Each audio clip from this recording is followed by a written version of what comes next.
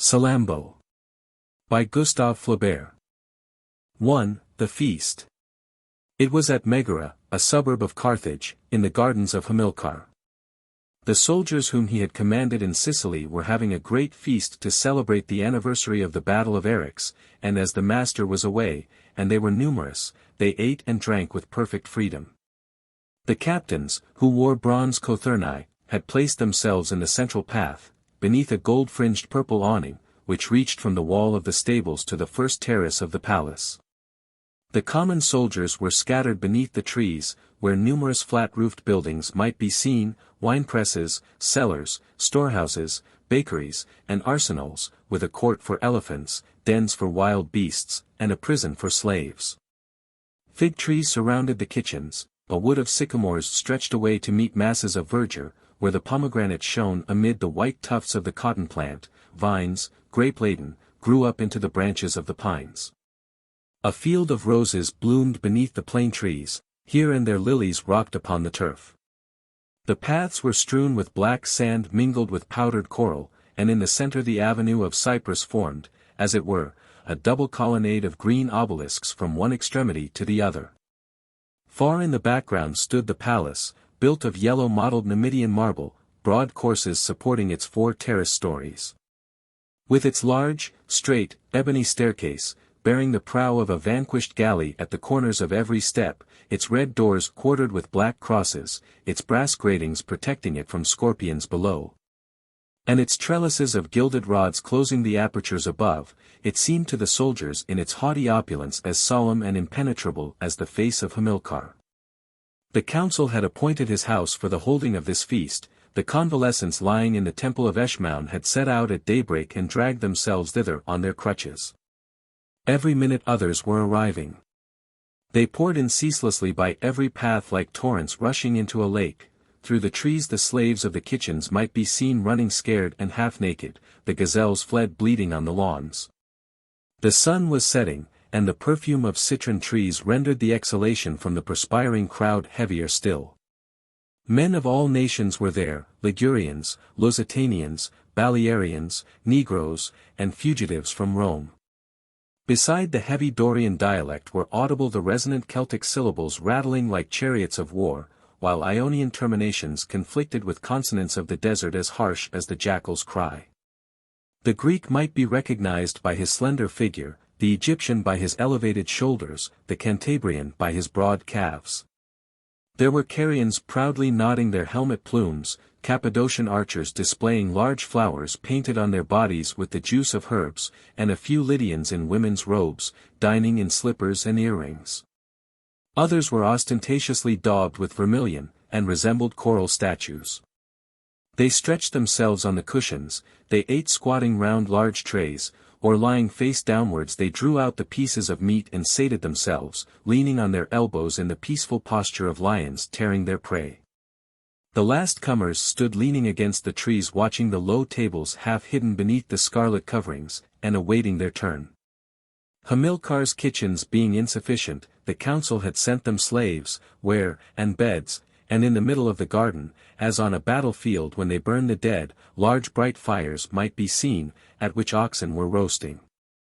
Anise-sprinkled loaves alternated with great cheeses heavier than discuses, crate-ras filled with wine, and canthruses filled with water, together with baskets of gold filigree work containing flowers.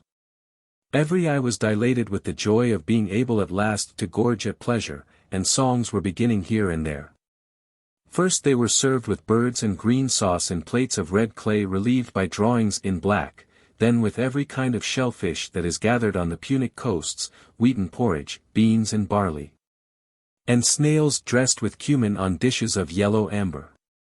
Afterwards the tables were covered with meats, antelopes with their horns, peacocks with their feathers, whole sheep cooked in sweet wine, haunches of she-camels and buffaloes, hedgehogs with garum, fried grasshoppers, and preserved dormice. Large pieces of fat floated in the midst of saffron in bowls of tamarpani wood. Everything was running over with wine, truffles, and asafoetida. Pyramids of fruit were crumbling upon honeycombs, and they had not forgotten a few of those plump little dogs with pink silky hair and fattened on olive lees, a Carthaginian dish held in abhorrence among other nations. Surprise at the novel fare excited the greed of the stomach. The Gauls with their long hair drawn up on the crown of the head, snatched at the watermelons and lemons, and crunched them up with the rind. The Negroes, who had never seen a lobster, tore their faces with its red prickles.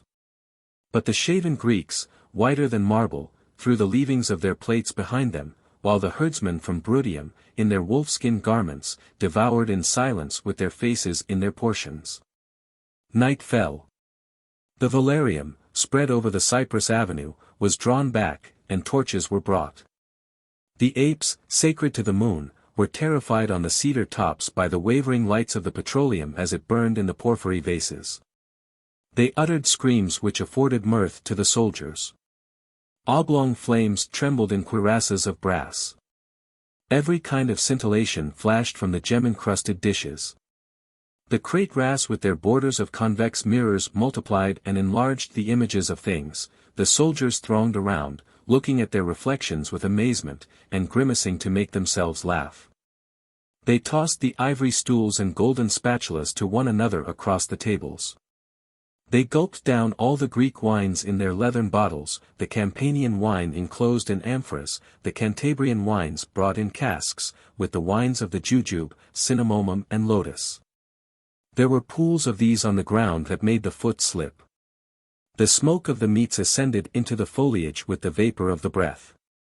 Simultaneously were heard the snapping of jaws, the noise of speech, songs, and cups, the crash of Campanian vases shivering into 1,000 pieces, or the limpid sound of a large silver dish. In proportion as their intoxication increased they more and more recalled the injustice of Carthage. The Republic, in fact, exhausted by the war, had allowed all the returning bands to accumulate in the town. Gisco, their general, had however been prudent enough to send them back severally in order to facilitate the liquidation of their pay, and the council had believed that they would in the end consent to some reduction. But at present ill will was caused by the inability to pay them. This debt was confused in the minds of the people with the 3,200 euboic talents exacted by Lutatius, and equally with Rome they were regarded as enemies to Carthage. The mercenaries understood this, and their indignation found vent in threats and outbreaks. At last they demanded permission to assemble to celebrate one of their victories, and the peace party yielded, at the same time revenging themselves on Hamilcar who had so strongly upheld the war. It had been terminated notwithstanding all his efforts, so that, despairing of Carthage, he had entrusted the government of the mercenaries to Gisco. To appoint his palace for their reception was to draw upon him something of the hatred which was borne to them. Moreover, the expense must be excessive, and he would incur nearly the whole. Proud of having brought the Republic to submit, the mercenaries thought that they were at last about to return to their homes with the payment for their blood in the hoods of their cloaks. But as seen through the mists of intoxication, their fatigue seemed to them prodigious and but ill rewarded. They showed one another their wounds, they told of their combats, their travels, and the hunting in their native lands. They imitated the cries and the leaps of wild beasts.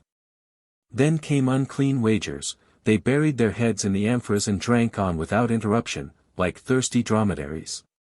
A Lusitanian of gigantic stature ran over the tables, carrying a man in each hand at arm's length, and spitting out fire through his nostrils. Some Lacedaemonians, who had not taken off their cuirasses, were leaping with a heavy step. Some advanced like women, making obscene gestures. Others stripped naked to fight amid the cups after the fashion of gladiators, and a company of Greeks danced around a vase whereon nymphs were to be seen, while a Negro tapped with an ox bone on a brazen buckler. Suddenly they heard a plaintive song, a song loud and soft, rising and falling in the air like the wing beating of a wounded bird. It was the voice of the slaves in the ergastulum. Some soldiers rose at a bound to release them and disappeared. They returned, driving through the dust amid shouts, 20 men, distinguished by their greater paleness of face. Small black felt caps of conical shape covered their shaven heads. They all wore wooden shoes, and yet made a noise as of old iron like driving chariots. They reached the avenue of Cyprus, where they were lost among the crowd of those questioning them. One of them remained apart, standing. Through the rents in his tunic his shoulders could be seen striped with long scars. Drooping his chin, he looked round him with distrust, closing his eyelids somewhat against the dazzling light of the torches, but when he saw that none of the armed men were unfriendly to him, a great sigh escaped from his breast. He stammered, he sneered through the bright tears that bathed his face. At last he seized a brimming cantorus by its rings, raised it straight up into the air with his outstretched arms, from which his chains hung down, and then looking to heaven, and still holding the cup he said, "Hail first to thee, Baleshmaun, the deliverer, whom the people of my country call Aesculapius.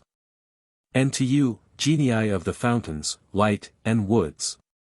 And to you, ye gods hidden beneath the mountains and in the caverns of the earth. And to you, strong men in shining armor who have set me free." Then he let fall the cup and related his history. He was called Spendius. The Carthaginians had taken him in the battle of Aeginusi, and he thanked the mercenaries once more in Greek, Ligurian and Punic. He kissed their hands. Finally, he congratulated them on the banquet, while expressing his surprise at not perceiving the cups of the Sacred Legion. These cups, which bore an emerald vine on each of their 6 golden faces, belonged to a corps composed exclusively of young patricians of the tallest stature. They were a privilege, almost a sacerdotal distinction, and accordingly nothing among the treasures of the Republic was more coveted by the mercenaries. They detested the legion on this account, and some of them had been known to risk their lives for the inconceivable pleasure of drinking out of these cups. Accordingly they commanded that the cups should be brought. They were in the keeping of the Sicca, companies of traders, who had a common table. The slaves returned. At that hour all the members of the Sicca were asleep. "Let them be awakened," responded the mercenaries. After a second excursion it was explained to them that the cups were shut up in a temple. "Let it be opened," they replied. And when the slaves confessed with trembling that they were in the possession of Gisco, the general, they cried out, "Let him bring them." Gisco soon appeared at the far end of the garden with an escort of the Sacred Legion. His full, black cloak, which was fastened on his head to a golden mitre starred with precious stones, and which hung all about him down to his horse's hoofs, blended in the distance with the color of the night. His white beard, the radiancy of his head-dress, and his triple necklace of broad blue plates beating against his breast, were alone visible. When he entered, the soldiers greeted him with loud shouts, all crying, "The cups! The cups!" He began by declaring that if reference were had to their courage, they were worthy of them. The crowd applauded and howled with joy. He knew it, he who had commanded them over yonder, and had returned with the last cohort in the last galley. "True! True," said they. Nevertheless, Gisco continued, the Republic had respected their national divisions, their customs, and their modes of worship. In Carthage they were free. As to the cups of the Sacred Legion, they were private property. Suddenly a Gaul, who was close to Spendius, sprang over the tables and ran straight up to Gisco, gesticulating and threatening him with 2 naked swords. Without interrupting his speech, the general struck him on the head with his heavy ivory staff, and the barbarian fell. The Gauls howled, and their frenzy, which was spreading to the others, would soon have swept away the legionaries. Gisco shrugged his shoulders as he saw them growing pale. He thought that his courage would be useless against these exasperated brute beasts. It would be better to revenge himself upon them by some artifice later. Accordingly, he signed to his soldiers and slowly withdrew. Then, turning in the gateway towards the mercenaries, he cried to them that they would repent of it. The feast recommenced. But Gisco might return, and by surrounding the suburb, which was beside the last ramparts, might crush them against the walls. Then they felt themselves alone in spite of their crowd, and the great town sleeping beneath them in the shade suddenly made them afraid, with its piles of staircases, its lofty black houses, and its vague gods fiercer even than its people. In the distance a few ships' lanterns were gliding across the harbor, and there were lights in the Temple of Common. They thought of Hamilcar. Where was he? Why had he forsaken them when peace was concluded? His differences with the council were doubtless but a pretense in order to destroy them. Their unsatisfied hate recoiled upon him, and they cursed him, exasperating one another with their own anger. At this juncture they collected together beneath the plane trees to see a slave who, with eyeballs fixed, neck contorted, and lips covered with foam, was rolling on the ground, and beating the soil with his limbs. Someone cried out that he was poisoned. All then believed themselves poisoned. They fell upon the slaves, a terrible clamor was raised, and a vertigo of destruction came like a whirlwind upon the drunken army. They struck about them at random, they smashed, they slew, some hurled torches into the foliage, others, leaning over the lion's balustrade, massacred the animals with arrows. The most daring ran to the elephants, desiring to cut down their trunks and eat ivory. Some Balearic slingers, however, who had gone round the corner of the palace, in order to pillage more conveniently, were checked by a lofty barrier, made of Indian cane. They cut the lock straps with their daggers, and then found themselves beneath the front that faced Carthage, in another garden full of trimmed vegetation. Lines of white flowers all following one another in regular succession formed long parabolas like star rockets on the azure-colored earth. The gloomy bushes exhaled warm and honeyed odors. There were trunks of trees smeared with cinnabar, which resembled columns covered with blood. In the center were 12 pedestals, each supporting a great glass ball, and these hollow globes were indistinctly filled with reddish lights, like enormous and still palpitating eyeballs. The soldiers lighted themselves with torches as they stumbled on the slope of the deeply labored soil. But they perceived a little lake divided into several basins by walls of blue stones. So limpid was the wave that the flames of the torches quivered in it at the very bottom, on a bed of white pebbles and golden dust. It began to bubble, luminous spangles glided past, and great fish with gems about their mouths, appeared near the surface. With much laughter the soldiers slipped their fingers into the gills and brought them to the tables. They were the fish of the Barca family, and were all descended from those primordial lotes which had hatched the mystic egg wherein the goddess was concealed. The idea of committing a sacrilege revived the greediness of the mercenaries. They speedily placed fire beneath some brazen vases, and amused themselves by watching the beautiful fish struggling in the boiling water. The surge of soldiers pressed on. They were no longer afraid. They commenced to drink again. Their ragged tunics were wet with the perfumes that flowed in large drops from their foreheads, and resting both fists on the tables, which seemed to them to be rocking like ships. They rolled their great drunken eyes around to devour by sight what they could not take. Others walked amid the dishes on the purple table covers, breaking ivory stools, and phials of Tyrian glass to pieces with their feet. Songs mingled with the death rattle of the slaves expiring amid the broken cups. They demanded wine, meat, gold. They cried out for women. They raved in 100 languages. Some thought that they were at the vapor baths on account of the steam which floated around them, or else, catching sight of the foliage, imagined that they were at the chase, and rushed upon their companions as upon wild beasts. The conflagration spread to all the trees, one after another, and the lofty mosses of verdure, emitting long white spirals, looked like volcanoes beginning to smoke. The clamor redoubled, the wounded lions roared in the shade. In an instant the highest terrace of the palace was illuminated, the central door opened, and a woman, Hamilcar's daughter herself, clothed in black garments, appeared on the threshold.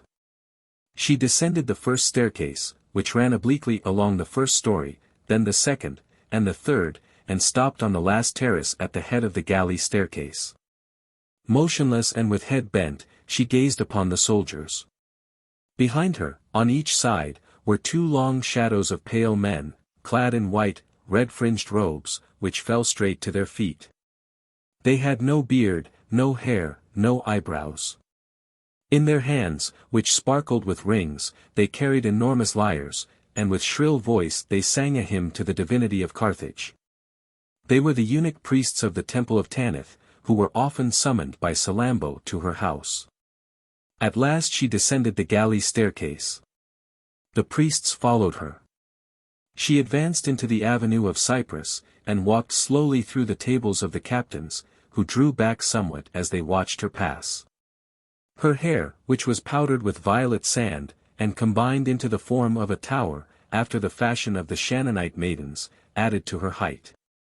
Tresses of pearls were fastened to her temples, and fell to the corners of her mouth, which was as rosy as a half-open pomegranate. On her breast was a collection of luminous stones, their variegation imitating the scales of the murena. Her arms were adorned with diamonds, and issued naked from her sleeveless tunic, which was starred with red flowers on a perfectly black ground. Between her ankles she wore a golden chainlet to regulate her steps, and her large dark purple mantle, cut of an unknown material, trailed behind her, making, as it were, at each step, a broad wave which followed her. The priests played nearly stifled chords on their lyres from time to time, and in the intervals of the music might be heard the tinkling of the little golden chain, and the regular patter of her papyrus sandals. No one as yet was acquainted with her. It was only known that she led a retired life, engaged in pious practices.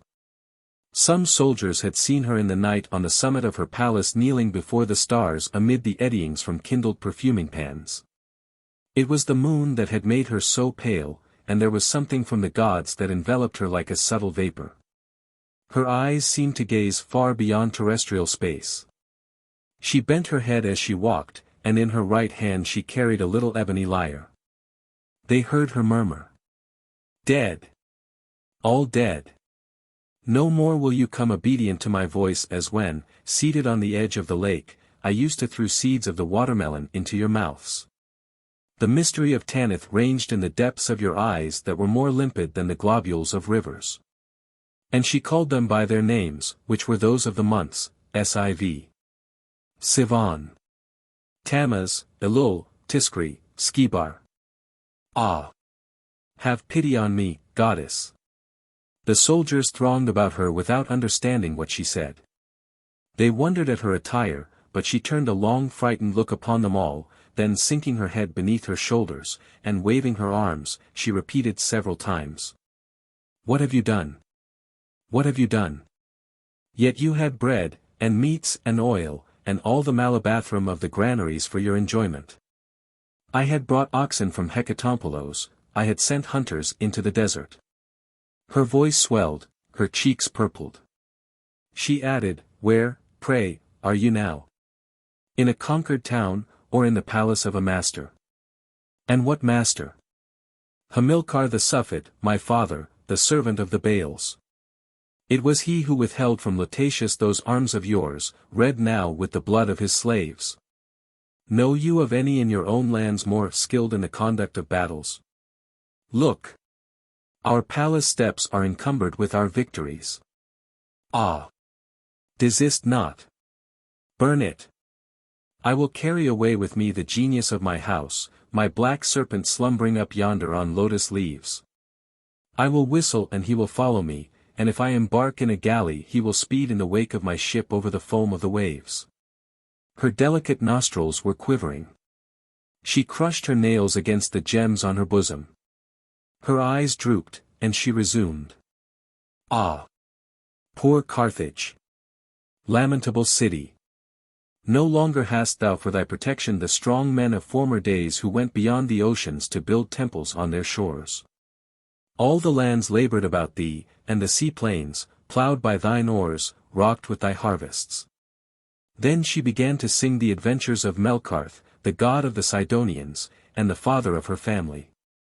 She told of the ascent of the mountains of Ursiphonia, the journey to Tartessus, and the war against Mesicebal to avenge the queen of the serpents.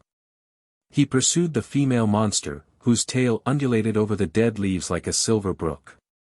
Into the forest, and came to a plain where women with dragon croops were round a great fire, standing erect on the points of their tails. The blood-colored moon was shining within a pale circle, and their scarlet tongues, cloven like the harpoons of fishermen, reached curling forth to the very edge of the flame. Then Salammbô, without pausing, related how Melkarth, after vanquishing Mesicebal, placed her severed head on the prow of his ship. At each throb of the waves it sank beneath the foam, but the sun embalmed it, it became harder than gold. Nevertheless the eyes ceased not to weep, and the tears fell into the water continually. She sang all this in an old Shannonite idiom, which the barbarians did not understand. They asked one another what she could be saying to them with those frightful gestures which accompanied her speech, and mounted round about her on the tables, beds, and sycamore boughs. They strove with open mouths and craned necks to grasp the vague stories hovering before their imaginations, through the dimness of the theogonies, like phantoms wrapped in cloud. Only the beardless priests understood Salammbô. Their wrinkled hands, which hung over the strings of their lyres, quivered, and from time to time they would draw forth a mournful chord. For, feebler than old women, they trembled at once with mystic emotion, and with the fear inspired by men. The barbarians heeded them not, but listened continually to the maiden's song. None gazed at her like a young Numidian chief, who was placed at the captain's tables among soldiers of his own nation. His girdle so bristled with darts that it formed a swelling in his ample cloak, which was fastened on his temples with a leather lace. The cloth parted asunder as it fell upon his shoulders, and enveloped his countenance in shadow, so that only the fires of his two fixed eyes could be seen. It was by chance that he was at the feast, his father having domiciled him with the Barca family, according to the custom by which kings used to send their children into the households of the great in order to pave the way for alliances. But Nar-Havas had lodged there for 6 months without having hitherto seen Salammbô, and now, seated on his heels, with his head brushing the handles of his javelins, he was watching her with dilated nostrils. Like a leopard crouching among the bamboos. On the other side of the tables was a Libyan of colossal stature, and with short black curly hair. He had retained only his military jacket, the brass plates of which were tearing the purple of the couch. A necklace of silver moons was tangled in his hairy breast. His face was stained with splashes of blood. He was leaning on his left elbow with a smile on his large, open mouth. Salammbô had abandoned the sacred rhythm. With a woman's subtlety she was simultaneously employing all the dialects of the barbarians in order to appease their anger. To the Greeks she spoke Greek. Then she turned to the Ligurians, the Campanians, the Negroes, and listening to her each one found again in her voice the sweetness of his native land. She now, carried away by the memories of Carthage, sang of the ancient battles against Rome. They applauded. She kindled at the gleaming of the naked swords, and cried aloud with outstretched arms. Her lyre fell, she was silent. And, pressing both hands upon her heart, she remained for some minutes with closed eyelids enjoying the agitation of all these men. Matho, the Libyan, leaned over towards her. Involuntarily she approached him, and impelled by grateful pride, poured him a long stream of wine into a golden cup in order to conciliate the army. "Drink," she said. He took the cup, and was carrying it to his lips when a Gaul, the same that had been hurt by Gisco, struck him on the shoulder, while in a jovial manner he gave utterance to pleasantries in his native tongue. Spendius was not far off, and he volunteered to interpret them. "Speak," said Matho. "The gods protect you, you are going to become rich. When will the nuptials be?" "What nuptials?" "Yours." "For with us," said the Gaul, "when a woman gives drink to a soldier, it means that she offers him her couch." He had not finished when Nar-Havas, with a bound, drew a javelin from his girdle, and, leaning his right foot upon the edge of the table, hurled it against Matho. The javelin whistled among the cups, and piercing the Libyan's arm, pinned it so firmly to the cloth, that the shaft quivered in the air. Matho quickly plucked it out, but he was weaponless and naked. At last he lifted the overladen table with both arms, and flung it against Nar-Havas into the very center of the crowd that rushed between them. The soldiers and Numidians pressed together so closely that they were unable to draw their swords. Matho advanced dealing great blows with his head. When he raised it, Nar-Havas had disappeared. He sought for him with his eyes. Salammbô also was gone. Then directing his looks to the palace he perceived the red door with the black cross closing far above, and he darted away. They saw him run between the prows of the galleys, and then reappear along the 3 staircases until he reached the red door against which he dashed his whole body. Panting, he leaned against the wall to keep himself from falling. But a man had followed him, and through the darkness, for the lights of the feast were hidden by the corner of the palace, he recognized Spendius. "Begone," said he. The slave without replying began to tear his tunic with his teeth. Then kneeling beside Matho he tenderly took his arm, and felt it in the shadow to discover the wound. By a ray of the moon which was then gliding between the clouds, Spendius perceived a gaping wound in the middle of the arm. He rolled the piece of stuff about it, but the other said irritably, "Leave me. Leave me." "Oh no," replied the slave. "You released me from the ergastulum. I am yours. You are my master. Command me." Matho walked round the terrace brushing against the walls. He strained his ears at every step, glancing down into the silent apartments through the spaces between the gilded reeds. At last he stopped with a look of despair. "Listen," said the slave to him. "Oh! Do not despise me for my feebleness. I have lived in the palace. I can wind like a viper through the walls. Come. In the ancestors' chamber there is an ingot of gold beneath every flagstone. An underground path leads to their tombs." "Well. What matters it?" said Matho. Spendius was silent. They were on the terrace. A huge mass of shadow stretched before them, appearing as if it contained vague accumulations, like the gigantic billows of a black and petrified ocean. But a luminous bar rose towards the east. Far below, on the left, the canals of Megara were beginning to stripe the verdure of the gardens with their windings of white. The conical roofs of the heptagonal temples, the staircases, terraces, and ramparts were being carved by degrees upon the paleness of the dawn. And a girdle of white foam rocked around the Carthaginian peninsula, while the emerald sea appeared as if it were curdled in the freshness of the morning. Then as the rosy sky grew larger, the lofty houses, bending over the sloping soil, reared and massed themselves like a herd of black goats coming down from the mountains. The deserted streets lengthened.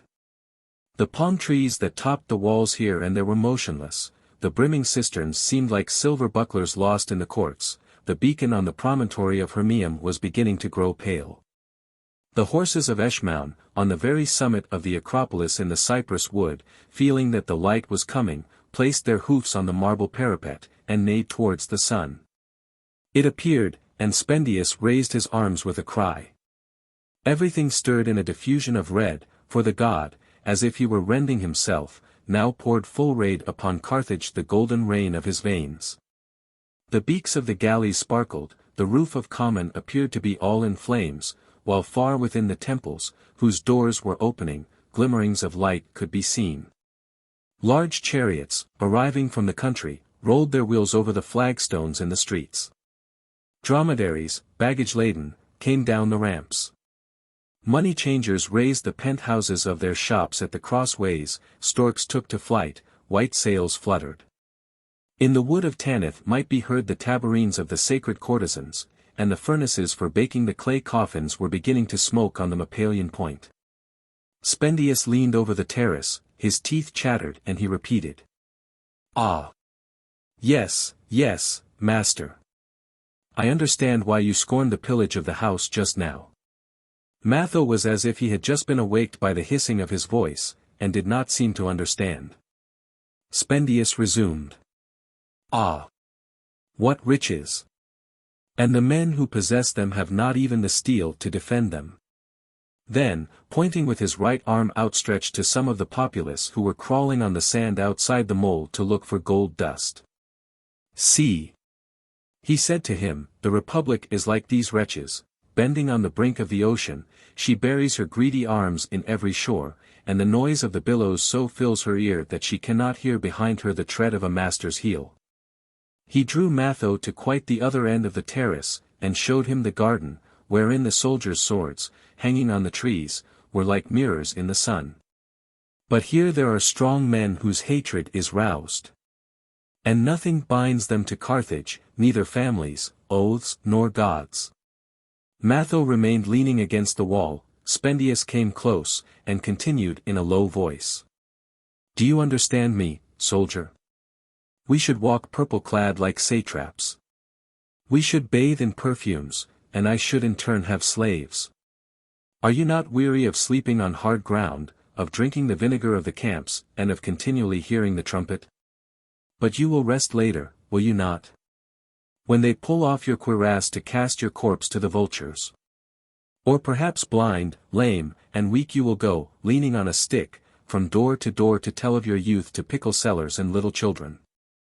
Remember all the injustice of your chiefs, the campings in the snow, the marchings in the sun, the tyrannies of discipline, and the everlasting menace of the cross.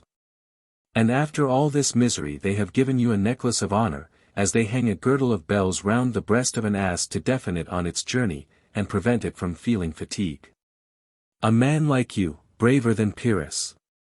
If only you had wished it. Ah! How happy will you be in large cool halls, with the sound of lyres, lying on flowers, with women and buffoons. Do not tell me that the enterprise is impossible. Have not the mercenaries already possessed Rhegium and other fortified places in Italy? Who is to prevent you?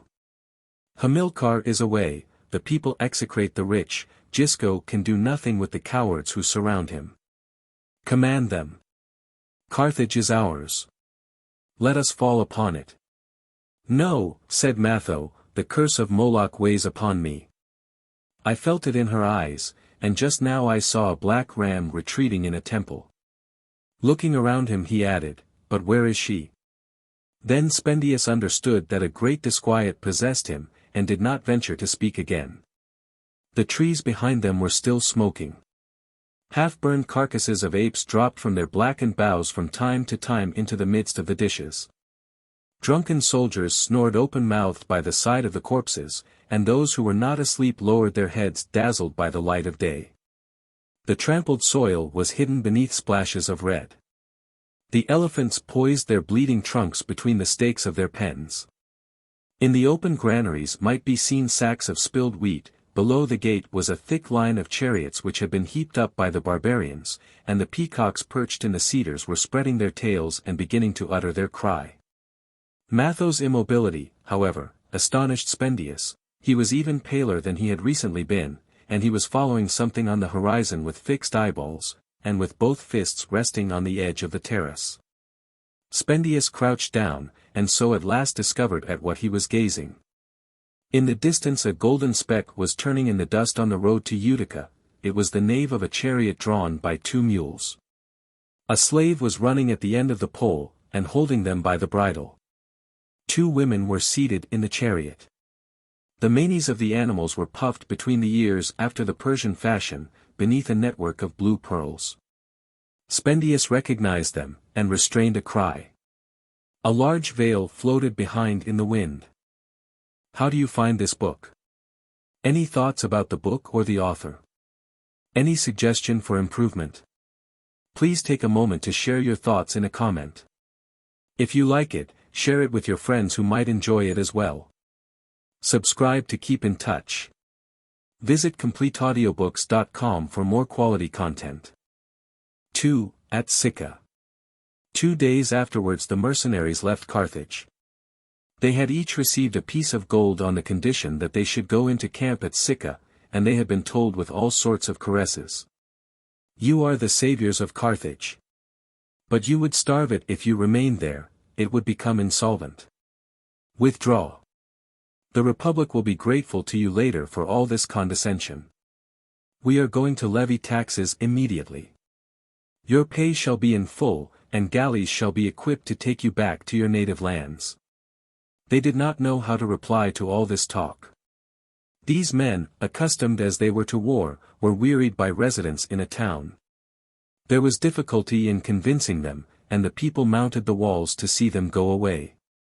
They defiled through the street of Common, and the Cirta gate, pell-mell, archers with hoplites, captains with soldiers, Lusitanians with Greeks. They marched with a bold step, rattling their heavy cothurni on the paving stones. Their armor was dented by the catapult, and their faces blackened by the sunburn of battles. Hoarse cries issued from their thick beards, their tattered coats of mail flapped upon the pommels of their swords, and through the holes in the brass might be seen their naked limbs, as frightful as engines of war. Sarisi, axes, spears, felt caps and bronze helmets, all swung together with a single motion. They filled the street thickly enough to have made the walls crack, and the long mass of armed soldiers overflowed between the lofty bitumen-smeared houses 6 stories high. Behind their gratings of iron or reed the women, with veiled heads, silently watched the barbarians pass. The terraces, fortifications, and walls were hidden beneath the crowd of Carthaginians, who were dressed in garments of black. The sailors' tunics showed like drops of blood among the dark multitude, and nearly naked children, whose skin shone beneath their copper bracelets, gesticulated in the foliage of the columns, or amid the branches of a palm tree. Some of the ancients were posted on the platform of the towers, and people did not know why a personage with a long beard stood thus in a dreamy attitude here and there. He appeared in the distance against the background of the sky, vague as a phantom and motionless as stone. All, however, were oppressed with the same anxiety. It was feared that the barbarians, seeing themselves so strong, might take a fancy to stay. But they were leaving with so much good faith that the Carthaginians grew bold and mingled with the soldiers. They overwhelmed them with protestations and embraces. Some with exaggerated politeness and audacious hypocrisy even sought to induce them not to leave the city.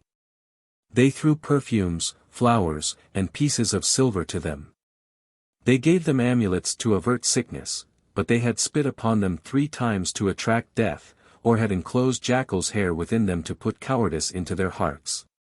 Aloud, they invoked Melkartha's favor, and in a whisper, his curse. Then came the mob of baggage, beasts of burden, and stragglers. The sick groaned on the backs of dromedaries, while others limped along leaning on broken pikes. The drunkards carried leathern bottles, and the greedy quarters of meat, cakes, fruits, butter wrapped in fig leaves, and snow in linen bags. Some were to be seen with parasols in their hands, and parrots on their shoulders. They had mastiffs, gazelles, and panthers following behind them. Women of Libyan race, mounted on asses, inveighed against the negresses who had forsaken the lupanaria of Malqua for the soldiers. Many of them were suckling children suspended on their bosoms by leathern thongs. The mules were goaded out at the point of the sword, their backs bending beneath the load of tents, while there were numbers of serving men in water carriers, emaciated, jaundiced with fever, and filthy with vermin. The scum of the Carthaginian populace, who had attached themselves to the barbarians. When they had passed, the gates were shut behind them, but the people did not descend from the walls. The army soon spread over the breadth of the isthmus. It parted into unequal masses. Then the lances appeared like tall blades of grass, and finally all was lost in a train of dust. Those of the soldiers who looked back towards Carthage could now only see its long walls with their vacant battlements cut out against the edge of the sky. Then the barbarians heard a great shout. They thought that some from among them, for they did not know their own number, had remained in the town, and were amusing themselves by pillaging a temple. They laughed a great deal at the idea of this, and then continued their journey. They were rejoiced to find themselves, as in former days, marching all together in the open country, and some of the Greeks sang the old song of the Mamertines. With my lance and sword I plough and reap, I am master of the house. The disarmed man falls at my feet and calls me Lord and great King. They shouted, they leaped, the merriest began to tell stories, the time of their miseries was past. As they arrived at Tunis, some of them remarked that a troop of Balearic slingers was missing. They were doubtless not far off, and no further heed was paid to them. Some went to lodge in the houses, others camped at the foot of the walls, and the townspeople came out to chat with the soldiers. During the whole night fires were seen burning on the horizon in the direction of Carthage.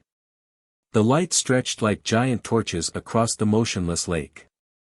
No one in the army could tell what festival was being celebrated.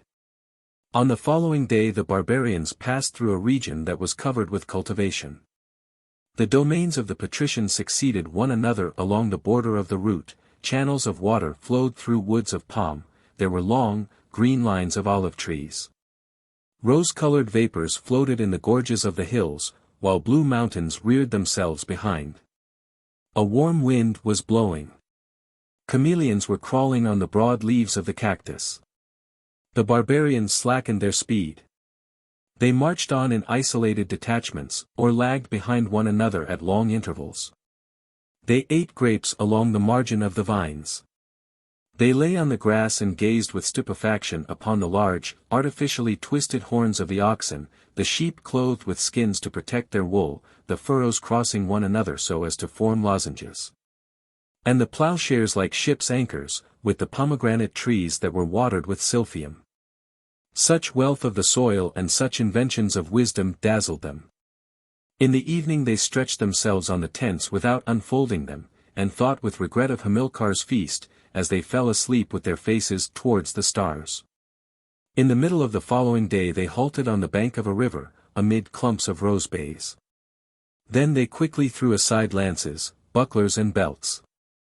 They bathed with shouts, and drew water in their helmets, while others drank lying flat on their stomachs, and all in the midst of the beasts of burden whose baggage was slipping from them. Spendius, who was seated on a dromedary stolen in Hamilcar's parks, perceived Matho at a distance, with his arm hanging against his breast, his head bare, and his face bent down, giving his mule drink and watching the water flow. Spendius immediately ran through the crowd calling him, Master! Master! Matho gave him but scant thanks for his blessings, but Spendius paid no heed to this, and began to march behind him, from time to time turning restless glances in the direction of Carthage. He was the son of a Greek reader and a Campanian prostitute. He had at first grown rich by dealing in women, then, ruined by a shipwreck, he had made war against the Romans with the herdsmen of Samnium. He had been taken and had escaped. He had been retaken, and had worked in the quarries, panted in the vapor baths, shrieked under torture, passed through the hands of many masters, and experienced every frenzy. At last, one day, in despair, he had flung himself into the sea from the top of a trireme where he was working at the oar. Some of Hamilcar's sailors had picked him up when at the point of death, and had brought him to the ergastulum of Megara, at Carthage. But, as fugitives were to be given back to the Romans, he had taken advantage of the confusion to fly with the soldiers. During the whole of the march he remained near Matho. He brought him food, assisted him to dismount, and spread a carpet in the evening beneath his head. Matho at last was touched by these attentions, and by degrees unlocked his lips. He had been born in the Gulf of Syrtis.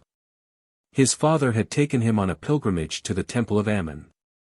Then he had hunted elephants in the forests of the Garamantes. Afterwards he had entered the service of Carthage. He had been appointed tetrarch at the capture of Drepanum. The Republic owed him 4 horses, 23 medimni of wheat, and a winter's pay. He feared the gods, and wished to die in his native land. Spendius spoke to him of his travels, and of the peoples and temples that he had visited. He knew many things. He could make sandals, boar spears and nets, he could tame wild beasts and could cook fish. Sometimes he would interrupt himself, and utter a hoarse cry from the depths of his throat. Matho's mule would quicken his pace, and others would hasten after them, and then Spendius would begin again though still torn with agony. This subsided at last on the evening of the 4th day. They were marching side by side to the right of the army on the side of a hill, below them stretched the plain lost in the vapors of the night. The lines of soldiers also were defiling below, making undulations in the shade. From time to time these passed over eminences lit up by the moon, then stars would tremble on the points of the pikes, the helmets would glimmer for an instant, all would disappear, and others would come on continually. Startled flocks bleated in the distance, and a something of infinite sweetness seemed to sink upon the earth. Spendius, with his head thrown back and his eyes half closed, inhaled the freshness of the wind with great sighs. He spread out his arms, moving his fingers that he might the better feel the cares that streamed over his body. Hopes of vengeance came back to him and transported him. He pressed his hand upon his mouth to check his sobs, and half swooning with intoxication, let go the halter of his dromedary, which was proceeding with long, regular steps. Matho had relapsed into his former melancholy. His legs hung down to the ground, and the grass made a continuous rustling as it beat against his cothurni. The journey, however, spread itself out without ever coming to an end. At the extremity of a plain they would always reach a round-shaped plateau. Then they would descend again into a valley, and the mountains which seemed to block up the horizon would, in proportion as they were approached, glide as it were from their positions. From time to time a river would appear amid the verdure of tamarisks to lose itself at the turning of the hills. Sometimes a huge rock would tower aloft like the prow of a vessel or the pedestal of some vanished colossus. At regular intervals they met with little quadrangular temples, which served as stations for the pilgrims who repaired to Sicca. They were closed like tombs. The Libyans struck great blows upon the doors to have them opened. But no one inside responded. Then the cultivation became more rare. They suddenly entered upon belts of sand bristling with thorny thickets. Flocks of sheep were browsing among the stones. A woman with a blue fleece about her waist was watching them. She fled screaming when she saw the soldiers' pikes among the rocks. They were marching through a kind of large passage bordered by two chains of reddish-colored hillocks, when their nostrils were greeted with a nauseous odor.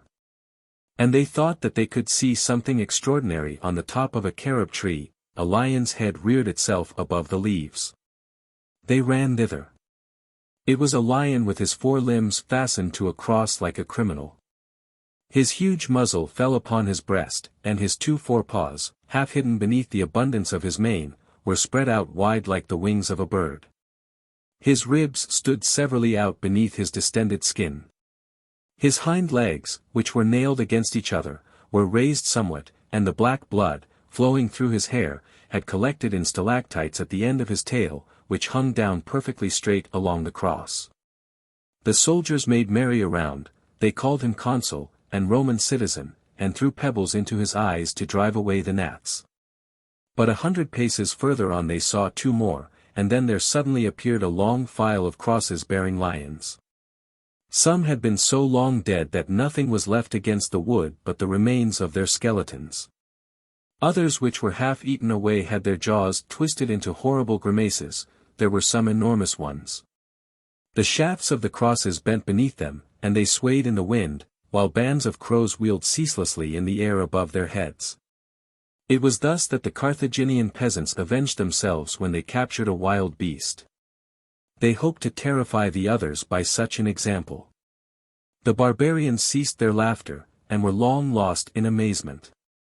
What people is this, they thought, that amuses itself by crucifying lions?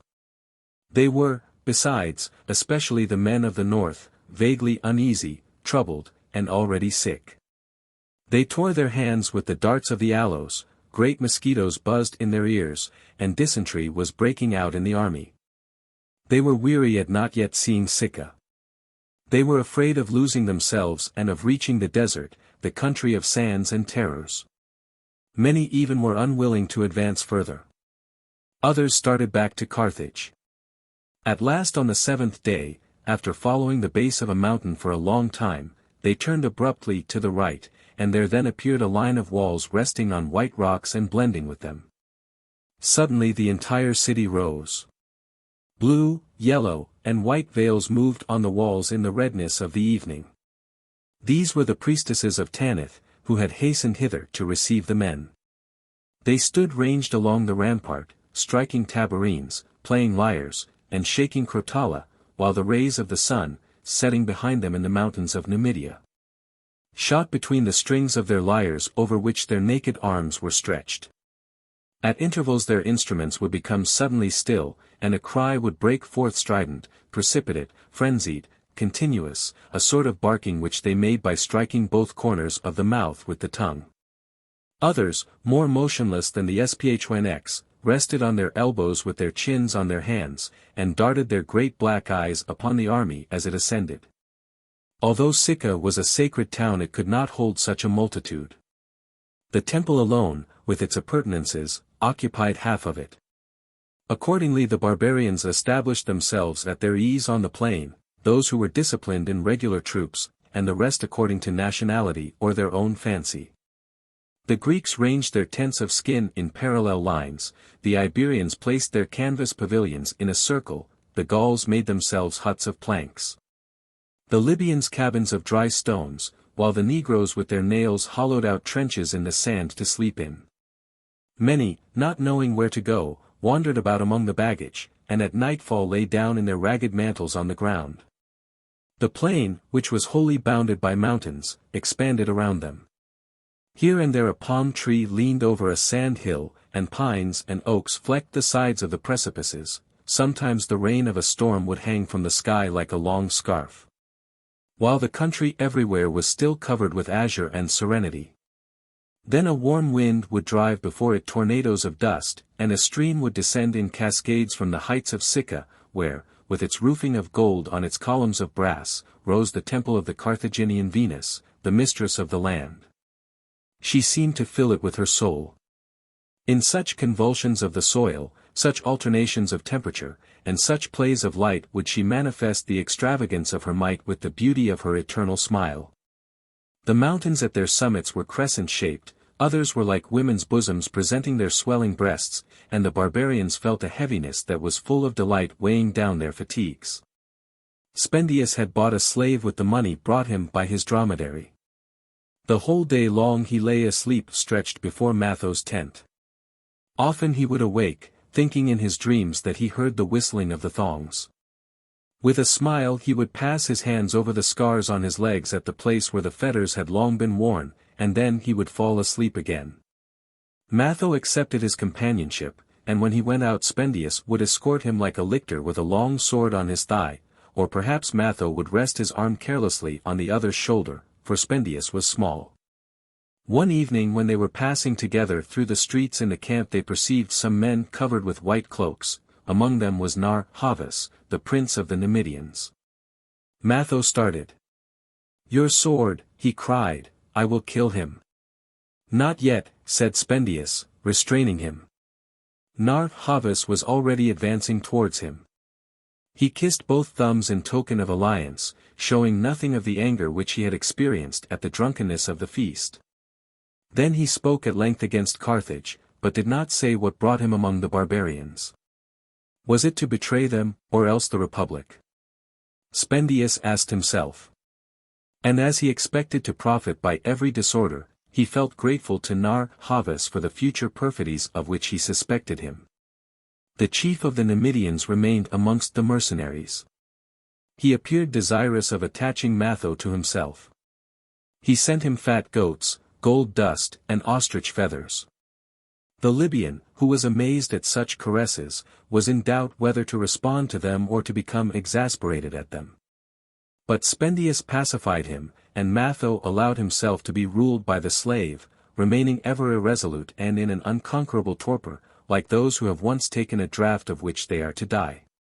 One morning when all three went out lion hunting, Nar-Havas concealed a dagger in his cloak. Spendius kept continually behind him, and when they returned the dagger had not been drawn. Another time Nar-Havas took them a long way off, as far as the boundaries of his kingdom. They came to a narrow gorge, and Nar-Havas smiled as he declared that he had forgotten the way. Spendius found it again. But most frequently Matho would go off at sunrise, as melancholy as an augur, to wander about the country. He would stretch himself on the sand, and remain there motionless until the evening. He consulted all the soothsayers in the army one after the other, those who watch the trail of serpents, those who read the stars, and those who breathe upon the ashes of the dead. He swallowed galbanum, sesame, and viper's venom which freezes the heart. Negro women, singing barbarous words in the moonlight, pricked the skin of his forehead with golden stylets. He loaded himself with necklaces and charms. He invoked in turn Balkaman, Moloch, the seven Kabiri, Tanith, and the Venus of the Greeks. He engraved a name upon a copper plate, and buried it in the sand at the threshold of his tent. Spendius used to hear him groaning and talking to himself. One night he went in. Matho, as naked as a corpse, was lying on a lion's skin flat on his stomach, with his face in both his hands. A hanging lamp lit up his armor, which was hooked on to the tent pole above his head. "You are suffering," said the slave to him. What is the matter with you? Answer me. And he shook him by the shoulder, calling him several times, Master. Master. At last Matho lifted large troubled eyes towards him. Listen. He said in a low voice, and with a finger on his lips. It is the wrath of the gods. Hamilcar's daughter pursues me. I am afraid of her, Spendius. He pressed himself close against his breast like a child terrified by a phantom. Speak to me. I am sick. I want to get well. I have tried everything. But you perhaps know some stronger gods, or some resistless invocation. For what purpose? Asked Spendius. Striking his head with both his fists, he replied. To rid me of her. Then speaking to himself with long pauses he said. I am no doubt the victim of some holocaust which she has promised to the gods. She holds me fast by a chain which people cannot see. If I walk, it is she that is advancing. When I stop, she is resting. Her eyes burn me, I hear her voice. She encompasses me, she penetrates me. It seems to me that she has become my soul. And yet between us there are, as it were, the invisible billows of a boundless ocean. She is far away and quite inaccessible. The splendor of her beauty forms a cloud of light around her, and at times I think that I have never seen her, that she does not exist, and that it is all a dream. Matho wept thus in the darkness. The barbarians were sleeping. Spendius, as he looked at him, recalled the young men who once used to entreat him with golden cases in their hands, when he led his herd of courtesans through the towns. A feeling of pity moved him, and he said. Be strong, my master. Summon your will, and beseech the gods no more, for they turn not aside at the cries of men. Weeping like a coward. And you are not humiliated that a woman can cause you so much suffering? Am I a child? Said Matho. Do you think that I am moved by their faces and songs? We kept them at Drepanum to sweep out our stables. I have embraced them amid assaults, beneath falling ceilings, and while the catapult was still vibrating, but she, Spendius, she. The slave interrupted him. If she were not Hanno's daughter. No, cried Matho. She has nothing in common with the daughters of other men. Have you seen her great eyes beneath her great eyebrows, like suns beneath triumphal arches? Think, when she appeared all the torches grew pale. Her naked breast shone here and there through the diamonds of her necklace, behind her you perceived as it were the odor of a temple, and her whole being emitted something that was sweeter than wine and more terrible than death. She walked, however, and then she stopped. He remained gaping with his head cast down and his eyeballs fixed. But I want her. I need her. I am dying for her. I am transported with frenzied joy at the thought of clasping her in my arms, and yet I hate her, Spendius. I should like to beat her. What is to be done? I have a mind to sell myself and become her slave. You have been that.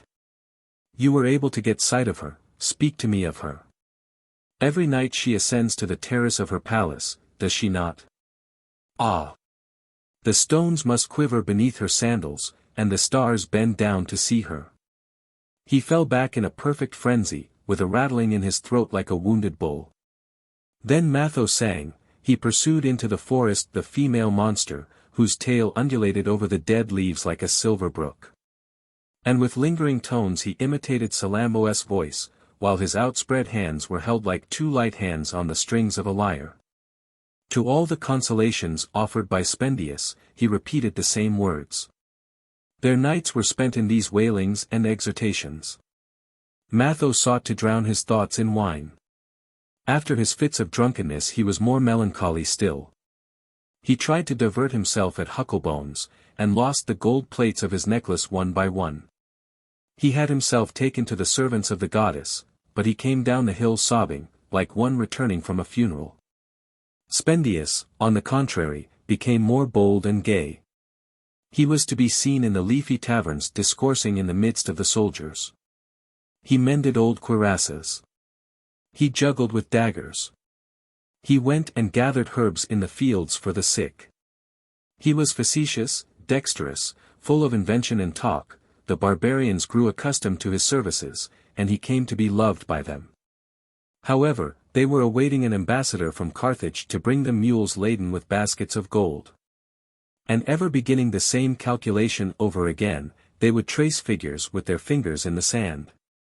Every one was arranging his life beforehand. They would have concubines, slaves, lands. Others intended to bury their treasure, or risk it on a vessel. But their tempers were provoked by want of employment.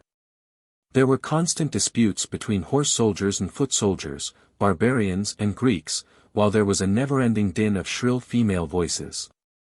Every day men came flocking in nearly naked, and with grass on their heads to protect them from the sun.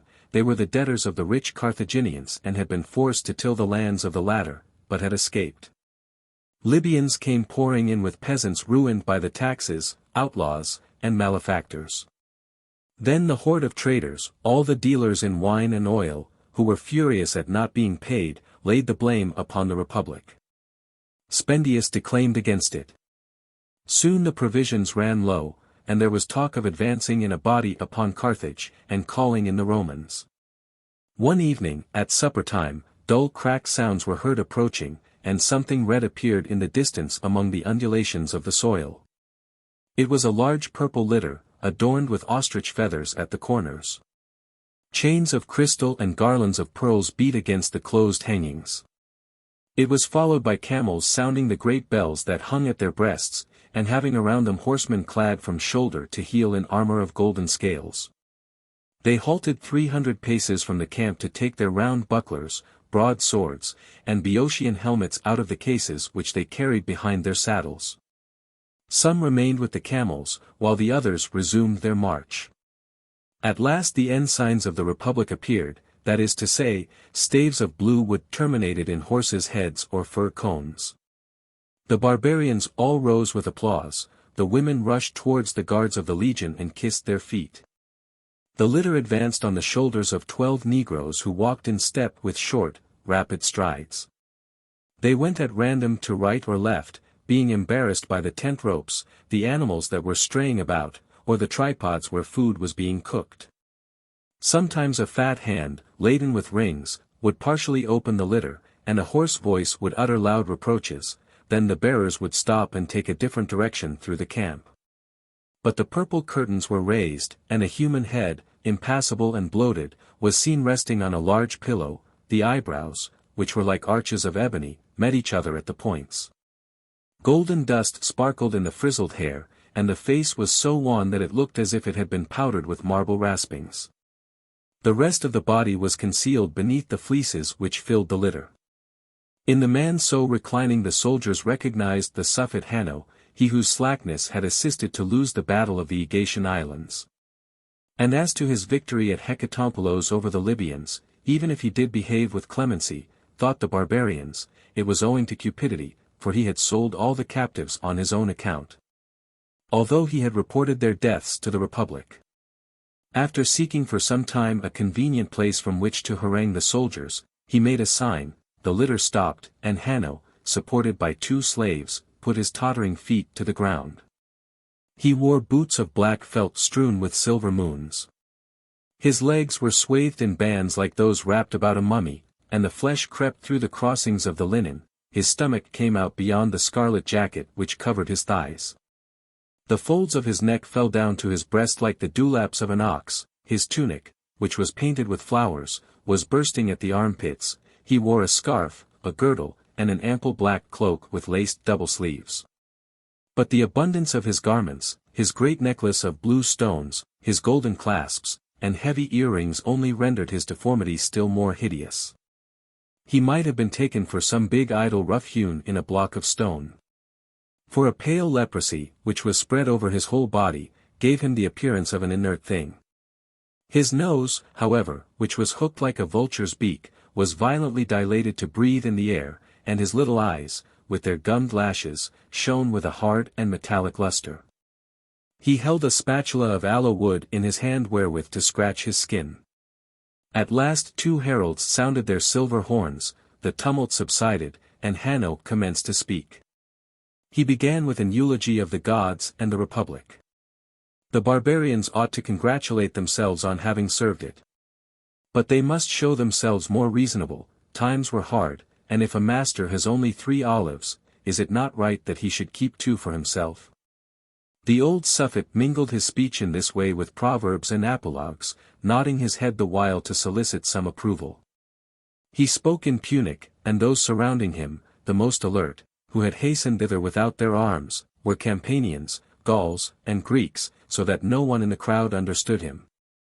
Hanno, perceiving this, stopped and reflected, swaying himself heavily from one leg to the other. It occurred to him to call the captains together. Then his heralds shouted the order in Greek, the language which, from the time of Xanthippus, had been used for commands in the Carthaginian armies. The guards dispersed the mob of soldiers with strokes of the whip. And the captains of the Spartan phalanxes and the chiefs of the barbarian cohorts soon arrived with the insignia of their rank, and in the armor of their nation. Night had fallen, a great tumult was spreading throughout the plain. Fires were burning here and there, and the soldiers kept going from one to another asking what the matter was, and why the Suffet did not distribute the money. He was setting the infinite burdens of the Republic before the captains. Her treasury was empty. The tribute to Rome was crushing her. We are quite at a loss what to do. She is much to be pitied. From time to time he would rub his limbs with his aloe-wood spatula, or perhaps he would break off to drink a tisane made of the ashes of a weasel and asparagus boiled in vinegar from a silver cup handed to him by a slave. Then he would wipe his lips with a scarlet napkin and resume. What used to be worth a shekel of silver is now worth 3 shekels of gold, while the cultivated lands which were abandoned during the war bring in nothing. Our purpura fisheries are nearly gone, and even pearls are becoming exorbitant. We have scarcely unguents enough for the service of the gods. As for the things of the table, I shall say nothing about them, it is a calamity. For want of galleys we are without spices, and it is a matter of great difficulty to procure silphium on account of the rebellions on the Cyrenian frontier. Sicily, where so many slaves used to be had, is now closed to us. Only yesterday I gave more money for a bather and 4 scullions than I used at one time to give for a pair of elephants. He unrolled a long piece of papyrus. And, without omitting a single figure, read all the expenses that the government had incurred. So much for repairing the temples, for paving the streets, for the construction of vessels, for the coral fisheries, for the enlargement of the Sicca, and for engines in the mines in the country of the Cantabrians. But the captains understood Punic as little as the soldiers, although the mercenaries saluted one another in that language. It was usual to place a few Carthaginian officers in the barbarian armies to act as interpreters. After the war they had concealed themselves through fear of vengeance, and Hanno had not thought of taking them with him. His hollow voice, too, was lost in the wind. The Greeks, girthed in their iron waist-belts, strained their ears as they strove to guess at his words, while the mountaineers, covered with furs like bears, looked at him with distrust, or yawned as they leaned on their brass-nailed clubs. The heedless Gauls sneered as they shook their lofty heads of hair, and the men of the desert listened motionless, cowled in their garments of grey wool. Others kept coming up behind. The guards, crushed by the mob, staggered on their horses.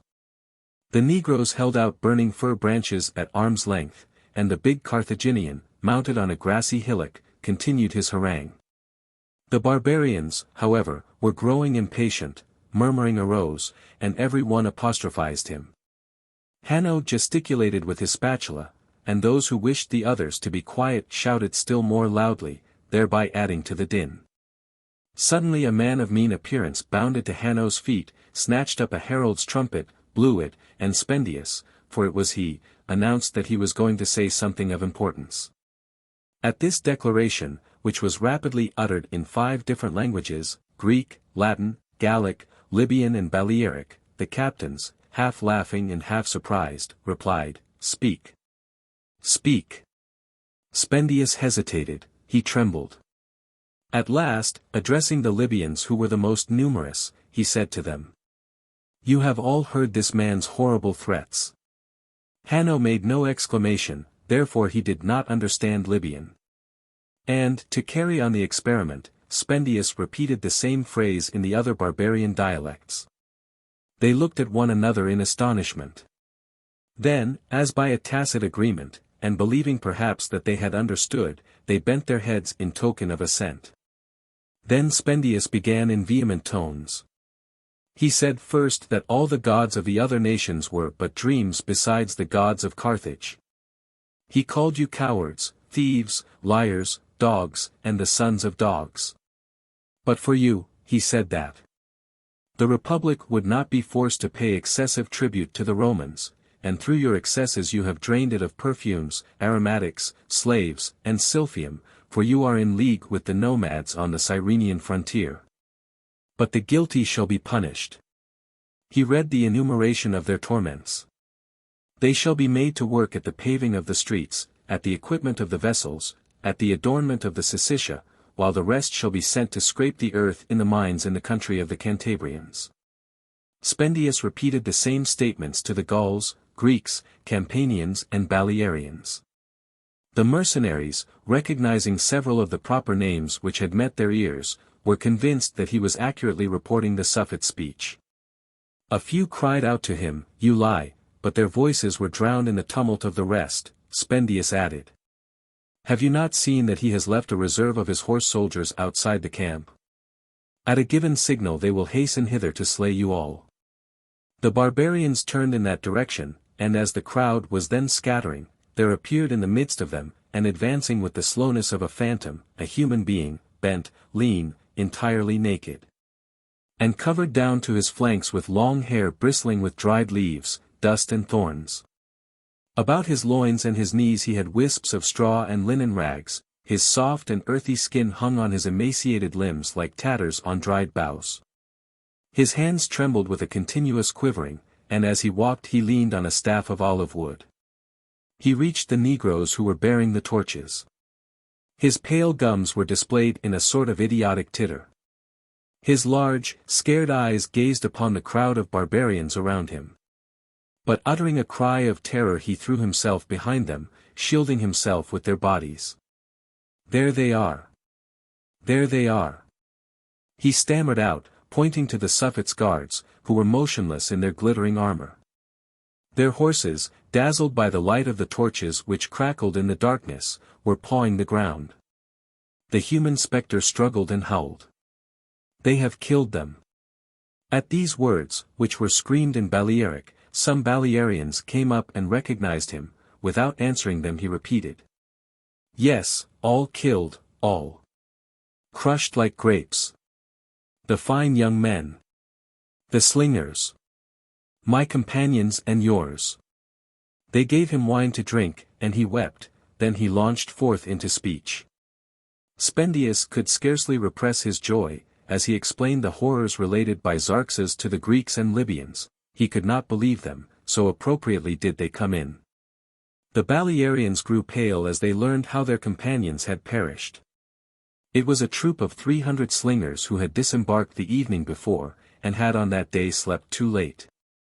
When they reached the square of Common the barbarians were gone, and they found themselves defenseless, their clay bullets having been put on the camels with the rest of the baggage. They were allowed to advance into the street of Sathab as far as the brass-sheathed oaken gate, then the people with a single impulse had sprung upon them. Indeed, the soldiers remembered a great shout. Spendius, who was flying at the head of the columns, had not heard it. Then the corpses were placed in the arms of the Pataic gods that fringed the temple of Common. They were upbraided with all the crimes of the mercenaries. Their gluttony, their thefts, their impiety, their disdain, and the murder of the fishes in Salammbô's garden. Their bodies were subjected to infamous mutilations. The priests burned their hair in order to torture their souls. They were hung up in pieces in the meat shops, some even buried their teeth in them, and in the evening funeral piles were kindled at the crossways to finish them. These were the flames that had gleamed from a distance across the lake. But some houses having taken fire, any dead or dying that remained were speedily thrown over the walls. Xerxes had remained among the reeds on the edge of the lake until the following day. Then he had wandered about through the country, seeking for the army by the footprints in the dust. In the morning he hid himself in caves, in the evening he resumed his march with his bleeding wounds, famished, sick, living on roots and carrion. At last one day he perceived lances on the horizon, and he had followed them, for his reason was disturbed through his terrors and miseries. The indignation of the soldiers, restrained so long as he was speaking, broke forth like a tempest. They were going to massacre the guards together with the Suffet. A few interposed, saying that they ought to hear him and know at least whether they should be paid. Then they all cried, "Our money." Hanno replied that he had brought it. They ran to the outposts, and the Suffet's baggage arrived in the midst of the tents, pressed forward by the barbarians. Without waiting for the slaves, they very quickly unfastened the baskets. In them they found hyacinth robes, sponges, scrapers, brushes, perfumes, and antimony pencils for painting the eyes, all belonging to the guards, who were rich men and accustomed to such refinements. Next they uncovered a large bronze tub on a camel. It belonged to the Suffet who had it for bathing in during his journey. For he had taken all manner of precautions, even going so far as to bring caged weasels from Hecatompylos, which were burnt alive to make his tisane. But, as his malady gave him a great appetite, there were also many comestibles and many wines, pickle, meats and fishes preserved in honey, with little pots of comagene, or melted goose fat covered with snow and chopped straw. There was a considerable supply of it. The more they opened the baskets the more they found, and laughter arose like conflicting waves. As to the pay of the mercenaries, it nearly filled 2 espartogras baskets. There were even visible in one of them some of the leathern discs which the Republic used to economize its specie. And as the barbarians appeared greatly surprised, Hanno told them that, their accounts being very difficult, the ancients had not had leisure to examine them. Meanwhile they had sent them this. Then everything was in disorder and confusion, mules, serving men, litter, provisions, and baggage. The soldiers took the coin in the bags to stone Hanno. With great difficulty he was able to mount an ass. And he fled, clinging to its hair, howling, weeping, shaken, bruised, and calling down the curse of all the gods upon the army. His broad necklace of precious stones rebounded up to his ears.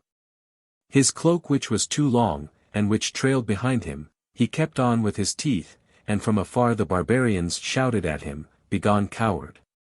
Pig! Sink of Moloch! Sweat your gold and your plague! Quicker! Quicker!" The routed escort galloped beside him.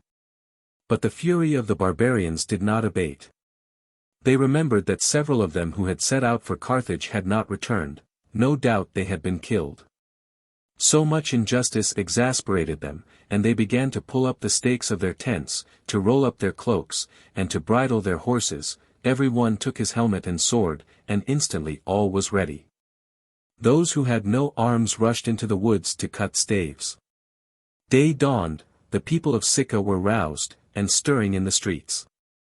"They are going to Carthage," said they, and the rumor of this soon spread through the country. From every path and every ravine men arose. Shepherds were seen running down from the mountains. Then, when the barbarians had set out, Spendius circled the plain, riding on a Punic stallion, and attended by his slave, who led a third horse. A single tent remained. Spendius entered it. "Up, master! Rise! We are departing."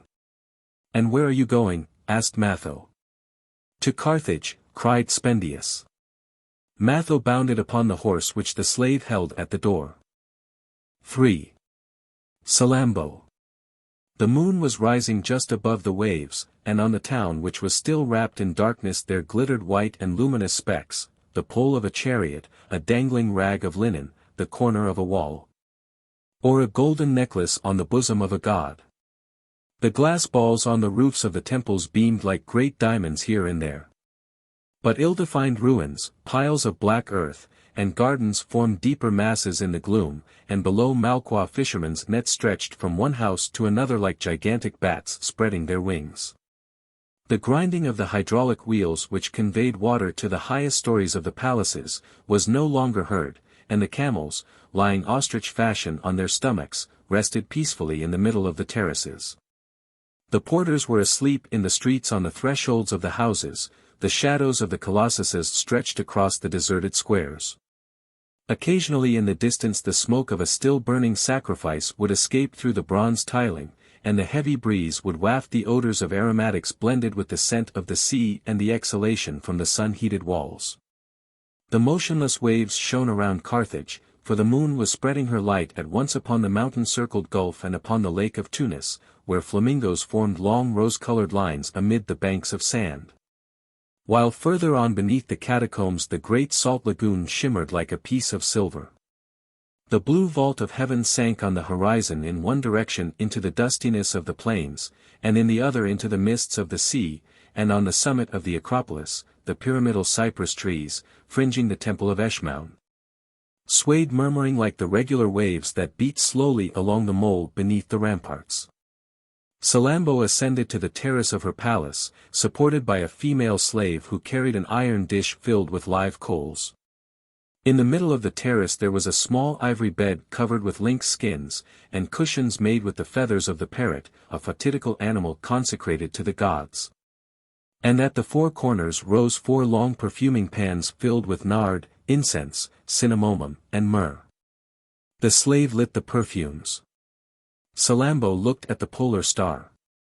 She slowly saluted the 4 points of heaven, and knelt down on the ground in the azure dust which was strewn with golden stars in imitation of the firmament.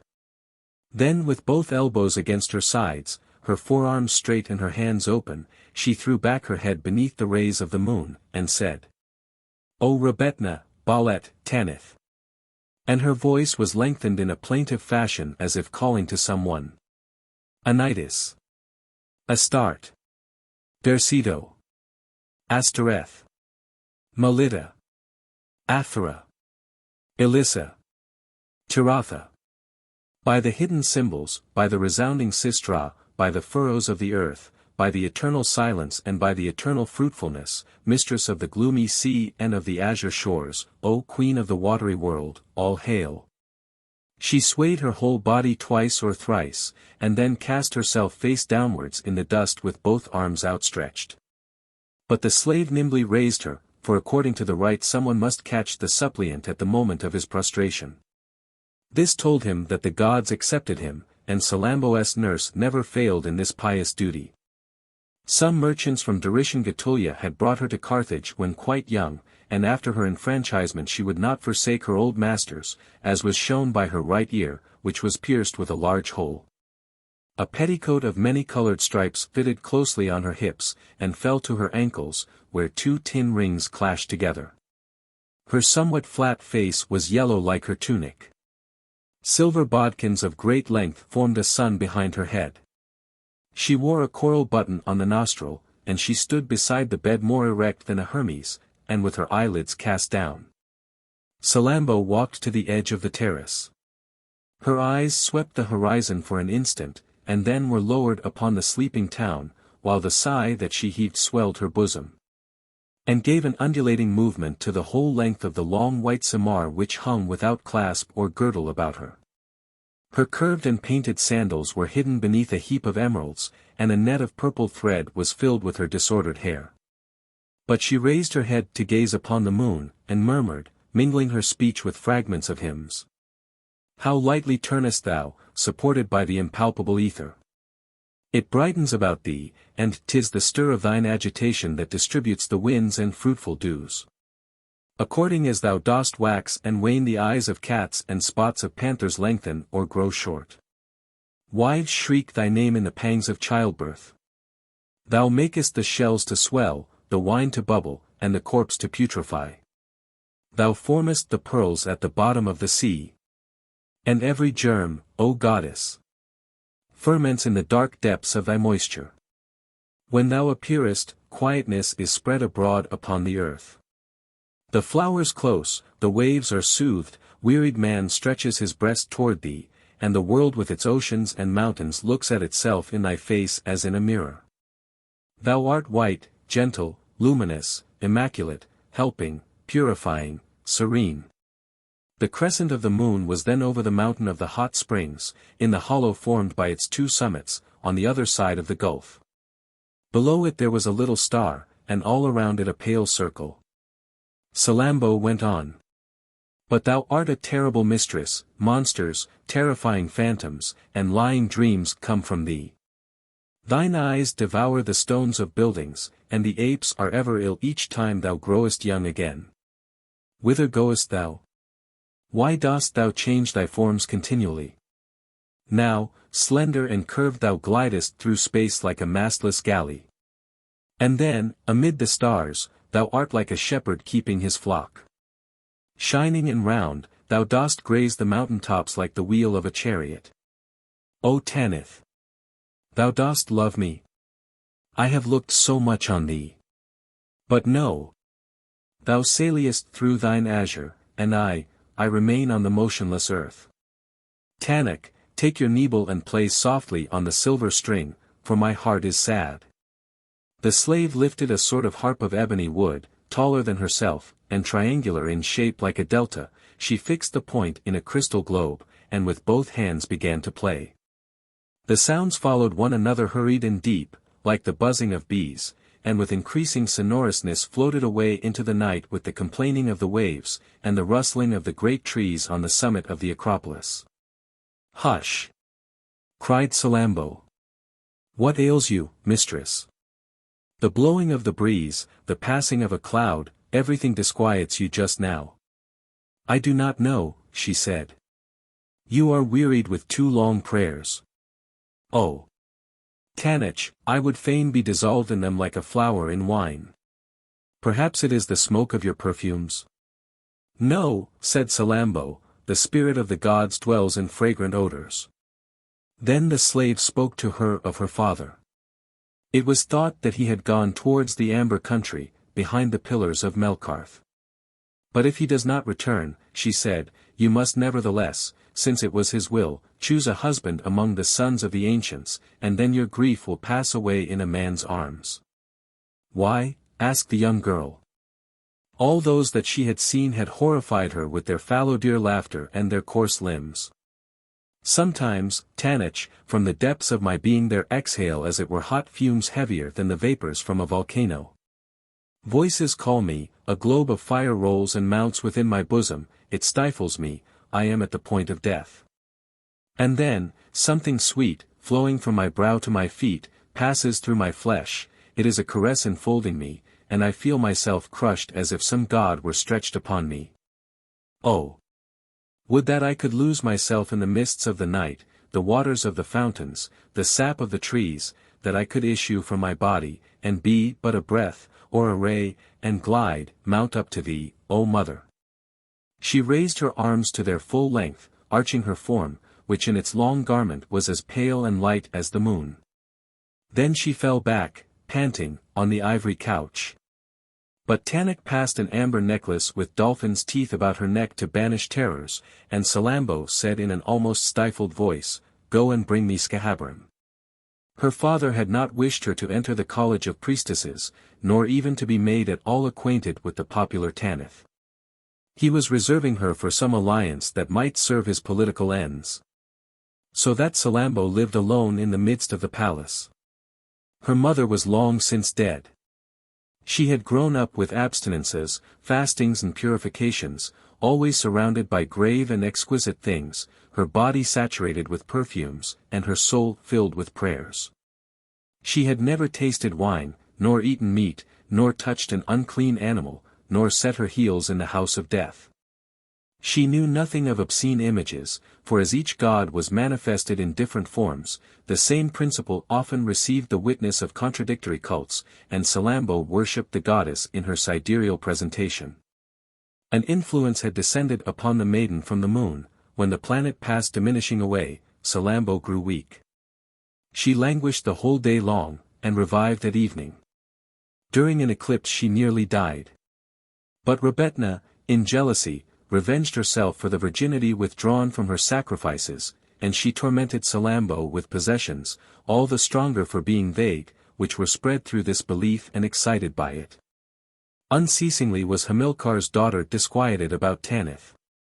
She had learned her adventures, her travels, and all her names, which she would repeat without their having any distinct signification for her.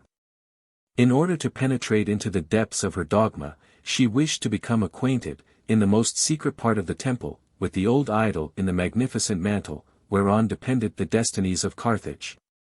For the idea of a god did not stand out clearly from his representation, and to hold, or even see the image of one, was to take away part of his virtue, and in a measure to rule him. But Salammbô turned around. She had recognized the sound of the golden bells which Scahabram wore at the hem of his garment. He ascended the staircases, then at the threshold of the terrace he stopped and folded his arms. His sunken eyes shone like the lamps of a sepulchre, his long thin body floated in its linen robe which was weighted by the bells, the latter alternating with balls of emeralds at his heels. He had feeble limbs, an oblique skull and a pointed chin. His skin seemed cold to the touch, and his yellow face, which was deeply furrowed with wrinkles, was as if it contracted in a longing, in an everlasting grief. He was the high priest of Tanith, and it was he who had educated Salammbô. "Speak," he said. "What will you?" "I hoped, you had almost promised me," she stammered and was confused, then suddenly, "Why do you despise me? What have I forgotten in the rites? You are my master, and you told me that no one was so accomplished in the things pertaining to the goddess as I, but there are some of which you will not speak. Is it so, O father?" Scahabram remembered Hamilcar's orders, and replied. "No, I have nothing more to teach you. A genius," she resumed, "impels me to this love. I have climbed the steps of Eshmoun, god of the planets and intelligences.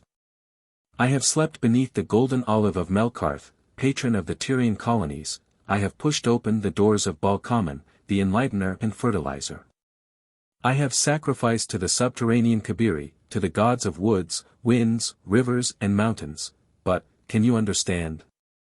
They are all too far away, too high, too insensible, while I feel her mingled in my life. She fills my soul, and I quiver with inward startings, as though she were leaping in order to escape. Methinks I am about to hear her voice, and see her face, lightnings dazzle me and then I sink back again into the darkness." Scahabram was silent. She entreated him with suppliant looks. At last he made a sign for the dismissal of the slave, who was not of Shannonitish race. Tanit disappeared, and Scahabram, raising one arm in the air, began. Before the gods darkness alone was, and a breathing stirred dull and indistinct as the conscience of a man in a dream. It contracted, creating desire and cloud, and from desire and cloud there issued primitive matter. This was a water, muddy, black, icy and deep.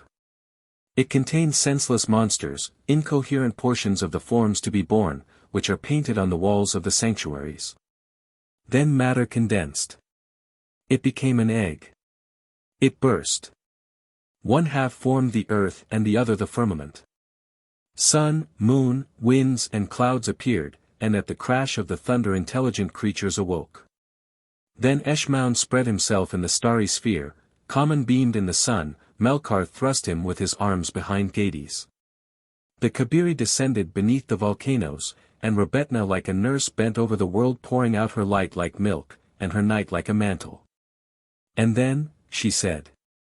He had related the secret of the origins to her, to divert her from sublimer prospects, but the maiden's desire kindled again at his last words, and Scahabram, half yielding resumed. She inspires and governs the loves of men. The loves of men, repeated Salammbô dreamily. She is the soul of Carthage, continued the priest, and although she is everywhere diffused, it is here that she dwells, beneath the sacred veil. O father! Cried Salammbô, I shall see her, shall I not? You will bring me to her. I had long been hesitating, I am devoured with curiosity to see her form.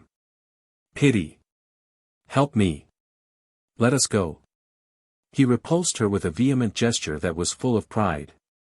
Never! Do you not know that it means death? The hermaphrodite Baals are unveiled to us alone who are men in understanding and women in weakness. Your desire is sacrilege, be satisfied with the knowledge that you possess. She fell upon her knees, placing 2 fingers against her ears in token of repentance, and crushed by the priest's words, and filled at once with anger against him, with terror and humiliation, she burst into sobs. Scahabarim remained erect, and more insensible than the stones of the terrace. He looked down upon her quivering at his feet, and felt a kind of joy on seeing her suffer for his divinity whom he himself could not wholly embrace. The birds were already singing, a cold wind was blowing, and little clouds were drifting in the paling sky. Suddenly he perceived on the horizon, behind Tunis, what looked like slight mists trailing along the ground. Then these became a great curtain of dust extending perpendicularly, and, amid the whirlwinds of the thronging mass, dromedaries' heads, lances and shields appeared. It was the army of the barbarians advancing upon Carthage. 4. Beneath the walls of Carthage. Some country people, riding on asses or running on foot, arrived in the town, pale, breathless, and mad with fear. They were flying before the army. It had accomplished the journey from Sicca in 3 days, in order to reach Carthage and wholly exterminate it. The gates were shut. The barbarians appeared almost immediately, but they stopped in the middle of the isthmus, on the edge of the lake. At first they made no hostile announcement. Several approached with palm branches in their hands. They were driven back with arrows, so great was the terror. In the morning and at nightfall prowlers would sometimes wander along the walls. A little man carefully wrapped in a cloak, and with his face concealed beneath a very low visor, was especially noticed. He would remain whole hours gazing at the aqueduct, and so persistently that he doubtless wished to mislead the Carthaginians as to his real designs. Another man, a sort of giant who walked bareheaded, used to accompany him. But Carthage was defended throughout the whole breadth of the isthmus, first by a trench, then by a grassy rampart, and lastly by a wall 30 cubits high, built of freestone, and in 2 stories. It contained stables for 300 elephants with stores for their caparisons, shackles, and food. Other stables again for 4,000 horses with supplies of barley and harness, and barracks for 20,000 soldiers with armor and all materials of war. Towers rose from the 2nd story, all provided with battlements, and having bronze bucklers hung on cramps on the outside. This first line of wall gave immediate shelter to Malqua, the sailors' and dyers' quarter. Masts might be seen whereon purple sails were drying, and on the highest terraces clay furnaces for heating the pickle were visible. Behind, the lofty houses of the city rose in an amphitheatre of cubical form. They were built of stone, planks, shingle, reeds, shells, and beaten earth. The woods belonging to the temples were like lakes of verdure in this mountain of diversely colored blocks. It was leveled at unequal distances by the public squares, and was cut from top to bottom by countless intersecting lanes. The enclosures of the 3 old quarters which are now lost might be distinguished. They rose here and there like great reefs, or extended in enormous fronts, blackened, half covered with flowers, and broadly striped by the casting of filth, while streets passed through their yawning apertures like rivers beneath bridges. The hill of the Acropolis, in the center of Bursa, was hidden beneath a disordered array of monuments. There were temples with wreathed columns bearing bronze capitals and metal chains, cones of dry stones with bands of azure, copper cupolas, marble architraves, Babylonian buttresses, obelisks poised on their points like inverted torches. Peristyles reached to pediments, volutes were displayed through colonnades, granite walls supported tile partitions, the whole mounting, half hidden, the one above the other in a marvelous and incomprehensible fashion. In it might be felt the succession of the ages, and, as it were, the memorials of forgotten fatherlands.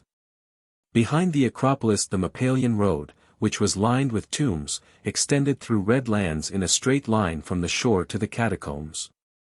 Then spacious dwellings occurred at intervals in the gardens, and this 3rd quarter, Megara, which was the new town, reached as far as the edge of the cliff, where rose a giant pharos that blazed forth every night. In this fashion was Carthage displayed before the soldiers quartered in the plain. They could recognize the markets and crossways in the distance, and disputed with one another as to the sites of the temples. Commons, fronting the Sicca, had golden tiles. Melkarth, to the left of Eshmoun, had branches of coral on its roofing. Beyond, Tanith's copper cupola swelled among the palm trees. The dark Moloch was below the cisterns, in the direction of the Pharos.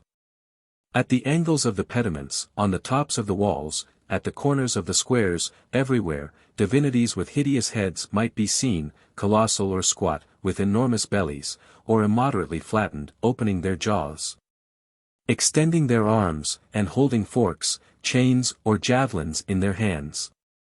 While the blue of the sea stretched away behind the streets which were rendered still steeper by the perspective. They were filled from morning till evening with a tumultuous people. Young boys shaking little bells, shouted at the doors of the baths. The shops for hot drinks smoked, the air resounded with the noise of anvils, the white cocks, sacred to the sun, crowed on the terraces, the oxen that were being slaughtered bellowed in the temples, slaves ran about with baskets on their heads. And in the depths of the porticos a priest would sometimes appear, draped in a dark cloak, barefooted, and wearing a pointed cap. The spectacle afforded by Carthage irritated the barbarians. They admired it and execrated it, and would have liked both to annihilate it and to dwell in it. But what was there in the military harbour defended by a triple wall? Then behind the town, at the back of Megara, and higher than the Acropolis, appeared Hamilcar's palace. Matho's eyes were directed thither every moment. He would ascend the olive trees and lean over with his hands spread out above his eyebrows. The gardens were empty, and the red door with its black cross remained constantly shut. More than 20 times he walked round the ramparts, seeking some breach by which he might enter. One night he threw himself into the gulf and swam for 3 hours at a stretch. He reached the foot of the Mappalian quarter and tried to climb up the face of the cliff. He covered his knees with blood, broke his nails, and then fell back into the waves and returned. His impotence exasperated him. He was jealous of this Carthage which contained Salammbô, as if of someone who had possessed her. His nervelessness left him to be replaced by a mad and continual eagerness for action. With flaming cheek, angry eyes, and hoarse voice, he would walk with rapid strides through the camp. Or seated on the shore he would scour his great sword with sand. He shot arrows at the passing vultures. His heart overflowed into frenzied speech. "Give free course to your wrath like a runaway chariot," said Spendius. "Shout, blaspheme, ravage and slay. Grief is allayed with blood, and since you cannot sate your love, gorge your hate, it will sustain you." Matho resumed the command of his soldiers. He drilled them pitilessly. He was respected for his courage and especially for his strength. Moreover, he inspired a sort of mystic dread, and it was believed that he conversed at night with phantoms. The other captains were animated by his example. The army soon grew disciplined. From their houses the Carthaginians could hear the bugle flourishes that regulated their exercises. At last the barbarians drew near. To crush them in the isthmus it would have been necessary for 2 armies to take them simultaneously in the rear, one disembarking at the end of the Gulf of Utica, and the second at the mountain of the hot springs.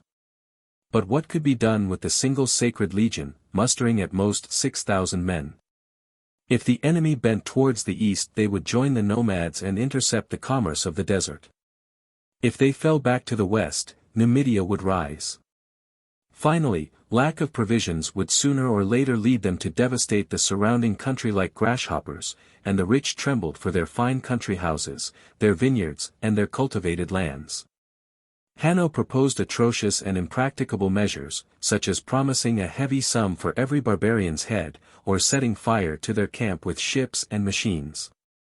His colleague Gisco, on the other hand, wished them to be paid.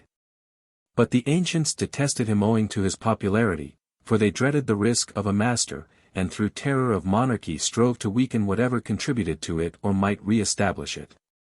Outside the fortification there were people of another race and of unknown origin, all hunters of the porcupine, and eaters of shellfish and serpents. They used to go into caves to catch hyenas alive, and amuse themselves by making them run in the evening on the sands of Megara between the stelae of the tombs.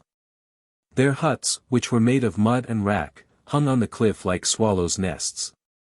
There they lived, without government and without gods, pell-mell, completely naked, at once feeble and fierce, and execrated by the people of all time on account of their unclean food. One morning the sentries perceived that they were all gone. At last some members of the great council arrived at a decision. They came to the camp without necklaces or girdles, and in open sandals like neighbors. They walked at a quiet pace, waving salutations to the captains, or stopped to speak to the soldiers, saying that all was finished and that justice was about to be done to their claims. Many of them saw a camp of mercenaries for the first time. Instead of the confusion which they had pictured to themselves, there prevailed everywhere terrible silence and order. A grassy rampart formed a lofty wall round the army immovable by the shock of catapults. The ground in the streets was sprinkled with fresh water. Through the holes in the tents they could perceive tawny eyeballs gleaming in the shade. The piles of pikes and hanging panoplies dazzled them like mirrors. They conversed in low tones. They were afraid of upsetting something with their long robes. The soldiers requested provisions, undertaking to pay for them out of the money that was due. Oxen, sheep, guinea fowl, fruit and lupins were sent to them, with smoked scombri, that excellent scombri which Carthage dispatched to every port. But they walked scornfully around the magnificent cattle, and disparaging what they coveted, offered the worth of a pigeon for a ram, or the price of a pomegranate for 3 goats. The eaters of uncleanness came forward as arbitrators, and declared that they were being duped. Then they drew their swords with threats to slay. Commissaries of the Great Council wrote down the number of years for which pay was due to each soldier. But it was no longer possible to know how many mercenaries had been engaged, and the ancients were dismayed at the enormous sum which they would have to pay. The reserve of Silphium must be sold, and the trading towns taxed. The mercenaries would grow impatient. Tunis was already with them. And the rich, stunned by Hanno's ragings and his colleagues' reproaches, urged any citizens who might know a barbarian to go to see him immediately in order to win back his friendship, and to speak him fair. Such a show of confidence would suit them. Traders, scribes, workers in the arsenal, and whole families visited the barbarians. The soldiers allowed all the Carthaginians to come in, but by a single passage so narrow that 4 men abreast jostled one another in it. Spendius, standing against the barrier, had them carefully searched. Facing him Matho was examining the multitude, trying to recognize someone whom he might have seen at Salammbô's palace. The camp was like a town, so full of people and of movement was it. The 2 distinct crowds mingled without blending, one dressed in linen or wool, with felt caps like fir cones, and the other clad in iron and wearing helmets. Amid serving men and itinerant vendors there moved women of all nations, as brown as ripe dates, as greenish as olives, as yellow as oranges, sold by sailors, picked out of dens, stolen from caravans, taken in the sacking of towns. Women that were jaded with love so long as they were young, and plied with blows when they were old, and that died in routs on the roadsides among the baggage and the abandoned beasts of burden. The wives of the nomads had square, tawny robes of dromedary's hair swinging at their heels, musicians from Cyrenaica, wrapped in violet gauze and with painted eyebrows, sang, squatting on mats. Old negresses with hanging breasts gathered the animals' dung that was drying in the sun to light their fires. The Syracusan women had golden plates in their hair, the Lusitanians had necklaces of shells. The Gauls wore wolf skins upon their white bosoms, and sturdy children, vermin-covered, naked and uncircumcised, butted with their heads against passers-by, or came behind them like young tigers to bite their hands. The Carthaginians walked through the camp, surprised at the quantities of things with which it was running over. The most miserable were melancholy, and the rest dissembled their anxiety. The soldiers struck them on the shoulder, and exhorted them to be gay. As soon as they saw any one, they invited him to their amusements. If they were playing at discus, they would manage to crush his feet, or if at boxing to fracture his jaw with the very first blow. The slingers terrified the Carthaginians with their slings, the Scylli with their vipers, and the horsemen with their horses, while their victims, addicted as they were to peaceful occupations, bent their heads and tried to smile at all these outrages. Some, in order to show themselves brave, made signs that they should like to become soldiers. They were set to split wood and to curry mules. They were buckled up in armor, and rolled like casks through the streets of the camp. Then, when they were about to leave, the mercenaries plucked out their hair with grotesque contortions. But many, from foolishness or prejudice, innocently believed that all the Carthaginians were very rich, and they walked behind them entreating them to grant them something. They requested everything that they thought fine, a ring, a girdle, sandals, the fringe of a robe, and when the despoiled Carthaginian cried, "But I have nothing left." "What do you want?" they would reply, "Your wife." Others even said, "Your life." The military accounts were handed to the captains, read to the soldiers, and definitively approved. Then they claimed tents, they received them. Next the polemarchs of the Greeks demanded some of the handsome suits of armor that were manufactured at Carthage. The Great Council voted sums of money for their purchase. But it was only fair, so the horsemen pretended, that the Republic should indemnify them for their horses. One had lost 3 at such a siege, another, 5 during such a march, another, 14 in the precipices. Stallions from Hecatompylos were offered to them, but they preferred money. Next they demanded that they should be paid in money, in pieces of money, and not in leathern coins, for all the corn that was owing to them, and at the highest price that it had fetched during the war. So that they exacted 400 times as much for a measure of meal as they had given for a sack of wheat. Such injustice was exasperating, but it was necessary, nevertheless, to submit. Then the delegates from the soldiers and from the Great Council swore renewed friendship by the genius of Carthage and the gods of the barbarians. They exchanged excuses and caresses with oriental demonstrativeness and verbosity. Then the soldiers claimed, as a proof of friendship, the punishment of those who had estranged them from the Republic. Their meaning, it was pretended, was not understood, and they explained themselves more clearly by saying that they must have Hanno's head. Several times a day, they left their camp, and walked along the foot of the walls, shouting a demand that the Suffet's head should be thrown to them, and holding out their robes to receive it.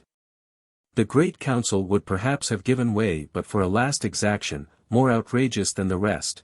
They demanded maidens, chosen from illustrious families, in marriage for their chiefs. It was an idea which had emanated from Spendius, and which many thought most simple and practicable. But the assumption of their desire to mix with Punic blood made the people indignant, and they were bluntly told that they were to receive no more. Then they exclaimed that they had been deceived, and that if their pay did not arrive within 3 days, they would themselves go and take it in Carthage. The bad faith of the mercenaries was not so complete as their enemies thought. Hamilcar had made them extravagant promises, vague, it is true, but at the same time solemn and reiterated. They might have believed that when they disembarked at Carthage the town would be abandoned to them, and that they should have treasures divided among them. And when they saw that scarcely their wages would be paid, the disillusion touched their pride no less than their greed. Had not Dionysius, Pyrrhus, Agathocles, and the generals of Alexander furnished examples of marvelous good fortune? Hercules, whom the Shannonites confounded with the sun, was the ideal which shone on the horizon of armies. They knew that simple soldiers had worn diadems, and the echoes of crumbling empires would furnish dreams to the Gaul in his oak forest, to the Ethiopian amid his sands. But there was a nation always ready to turn courage to account. And the robber driven from his tribe, the patricide wandering on the roads, the perpetrator of sacrilege pursued by the gods, all who were starving or in despair strove to reach the port where the Carthaginian broker was recruiting soldiers. Usually the Republic kept its promises. This time, however, the eagerness of its avarice had brought it into perilous disgrace. Numidians, Libyans, the whole of Africa was about to fall upon Carthage. Only the sea was open to it, and there it met with the Romans, so that, like a man assailed by murderers, it felt death all around it. It was quite necessary to have recourse to Gisco, and the barbarians accepted his intervention. One morning they saw the chains of the harbor lowered, and 3 flat-bottomed boats passing through the canal of Taenia entered the lake. Gisco was visible on the first at the prow. Behind him rose an enormous chest, higher than a catafalque, and furnished with rings like hanging crowns. Then appeared the legion of interpreters, with their hair dressed like sphinxes, and with parrots tattooed on their breasts. Friends and slaves followed, all without arms, and in such numbers that they shouldered one another. The 3 long, dangerously loaded barges advanced amid the shouts of the onlooking army. As soon as Gisco disembarked, the soldiers ran to him. He had a sort of tribune erected with knapsacks, and declared that he should not depart before he had paid them all in full. There was an outburst of applause, and it was a long time before he was able to speak. Then he censured the wrongs done to the Republic, and to the barbarians. The fault lay with a few mutineers who had alarmed Carthage by their violence. The best proof of good intention on the part of the latter was that it was he, the eternal adversary of the Suffet Hanno, who was sent to them. They must not credit the people with the folly of desiring to provoke brave men, nor with ingratitude enough not to recognize their services, and Gisco began to pay the soldiers, commencing with the Libyans. As they had declared that the lists were untruthful, he made no use of them. They defiled before him according to nationality, opening their fingers to show the number of their years of service. They were marked in succession with green paint on the left arm, the scribes dipped into the yawning coffer, while others made holes with a style on a sheet of lead. A man passed walking heavily like an ox. "Come up beside me," said the Suffet, suspecting some fraud. "How many years have you served?" 12, replied the Libyan. Gisco slipped his fingers under his chin, for the chin-piece of the helmet used in course of time to occasion 2 callosities there. These were called carobs, and to have the carobs was an expression used to denote a veteran. "Thief!" exclaimed the Suffet, "your shoulders ought to have what your face lacks," and tearing off his tunic he laid bare his back, which was covered with a bleeding scab. He was a laborer from Hippozyritis. Hootings were raised, and he was decapitated. As soon as night fell, Spendius went and roused the Libyans, and said to them, "When the Ligurians, Greeks, Balearians, and men of Italy are paid, they will return. But as for you, you will remain in Africa, scattered through your tribes, and without any means of defense. It will be then that the Republic will take its revenge. Mistrust the journey. Are you going to believe everything that is said? Both the Safes are agreed, and this one is imposing on you. Remember the island of Bones, and Xanthippus, whom they sent back to Sparta in a rotten galley. How are we to proceed?" they asked. "Reflect," said Spendius. The 2 following days were spent in paying the men of Magdala, Leptis, and Hecatompylos. Spendius went about among the Gauls. "They are paying off the Libyans, and then they will discharge the Greeks, the Balearians, the Asiatics, and all the rest. But you, who are few in number, will receive nothing. You will see your native lands no more. You will have no ships, and they will kill you to save your food." The Gauls came to the Suffet. Autaritus, he whom he had wounded at Hamilcar's palace, put questions to him, but was repelled by the slaves, and disappeared swearing he would be revenged. The demands and complaints multiplied. The most obstinate penetrated at night into the Suffet's tent. They took his hands and sought to move him by making him feel their toothless mouths, their wasted arms, and the scars of their wounds. Those who had not yet been paid were growing angry, those who had received the money demanded more for their horses, and vagabonds and outlaws assumed soldiers' arms and declared that they were being forgotten. Every minute there arrived whirlwinds of men, as it were, the tent strained and fell, the multitude, thick pressed between the ramparts of the camp, swayed with loud shouts from the gates to the center. When the tumult grew excessively violent, Gisco would rest one elbow on his ivory scepter and stand motionless looking at the sea with his fingers buried in his beard. Matho frequently went off to speak with Spendius. Then he would again place himself in front of the Suffet, and Gisco could feel his eyes continually like 2 flaming phalericas darted against him.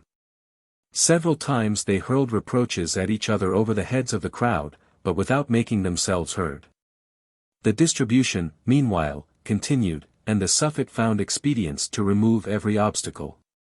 The Greeks tried to quibble about differences in currency, but he furnished them with such explanations that they retired without a murmur. The Negroes demanded white shells such as are used for trading in the interior of Africa, but when he offered to send to Carthage for them they accepted money like the rest. But the Balearians had been promised something better, namely, women. The Suffet replied that a whole caravan of maidens was expected for them, but the journey was long and would require 6 moons more. When they were fat and well rubbed with Benjamin they should be sent in ships to the ports of the Balearians. Suddenly Xerxes, now handsome and vigorous, leaped like a mountebank upon the shoulders of his friends and cried, "Have you reserved any of them for the corpses?" at the same time pointing to the gate of Common in Carthage. The brass plates with which it was furnished from top to bottom shone in the sun's latest fires, and the barbarians believed that they could discern on it a trail of blood. Every time that Gisco wished to speak their shouts began again. At last he descended with measured steps, and shut himself up in his tent. When he left it at sunrise his interpreters, who used to sleep outside, did not stir. They lay on their backs with their eyes fixed, their tongues between their teeth, and their faces of a bluish color. White mucus flowed from their nostrils, and their limbs were stiff, as if they had all been frozen by the cold during the night. Each had a little noose of rushes round his neck. From that time onward the rebellion was unchecked. The murder of the Balearians which had been recalled by Xerxes strengthened the distrust inspired by Spendius. They imagined that the Republic was always trying to deceive them. An end must be put to it. The interpreters should be dispensed with. Xerxes sang war songs with a sling around his head, Autaritus brandished his great sword. Spendius whispered a word to one or gave a dagger to another. The boldest endeavored to pay themselves, while those who were less frenzied wished to have the distribution continued. No one now relinquished his arms, and the anger of all combined into a tumultuous hatred of Gisco. Some got up beside him. So long as they vociferated abuse they were listened to with patience. But if they tried to utter the least word in his behalf they were immediately stoned, or their heads were cut off by a saber stroke from behind. The heap of knapsacks was redder than an altar. They became terrible after their meal and when they had drunk wine. This was an enjoyment forbidden in the Punic armies under pain of death, and they raised their cups in the direction of Carthage in derision of its discipline. Then they returned to the slaves of the exchequer and again began to kill. The word strike, though different in each language, was understood by all. Gisco was well aware that he was being abandoned by his country. But in spite of its ingratitude he would not dishonor it. When they reminded him that they had been promised ships, he swore by Moloch to provide them himself at his own expense, and pulling off his necklace of blue stones he threw it into the crowd as the pledge of his oath. Then the Africans claimed the corn in accordance with the engagements made by the Great Council. Gisco spread out the accounts of the Sicca traced in violet pigment on sheepskins. And read out all that had entered Carthage month by month and day by day.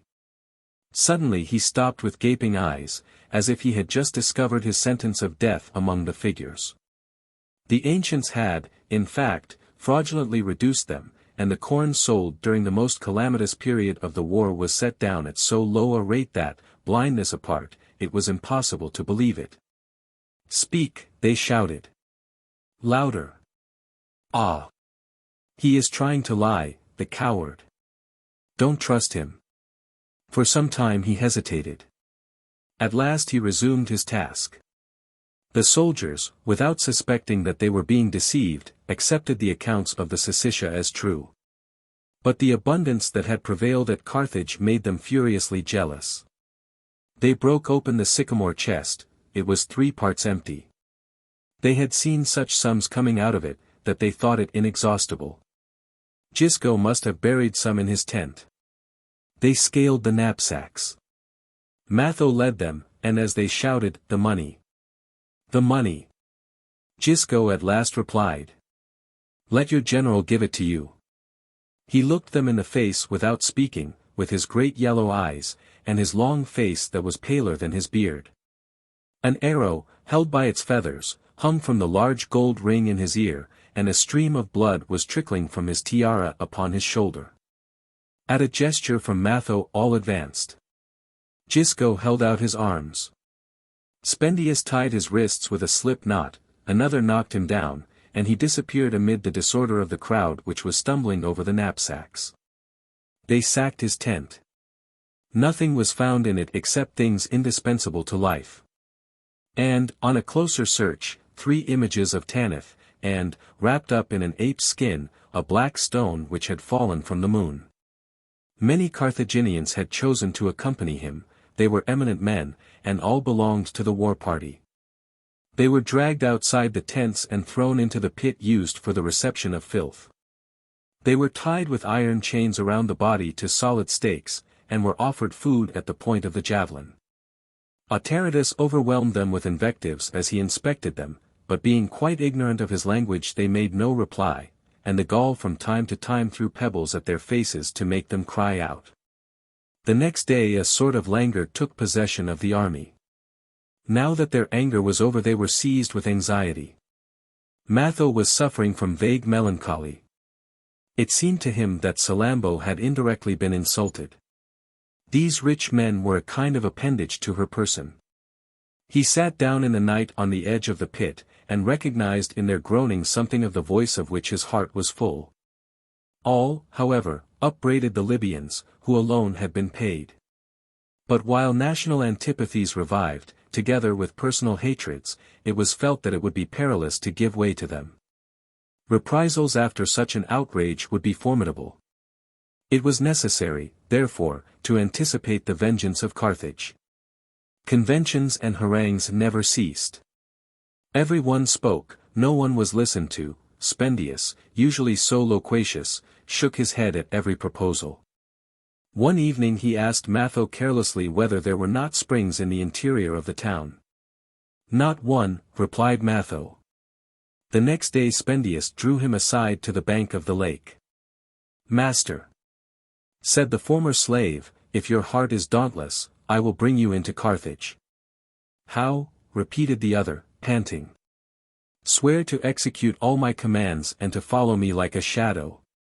Then Matho, raising his arm towards the planet of Chabar, exclaimed, "By Tanith, I swear." Spendius resumed. "Tomorrow after sunset you will wait for me at the foot of the aqueduct between the 9th and 10th arcades. Bring with you an iron pick, a crestless helmet, and leathern sandals." The aqueduct of which he spoke crossed the entire isthmus obliquely, a considerable work, afterwards enlarged by the Romans. In spite of her disdain of other nations, Carthage had awkwardly borrowed this novel invention from them, just as Rome herself had built Punic galleys. And 5 rows of superposed arches, of a dumpy kind of architecture, with buttresses at their foot and lions' heads at the top, reached to the western part of the Acropolis, where they sank beneath the town to incline what was nearly a river into the cisterns of Megara. Spendius met Matho here at the hour agreed upon. He fastened a sort of harpoon to the end of a cord and whirled it rapidly like a sling. The iron instrument caught fast, and they began to climb up the wall, the one after the other. But when they had ascended to the first story the cramp fell back every time that they threw it, and in order to discover some fissure they had to walk along the edge of the cornice. At every row of arches they found that it became narrower. Then the cord relaxed. Several times it nearly broke. At last they reached the upper platform. Spendius stooped down from time to feel the stones with his hand. "Here it is," he said, "let us begin." And leaning on the pick which Matho had brought they succeeded in dislodging one of the flagstones. In the distance they perceived a troop of horsemen galloping on horses without bridles. Their golden bracelets leaped in the vague drapings of their cloaks. A man could be seen in front crowned with ostrich feathers, and galloping with a lance in each hand. "Nar Havas," exclaimed Matho. "What matter?" returned Spendius, and he leaped into the hole which they had just made by removing the flagstone. Matho at his command tried to thrust out one of the blocks. But he could not move his elbows for want of room. "We shall return," said Spendius. "Go in front."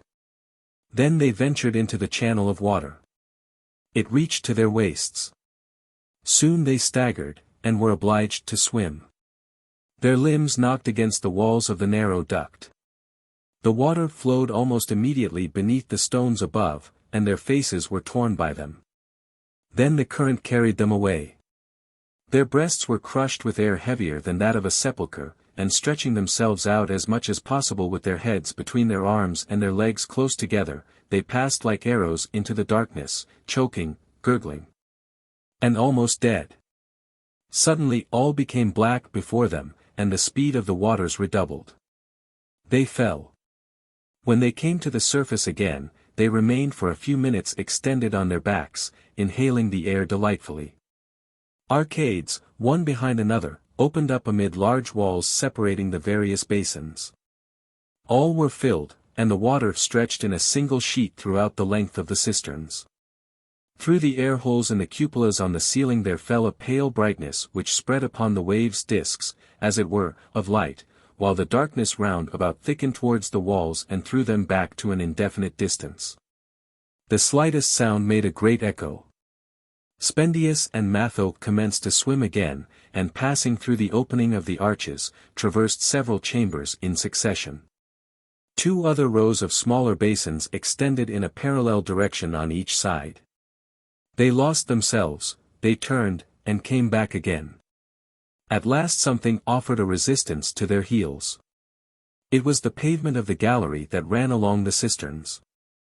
Then, advancing with great precautions, they felt along the wall to find an outlet. But their feet slipped, and they fell into the great center basins. They had to climb up again, and there they fell again. They experienced terrible fatigue, which made them feel as if all their limbs had been dissolved in the water while swimming.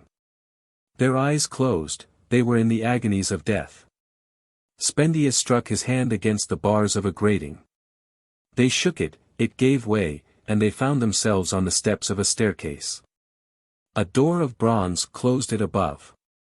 With the point of a dagger they moved the bar, which was opened from without, and suddenly the pure open air surrounded them. The night was filled with silence, and the sky seemed at an extraordinary height. Clusters of trees projected over the long lines of walls. The whole town was asleep. The fires of the outposts shone like lost stars. Spendius, who had spent 3 years in the ergastulum, was but imperfectly acquainted with the different quarters.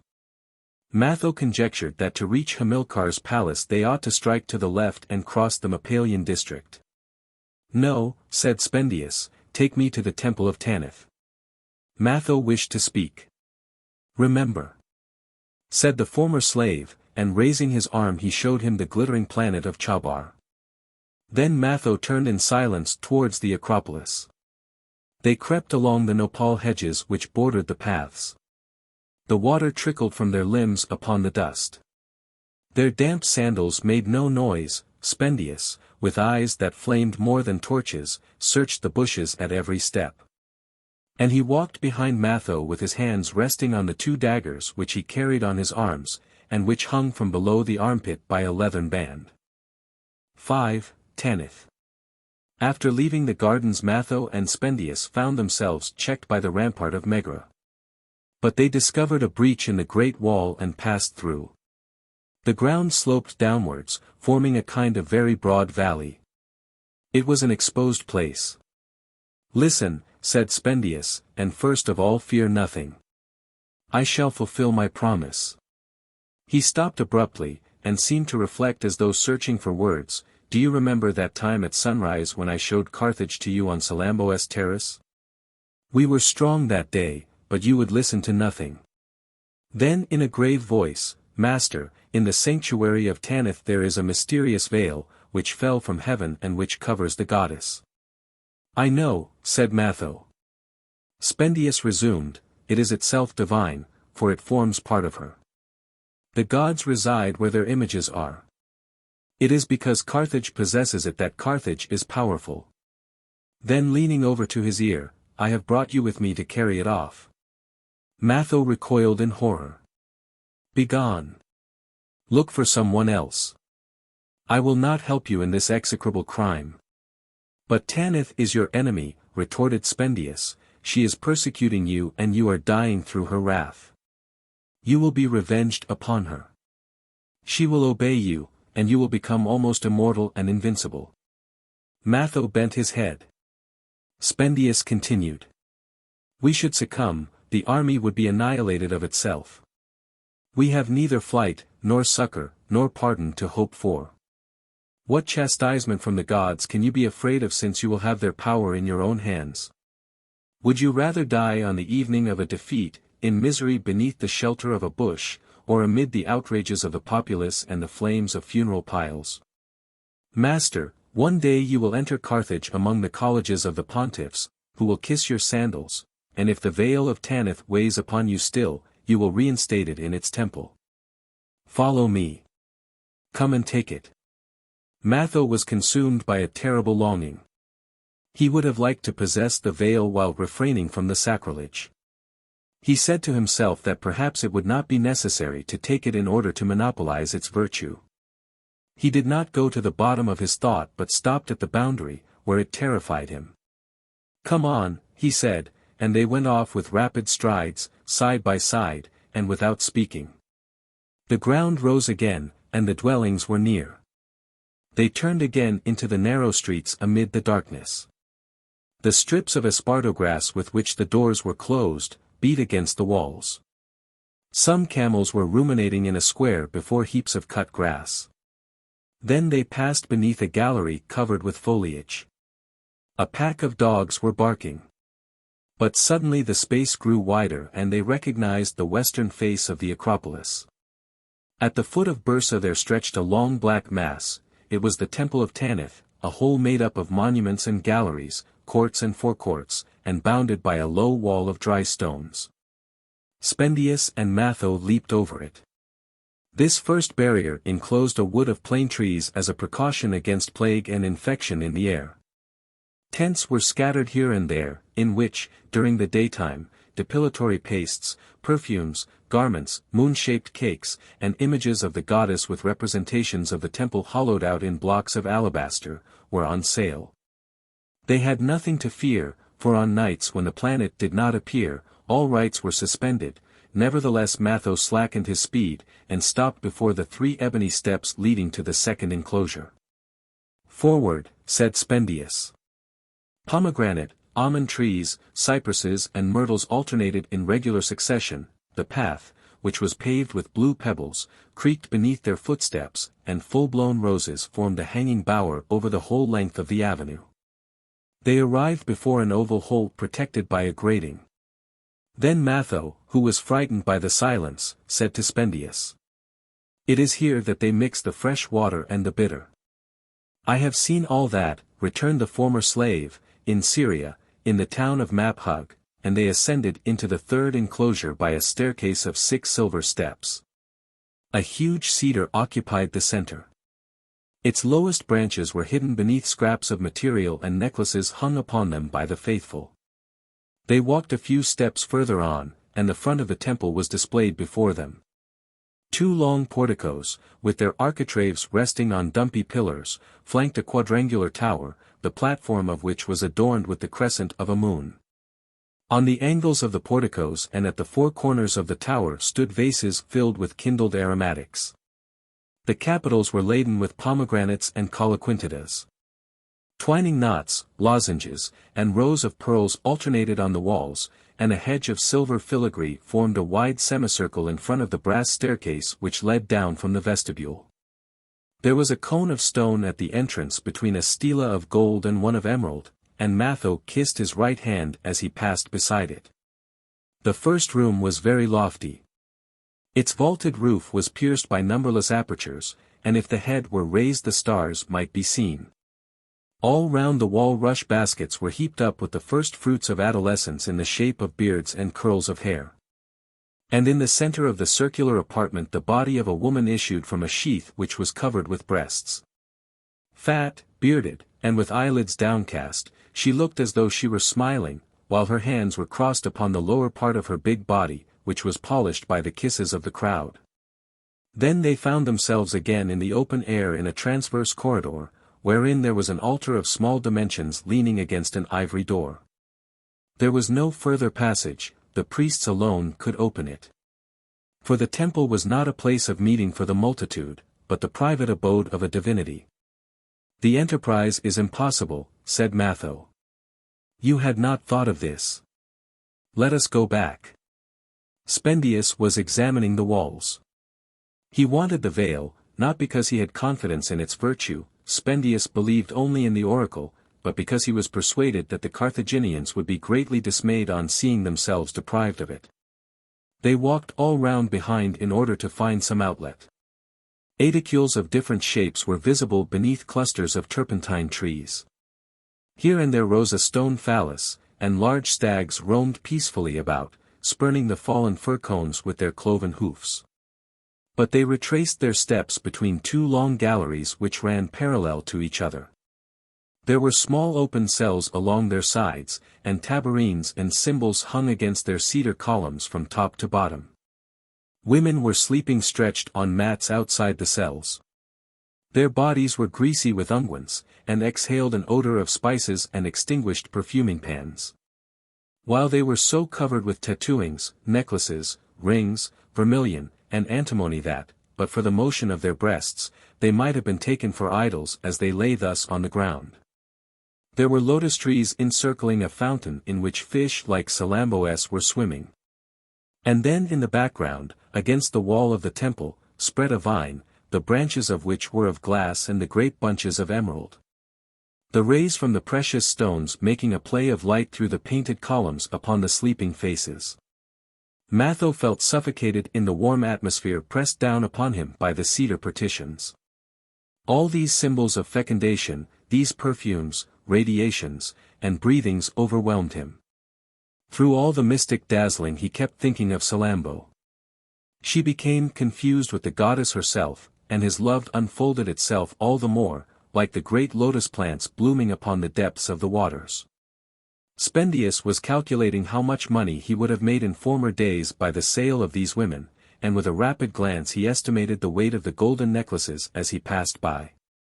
The temple was impenetrable on this side as on the other, and they returned behind the first chamber. While Spendius was searching and ferreting, Matho was prostrate before the door supplicating Tanith. He besought her not to permit the sacrilege, and strove to soften her with caressing words, such as are used to an angry person.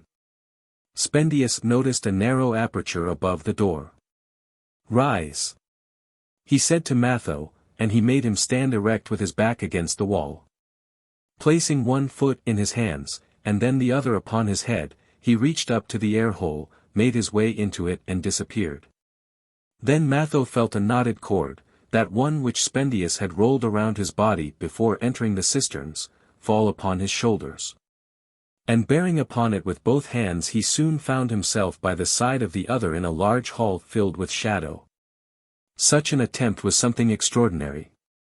The inadequacy of the means for preventing it was a sufficient proof that it was considered impossible. The sanctuaries were protected by terror more than by their walls.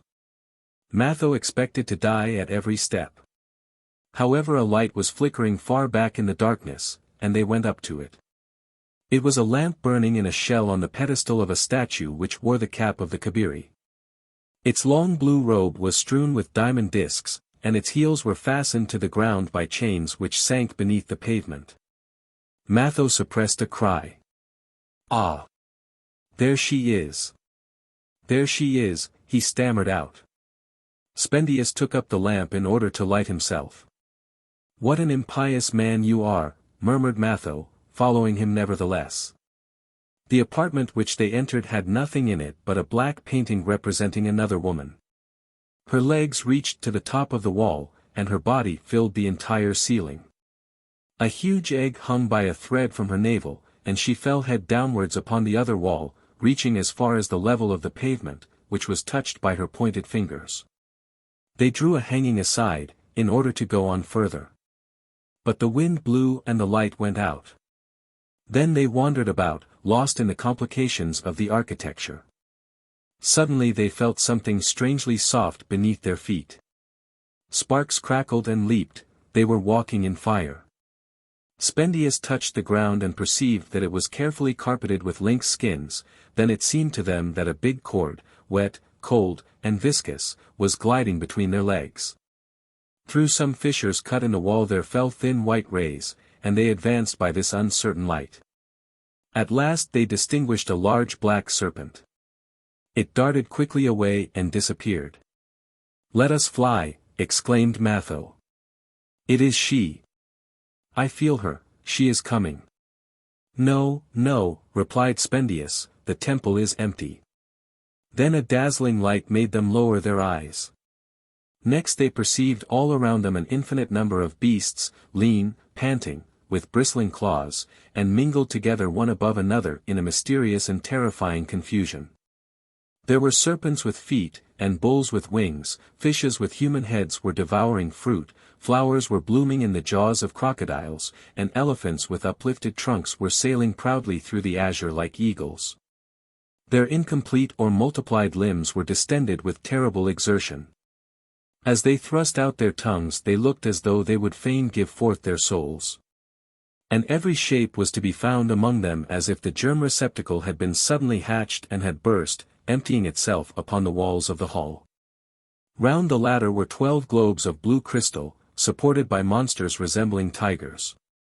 Their eyeballs were starting out of their heads like those of snails, with their dumpy loins bent they were turning round towards the background where the supreme rabbit, the omnifecund, the last invented, shone splendid in a chariot of ivory. She was covered with scales, feathers, flowers, and birds as high as the waist. For earrings she had silver cymbals, which flapped against her cheeks. Her large fixed eyes gazed upon you, and a luminous stone, set in an obscene symbol on her brow, lighted the whole hall by its reflection in red copper mirrors above the door. Matho stood a step forward.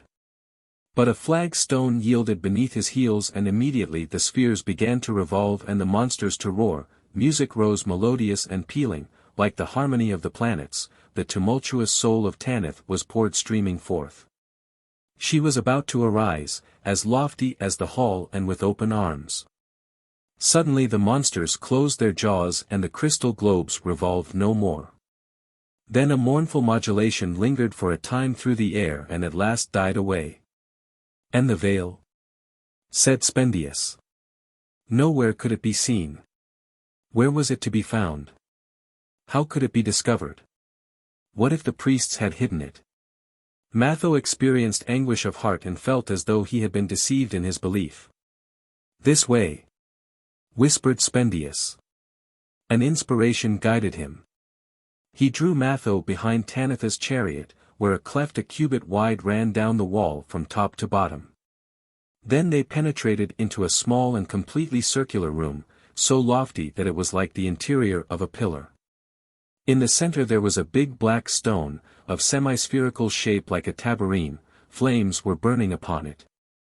An ebony cone, bearing a head and 2 arms, rose behind. But beyond it seemed as though there were a cloud wherein were twinkling stars. Faces appeared in the depths of its folds, Eshmaun with the Kabiri, some of the monsters that had already been seen, the sacred beasts of the Babylonians, and others with which they were not acquainted. It passed beneath the idol's face like a mantle, and spread fully out was drawn up on the wall to which it was fastened by the corners, appearing at once bluish as the night, yellow as the dawn, purple as the sun, multitudinous, diaphanous. Sparkling light. It was the mantle of the goddess, the holy Zaïmph which might not be seen. Both turned pale. "Take it," said Matho at last. Spendius did not hesitate, and leaning upon the idol he unfastened the veil, which sank to the ground. Matho laid his hand upon it, then he put his head through the opening, then he wrapped it about his body, and he spread out his arms the better to view it. "Let us go," said Spendius. Matho stood panting with his eyes fixed upon the pavement. Suddenly he exclaimed. "But what if I went to her? I fear her beauty no longer. What could she do to me? I am now more than a man. I could pass through flames or walk upon the sea. I am transported. Salammbô. Salammbô. I am your master." His voice was like thunder. He seemed to Spendius to have grown taller and transformed. A sound of footsteps drew near, a door opened, and a man appeared, a priest with lofty cap and staring eyes.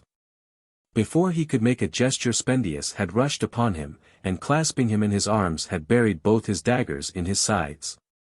His head rang upon the pavement. Then they stood for a while, as motionless as the corpse, listening.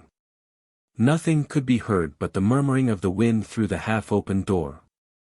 The latter led into a narrow passage. Spendius advanced along it, Matho followed him, and they found themselves almost immediately in the third enclosure, between the lateral porticos, in which were the dwellings of the priests. Behind the cells there must be a shorter way out. They hastened along. Spendius squatted down at the edge of the fountain and washed his blood-stained hands. The women slept. The emerald vine shone. They resumed their advance. But something was running behind them under the trees. And Matho, who bore the veil, several times felt that it was being pulled very gently from below. It was a large cynocephaly, one of those which dwelt at liberty within the enclosure of the goddess. It clung to the mantle as though it had been conscious of the theft. They did not dare to strike it, however, fearing that it might redouble its cries. Suddenly its anger subsided, and it trotted close beside them swinging its body with its long hanging arms. Then at the barrier it leaped at a bound into a palm tree. When they had left the last enclosure they directed their steps towards Hamilcar's palace, Spendius understanding that it would be useless to try to dissuade Matho. They went by the street of the tanners, the square of Mathumble, the green market and the crossways of Sinison. At the angle of a wall a man drew back frightened by the sparkling thing which pierced the darkness. "Hide the Zaïmph," said Spendius. Other people passed them, but without perceiving them. At last they recognized the houses of Megara. The pharos, which was built behind them on the summit of the cliff, lit up the heavens with a great red brightness, and the shadow of the palace, with its rising terraces, projected a monstrous pyramid, as it were, upon the gardens. They entered through the hedge of jujube trees, beating down the branches with blows of the dagger. The traces of the feast of the mercenaries were everywhere still manifest. The parks were broken up, the trenches drained, the doors of the ergastulum open. No one was to be seen about the kitchens or cellars. They wondered at the silence, which was occasionally broken by the hoarse breathing of the elephants moving in their shackles, and the crepitation of the pharos, in which a pile of aloes was burning. Matho, however, kept repeating. "But where is she? I wish to see her. Lead me. It is a piece of insanity." Spendius kept saying. "She will call, her slaves will run up, and in spite of your strength you will die." They reached thus the galley staircase. Matho raised his head, and thought that he could perceive far above a vague brightness, radiant and soft. Spendius sought to restrain him, but he dashed up the steps. As he found himself again in places where he had already seen her, the interval of the days that had passed was obliterated from his memory. But now had she been singing among the tables? She had disappeared, and he had since been continually ascending this staircase.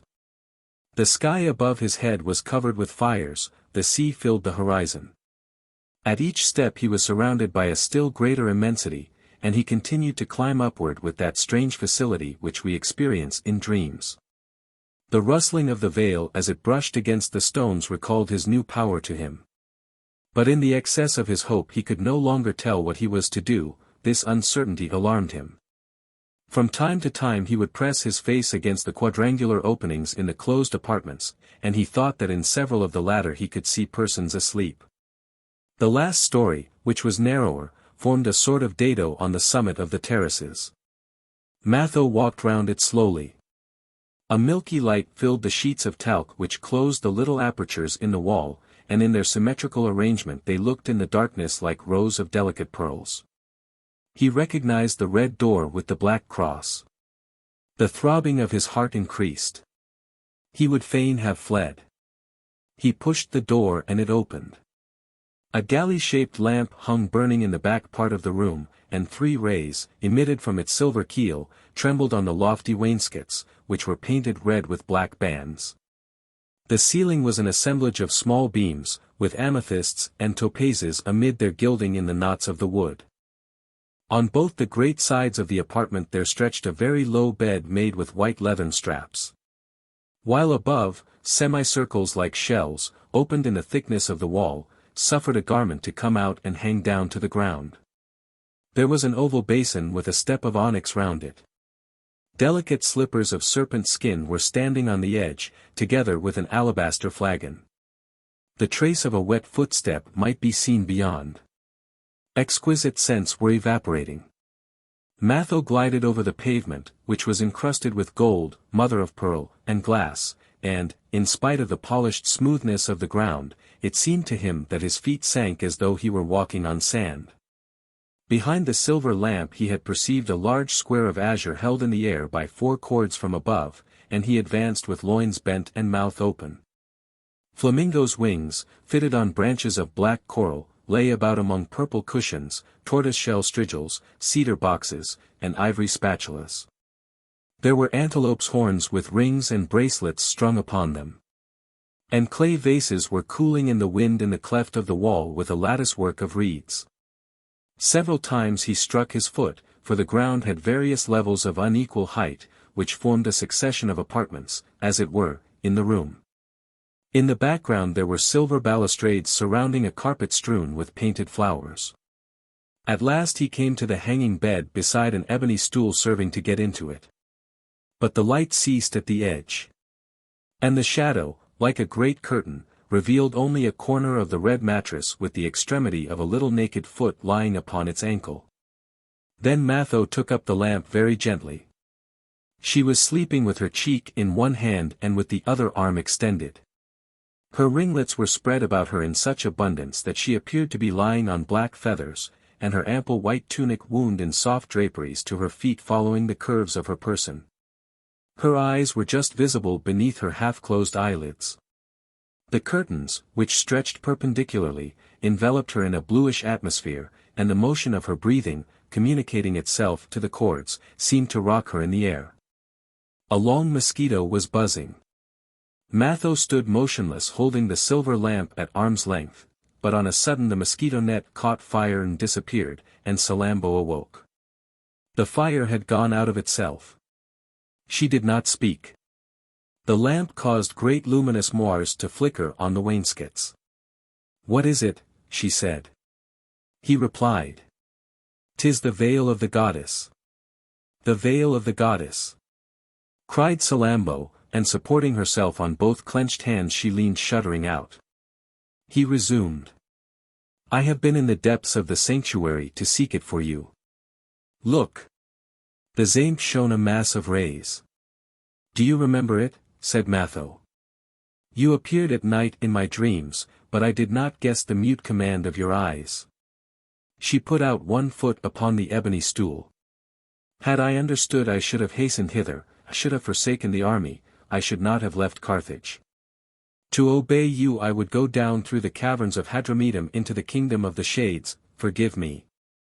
It was as though mountains were weighing upon my days, and yet something drew me on. I tried to come to you. Should I ever have dared this without the gods, let us go. You must follow me. Or, if you do not wish to do so, I will remain. What matters it to me, drown my soul in your breath. Let my lips be crushed with kissing your hands. Let me see it." She said. "Nearer. Nearer."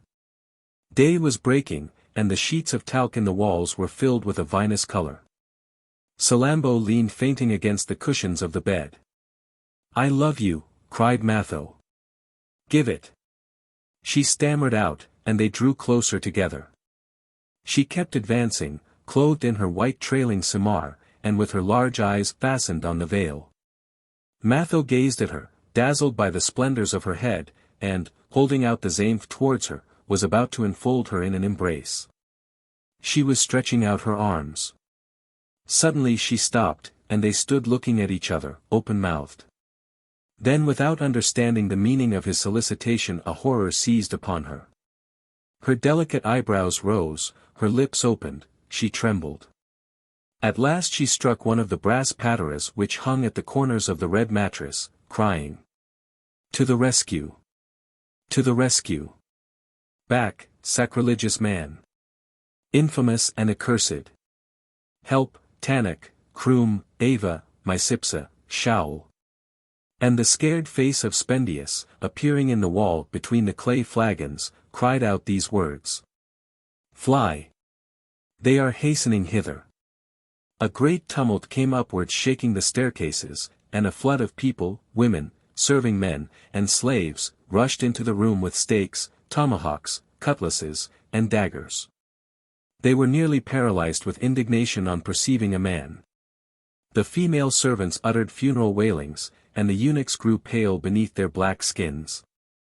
Matho was standing behind the balustrades. With the Zaïmph which was wrapped about him, he looked like a sidereal god surrounded by the firmament. The slaves were going to fall upon him, but she stopped them. Touch it not. It is the mantle of the goddess. She had drawn back into a corner. But she took a step towards him, and stretched forth her naked arm. A curse upon you, you who have plundered Tanith. Hatred, vengeance, massacre, and grief. May Gurzel, god of battles, rend you. May Mastamon, god of the dead, stifle you. And may the other, he who may not be named, burn you. Matho uttered a cry as though he had received a sword thrust. She repeated several times, Begone! Begone! The crowd of servants spread out, and Matho, with hanging head, passed slowly through the midst of them, but at the door he stopped, for the fringe of the Zaïmph had caught on one of the golden stars with which the flagstones were paved. He pulled it off abruptly with a movement of his shoulder and went down the staircases. Spendius, bounding from terrace to terrace, and leaping over the hedges and trenches, had escaped from the gardens. He reached the foot of the Pharos. The wall was discontinued at this spot, so inaccessible was the cliff. He advanced to the edge, lay down on his back, and let himself slide, feet foremost, down the whole length of it to the bottom. Then by swimming he reached the Cape of the Tombs, made a wide circuit of the salt lagoon, and re-entered the camp of the barbarians in the evening. The sun had risen. And, like a retreating lion, Matho went down the paths, casting terrible glances about him. A vague clamor reached his ears. It had started from the palace, and it was beginning afresh in the distance, towards the Acropolis. Some said that the treasure of the Republic had been seized in the temple of Moloch, others spoke of the assassination of a priest. It was thought, moreover, that the barbarians had entered the city. Matho, who did not know how to get out of the enclosures, walked straight before him. He was seen, and an outcry was raised. Every one understood, and there was consternation, then immense wrath. From the bottom of the Mappalian quarter, from the heights of the Acropolis, from the catacombs, from the borders of the lake, the multitude came in haste. The patricians left their palaces, and the traders left their shops. The women forsook their children, swords, hatchets, and sticks were seized, but the obstacle which had stayed Salammbô stayed them. How could the veil be taken back? The mere sight of it was a crime. It was of the nature of the gods, and contact with it was death. The despairing priests wrung their hands on the peristyles of the temples. The guards of the legion galloped about at random. The people climbed upon the houses, the terraces, the shoulders of the colossuses, and the masts of the ships. He went on, nevertheless, and the rage, and the terror also, increased at each of his steps. The streets cleared at his approach, and the torrent of flying men streamed on both sides up to the tops of the walls. Everywhere he could perceive only eyes opened widely as if to devour him, chattering teeth and outstretched fists, and Salammbô's imprecations resounded many times renewed. Suddenly a long arrow whizzed past, then another, and stones began to buzz about him, but the missiles, being badly aimed, for there was the dread of hitting the Zaïmph, passed over his head. Moreover, he made a shield of the veil, holding it to the right, to the left, before him and behind him, and they could devise no expedient. He quickened his steps more and more, advancing through the open streets. They were barred with cords, chariots, and snares, and all his windings brought him back again. At last he entered the square of Common where the Balearians had perished, and stopped, growing pale as one about to die. This time he was surely lost, and the multitude clapped their hands. He ran up to the great gate, which was closed. It was very high, made throughout of heart of oak, with iron nails and sheathed with brass. Matho flung himself against it. The people stamped their feet with joy when they saw the impotence of his fury, then he took his sandal, spit upon it, and beat the immovable panels with it. The whole city howled. The veil was forgotten now, and they were about to crush him. Matho gazed with wide vacant eyes upon the crowd. His temples were throbbing with violence enough to stun him, and he felt a numbness as of intoxication creeping over him. Suddenly he caught sight of the long chain used in working the swinging of the gate.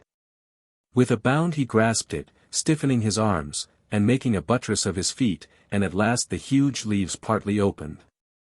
Then when he was outside he took the great Zaïmph from his neck, and raised it as high as possible above his head.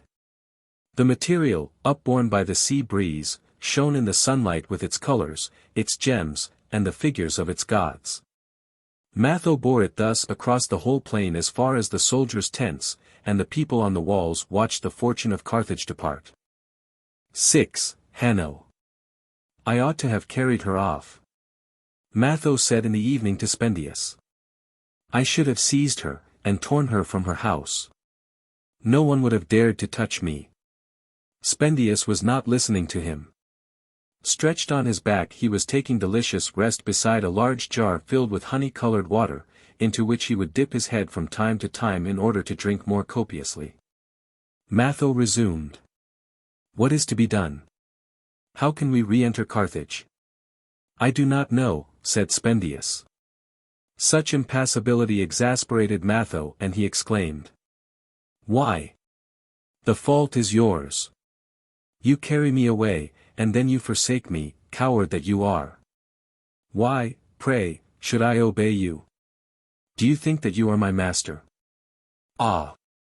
You prostituter, you slave, you son of a slave. He ground his teeth and raised his broad hand above Spendius. The Greek did not reply. An earthen lamp was burning gently against the tent pole, where the Zaïmph shone amid the hanging panoply. Suddenly Matho put on his cothurni, buckled on his brazen jacket of mail, and took his helmet. Where are you going? Asked Spendius. I am returning. Let me alone. I will bring her back. And if they show themselves I will crush them like vipers. I will put her to death, Spendius. Yes, he repeated, I will kill her. You shall see, I will kill her. But Spendius, who was listening eagerly, snatched up the Zaïmph abruptly and threw it into a corner, heaping up fleeces above it. A murmuring of voices was heard, torches gleamed, and Nar-Havas entered, followed by about 20 men. They wore white woolen cloaks, long daggers, copper necklaces, wooden earrings, and boots of hyena skin, and standing on the threshold they leaned upon their lances like herdsmen resting themselves. Nar-Havas was the handsomest of all. His slender arms were bound with straps ornamented with pearls. The golden circlet which fastened his ample garment about his head held an ostrich feather which hung down behind his shoulder, his teeth were displayed in a continual smile. His eyes seemed sharpened like arrows, and there was something observant and airy about his whole demeanor. He declared that he had come to join the mercenaries, for the Republic had long been threatening his kingdom. Accordingly he was interested in assisting the barbarians, and he might also be of service to them. I will provide you with elephants, my forests are full of them, wine, oil, barley, dates, pitch and sulfur for sieges, 20,000 foot soldiers and 10,000 horses. If I address myself to you, Matho, it is because the possession of the Zaïmph has made you chief man in the army. Moreover, he added, we are old friends. Matho, however, was looking at Spendius, who, seated on the sheepskins, was listening, and giving little nods of assent the while. Nar-Havas continued speaking. He called the gods to witness he cursed Carthage. In his imprecations he broke a javelin. All his men uttered simultaneously a loud howl, and Matho, carried away by so much passion, exclaimed that he accepted the alliance. A white bull and a black sheep, the symbols of day and night, were then brought, and their throats were cut on the edge of a ditch. When the latter was full of blood they dipped their arms into it.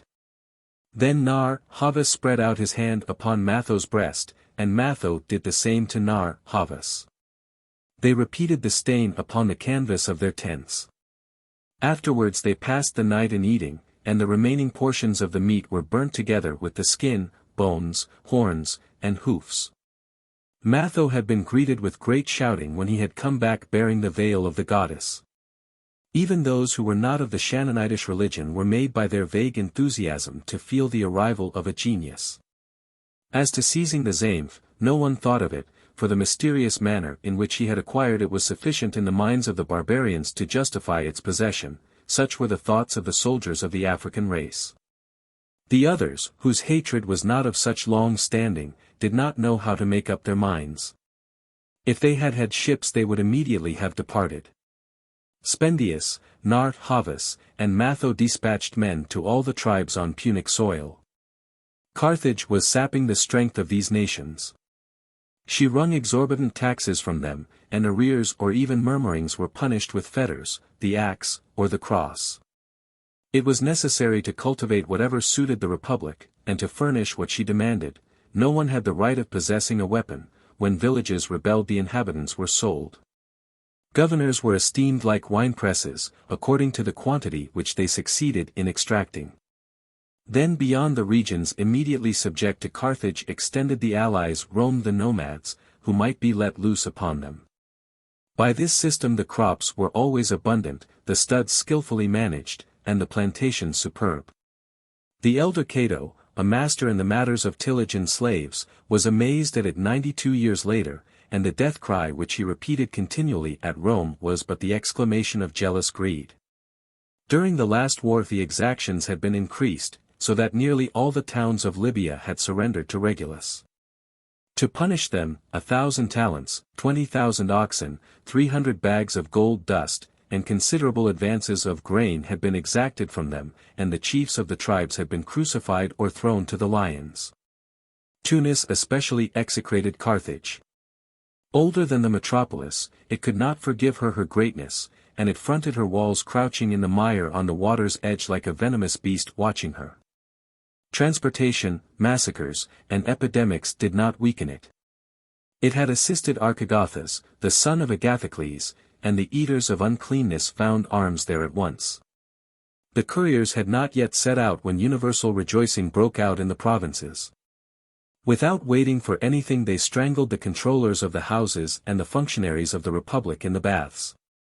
They took the old weapons that had been concealed out of the caves, they forged swords with the iron of the plows. The children sharpened javelins at the doors, and the women gave their necklaces, rings, earrings, and everything that could be employed for the destruction of Carthage. Piles of lances were heaped up in the country towns like sheaves of maize. Cattle and money were sent off. Matho speedily paid the mercenaries their arrears, and owing to this, which was Spendius's idea, he was appointed commander-in-chief, the Shalashim of the barbarians. Reinforcements of men poured in at the same time. The aborigines appeared first, and were followed by the slaves from the country. Caravans of Negroes were seized and armed, and merchants on their way to Carthage, despairing of any more certain profit, mingled with the barbarians. Numerous bands were continually arriving. From the heights of the Acropolis the growing army might be seen. But the guards of the legion were posted as sentries on the platform of the aqueduct, and near them rose at intervals brazen vats, in which floods of asphalt were boiling. Below in the plain the great crowd stirred tumultuously. They were in a state of uncertainty, feeling the embarrassment with which barbarians are always inspired when they meet with walls. Utica and Hippo Zarytus refused their alliance. Phoenician colonies like Carthage, they were self-governing, and always had clauses inserted in the treaties concluded by the Republic to distinguish them from the latter. Nevertheless they respected this strong sister of theirs who protected them, and they did not think that she could be vanquished by a mass of barbarians. These would on the contrary be themselves exterminated. They desired to remain neutral and to live at peace. But their position rendered them indispensable. Utica, at the foot of the gulf, was convenient for bringing assistance to Carthage from without. If Utica alone were taken, Hippo Zarytus, 6 hours further distant along the coast, would take its place, and the metropolis, being revictualled in this way, would be impregnable. Spendius wished the siege to be undertaken immediately. Narr' Havas was opposed to this. An advance should first be made upon the frontier. This was the opinion of the veterans, and of Matho himself, and it was decided that Spendius should go to attack Utica, and Matho Hippo Zarytus, while in the third place the main body should rest on Tunis and occupy the plain of Carthage. Autaritus being in command. As to Narr' Havas, he was to return to his own kingdom to procure elephants and to scour the roads with his cavalry. The women cried out loudly against this decision, they coveted the jewels of the Punic ladies. The Libyans also protested. They had been summoned against Carthage, and now they were going away from it. The soldiers departed almost alone.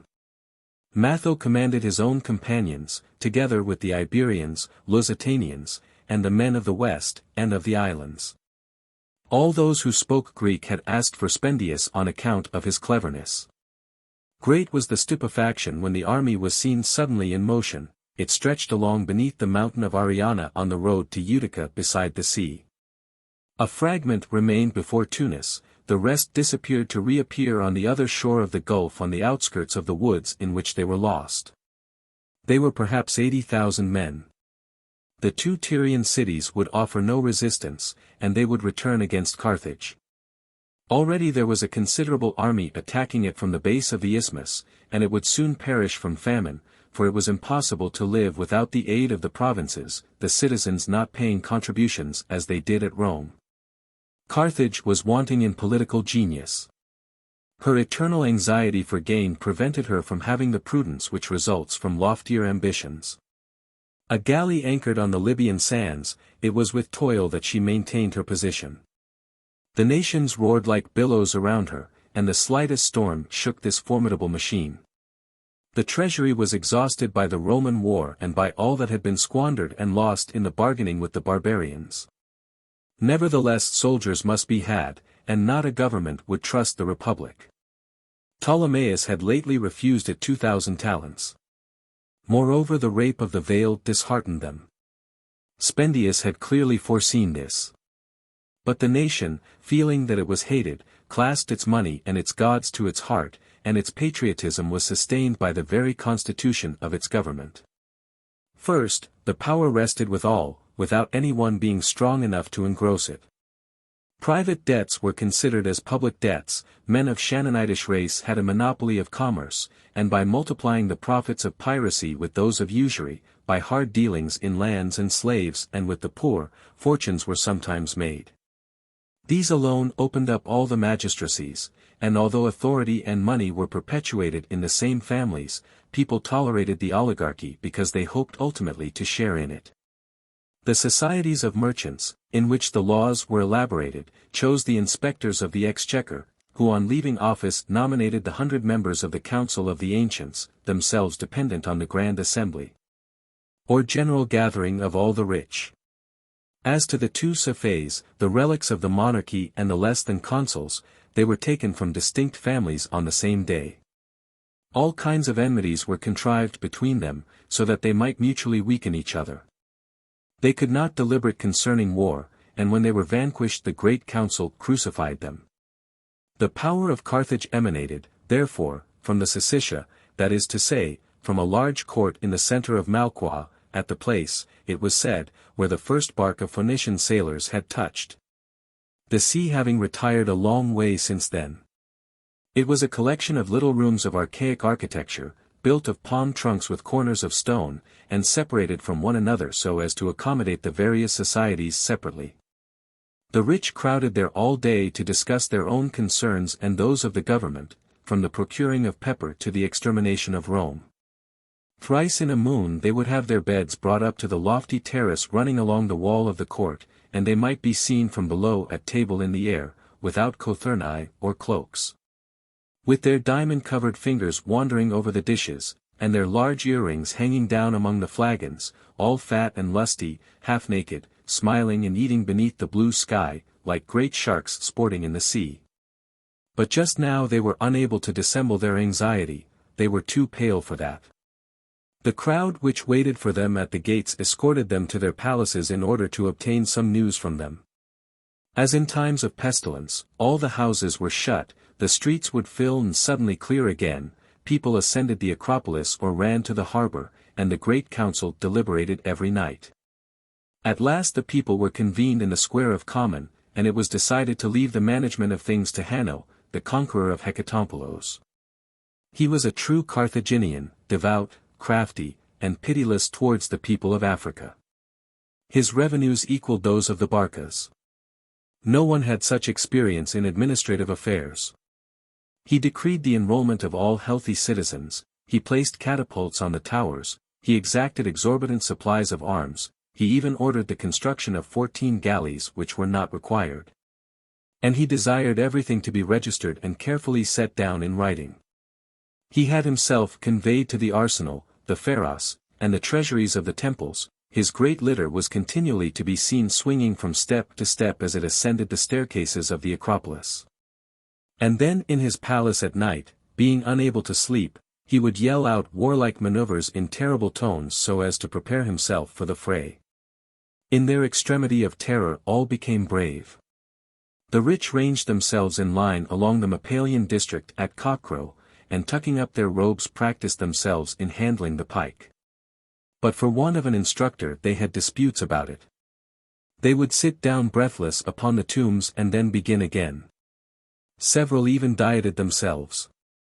Some imagined that it was necessary to eat a great deal in order to acquire strength, while others who were inconvenienced by their corpulence weakened themselves with fasts in order to become thin. Utica had already called several times upon Carthage for assistance, but Hanno would not set out until the engines of war had been supplied with the last screws. He lost 3 moons more in equipping the 112 elephants that were lodged in the ramparts. They were the conquerors of Regulus, the people loved them, it was impossible to treat such old friends too well. Hanno had the brass plates which adorned their breasts recast, their tusks gilt, their towers enlarged, and caparisons, edged with very heavy fringes, cut out of the handsomest purple. Finally, as their drivers were called Indians, after the first ones, no doubt, who came from the Indies, he ordered them all to be costumed after the Indian fashion. That is to say, with white pads round their temples, and small drawers of byssus, which with their transverse folds looked like 2 valves of a shell applied to the hips. The army under Autaritus still remained before Tunis. It was hidden behind a wall made with mud from the lake, and protected on the top by thorny brushwood. Some Negroes had planted tall sticks here and there bearing frightful faces, human masks made with birds' feathers, and jackals or serpents' heads, which gaped towards the enemy for the purpose of terrifying him. And the barbarians, reckoning themselves invincible through these means, danced, wrestled, and juggled, convinced that Carthage would perish before long. Any one but Hanno would easily have crushed such a multitude, hampered as it was with herds and women. Moreover, they knew nothing of drill, and Autaritus was so disheartened that he had ceased to require it. They stepped aside when he passed by rolling his big blue eyes. Then on reaching the edge of the lake he would draw back his sealskin cloak, unfasten the cord which tied up his long red hair, and soak the latter in the water. He regretted that he had not deserted to the Romans along with the 2,000 Gauls of the Temple of Eryx. Often the sun would suddenly lose his rays in the middle of the day. Then the gulf and the open sea would seem as motionless as molten lead. A cloud of brown dust stretching perpendicularly would speed whirling along. The palm trees would bend and the sky disappear, while stones would be heard rebounding on the animal's cruppers, and the Gaul, his lips glued against the holes in his tent, would gasp with exhaustion and melancholy. His thoughts would be of the scent of the pastures on autumn mornings, of snowflakes, or of the bellowing of the urus lost in the fog, and closing his eyelids he would in imagination behold the fires in long straw-roofed cottages flickering on the marshes in the depths of the woods. Others regretted their native lands as well as he, even though they might not be so far away.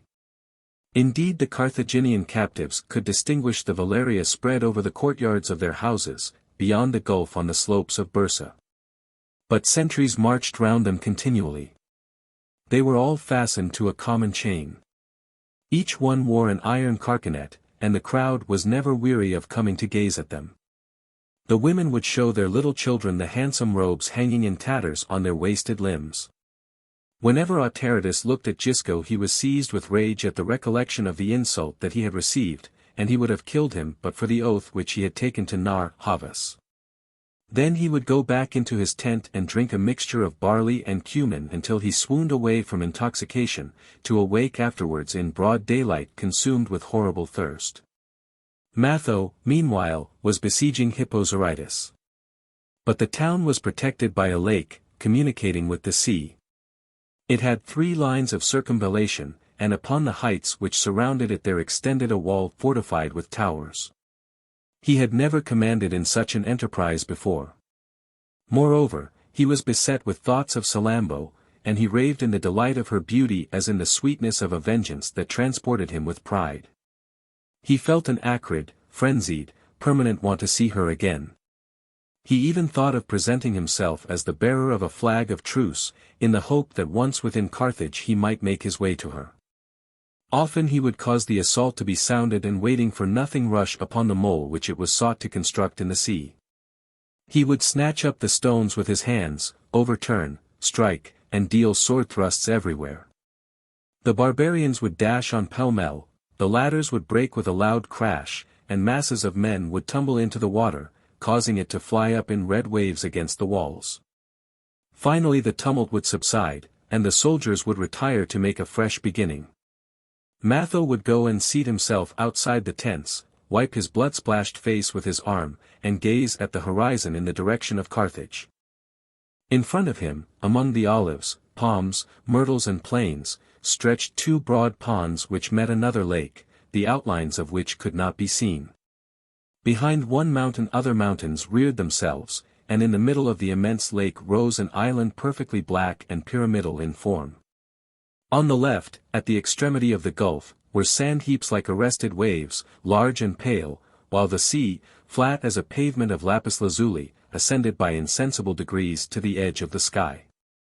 The verdure of the country was lost in places beneath long sheets of yellow, carobs were shining like knobs of coral, vine branches drooped from the tops of the sycamores, the murmuring of the water could be heard.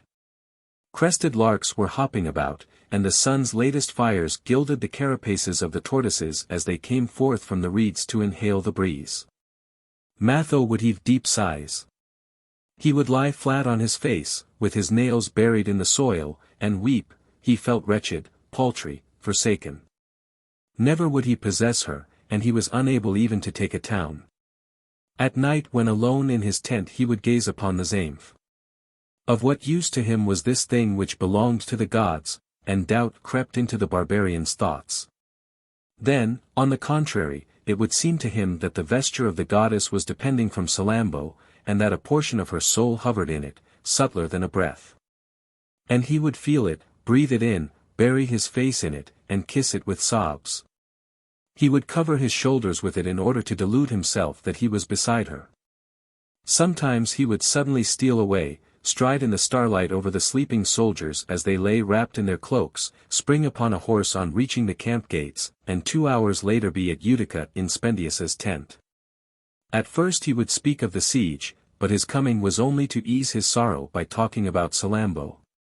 Spendius exhorted him to be prudent. Drive away these trifles from your soul, which is degraded by them. Formerly you were used to obey. Now you command an army, and if Carthage is not conquered we shall at least be granted provinces. We shall become kings. But how was it that the possession of the Zaïmph did not give them the victory? According to Spendius they must wait. Matho fancied that the veil affected people of Shannonitish race exclusively, and, in his barbarian-like subtlety, he said to himself, the Zaïmph will accordingly do nothing for me, but since they have lost it, it will do nothing for them. Afterwards a scruple troubled him. He was afraid of offending Moloch by worshipping Aptuknos, the god of the Libyans, and he timidly asked Spendius to which of the gods it would be advisable to sacrifice a man. Keep on sacrificing, laughed Spendius. Matho, who could not understand such indifference, suspected the Greek of having a genius of whom he did not speak. All modes of worship, as well as all races, were to be met with in these armies of barbarians, and consideration was had to the gods of others, for they too inspired fear. Many mingled foreign practices with their native religion. It was to no purpose that they did not adore the stars. If a constellation were fatal or helpful, sacrifices were offered to it. An unknown amulet found by chance at a moment of peril became a divinity. Or it might be a name and nothing more, which would be repeated without any attempt to understand its meaning. But after pillaging temples, and seeing numbers of nations and slaughters, many ultimately ceased to believe in anything but destiny and death, and every evening these would fall asleep with the placidity of wild beasts. Spendius had spit upon the images of Jupiter Olympus, nevertheless he dreaded to speak aloud in the dark, nor did he fail every day to put on his right boot first. He reared a long quadrangular terrace in front of Utica, but in proportion as it ascended the rampart was also heightened, and what was thrown down by the one side was almost immediately raised again by the other. Spendius took care of his men. He dreamed of plans and strove to recall the stratagems which he had heard described in his travels. But why did Nar-Havas not return? There was nothing but anxiety. Hanno had at last concluded his preparations. One night when there was no moon he transported his elephants and soldiers on rafts across the Gulf of Carthage. Then they wheeled round the mountain of the hot springs so as to avoid Autaritus, and continued their march so slowly that instead of surprising the barbarians in the morning, as the Suffet had calculated, they did not reach them until it was broad daylight on the third day. Utica had on the east a plain which extended to the large lagoon of Carthage. Behind it a valley ran at right angles between two low and abruptly terminated mountains. The barbarians were encamped further to the left in such a way as to blockade the harbor. And they were sleeping in their tents, for on that day both sides were too weary to fight and were resting, when the Carthaginian army appeared at the turning of the hills. Some camp followers furnished with slings were stationed at intervals on the wings. The first line was formed of the guards of the legion in golden scale armor, mounted on their big horses, which were without mane, hair, or ears, and had silver horns in the middle of their foreheads to make them look like rhinoceroses. Between their squadrons were youths wearing small helmets and swinging an ashen javelin in each hand. The long files of the heavy infantry marched behind. All these traders had piled as many weapons upon their bodies as possible. Some might be seen carrying an axe, a lance, a club, and two swords all at once, others bristled with darts like porcupines, and their arms stood out from their cuirasses in sheets of horn or iron plates. At last the scaffoldings of the lofty engines appeared, carabalistas, onagers, catapults and scorpions, rocking on chariots drawn by mules and quadrigas of oxen. And in proportion as the army drew out, the captains ran panting right and left to deliver commands, close up the files, and preserve the intervals. Such of the ancients as held commands had come in purple cassocks, the magnificent fringes of which tangled in the white straps of their cothurni. Their faces, which were smeared all over with vermilion, shone beneath enormous helmets surmounted with images of the gods. And, as they had shields with ivory borders covered with precious stones, they might have been taken for suns passing over walls of brass. But the Carthaginians maneuvered so clumsily that the soldiers in derision urged them to sit down. They called out that they were just going to empty their big stomachs, to dust the gilding of their skin, and to give them iron to drink. A strip of green cloth appeared at the top of the pole planted before Spendius's tent. It was the signal. The Carthaginian army replied to it with a great noise of trumpets, cymbals, flutes of asses' bones, and tympanums. The barbarians had already leaped outside the palisades, and were facing their enemies within a javelin's throw of them. A Balearic slinger took a step forward, put one of his clay bullets into his thong, and swung round his arm. An ivory shield was shivered, and the two armies mingled together. The Greeks made the horses rear and fall back upon their masters by pricking their nostrils with the points of their lances. The slaves who were to hurl stones had picked such as were too big, and they accordingly fell close to them. The Punic foot soldiers exposed the right side in cutting with their long swords. The barbarians broke their lines, they slaughtered them freely, they stumbled over the dying and dead, quite blinded by the blood that spurted into their faces. The confused heap of pikes, helmets, cuirasses and swords turned round about, widening out and closing in with elastic contractions. The gaps increased more and more in the Carthaginian cohorts, the engines could not get out of the sand. And finally the Suffet's litter, his grand litter with crystal pendants, which from the beginning might have been seen tossing among the soldiers like a bark on the waves, suddenly foundered. He was no doubt dead. The barbarians found themselves alone. The dust around them fell and they were beginning to sing, when Hanno himself appeared on the top of an elephant. He sat bareheaded beneath a parasol of byssus which was carried by a negro behind him. His necklace of blue plates flapped against the flowers on his black tunic. His huge arms were compressed within circles of diamonds, and with open mouth he brandished a pike of inordinate size, which spread out at the end like a lotus, and flashed more than a mirror. Immediately the earth shook, and the barbarians saw all the elephants of Carthage, with their gilt tusks and blue-painted ears, hastening up in single line. Clothed with bronze and shaking the leathern towers which were placed above their scarlet caparisons, in each of which were 3 archers bending large bows. The soldiers were barely in possession of their arms, they had taken up their positions at random. They were frozen with terror, they stood undecided. Javelins, arrows, phalaricas, and masses of lead were already being showered down upon them from the towers. Some clung to the fringes of the caparisons in order to climb up, but their hands were struck off with cutlasses and they fell backwards upon the swords' points. The pikes were too weak and broke, and the elephants passed through the phalanxes like wild boars through tufts of grass. They plucked up the stakes of the camp with their trunks, and traversed it from one end to the other, overthrowing the tents with their breasts. All the barbarians had fled. They were hiding themselves in the hills bordering the valley by which the Carthaginians had come. The victorious Hanno presented himself before the gates of Utica. He had a trumpet sounded. The 3 judges of the town appeared in the opening of the battlements on the summit of a tower. But the people of Utica would not receive such well-armed guests. Hanno was furious. At last they consented to admit him with a feeble escort. The streets were too narrow for the elephants. They had to be left outside. As soon as the Suffet was in the town the principal men came to greet him. He had himself taken to the vapor baths, and called for his cooks.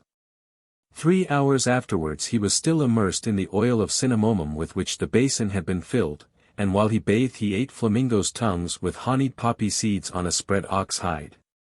Beside him was his Greek physician, motionless, in a long yellow robe, directing the reheating of the bath from time to time, and 2 young boys leaned over the steps of the basin and rubbed his legs. But attention to his body did not check his love for the Commonwealth, for he was dictating a letter to be sent to the Great Council, and as some prisoners had just been taken he was asking himself what terrible punishment could be devised. "Stop," said he to a slave who stood writing in the hollow of his hand. "Let some of them be brought to me. I wish to see them." And from the bottom of the hall, full of a whitish vapor on which the torches cast red spots, 3 barbarians were thrust forward, a Samnite, a Spartan, and a Cappadocian. "Proceed," said Hanno. "Rejoice, light of the Baals. Your Suffet has exterminated the ravenous hounds. Blessings on the Republic. Give orders for prayers." He perceived the captives and burst out laughing. "Ah! Ha! My fine fellows of Sicca. You are not shouting so loudly today. It is I. Do you recognize me? And where are your swords? What really terrible fellows," and he pretended to be desirous to hide himself as if he were afraid of them. "You demanded horses, women, estates, magistracies, no doubt, and priesthoods. Why not? Well, I will provide you with the estates, and such as you will never come out of. You shall be married to gibbets that are perfectly new. Your pay. It shall be melted in your mouths in leaden ingots. And I will put you into good and very exalted positions among the clouds, so as to bring you close to the eagles. The three long-haired and ragged barbarians looked at him without understanding what he said. Wounded in the knees, they had been seized by having ropes thrown over them, and the ends of the great chains on their hands trailed upon the pavement. Hanno was indignant at their impassibility. On your knees. On your knees. Jackals. Dust. Vermin. Excrements. And they make no reply. Enough. Be silent. Let them be flayed alive. No. Presently.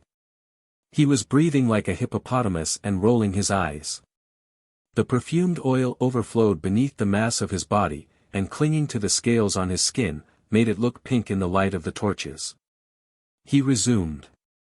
For 4 days we suffered greatly from the sun.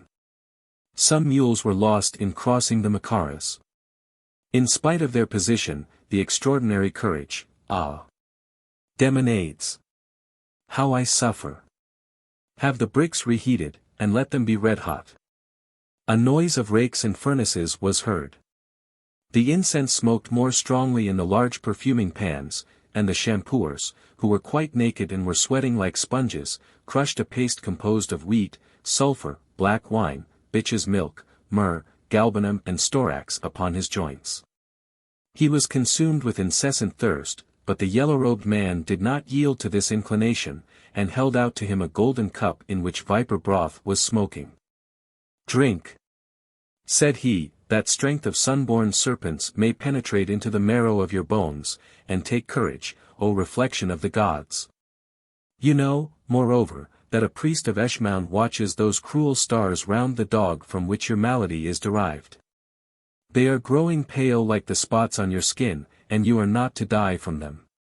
Oh! Yes, that is so, is it not? Repeated the Suffet, I am not to die from them. And his violacious lips gave forth a breath more nauseous than the exhalation from a corpse. 2 coals seemed to burn in the place of his eyes, which had lost their eyebrows. A mass of wrinkled skin hung over his forehead, both his ears stood out from his head and were beginning to increase in size. And the deep lines forming semicircles round his nostrils gave him a strange and terrifying appearance, the look of a wild beast. His unnatural voice was like a roar, he said. Perhaps you are right, Demonades. In fact there are many ulcers here which have closed. I feel robust. Here. Look how I am eating. And less from greediness than from ostentation, and the desire to prove to himself that he was in good health, he cut into the forcemeats of cheese and marjoram, the boned fish, gourds, oysters with eggs, horseradishes, truffles, and brochettes of small birds. As he looked at the prisoners he revelled in the imagination of their tortures. Nevertheless he remembered Sicca, and the rage caused by all his woes found vent in the abuse of these 3 men. Ah! Traitors! Ah! Wretches! Infamous, accursed creatures! And you outraged me. The Suffet. Their services, the price of their blood, say they. Ah! Yes. Their blood. Their blood. Then speaking to himself, all shall perish. Not one shall be sold. It would be better to bring them to Carthage. I should be seen, but doubtless, I have not brought chains enough. Right, send me, how many of them are there? Go and ask Mathumble. Go. No pity. And let all their hands be cut off and brought to me in baskets. But strange cries at once hoarse and shrill penetrated into the hall above Hanno's voice and the rattling of the dishes that were being placed around him. They increased, and suddenly the furious trumpeting of the elephants burst forth as if the battle were beginning again. A great tumult was going on around the town.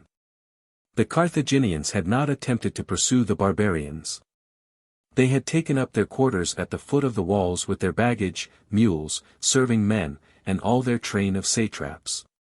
And they made merry in their beautiful pearl-bordered tents, while the camp of the mercenaries was now nothing but a heap of ruins in the plain. Spendius had recovered his courage.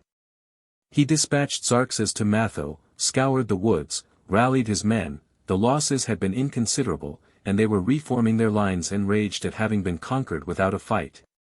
When they discovered a vat of petroleum which had no doubt been abandoned by the Carthaginians.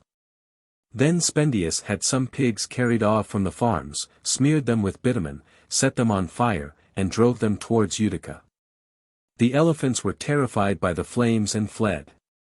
The ground sloped upwards, javelins were thrown at them, and they turned back, and with great blows of ivory and trampling feet they ripped up the Carthaginians, stifled them, flattened them.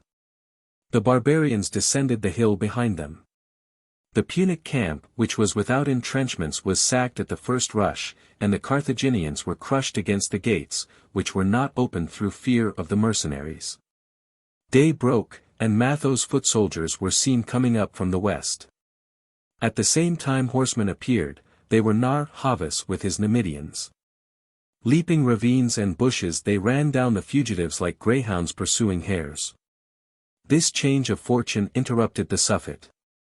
He called out to be assisted to leave the vapor bath. The three captives were still before him. Then a negro, the same who had carried his parasol in the battle, leaned over to his ear.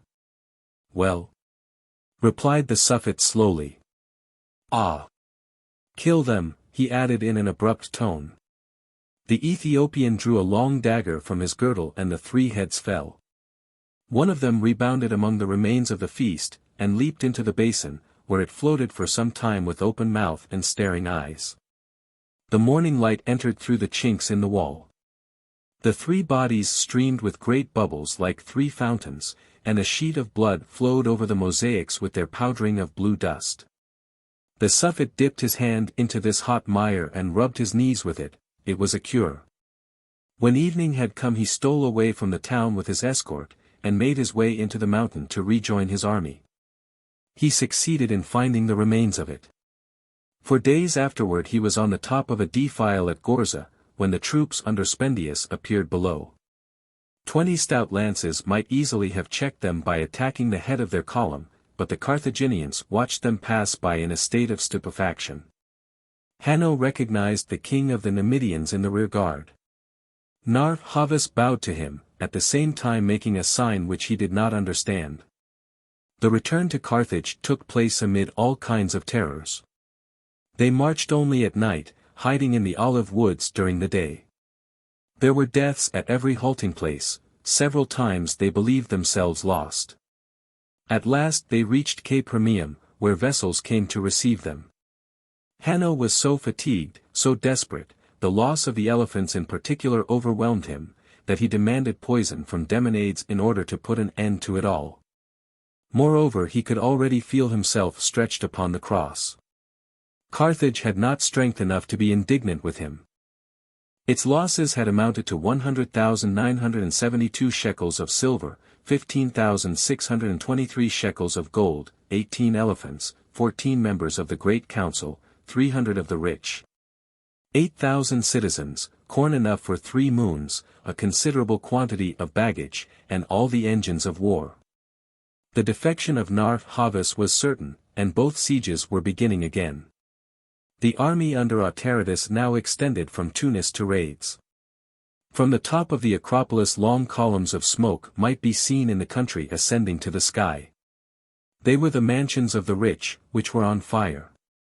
One man alone could have saved the Republic. People repented that they had slighted him, and the peace party itself voted holocausts for Hamilcar's return. The sight of the Zaïmph had upset Salammbô. At night she thought that she could hear the footsteps of the goddess, and she would awake terrified and shrieking. Every day she sent food to the temples. Tanit was worn out with executing her orders, and Scahabrim never left her. 7. Hamilcar Barca. The announcer of the moons, who watched on the summit of the temple of Eshmoun every night in order to signal the disturbances of the planet with his trumpet. One morning perceived towards the west something like a bird skimming the surface of the sea with its long wings. It was a ship with 3 tiers of oars and with a horse carved on the prow. The sun was rising. The announcer of the moons put up his hand before his eyes, and then grasping his clarion with outstretched arms sounded a loud brazen cry over Carthage. People came out of every house, they would not believe what was said. They disputed with one another, the mole was covered with people. At last they recognized Hamilcar's trireme. It advanced in fierce and haughty fashion, cleaving the foam around it, the lateenyard quite square and the sail bulging down the whole length of the mast, its gigantic oars kept time as they beat the water. Every now and then the extremity of the keel, which was shaped like a plowshare, would appear, and the ivory-headed horse, rearing both its feet beneath the spur which terminated the prow, would seem to be speeding over the plains of the sea. As it rounded the promontory the wind ceased, the sail fell, and a man was seen standing bareheaded beside the pilot. It was he, Hamilcar, the Suffet. About his sides he wore gleaming sheets of steel. A red cloak, fastened to his shoulders, left his arms visible, 2 pearls of great length hung from his ears, and his black, bushy beard rested on his breast. The galley, however, tossing amid the rocks, was proceeding along the side of the mole, and the crowd followed it on the flagstones, shouting, "Greeting! Blessing! Eye of Common! Ah! Deliver us! 'Tis the fault of the rich. They want to put you to death. Take care of yourself, Barca." He made no reply, as if the loud clamor of oceans and battles had completely deafened him. But when he was below the staircase leading down from the Acropolis, Hamilcar raised his head, and looked with folded arms upon the temple of Eshmoun. His gaze mounted higher still, to the great pure sky. He shouted an order in a harsh voice to his sailors, the trireme leaped forward, it grazed the idol set up at the corner of the mole to stay the storms. And in the merchant harbor, which was full of filth, fragments of wood, and rinds of fruit, it pushed aside and crushed against the other ships moored to stakes and terminating in crocodiles' jaws. The people hastened thither, and some threw themselves into the water to swim to it. It was already at the very end before the gate which bristled with nails. The gate rose, and the trireme disappeared beneath the deep arch. The military harbor was completely separated from the town. When ambassadors arrived, they had to proceed between 2 walls through a passage which had its outlet on the left in front of the Temple of Common. This great expanse of water was as round as a cup, and was bordered with quays on which sheds were built for sheltering the ships. Before each of these rose 2 pillars bearing the horns of Ammon on their capitals and forming continuous porticos all round the basin. On an island in the center stood a house for the marine Suffet. The water was so limpid that the bottom was visible with its paving of white pebbles. The noise of the streets did not reach so far, and Hamilcar as he passed recognized the triremes which he had formerly commanded. Not more than 20 perhaps remained, under shelter on the land, leaning over on their sides or standing upright on their keels, with lofty poops and swelling prows, and covered with gildings and mystic symbols. The chimeras had lost their wings, the Pataic gods their arms, the bulls their silver horns. And half-painted, motionless, and rotten as they were, yet full of associations, and still emitting the scent of voyages, they all seemed to say to him, like mutilated soldiers on seeing their master again, "'Tis we. 'Tis we. And you too are vanquished." No one excepting the marine Suffet might enter the admiral's house. So long as there was no proof of his death he was considered as still in existence. In this way the ancients avoided a master the more, and they had not failed to comply with the custom in respect to Hamilcar. The Suffet proceeded into the deserted apartments. At every step he recognized armor and furniture, familiar objects which nevertheless astonished him. And in a perfuming pan in the vestibule there even remained the ashes of the perfumes that had been kindled at his departure for the conjuration of Melkarth. It was not thus that he had hoped to return. Everything that he had done, everything that he had seen, unfolded itself in his memory: assaults, conflagrations, legions, tempests, Drepanum, Syracuse, Lilybaeum, Mount Etna, the plateau of Eryx, 5 years of battles. Until the fatal day when arms had been laid down and Sicily had been lost. Then he once more saw the woods of citron trees, and herdsmen with their goats on grey mountains, and his heart leaped at the thought of the establishment of another Carthage down yonder. His projects and his recollections buzzed through his head, which was still dizzy from the pitching of the vessel. he was overwhelmed with anguish, and, becoming suddenly weak, he felt the necessity of drawing near to the gods. Then he went up to the highest story of his house, and taking a nail-studded staple from a golden shell, which hung on his arm, he opened a small oval chamber. It was softly lighted by means of delicate black discs let into the wall and as transparent as glass. Between the rows of these equal discs, holes, like those for the urns in columbaria, were hollowed out. Each of them contained a round dark stone, which appeared to be very heavy. Only people of superior understanding honored these abatters, which had fallen from the moon. By their fall they denoted the stars, the sky, and fire. By their color dark night, and by their density the cohesion of terrestrial things. A stifling atmosphere filled this mystic place. The round stones lying in the niches were whitened somewhat with sea sand which the wind had no doubt driven through the door. Hamilcar counted them one after another with the tip of his finger. Then he hid his face in a saffron-colored veil, and, falling on his knees, stretched himself on the ground with both arms extended. The daylight outside was beginning to strike on the folding shutters of black latticework.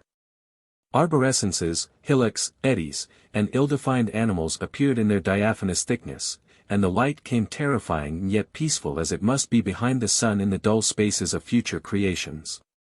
He strove to banish from his thoughts all forms, and all symbols and appellations of the gods, that he might the better apprehend the immutable spirit which outward appearances took away. Something of the planetary vitalities penetrated him, and he felt withal a wiser and more intimate scorn of death and of every accident. When he rose he was filled with serene fearlessness and was proof against pity or dread, and as his chest was choking he went to the top of the tower which overlooked Carthage. The town sank downwards in a long hollow curve, with its cupolas, its temples, its golden roofs, its houses, its clusters of palm trees here and there, and its glass balls with streaming rays, while the ramparts formed, as it were, the gigantic border of this horn of plenty which poured itself out before him. Far below he could see the harbors, the squares, the interiors of the courts, the plan of the streets, and the people, who seemed very small and but little above the level of the pavement. Ah! If Hanno had not arrived too late on the morning of the Aegaean Islands! He fastened his eyes on the extreme horizon and stretched forth his quivering arms in the direction of Rome. The steps of the Acropolis were occupied by the multitude. In the square of Common the people were pressing forwards to see the Suffet come out, and the terraces were gradually being loaded with people. A few recognized him, and he was saluted. But he retired in order the better to excite the impatience of the people. Hamilcar found the most important men of his party below in the hall, Istaton, Sabeldia, Hictamon, Eubas and others. They related to him all that had taken place since the conclusion of the peace, the greed of the ancients, the departure of the soldiers, their return, their demands, the capture of Gisco, the theft of the Zaïmph, the relief and subsequent abandonment of Utica. But no one ventured to tell him of the events which concerned himself. At last they separated, to meet again during the night at the assembly of the ancients in the temple of Moloch. They had just gone out when a tumult arose outside the door. Some one was trying to enter in spite of the servants, and as the disturbance was increasing Hamilcar ordered the stranger to be shown in. An old negress made her appearance, broken, wrinkled, trembling, stupid-looking, wrapped to the heels in ample blue veils. She advanced face to face with the Suffet, and they looked at each other for some time. Suddenly Hamilcar started. At a wave of his hand the slaves withdrew. Then, signing to her to walk with precaution, he drew her by the arm into a remote apartment. The negress threw herself upon the floor to kiss his feet. He raised her brutally. "Where have you left him, Idable?" "Down there, master," and extricating herself from her veils, she rubbed her face with her sleeve. The black color, the senile trembling, the bent figure disappeared, and there remained a strong old man whose skin seemed tanned by sand, wind, and sea. A tuft of white hair rose on his skull like the crest of a bird. And he indicated his disguise, as it lay on the ground, with an ironic glance. "You have done well, Idable." "'Tis well." Then piercing him, as it were, with his keen gaze, no one yet suspects. The old man swore to him by the Kabiri that the mystery had been kept. They never left their cottage, which was 3 days' journey from Hadramedum, on a shore peopled with turtles, and with palms on the dune. And in accordance with your command, O master, I teach him to hurl the javelin and to drive a team. He is strong, is he not? Yes, master, and intrepid as well. He has no fear of serpents, or thunder, or phantoms. He runs barefooted like a herdsman along the brinks of precipices. Speak. Speak. He invents snares for wild beasts. Would you believe it, that last moon he surprised an eagle? He dragged it away, and the bird's blood and the child's were scattered in the air in large drops like driven roses. The animal in its fury enwrapped him in the beating of its wings. He strained it against his breast, and as it died his laughter increased, piercing and proud like the clashing of swords. Hamilcar bent his head, dazzled by such presages of greatness. But he has been for some time restless and disturbed. He gazes at the sails passing far out at sea, he is melancholy, he rejects bread, he inquires about the gods, and he wishes to become acquainted with Carthage. No, no. Not yet, exclaimed the Suffet. The old slave seemed to understand the peril which alarmed Hamilcar, and he resumed. How is he to be restrained? Already I am obliged to make him promises, and I have come to Carthage only to buy him a dagger with a silver handle and pearls all around it. Then he told how, having perceived the Suffet on the terrace, he had passed himself off on the warders of the harbour as one of Salammbô's women, so as to make his way into him. Hamilcar remained for a long time apparently lost in deliberation. At last he said, Tomorrow you will present yourself at sunset behind the purple factories in Megara, and imitate a jackal's cry 3 times. If you do not see me, you will return to Carthage on the first day of every moon. Forget nothing. Love him. You may speak to him now about Hamilcar. The slave resumed his costume, and they left the house and the harbour together. Hamilcar went on his way alone on foot and without an escort, for the meetings of the ancients were, under extraordinary circumstances, always secret, and were resorted to mysteriously. At first he went along the western front of the Acropolis, and then passed through the Green Market, the galleries of Kinisto, and the perfumer's suburb. The scattered lights were being extinguished, the broader streets grew still, then shadows glided through the darkness. They followed him, others appeared, and like him they all directed their course towards the Mappalian district. The temple of Moloch was built at the foot of a steep defile in a sinister spot. From below nothing could be seen but lofty walls rising indefinitely like those of a monstrous tomb. The night was gloomy, a greyish fog seemed to weigh upon the sea, which beat against the cliff with a noise as of death rattles and sobs, and the shadows gradually vanished as if they had passed through the walls. But as soon as the doorway was crossed one found oneself in a vast quadrangular court bordered by arcades. In the center rose a mass of architecture with 8 equal faces. It was surmounted by cupolas which thronged around a second story supporting a kind of rotunda, from which sprang a cone with a re-entrant curve and terminating in a ball on the summit. Fires were burning in cylinders of filigree work fitted upon poles, which men were carrying to and fro.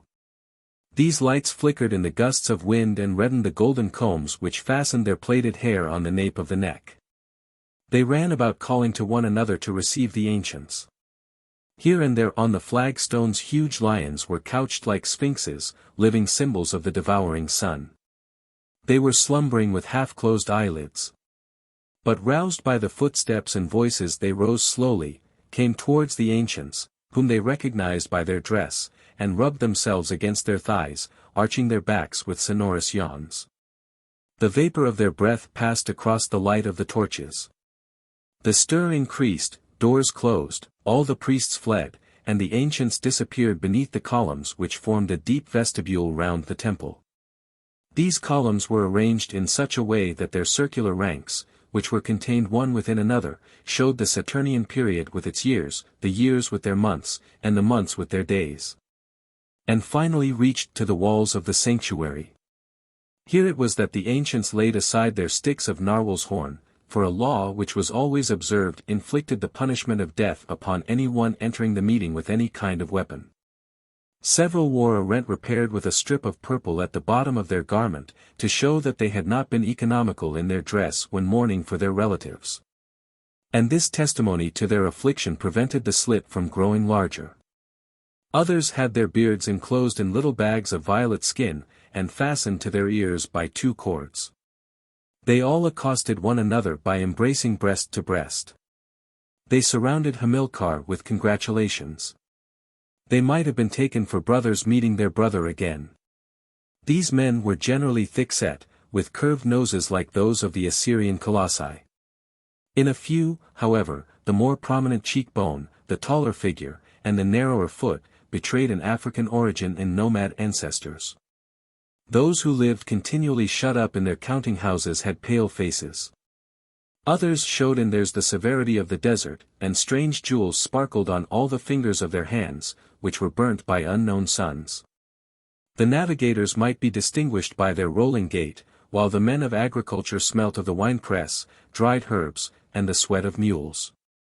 These old pirates had lands under tillage, these money grubbers would fit out ships, these proprietors of cultivated lands supported slaves who followed trades. All were skilled in religious discipline, expert in strategy, pitiless and rich. They looked wearied of prolonged cares. Their flaming eyes expressed distrust, and their habits of traveling and lying, trafficking and commanding, gave an appearance of cunning and violence, a sort of discreet and convulsive brutality to their whole demeanor. Further, the influence of the god cast a gloom upon them. They first passed through a vaulted hall which was shaped like an egg. 7 doors, corresponding to the 7 planets, displayed 7 squares of different colors against the wall. After traversing a long room they entered another similar hall. A candelabrum completely covered with chiseled flowers was burning at the far end, and each of its 8 golden branches bore a wick of byssus in a diamond chalice. It was placed upon the last of the long steps leading to a great altar, the corners of which terminated in horns of brass. 2 lateral staircases led to its flattened summit, the stones of it could not be seen. It was like a mountain of heaped cinders, and something indistinct was slowly smoking at the top of it. Then further back, higher than the candelabrum, and much higher than the altar, rose the Moloch, all of iron, and with gaping apertures in his human breast. His outspread wings were stretched upon the wall, his tapering hands reached down to the ground. 3 black stones bordered by yellow circles represented 3 eyeballs on his brow, and his bull's head was raised with a terrible effort as if in order to bellow. Ebony stools were ranged round the apartment. Behind each of them was a bronze shaft resting on 3 claws and supporting a torch.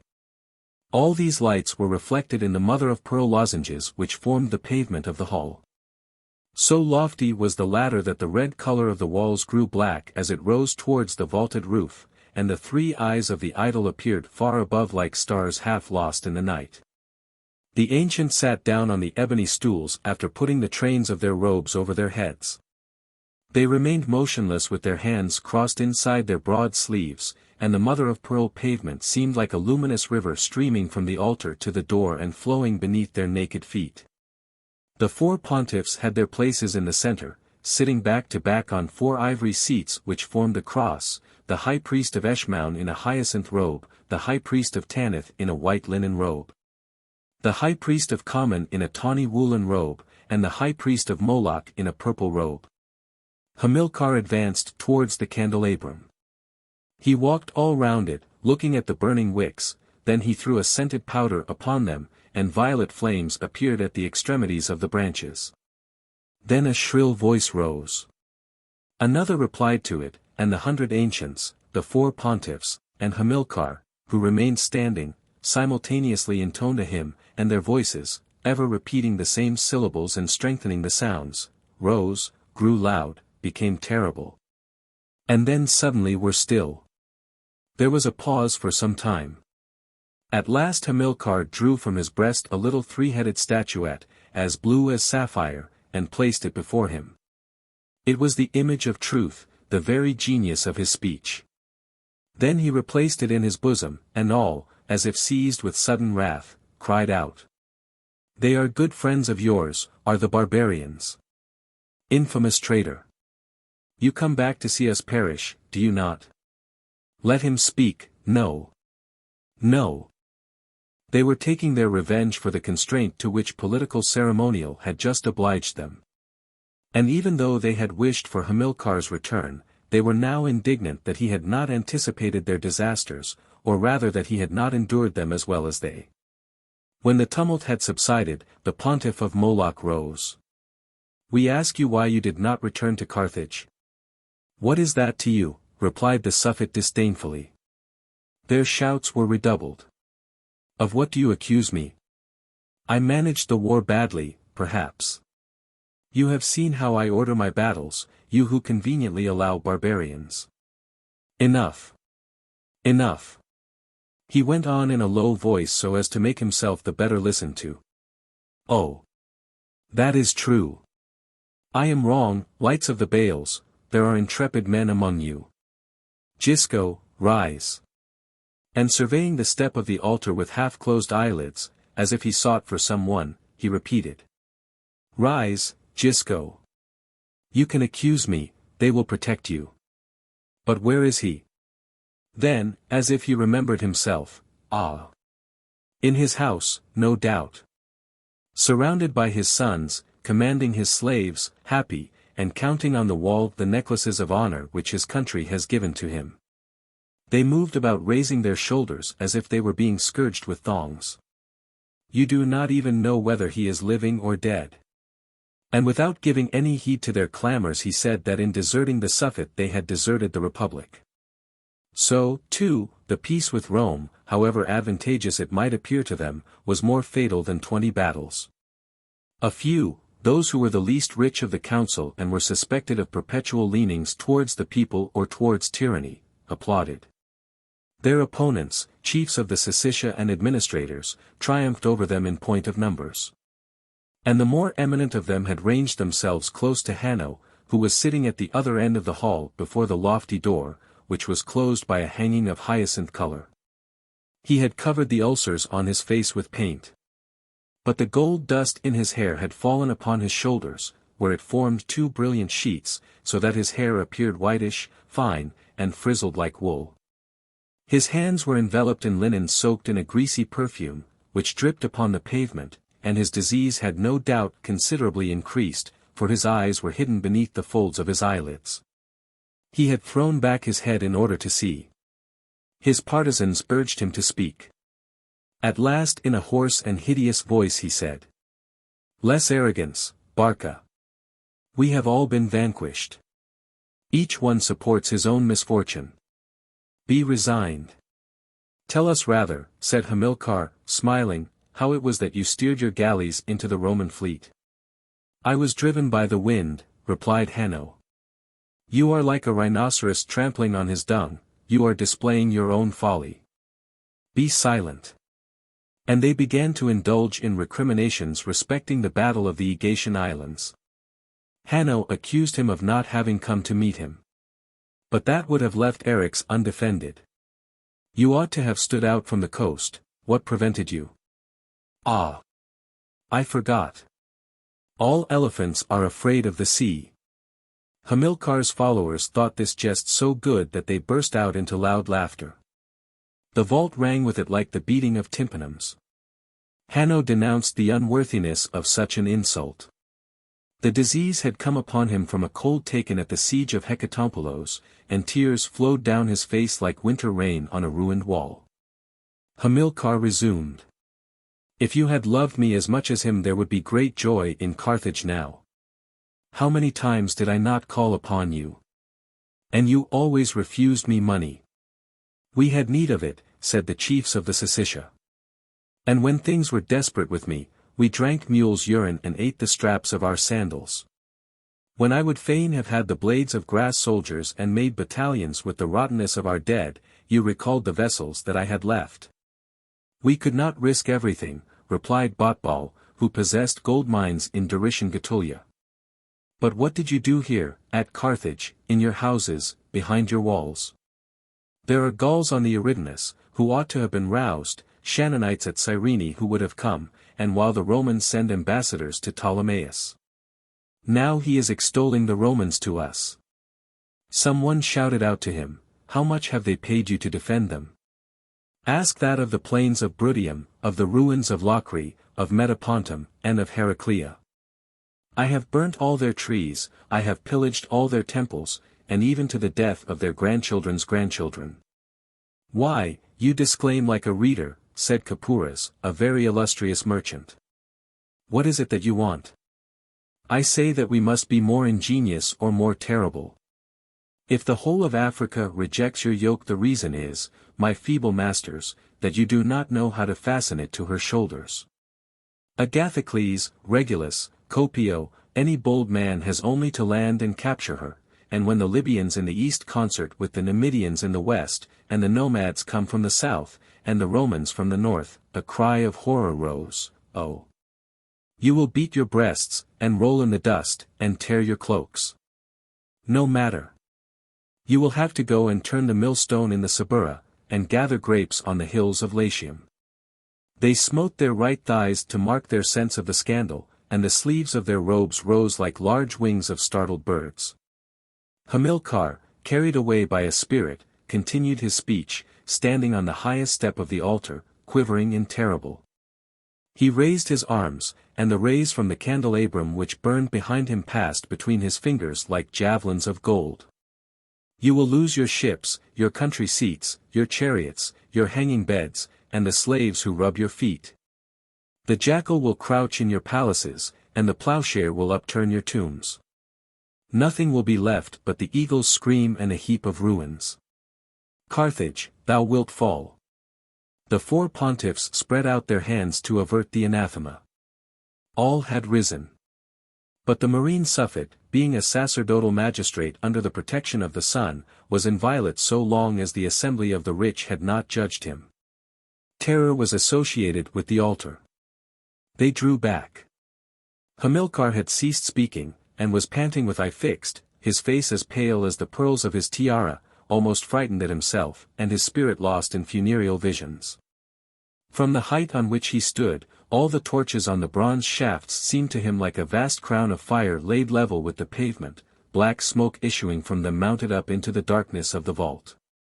And for some minutes the silence was so profound that they could hear in the distance the sound of the sea. Then the ancients began to question one another. Their interests, their existence, were attacked by the barbarians. But it was impossible to conquer them without the assistance of the Suffet, and in spite of their pride this consideration made them forget every other. His friends were taken aside.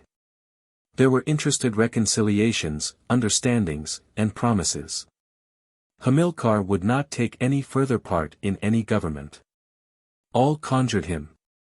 They besought him, and as the word treason occurred in their speech, he fell into a passion. The sole traitor was the Great Council, for as the enlistment of the soldiers expired with the war, they became free as soon as the war was finished. He even exalted their bravery and all the advantages which might be derived from interesting them in the Republic by donations and privileges. Then Magdassin, a former provincial governor, said, as he rolled his yellow eyes. Truly Barca, with your traveling you have become a Greek, or a Latin, or something. Why speak you of rewards for these men? Rather let 10,000 barbarians perish than a single one of us. The ancients nodded approval, murmuring, yes, is there need for so much trouble? They can always be had. And they can be got rid of conveniently, can they not? They are deserted as they were by you in Sardinia. The enemy is apprised of the road which they are to take, as in the case of those Gauls in Sicily, or perhaps they are disembarked in the middle of the sea. As I was returning I saw the rock quite white with their bones. What a misfortune, said Capurus impudently. Have they not gone over to the enemy 100 times, cried the others. Why, then, exclaimed Hamilcar, did you recall them to Carthage, notwithstanding your laws? And when they are in your town, poor and numerous amid all your riches, it does not occur to you to weaken them by the slightest division. Afterwards you dismissed the whole of them with their women and children, without keeping a single hostage. Did you expect that they would murder themselves to spare you the pain of keeping your oaths? You hate them because they are strong. You hate me still more, who am their master. Oh! I felt it just now when you were kissing my hands and were all putting a constraint upon yourselves not to bite them. If the lions that were sleeping in the court had come howling in, the uproar could not have been more frightful. But the pontiff of Eshmoun rose, and, standing perfectly upright, with his knees close together, his elbows pressed to his body, and his hands half open, he said. Barca. Carthage has need that you should take the general command of the Punic forces against the mercenaries. I refuse, replied Hamilcar. We will give you full authority, cried the chiefs of the Sicca. No. With no control, no partition, all the money that you want, all the captives, all the booty, 50 ziriths of land for every enemy's corpse. No. No. Because it is impossible to conquer with you. He is afraid. Because you are cowardly, greedy, ungrateful, pusillanimous and mad. He is careful of them. In order to put himself at their head, said someone. And return against us, said another. And from the bottom of the hall Hanno howled. He wants to make himself king. Then they bounded up, overturning the seats and the torches, the crowd of them rushed towards the altar, they brandished daggers. But Hamilcar dived into his sleeves and drew from them 2 broad cutlasses, and half stooping, his left foot advanced, his eyes flaming and his teeth clenched, he defied them as he stood there beneath the golden candelabrum. Thus they had brought weapons with them as a precaution, it was a crime, they looked with terror at one another. As all were guilty, every one became quickly reassured. And by degrees they turned their backs on the Suffet and came down again maddened with humiliation. For the second time they recoiled before him. They remained standing for some time. Several who had wounded their fingers put them to their mouths or rolled them gently in the hem of their mantles, and they were about to depart when Hamilcar heard these words. Why? It is a piece of delicacy to avoid distressing his daughter. A louder voice was raised. No doubt, since she takes her lovers from among the mercenaries. At first he tottered, then his eye rapidly sought for Scahabrum. But the priest of Tanith had alone remained in his place. And Hamilcar could see only his lofty cap in the distance. All were sneering in his face. In proportion as his anguish increased their joy redoubled, and those who were behind shouted amid the hootings. He was seen coming out of her room. One morning in the month of Tammuz. It was the thief who stole the Zaïmph. A very handsome man. Taller than you. He snatched off the tiara, the ensign of his rank, his tiara with its 8 mystic rows, and with an emerald shell in the center, and with both hands and with all his strength dashed it to the ground. The golden circles rebounded as they broke, and the pearls rang upon the pavement. Then they saw a long scar upon the whiteness of his brow, it moved like a serpent between his eyebrows, all his limbs trembled. He ascended one of the lateral staircases which led on to the altar, and walked upon the ladder. This was to devote himself to the god, to offer himself as a holocaust. The motion of his mantle agitated the lights of the candelabrum, which was lower than his sandals, and the fine dust raised by his footsteps surrounded him like a cloud as high as the waist. He stopped between the legs of the brass colossus. He took up 2 handfuls of the dust, the mere sight of which made every Carthaginian shudder with horror, and said, By the 100 torches of your intelligences. By the 8 fires of the Kabiri. By the stars, the meteors, and the volcanoes. By everything that burns. By the thirst of the desert and the saltness of the ocean. By the cave of Hadramedum and the empire of souls. By extermination. By the ashes of your sons and the ashes of the brothers of your ancestors with which I now mingle my own, you, the 100 of the council of Carthage, have lied in your accusation of my daughter. And I, Hamilcar Barca, marine Suffet, chief of the rich and ruler of the people, in the presence of bull-headed Moloch, I swear, they expected something frightful. But he resumed in a loftier and calmer tone, that I will not even speak to her about it. The sacred servants entered wearing their golden combs, some with purple sponges and others with branches of palm. They raised the hyacinth curtain which was stretched before the door. And through the opening of this angle there was visible behind the other halls the great pink sky which seemed to be a continuation of the vault and to rest at the horizon upon the blue sea. The sun was issuing from the waves and mounting upwards. It suddenly struck upon the breast of the brazen colossus, which was divided into 7 compartments closed by gratings. His red-toothed jaws opened in a horrible yawn. His enormous nostrils were dilated, the broad daylight animated him, and gave him a terrible and impatient aspect, as if he would fain have leaped without to mingle with the star, the god, and together traverse the immensities. The torches, however, which were scattered on the ground, were still burning, while here and there on the mother-of-pearl pavement was stretched from them what looked like spots of blood. The ancients were reeling from exhaustion. They filled their lungs inhaling the freshness of the air, the sweat flowed down their livid faces, they had shouted so much that they could now scarcely make their voices heard. But their wrath against the Suffet was not at all abated. They hurled menaces at him by way of farewells, and Hamilcar answered them again. Until the next night, Barca, in the temple of Eshmoun. I shall be there. We will have you condemned by the rich. And I you by the people. Take care that you do not end on the cross. And you that you are not torn to pieces in the streets. As soon as they were on the threshold of the court they again assumed a calm demeanor. Their runners and coachmen were waiting for them at the door. Most of them departed on white mules. The Suffet leaped into his chariot and took the reins. The 2 animals, curving their necks, and rhythmically beating the resounding pebbles, went up the whole of the Mappalian way at full gallop, and the silver vulture at the extremity of the pole seemed to fly, so quickly did the chariot pass along. The road crossed a field planted with slabs of stone, which were painted on the top like pyramids, and had open hands carved out in the center as if all the dead men lying beneath had stretched them out towards heaven to demand something. Next there came scattered cabins built of earth, branches, and bulrush hurdles, and all of a conical shape.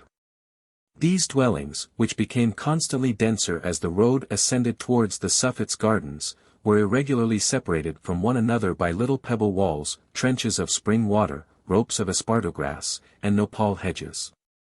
But Hamilcar's eyes were fastened on a great tower, the 3 stories of which formed 3 monster cylinders, the first being built of stone, the second of brick, and the third all of cedar, supporting a copper cupola upon 24 pillars of juniper, from which slender interlacing chains of brass hung down after the manner of garlands. This lofty edifice overlooked the buildings, the emporiums and mercantile houses, which stretched to the right, while the women's palace rose at the end of the cypress trees, which were ranged in line like 2 walls of bronze. When the echoing chariot had entered through the narrow gateway it stopped beneath a broad shed in which there were shackled horses eating from heaps of chopped grass. All the servants hastened up. They formed quite a multitude, those who worked on the country estates having been brought to Carthage through fear of the soldiers. The laborers, who were clad in animal skins, had chains riveted to their ankles and trailing after them. The workers in the purple factories had arms as red as those of executioners, the sailors wore green caps, the fishermen coral necklaces, the huntsmen carried nets on their shoulders. And the people belonging to Megara wore black or white tunics, leathern drawers, and caps of straw, felt or linen, according to their service or their different occupations. Behind pressed a tattered populace.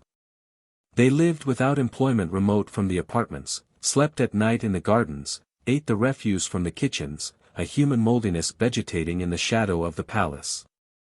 Hamilcar tolerated them from foresight even more than from scorn. They had all put a flower in the ear in token of their joy, and many of them had never seen him. But men with headdresses like the sphinxes, and furnished with great sticks, dashed into the crowd, striking right and left. This was to drive back the slaves, who were curious to see their master, so that he might not be assailed by their numbers or inconvenienced by their smell.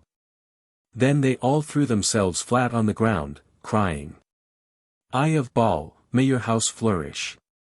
And through these people as they lay thus on the ground in the avenue of cypress trees, Abdelanim, the steward of the stewards, waving a white mitre, advanced towards Hamilcar with a censer in his hand. Salammbô was then coming down the galley staircases. All her slave women followed her, and, at each of her steps, they also descended. The heads of the negresses formed big black spots on the line of the bands of the golden plates clasping the foreheads of the Roman women. Others had silver arrows, emerald butterflies, or long bodkins set like suns in their hair. Rings, clasps, necklaces, fringes, and bracelets shone amid the confusion of white, yellow, and blue garments. A rustling of light material became audible.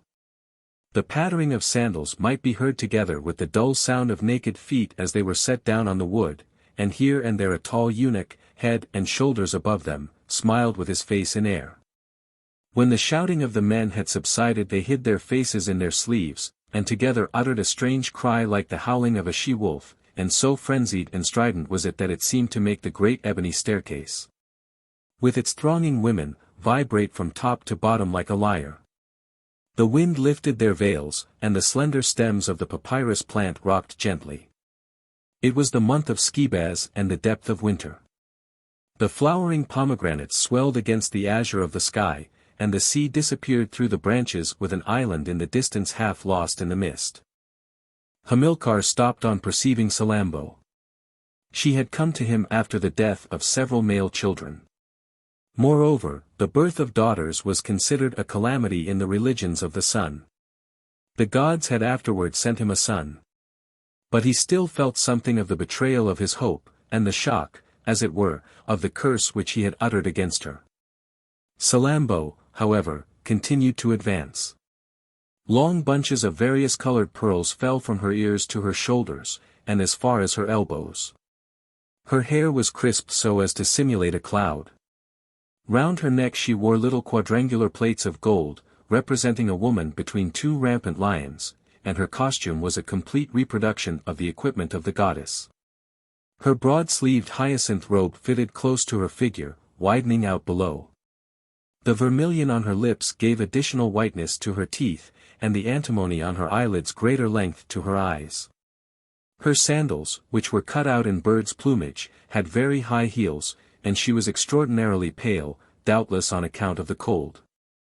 At last she came close to Hamilcar, and without looking at him, without raising her head to him. Greeting, Eye of Baalim, eternal glory. Triumph. Leisure.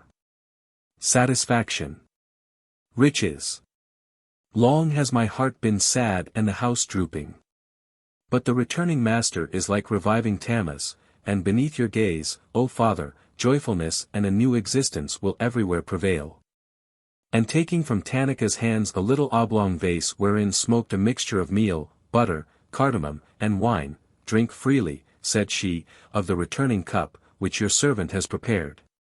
He replied, a blessing upon you. And he mechanically grasped the golden vase which she held out to him. He scanned her, however, with such harsh attention, that Salammbô was troubled and stammered out. They have told you, O master. Yes. I know, said Hamilcar in a low voice. Was this a confession, or was she speaking of the barbarians? And he added a few vague words upon the public embarrassments which he hoped by his sole efforts to clear away. O Father! Exclaimed Salammbô, you will not obliterate what is irreparable.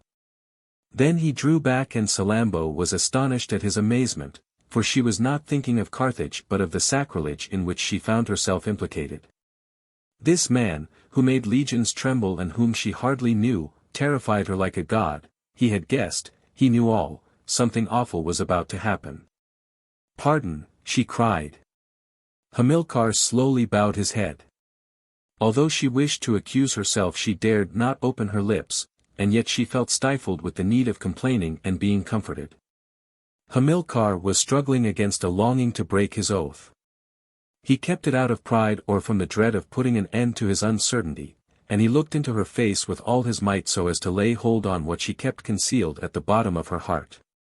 By degrees the panting Salammbô, crushed by such heavy looks, let her head sink below her shoulders. He was now sure that she had erred in the embrace of a barbarian. he shuddered and raised both his fists. She uttered a shriek and fell down among her women, who crowded around her. Hamilcar turned on his heel. All the stewards followed him. The door of the emporiums was opened, and he entered a vast round hall from which long passages leading to other halls branched off like the spokes from the nave of a wheel. A stone disc stood in the center with balustrades to support the cushions that were heaped up upon carpets. The Suffet walked at first with rapid strides. He breathed noisily, he struck the ground with his heel, and drew his hand across his forehead like a man annoyed by flies. But he shook his head, and as he perceived the accumulation of his riches he became calm. His thoughts, which were attracted by the vistas and the passages, wandered to the other halls that were full of still rarer treasures. Bronze plates, silver ingots, and iron bars alternated with pigs of tin brought from the Cassiterides over the dark sea, gums from the country of the blacks were running over their bags of palm bark. And gold dust heaped up in leathern bottles was insensibly creeping out through the worn-out seams. Delicate filaments drawn from marine plants hung amid flax from Egypt, Greece, Taprobane and Judea. Mandripores bristled like large bushes at the foot of the walls, and an indefinable odor, the exhalation from perfumes, leather, spices, and ostrich feathers, the latter tied in great bunches at the very top of the vault, floated through the air. An arch was formed above the door before each passage with elephant's teeth placed upright and meeting together at the points. At last he ascended the stone disc. All the stewards stood with arms folded and heads bent while Abdelanim reared his pointed mitre with a haughty air. Hamilcar questioned the chief of the ships.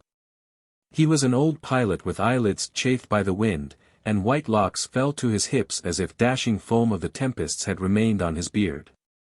He replied that he had sent a fleet by Gades and Thymiamida to try to reach Eziongaber by doubling the southern horn and the promontory of Aromata.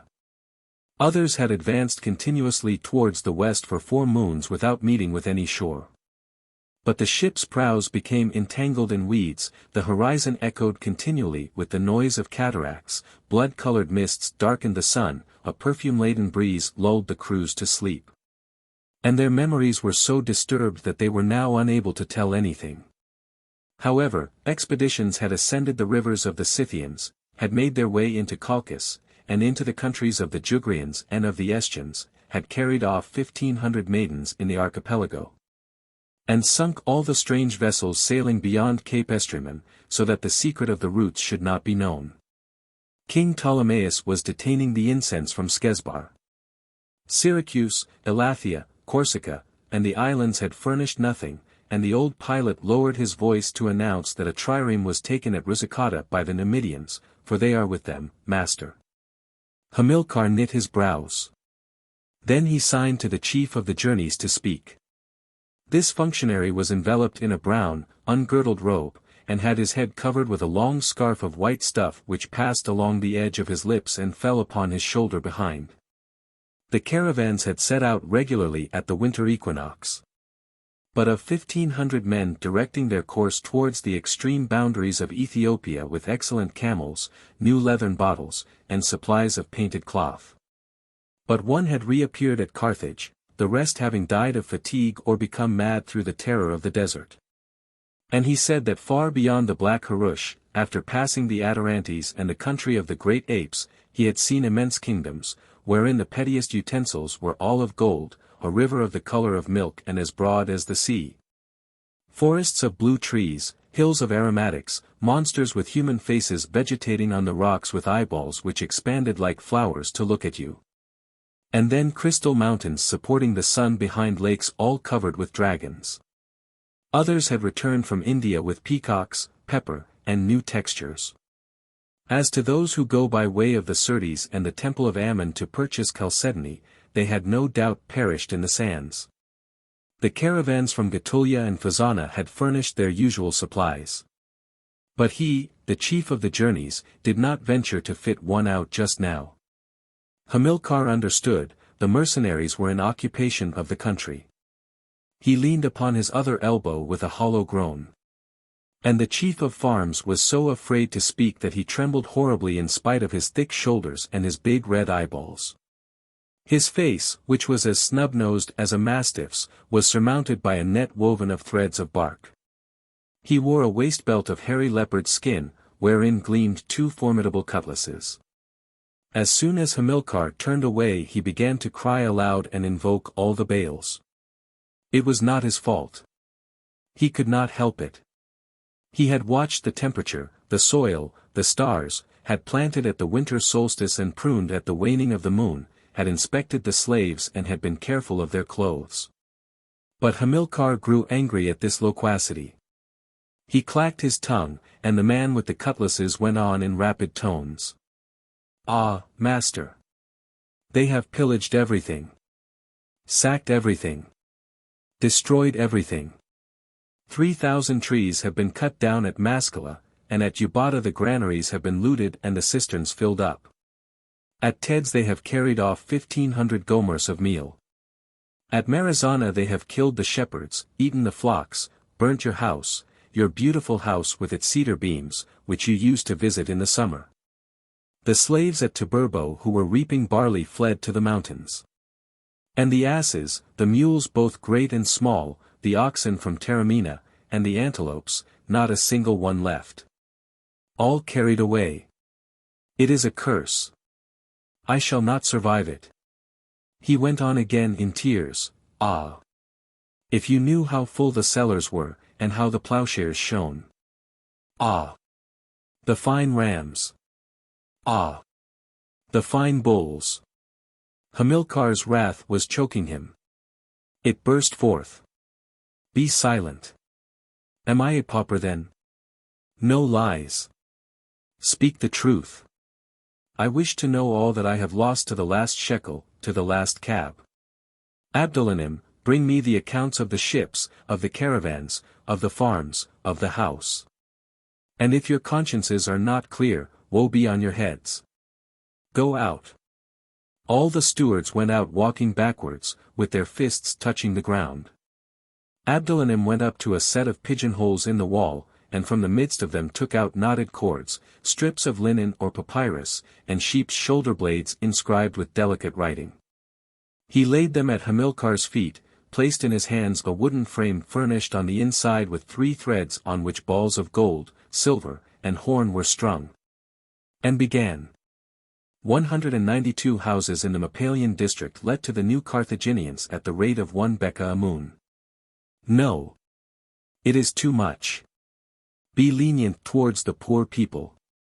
And you will try to learn whether they are attached to the Republic, and write down the names of those who appear to you to be the most daring. What next? Abdelanim hesitated in surprise at such generosity. Hamilcar snatched the strips of linen from his hands.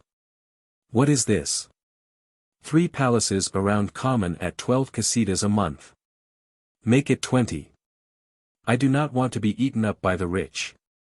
The steward of the stewards, after a long salutation, resumed. Lent to Tigilas until the end of the season 2 kikars at 3%, maritime interest, to Barmakarth 1,500 shekels on the security of 30 slaves. But 12 have died in the salt marshes. That is because they were not hardy, said the Suffet, laughing. No matter. If he is in want of money, satisfy him. We should always lend, and at different rates of interest, according to the wealth of the individual.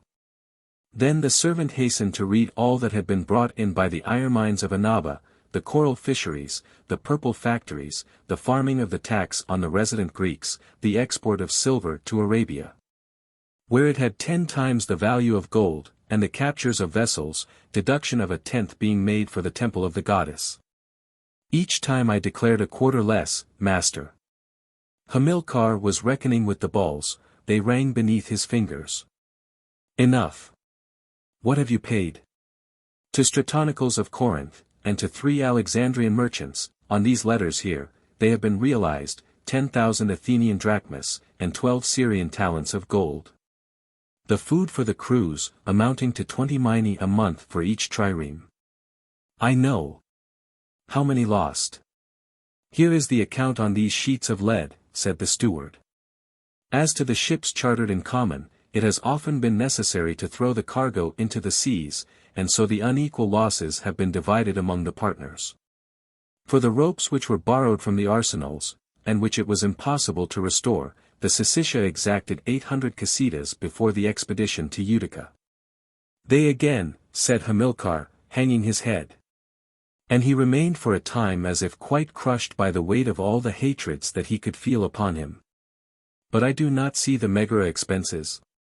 Abdelanim, turning pale, went to another set of pigeonholes, and took from them some planchettes of sycamore wood strung in packets on leathern strings. Hamilcar, curious about these domestic details, listened to him and grew calm with the monotony of the tones in which the figures were enumerated. Abdelanim became slower. Suddenly he let the wooden sheets fall to the ground and threw himself flat on his face with his arms stretched out in the position of a condemned criminal. Hamilcar picked up the tablets without any emotion. And his lips parted and his eyes grew larger when he perceived an exorbitant consumption of meat, fish, birds, wines, and aromatics, with broken vases, dead slaves, and spoiled carpets set down as the expense of a single day. Abdelanim, still prostrate, told him of the feast of the barbarians. He had not been able to avoid the command of the ancients. Moreover, Salammbô desired money to be lavished for the better reception of the soldiers. At his daughter's name Hamilcar leaped to his feet. Then with compressed lips he crouched down upon the cushions, tearing the fringes with his nails, and panting with staring eyes. "Rise," said he, and he descended. Abdelanim followed him. His knees trembled. But seizing an iron bar he began like one distraught to loosen the paving stones. A wooden disc sprang up and soon there appeared throughout the length of the passage several of the large covers employed for stopping up the trenches in which grain was kept. "You see, Eye of Baal," said the servant, trembling, "they have not taken everything yet. And these are each 50 cubits deep and filled up to the brim. During your voyage I had them dug out in the arsenals, in the gardens, everywhere. Your house is full of corn as your heart is full of wisdom." A smile passed over Hamilcar's face. "It is well, Abdelanim." Then bending over to his ear, "You will have it brought from Etruria, Bruttium, whence you will, and no matter at what price. Heap it and keep it. I alone must possess all the corn in Carthage." Then when they were alone at the extremity of the passage, Abdelanim, with one of the keys hanging at his girdle, opened a large quadrangular chamber divided in the center by pillars of cedar. Gold, silver, and brass coins were arranged on tables or packed into niches, and rose as high as the joists of the roof along the four walls. In the corners there were huge baskets of hippopotamus skin supporting whole rows of smaller bags. There were hillocks formed of heaps of bullion on the pavement, and here and there a pile that was too high had given way and looked like a ruined column. The large Carthaginian pieces, representing Tanith with a horse beneath a palm tree, mingled with those from the colonies, which were marked with a bull, star, globe, or crescent. Then there might be seen pieces of all values, dimensions, and ages arrayed in unequal amounts, from the ancient coins of Assyria, slender as the nail, to the ancient ones of Latium, thicker than the hand, with the buttons of Aegina. The tablets of Bactriana, and the short bars of Lacedaemon. Many were covered with rust, or had grown greasy, or, having been taken in nets or from among the ruins of captured cities, were green with the water or blackened by fire. The Suffet had speedily calculated whether the sums present corresponded with the gains and losses which had just been read to him, and he was going away when he perceived 3 brass jars completely empty. Abdelanim turned away his head to mark his horror, and Hamilcar, resigning himself to it, said nothing. They crossed other passages and other halls, and at last reached a door where, to ensure its better protection and in accordance with a Roman custom lately introduced into Carthage, a man was fastened by the waist to a long chain let into the wall. His beard and nails had grown to an immoderate length, and he swayed himself from right to left with that continual oscillation which is characteristic of captive animals. As soon as he recognized Hamilcar he darted towards him, crying, "Pardon, Eye of Baal! Pity! Kill me! For 10 years I have not seen the sun. In your father's name, pardon." Hamilcar, without answering him, clapped his hands and 3 men appeared. And all 4 simultaneously stiffening their arms, drew back from its rings the enormous bar which closed the door. Hamilcar took a torch and disappeared into the darkness. This was believed to be the family burying place. But nothing would have been found in it except a broad well. It was dug out merely to baffle robbers, and it concealed nothing. Hamilcar passed along beside it. Then stooping down he made a very heavy millstone turn upon its rollers, and through this aperture entered an apartment which was built in the shape of a cone. The walls were covered with scales of brass.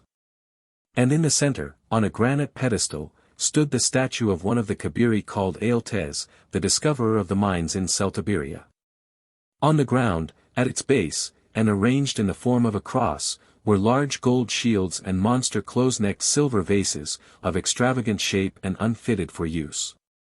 It was customary to cast quantities of metal in this way, so that dilapidation and even removal should be almost impossible.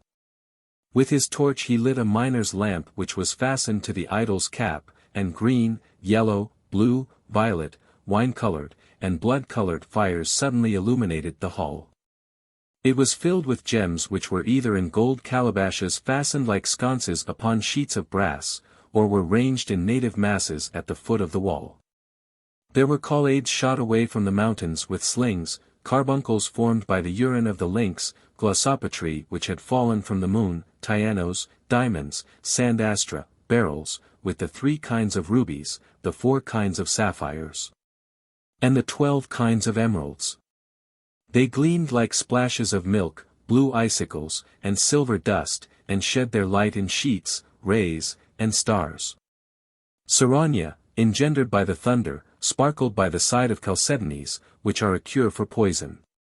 There were topazes from Mount Zabarca to avert terrors, opals from Bactriana to prevent abortions, and horns of Ammon, which are placed under the bed to induce dreams. The fires from the stones and the flames from the lamp were mirrored in the great golden shields. Hamilcar stood smiling with folded arms, and was less delighted by the sight of his riches than by the consciousness of their possession. They were inaccessible, exhaustless, infinite. His ancestors sleeping beneath his feet transmitted something of their eternity to his heart. He felt very near to the subterranean deities. It was as the joy of one of the Kabiri. And the great luminous rays striking upon his face looked like the extremity of an invisible net linking him across the abysses with the center of the world. A thought came which made him shudder, and placing himself behind the idol he walked straight up to the wall. Then among the tattooings on his arm he scrutinized a horizontal line with 2 other perpendicular ones which in Shannonitish figures expressed the number 13. Then he counted as far as the 13th of the brass plates and again raised his ample sleeve. And with his right hand stretched out he read other more complicated lines on his arm, at the same time moving his fingers daintily about like one playing on a lyre.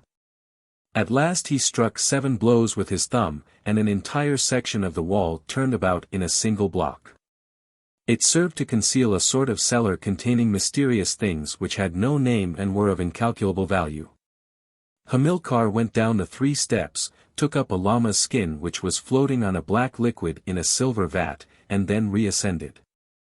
Abdelanim again began to walk before him. He struck the pavement with his tall cane, the pommel of which was adorned with bells, and before every apartment cried aloud the name of Hamilcar amid eulogies and benedictions.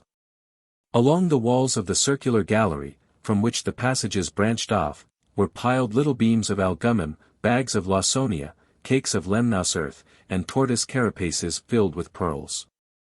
The Suffet brushed them with his robe as he passed without even looking at some gigantic pieces of amber, an almost divine material formed by the rays of the sun. A cloud of odorous vapor burst forth. Push open the door. They went in. Naked men were kneading pastes, crushing herbs, stirring coals, pouring oil into jars, and opening and shutting the little ovoid cells which were hollowed out all round in the wall, and were so numerous that the apartment was like the interior of a hive. They were brimful of myrobalan, bdellium, saffron, and violets. Gums, powders, roots, glass phials, branches of philopendula, and rose petals were scattered about everywhere, and the scents were stifling in spite of the cloud wreaths from the styrax shriveling on a brazen tripod in the center.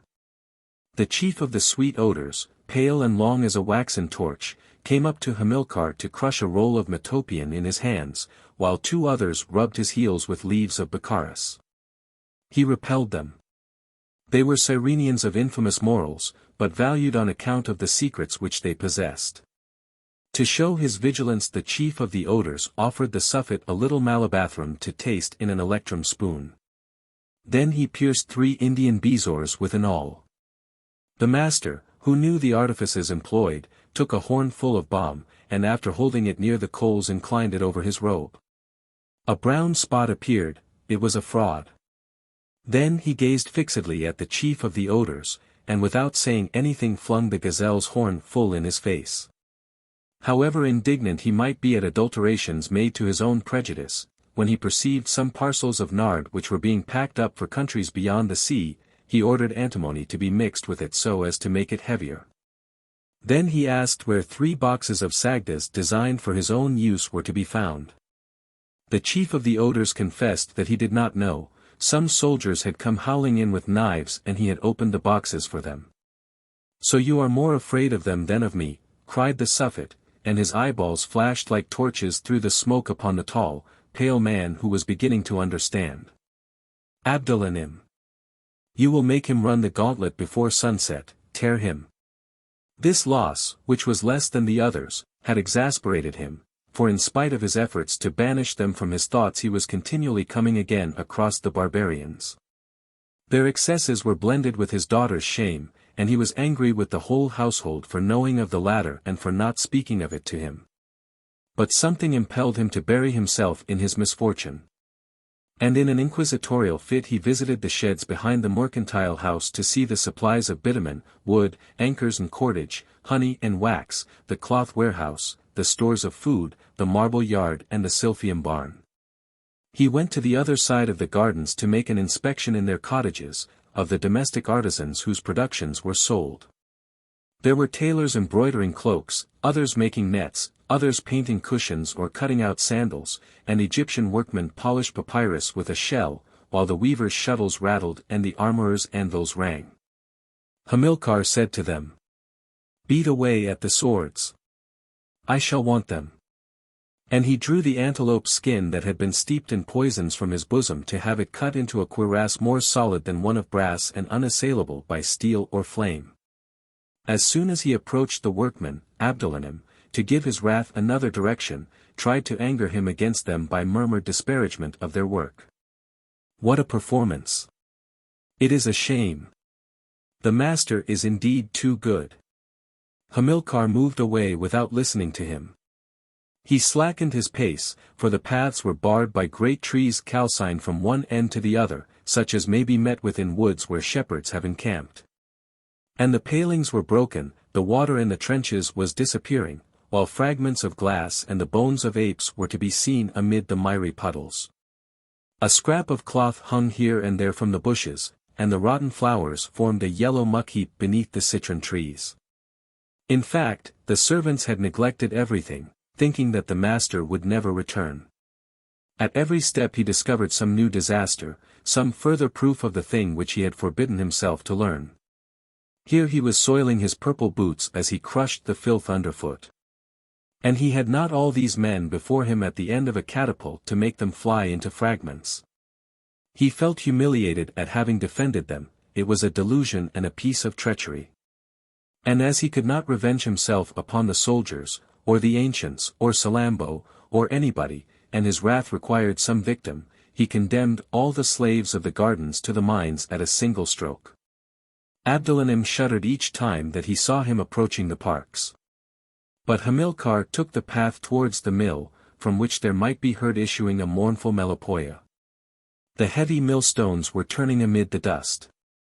They consisted of 2 cones of porphyry laid the one upon the other, the upper one of the 2, which carried a funnel, being made to revolve upon the second by means of strong bars. Some men were pushing these with their breasts and arms, while others were yoked to them and were pulling them. The friction of the straps had formed purulent scabs round about their armpits such as are seen on asses' withers, and the end of the limp black rag, which scarcely covered their loins, hung down and flapped against their hams like a long tail. Their eyes were red, the irons on their feet clanked, and all their breasts panted rhythmically. On their mouths they had muzzles fastened by 2 little bronze chains to render it impossible for them to eat the flour, and their hands were enclosed in gauntlets without fingers, so as to prevent them from taking any. At the master's entrance the wooden bars creaked still more loudly. The grain grated as it was being crushed.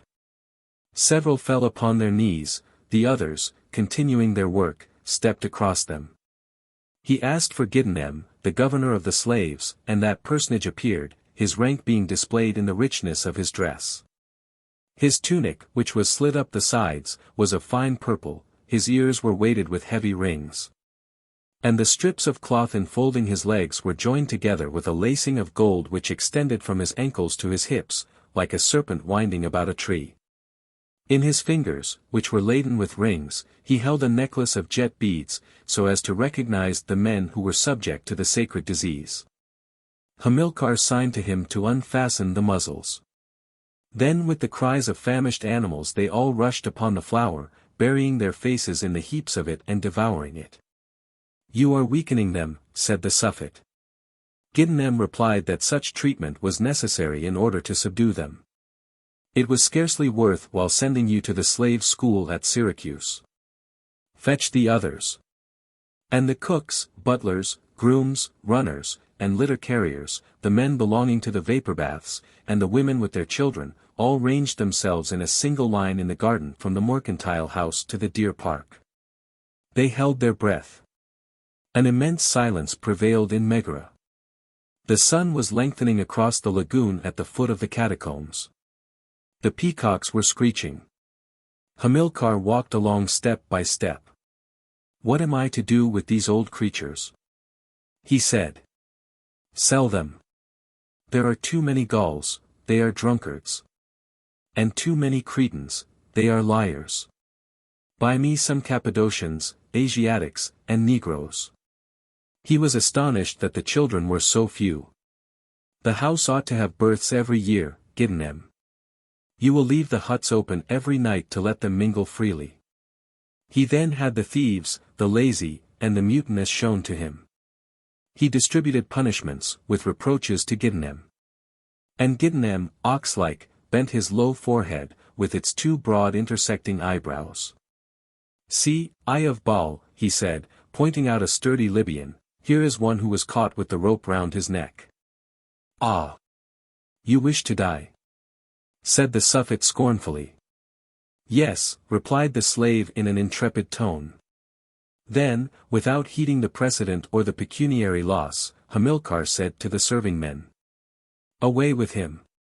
Perhaps in his thoughts he intended a sacrifice. It was a misfortune which he inflicted upon himself in order to avert more terrible ones. Giddenem had hidden those who were mutilated behind the others. Hamilcar perceived them.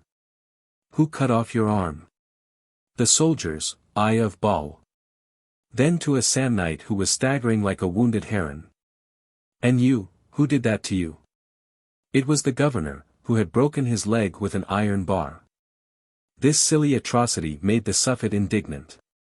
He snatched the jet necklace out of Giddenem's hands. "Cursed be the dog that injures the flock. Gracious Tanith, to cripple slaves.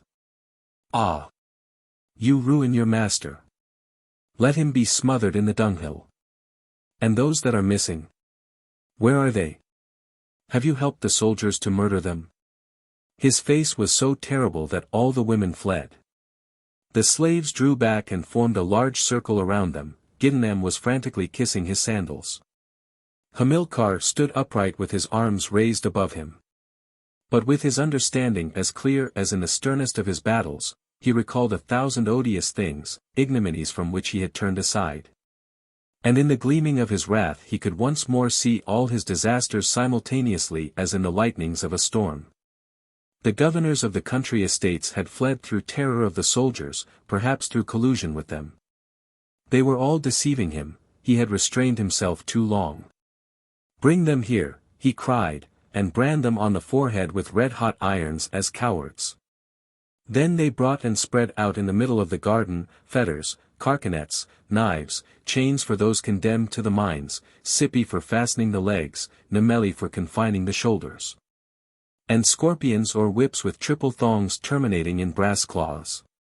All were placed facing the sun, in the direction of Moloch the devourer, and were stretched on the ground on their stomachs or on their backs, those, however, who were sentenced to be flogged standing upright against the trees with 2 men beside them, one counting the blows and the other striking.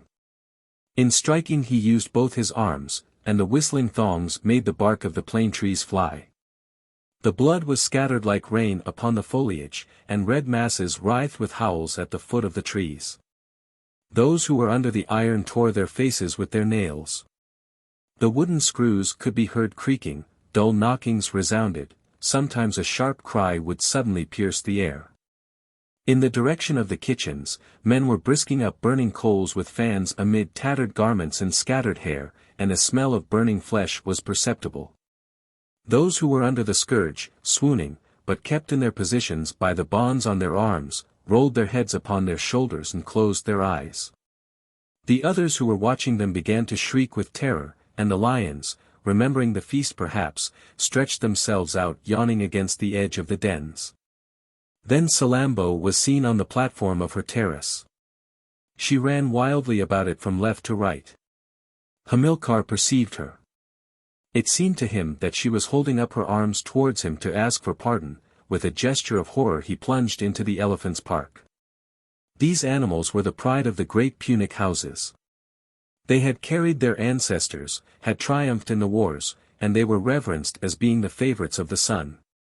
Those of Megara were the strongest in Carthage. Before he went away Hamilcar had required Abdelanim to swear that he would watch over them. But they had died from their mutilations, and only 3 remained, lying in the middle of the court in the dust before the ruins of their manger. They recognized him and came up to him. One had its ears horribly slit, another had a large wound in its knee, while the trunk of the third was cut off. They looked sadly at him, like reasonable creatures. And the one that had lost its trunk tried by stooping its huge head and bending its hams to stroke him softly with the hideous extremity of its stump.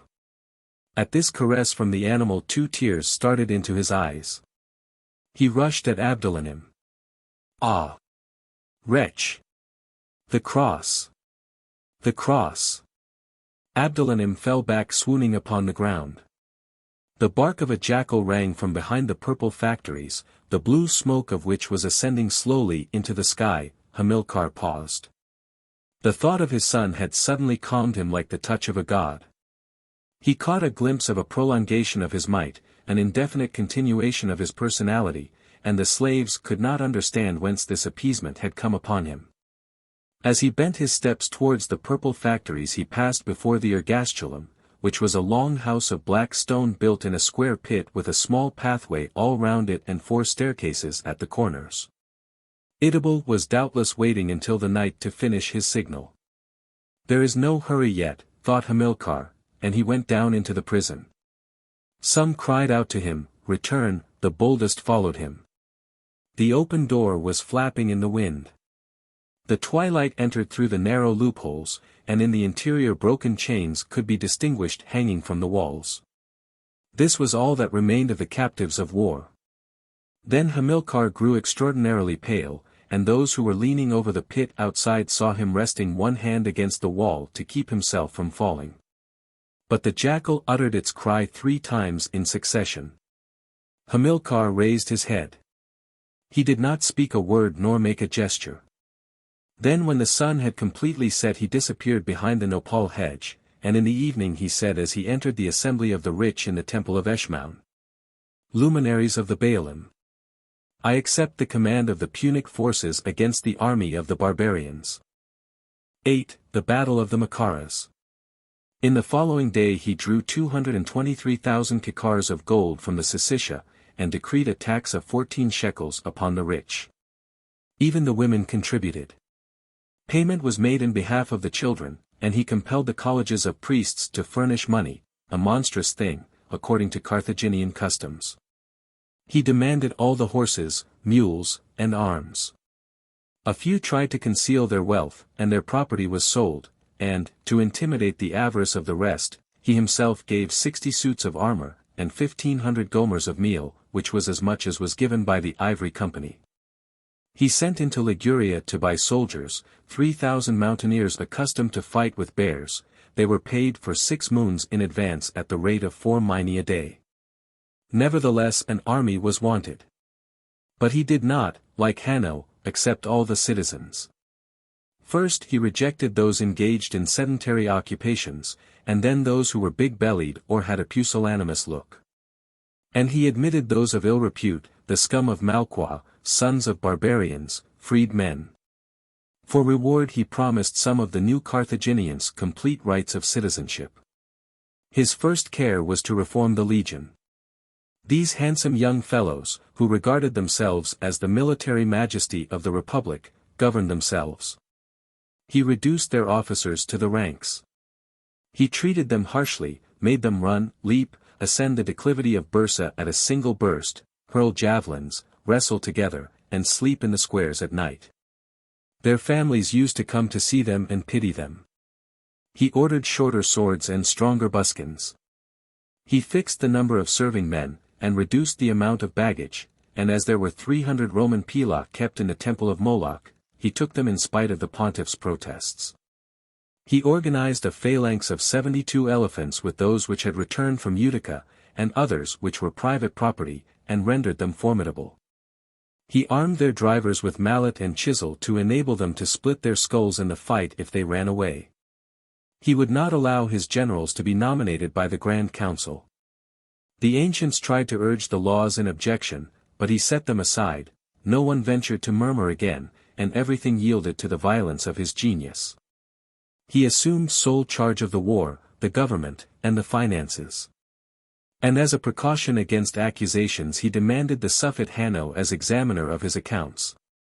He set to work upon the ramparts, and had the old and now useless inner walls demolished in order to furnish stones. But difference of fortune, replacing the hierarchy of race, still kept the sons of the vanquished and those of the conquerors apart. Thus the patricians viewed the destruction of these ruins with an angry eye, while the plebeians, scarcely knowing why, rejoiced. The troops defiled under arms through the streets from morning till night. Every moment the sound of trumpets was heard, chariots passed bearing shields, tents, and pikes, the courts were full of women engaged in tearing up linen, the enthusiasm spread from one to another, and Hamilcar's soul filled the republic. He had divided his soldiers into even numbers, being careful to place a strong man and a weak one alternately throughout the length of his files, so that he who was less vigorous or more cowardly might be at once led and pushed forward by 2 others. But with his 3,000 Ligurians, and the best in Carthage, he could form only a simple phalanx of 4,096 hoplites, protected by bronze helmets, and handling ashen sarissy 14 cubits long. There were 2,000 young men, each equipped with a sling, a dagger, and sandals. He reinforced them with 800 others armed with round shields and Roman swords. The heavy cavalry was composed of the 1,900 remaining guardsmen of the legion, covered with plates of vermilion bronze, like the Assyrian Clinabarians. He had further 400 mounted archers, of those that were called Tarentines, with caps of weasel skin, 2-edged axes, and leathern tunics. Finally there were 1,200 Negroes from the quarter of the caravans, who were mingled with the Clinabarians, and were to run beside the stallions with one hand resting on the manes. All was ready, and yet Hamilcar did not start. Often at night he would go out of Carthage alone and make his way beyond the lagoon towards the mouths of the Macaras. Did he intend to join the mercenaries? The Ligurians encamped in the Mappalian district surrounded his house. The apprehensions of the rich appeared justified when, one day, 300 barbarians were seen approaching the walls. The Suffet opened the gates to them. They were deserters, drawn by fear or by fidelity, they were hastening to their master. Hamilcar's return had not surprised the mercenaries. According to their ideas the man could not die. He was returning to fulfill his promise, a hope by no means absurd, so deep was the abyss between country and army. Moreover, they did not believe themselves culpable, the feast was forgotten. The spies whom they surprised undeceived them. It was a triumph for the bitter, even the lukewarm grew furious. Then the 2 sieges overwhelmed them with weariness. No progress was being made, a battle would be better. Thus many men had left the ranks and were scouring the country. But at news of the arming they returned, Matho leaped for joy.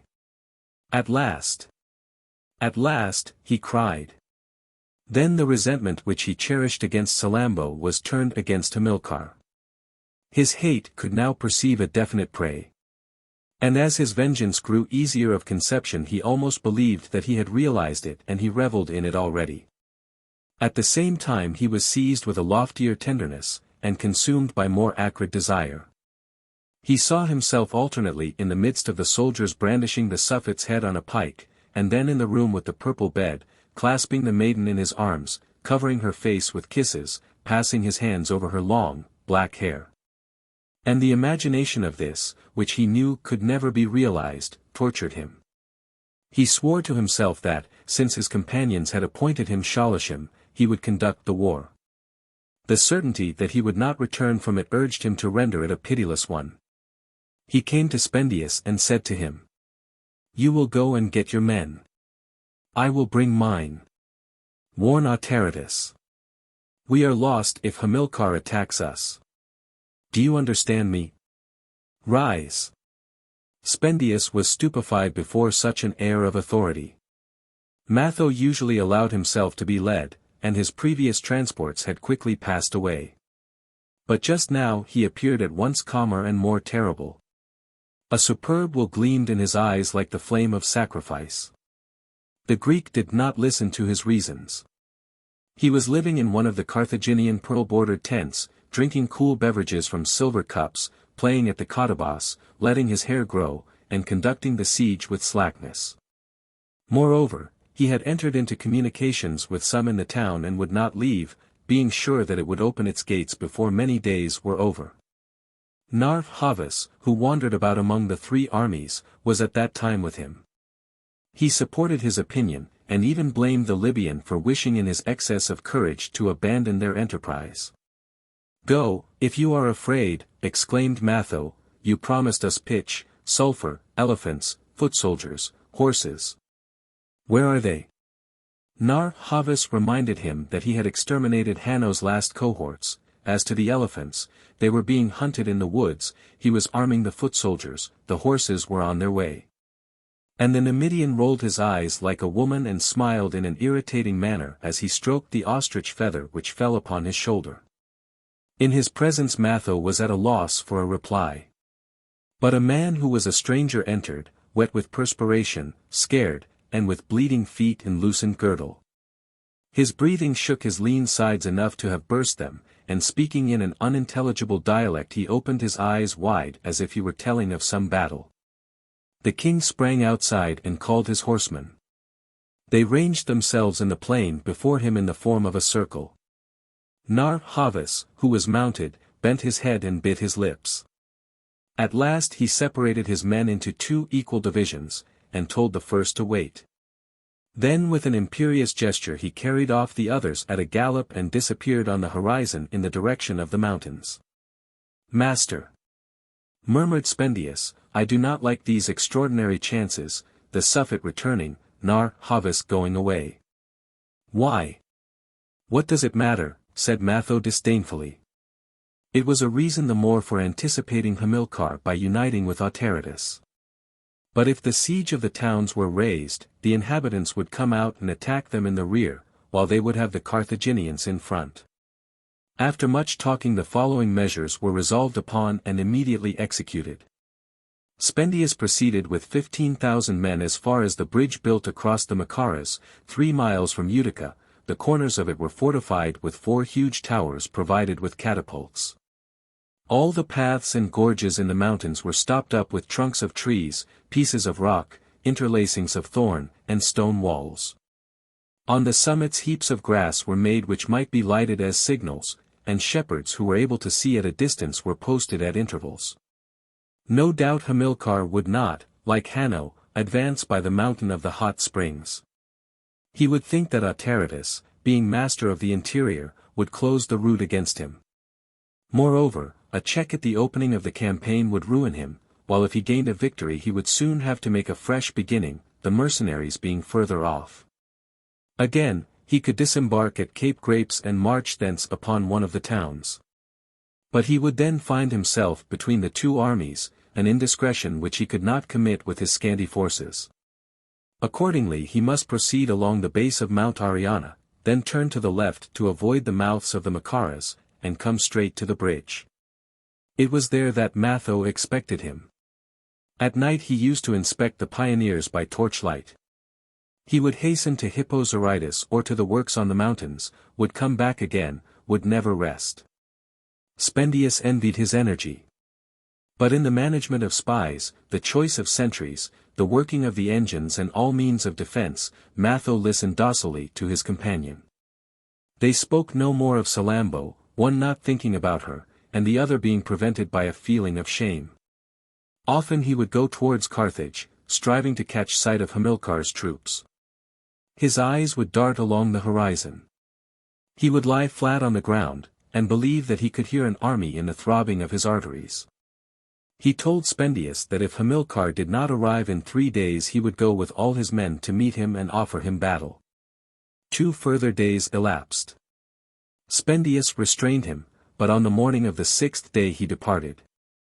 The Carthaginians were no less impatient for war than the barbarians. In tents and in houses there was the same longing and the same distress. All were asking one another what was delaying Hamilcar. From time to time he would mount to the cupola of the temple of Eshmoun beside the announcer of the moons and take note of the wind. One day, it was the 3rd of the month of Tibi, they saw him descending from the Acropolis with hurried steps. A great clamor arose in the Mappalian district. Soon the streets were astir, and the soldiers were everywhere beginning to arm themselves upon their breasts, then they ran quickly to the square of Common to take their places in the ranks. No one was allowed to follow them or even to speak to them, or to approach the ramparts. For some minutes the whole town was silent as a great tomb. The soldiers as they leaned on their lances were thinking, and the others in the houses were sighing. At sunset the army went out by the western gate. But instead of taking the road to Tunis or making for the mountains in the direction of Utica, they continued their march along the edge of the sea. And they soon reached the lagoon, where round spaces quite whitened with salt glittered like gigantic silver dishes forgotten on the shore. Then the pools of water multiplied. The ground gradually became softer, and the feet sank in it. Hamilcar did not turn back. He went on still at their head, and his horse, which was yellow-spotted like a dragon, advanced into the mire flinging froth around him, and with great straining of the loins. Night, a moonless light, fell. A few cried out that they were about to perish. He snatched their arms from them, and gave them to the serving men. Nevertheless the mud became deeper and deeper. Some had to mount the beasts of burden, others clung to the horses' tails. The sturdy pulled the weak, and the Ligurian corps drove on the infantry with the points of their pikes. The darkness increased. They had lost their way. All stopped. Then some of the Suffet's slaves went on ahead to look for the buoys which had been placed at intervals by his order. They shouted through the darkness, and the army followed them at a distance. At last they felt the resistance of the ground. Then a whitish curve became dimly visible, and they found themselves on the bank of the Macaras. In spite of the cold no fires were lighted. In the middle of the night squalls of wind arose. Hamilcar had the soldiers roused, but not a trumpet was sounded. Their captain tapped them softly on the shoulder. A man of lofty stature went down into the water. It did not come up to his girdle, it was possible to cross. The Suffet ordered 32 of the elephants to be posted in the river 100 paces further on, while the others, lower down, would check the lines of men that were carried away by the current. And holding their weapons above their heads they all crossed the Macaras as though between two walls. He had noticed that the western wind had driven the sand so as to obstruct the river and form a natural causeway across it. He was now on the left bank in front of Utica, and in a vast plain, the latter being advantageous for his elephants, which formed the strength of his army. This feat of genius filled the soldiers with enthusiasm. They recovered extraordinary confidence. They wished to hasten immediately against the barbarians, but the Suffet bade them rest for 2 hours. As soon as the sun appeared they moved into the plain in 3 lines, first came the elephants, and then the light infantry with the cavalry behind it, the phalanx marching next. The barbarians encamped at Utica, and the 15,000 about the bridge were surprised to see the ground undulating in the distance. The wind, which was blowing very hard, was driving tornadoes of sand before it. They rose as though snatched from the soil, ascended in great light-colored strips, then parted asunder and began again, hiding the Punic army the while from the mercenaries. Owing to the horns, which stood up on the edge of the helmets, some thought that they could perceive a herd of oxen. Others, deceived by the motion of the cloaks, pretended that they could distinguish wings, and those who had traveled a good deal shrugged their shoulders and explained everything by the illusions of the mirage. Nevertheless something of enormous size continued to advance. Little vapors, as subtle as the breath, ran across the surface of the desert.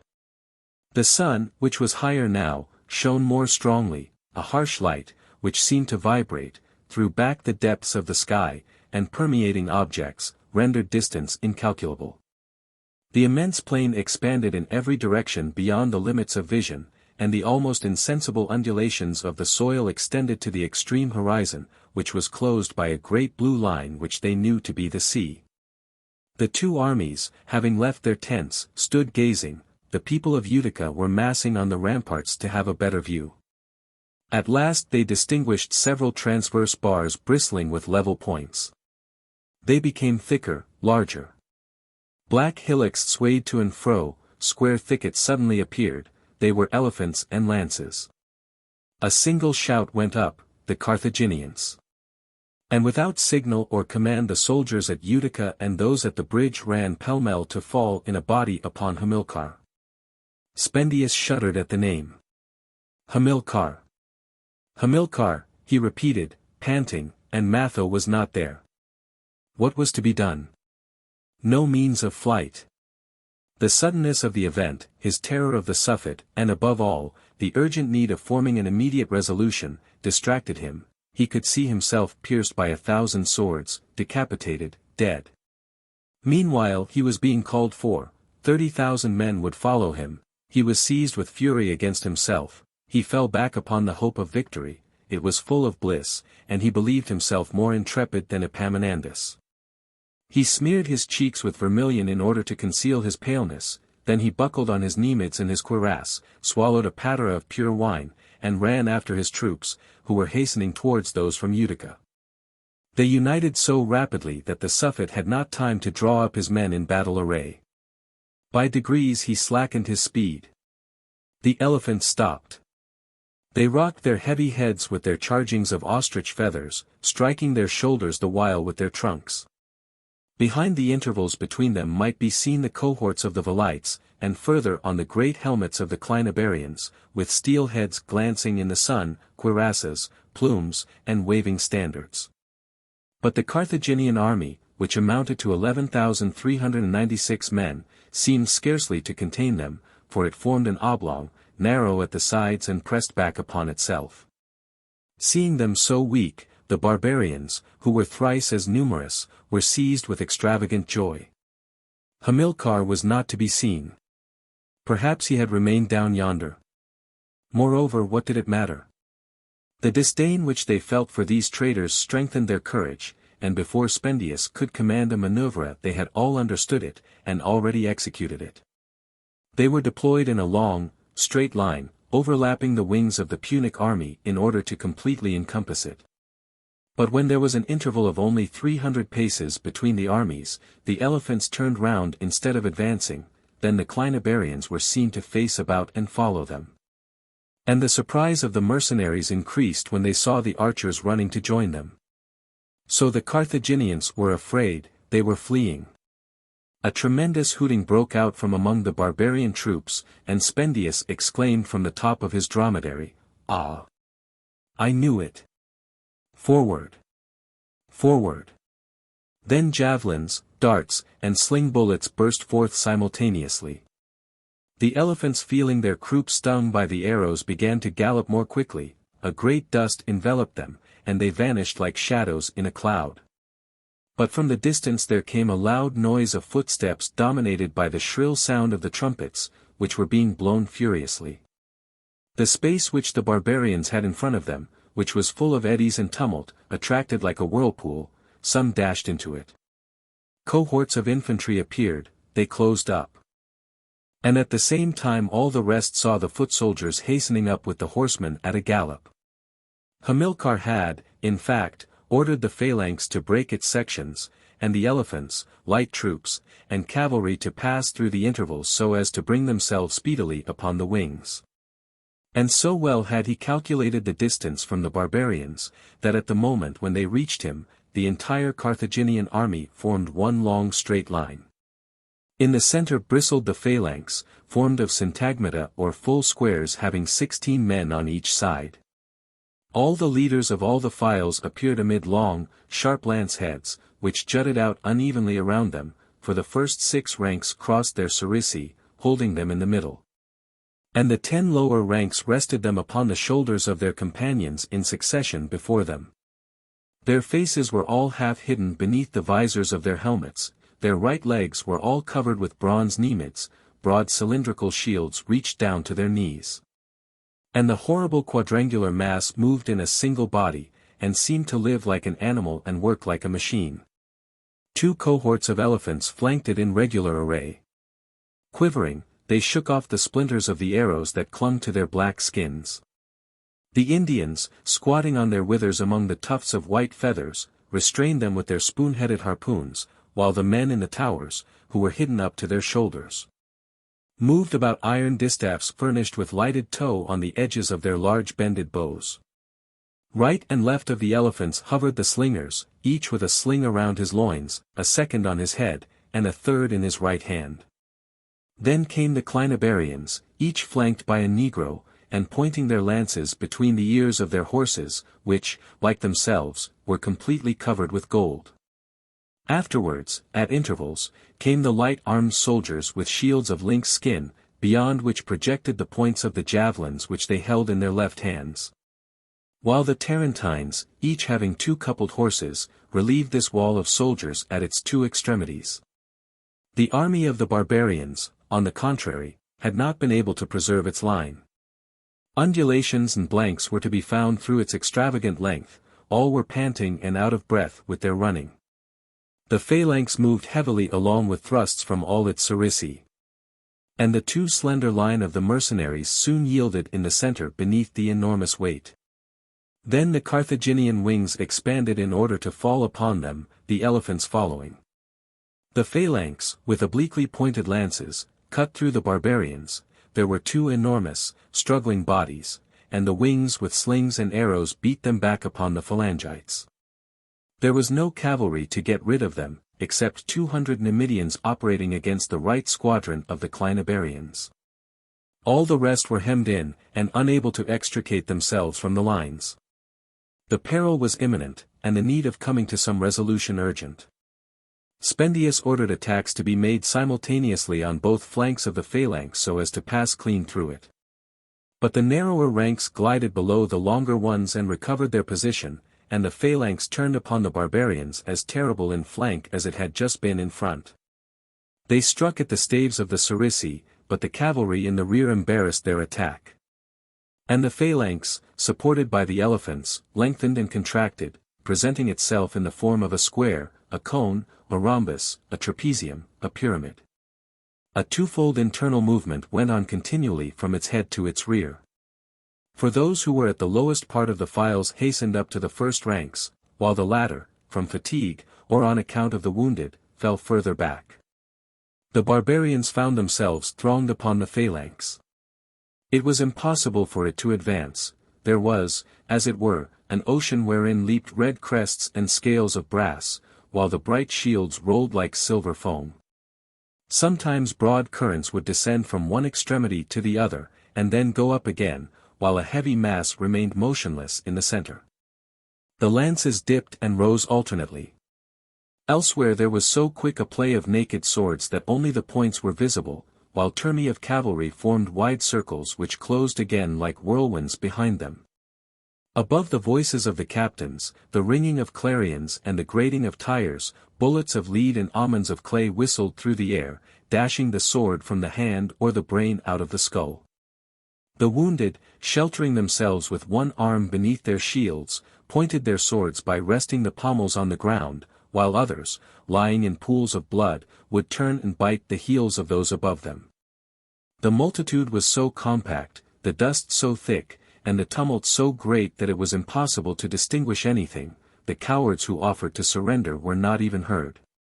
Those whose hands were empty clasped one another close. Breasts cracked against cuirasses, and corpses hung with head thrown back between a pair of contracted arms. There was a company of 60 Umbrians who, firm on their hams, their pikes before their eyes, immovable and grinding their teeth, forced 2 syntagmata to recoil simultaneously.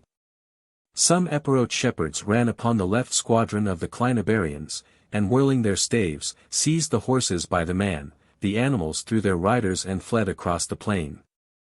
The Punic slingers scattered here and there stood gaping. The phalanx began to waver, the captains ran to and fro in distraction, the rearmost in the files were pressing upon the soldiers, and the barbarians had reformed, they were recovering, the victory was theirs. But a cry, a terrible cry broke forth, a roar of pain and wrath. It came from the 72 elephants which were rushing on in double line. Hamilcar having waited until the mercenaries were massed together in one spot to let them loose against them. The Indians had goaded them so vigorously that blood was trickling down their broad ears. Their trunks, which were smeared with minium, were stretched straight out in the air like red serpents. Their breasts were furnished with spears and their backs with cuirasses, their tusks were lengthened with steel blades curved like sabers, and to make them more ferocious they had been intoxicated with a mixture of pepper, wine, and incense. They shook their necklaces of bells, and shrieked, and the elephantarchs bent their heads beneath the stream of phalericas which was beginning to fly from the tops of the towers. In order to resist them the better the barbarians rushed forward in a compact crowd, the elephants flung themselves impetuously upon the center of it. The spurs on their breasts, like ships' prows, clove through the cohorts, which flowed surging back. They stifled the men with their trunks, or else snatching them up from the ground delivered them over their heads to the soldiers in the towers. With their tusks they disemboweled them, and hurled them into the air, and long entrails hung from their ivory fangs like bundles of rope from a mast. The barbarians strove to blind them, to hamstring them. Others would slip beneath their bodies, bury a sword in them up to the hilt, and perish crushed to death. The most intrepid clung to their straps. They would go on sawing the leather amid flames, bullets, and arrows, and the wicker tower would fall like a tower of stone. 14 of the animals on the extreme right, irritated by their wounds, turned upon the second rank. The Indians seized mallet and chisel, applied the latter to a joint in the head, and with all their might struck a great blow. Down fell the huge beasts, falling one above another. It was like a mountain. And upon the heap of dead bodies and armor a monstrous elephant, called the Fury of Baal, which had been caught by the leg in some chains, stood howling until the evening with an arrow in its eye. The others, however, like conquerors, delighting in extermination, overthrew, crushed, stamped, and raged against the corpses and the debris. To repel the maniples in serried circles around them, they turned about on their hind feet as they advanced, with a continual rotatory motion. The Carthaginians felt their energy increase, and the battle begin again. The barbarians were growing weak, some Greek hoplites threw away all their arms, and terror seized upon the rest. Spendius was seen stooping upon his dromedary, and spurring it on the shoulders with 2 javelins. Then they all rushed away from the wings and ran towards Utica. The Clinabarians, whose horses were exhausted, did not try to overtake them. The Ligurians, who were weakened by thirst, cried out for an advance towards the river. But the Carthaginians, who were posted in the center of the syntagmata, and had suffered less, stamped their feet with longing for the vengeance which was flying from them. And they were already darting forward in pursuit of the mercenaries when Hamilcar appeared. He held in his spotted and sweat-covered horse with silver reins. The bands fastened to the horns on his helmet flapped in the wind behind him, and he had placed his oval shield beneath his left thigh. With a motion of his triple-pointed pike he checked the army. The Tarentines leaped quickly upon their spare horses, and set off right and left towards the river and towards the town. The phalanx exterminated all the remaining barbarians at leisure. When the swords appeared they would stretch out their throats and close their eyelids. Others defended themselves to the last, and were knocked down from a distance with flints like mad dogs. Hamilcar had desired the taking of prisoners, but the Carthaginians obeyed him grudgingly, so much pleasure did they derive from plunging their swords into the bodies of the barbarians. As they were too hot they set about their work with bare arms like mowers, and when they desisted to take breath they would follow with their eyes a horseman galloping across the country after a fleeing soldier. He would succeed in seizing him by the hair, hold him thus for a while, and then fell him with a blow of his axe. Night fell. Carthaginians and barbarians had disappeared. The elephants which had taken to flight roamed in the horizon with their fired towers. These burned here and there in the darkness like beacons nearly half lost in the mist. And no movement could be discerned in the plain save the undulation of the river, which was heaped with corpses, and was drifting them away to the sea. 2 hours afterwards Matho arrived. He caught sight in the starlight of long, uneven heaps lying upon the ground. They were files of barbarians. He stooped down, all were dead. He called into the distance, but no voice replied. That very morning he had left Hippo Zarytus with his soldiers to march upon Carthage. At Utica the army under Spendius had just set out, and the inhabitants were beginning to fire the engines. All had fought desperately. But, the tumult which was going on in the direction of the bridge increasing in an incomprehensible fashion, Matho had struck across the mountain by the shortest road, and as the barbarians were fleeing over the plain he had encountered nobody. Facing him were little pyramidal masses rearing themselves in the shade, and on this side of the river and closer to him were motionless lights on the surface of the ground. In fact the Carthaginians had fallen back behind the bridge, and to deceive the barbarians the Suffet had stationed numerous posts upon the other bank. Matho, still advancing, thought that he could distinguish Punic engines, for horses' heads which did not stir appeared in the air fixed upon the tops of piles of staves which could not be seen. And further off he could hear a great clamor, a noise of songs, and clashing of cups. Then, not knowing where he was nor how to find Spendius, assailed with anguish, scared, and lost in the darkness, he returned more impetuously by the same road. The dawn was growing grey when from the top of the mountain he perceived the town with the carcasses of the engines blackened by the flames and looking like giant skeletons leaning against the walls. All was peaceful amid extraordinary silence and heaviness. Among his soldiers on the verge of the tents men were sleeping nearly naked, each upon his back, or with his forehead against his arm which was supported by his cuirass. Some were unwinding blood-stained bandages from their legs. Those who were doomed to die rolled their heads about gently, others dragged themselves along and brought them drink. The sentries walked up and down along the narrow paths in order to warm themselves, or stood in a fierce attitude with their faces turned towards the horizon, and their pikes on their shoulders. Matho found Spendius sheltered beneath a rag of canvas, supported by 2 sticks set in the ground, his knee in his hands and his head cast down. They remained for a long time without speaking. At last Matho murmured, "Conquered." Spendius rejoined in a gloomy voice, "Yes, conquered."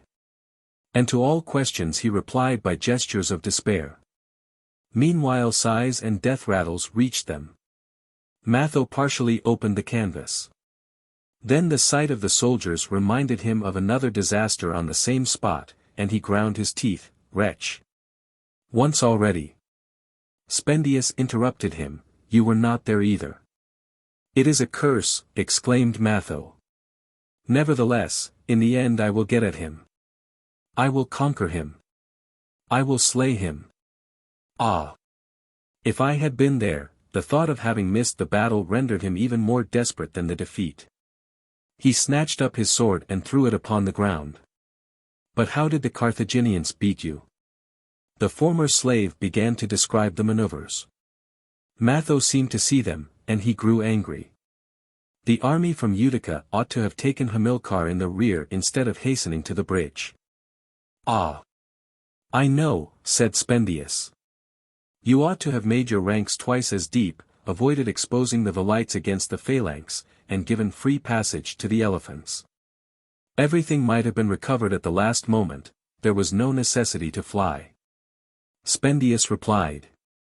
I saw him pass along in his large red cloak, with uplifted arms and higher than the dust, like an eagle flying upon the flank of the cohorts, and at every nod they closed up or darted forward. The throng carried us towards each other, he looked at me, and I felt the cold steel as it were in my heart.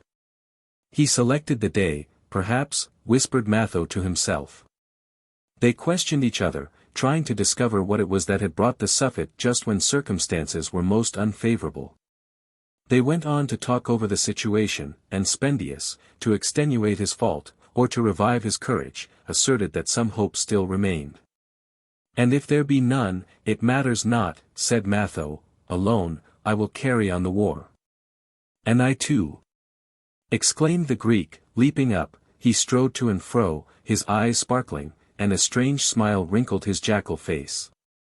We will make a fresh start, do not leave me again. I am not made for battles in the sunlight, the flashing of swords troubles my sight, it is a disease, I lived too long in the ergastulum. But give me walls to scale at night, and I will enter the citadels, and the corpses shall be cold before cockcrow. Show me anyone, anything, an enemy, a treasure, a woman, he repeated, were she a king's daughter, and I will quickly bring your desire to your feet. You reproach me for having lost the battle against Hanno, nevertheless I won it back again. Confess it. My herd of swine did more for us than a phalanx of Spartans. And yielding to the need that he felt of exalting himself and taking his revenge, he enumerated all that he had done for the cause of the mercenaries. It was I who urged on the Gaul in the Suffet's gardens. And later, at Sicca, I maddened them all with fear of the Republic. Gisco was sending them back, but I prevented the interpreters speaking. Ah! How their tongues hung out of their mouths! Do you remember? I brought you into Carthage. I stole the Zaïmph. I led you to her. I will do more yet, you shall see. He burst out laughing like a madman. Matho regarded him with gaping eyes. He felt in a measure uncomfortable in the presence of this man, who was at once so cowardly and so terrible. The Greek resumed in jovial tones and cracking his fingers. Evo. Sun after run. I have worked in the quarries, and I have drunk moss-sick wine beneath a golden awning in a vessel of my own like a Ptolemaeus. Calamity should help to make us cleverer. By dint of work we may make fortune bend. She loves politicians. She will yield. He returned to Matho and took him by the arm. Master, at present the Carthaginians are sure of their victory. You have quite an army which has not fought, and your men obey you. Place them in the front, mine will follow to avenge themselves. I have still 3,000 Carians, 1,200 slingers and archers, whole cohorts. A phalanx even might be formed, let us return. Matho, who had been stunned by the disaster, had hitherto thought of no means of repairing it. He listened with open mouth, and the bronze plates which circled his sides rose with the leapings of his heart. He picked up his sword, crying, "Follow me, forward." But when the scouts returned, they announced that the Carthaginian dead had been carried off, that the bridge was in ruins, and that Hamilcar had disappeared. 9. In the field. Hamilcar had thought that the mercenaries would await him at Utica, or that they would return against him. And finding his forces insufficient to make or to sustain an attack, he had struck southwards along the right bank of the river, thus protecting himself immediately from a surprise. He intended first to wink at the revolt of the tribes and to detach them all from the cause of the barbarians, then when they were quite isolated in the midst of the provinces he would fall upon them and exterminate them. In 14 days he pacified the region comprised between Thaucaber and Utica, with the towns of Tignicaba, Tessura, Vacca, and others further to the west.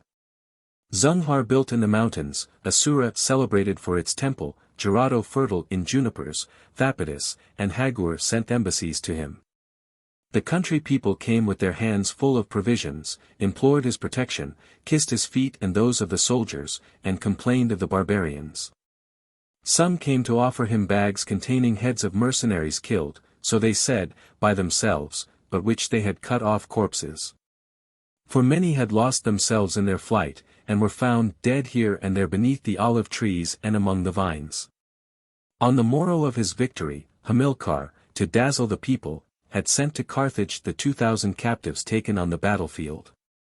They arrived in long companies of 100 men each, all with their arms fastened behind their backs with a bar of bronze which caught them at the nape of the neck, and the wounded, bleeding as they still were, running also along. Horsemen followed them, driving them on with blows of the whip. Then there was a delirium of joy. People repeated that there were 6,000 barbarians killed, the others would not hold out, and the war was finished. They embraced one another in the streets, and rubbed the faces of the Pataic gods with butter and cinnamomum to thank them. These, with their big eyes, their big bodies, and their arms raised as high as the shoulder, seemed to live beneath their freshened paint, and to participate in the cheerfulness of the people. The rich left their doors open. The city resounded with the noise of the timbrels, the temples were illuminated every night, and the servants of the goddess went down to Malqua and set up stages of sycamore wood at the corners of the crossways, and prostituted themselves there. Lands were voted to the conquerors, holocausts to Melkarth, 300 gold crowns to the Suffet, and his partisans proposed to decree to him new prerogatives and honors. He had begged the ancients to make overtures to Autaritus for exchanging all the barbarians, if necessary, for the aged Gisco, and the other Carthaginians detained like him. The Libyans and nomads composing the army under Autaritus knew scarcely anything of these mercenaries, who were men of Italiote or Greek race. And the offer by the Republic of so many barbarians for so few Carthaginians, showed that the value of the former was nothing and that of the latter considerable. They dreaded a snare. Autaritus refused. Then the ancients decreed the execution of the captives, although the Suffet had written to them not to put them to death. He reckoned upon incorporating the best of them with his own troops and of thus instigating defections. But hatred swept away all circumspection. The 2,000 barbarians were tied to the stelae of the tombs in the Mappalian quarter. And traders, scullions, embroiderers, and even women, the widows of the dead with their children, all who would, came to kill them with arrows. They aimed slowly at them, the better to prolong their torture, lowering the weapon and then raising it in turn, and the multitude pressed forward howling. Paralytics had themselves brought thither in hand-barrows. Many took the precaution of bringing their food, and remained on the spot until the evening, others passed the night there. Tents had been set up in which drinking went on. Many gained large sums by hiring out bows. Then all these crucified corpses were left upright, looking like so many red statues on the tombs, and the excitement even spread to the people of Malqua, who were the descendants of the aboriginal families, and were usually indifferent to the affairs of their country. Out of gratitude for the pleasure it had been giving them, they now interested themselves in its fortunes, and felt that they were Carthaginians. And the ancients thought it a clever thing to have thus blended the entire people in a single act of vengeance. The sanction of the gods was not wanting, for crows alighted from all quarters of the sky. They wheeled in the air as they flew with loud hoarse cries, and formed a huge cloud rolling continually upon itself. It was seen from Clypea, Rades, and the promontory of Hermium. Sometimes it would suddenly burst asunder, its black spirals extending far away, as an eagle clove the center of it, and then departed again. Here and there on the terraces, the domes, the peaks of the obelisks, and the pediments of the temples there were big birds holding human fragments in their reddened beaks. Owing to the smell, the Carthaginians resigned themselves to unbind the corpses. A few of them were burnt. The rest were thrown into the sea, and the waves, driven by the north wind, deposited them on the shore at the end of the gulf before the camp of Autaritus. This punishment had no doubt terrified the barbarians, for from the top of Eshmoun they could be seen striking their tents, collecting their flocks, and hoisting their baggage upon asses. And on the evening of the same day the entire army withdrew. It was to march to and fro between the mountain of the hot springs and Hippo Zarytus, and so debar the Suffet from approaching the Tyrian towns, and from the possibility of a return to Carthage. Meanwhile the two other armies were to try to overtake him in the south, Spendius in the east, and Matho in the west, in such a way that all three should unite to surprise and entangle him. Then they received a reinforcement which they had not looked for. Nar-Havas appeared with 300 camels laden with bitumen, 25 elephants, and 6,000 horsemen. To weaken the mercenaries the Suffet had judged it prudent to occupy his attention at a distance in his own kingdom. From the heart of Carthage he had come to an understanding with Mascaba, a Gaetulian brigand who was seeking to found an empire. Strengthened by Punic money, the adventurer had raised the Numidian states with promises of freedom. But Nar-Havas, warned by his nurse's son, had dropped into Cirta, poisoned the conquerors with the water of the cisterns, struck off a few heads, set all right again, and had just arrived against the Suffet more furious than the barbarians. The chiefs of the four armies concerted the arrangements for the war. It would be a long one, and everything must be foreseen. It was agreed first to entreat the assistance of the Romans, and this mission was offered to Spendius, but as a fugitive he dared not undertake it. 12 men from the Greek colonies embarked at Annaba in a sloop belonging to the Numidians. Then the chiefs exacted an oath of complete obedience from all the barbarians. Every day the captains inspected clothes and boots. The sentries were even forbidden to use a shield, for they would often lean it against their lance and fall asleep as they stood. Those who had any baggage trailing after them were obliged to get rid of it.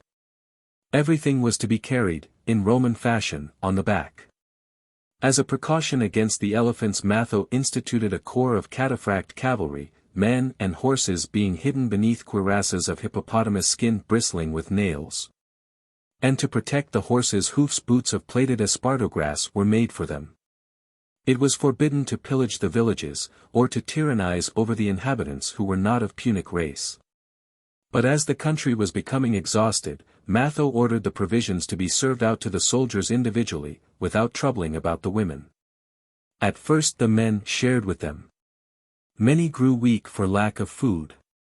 It was the occasion of many quarrels and invectives, many drawing away the companions of the rest by the bait or even by the promise of their own portion. Matho commanded them all to be driven away pitilessly. They took refuge in the camp of Autaritus, but the Gaulish and Libyan women forced them by their outrageous treatment to depart.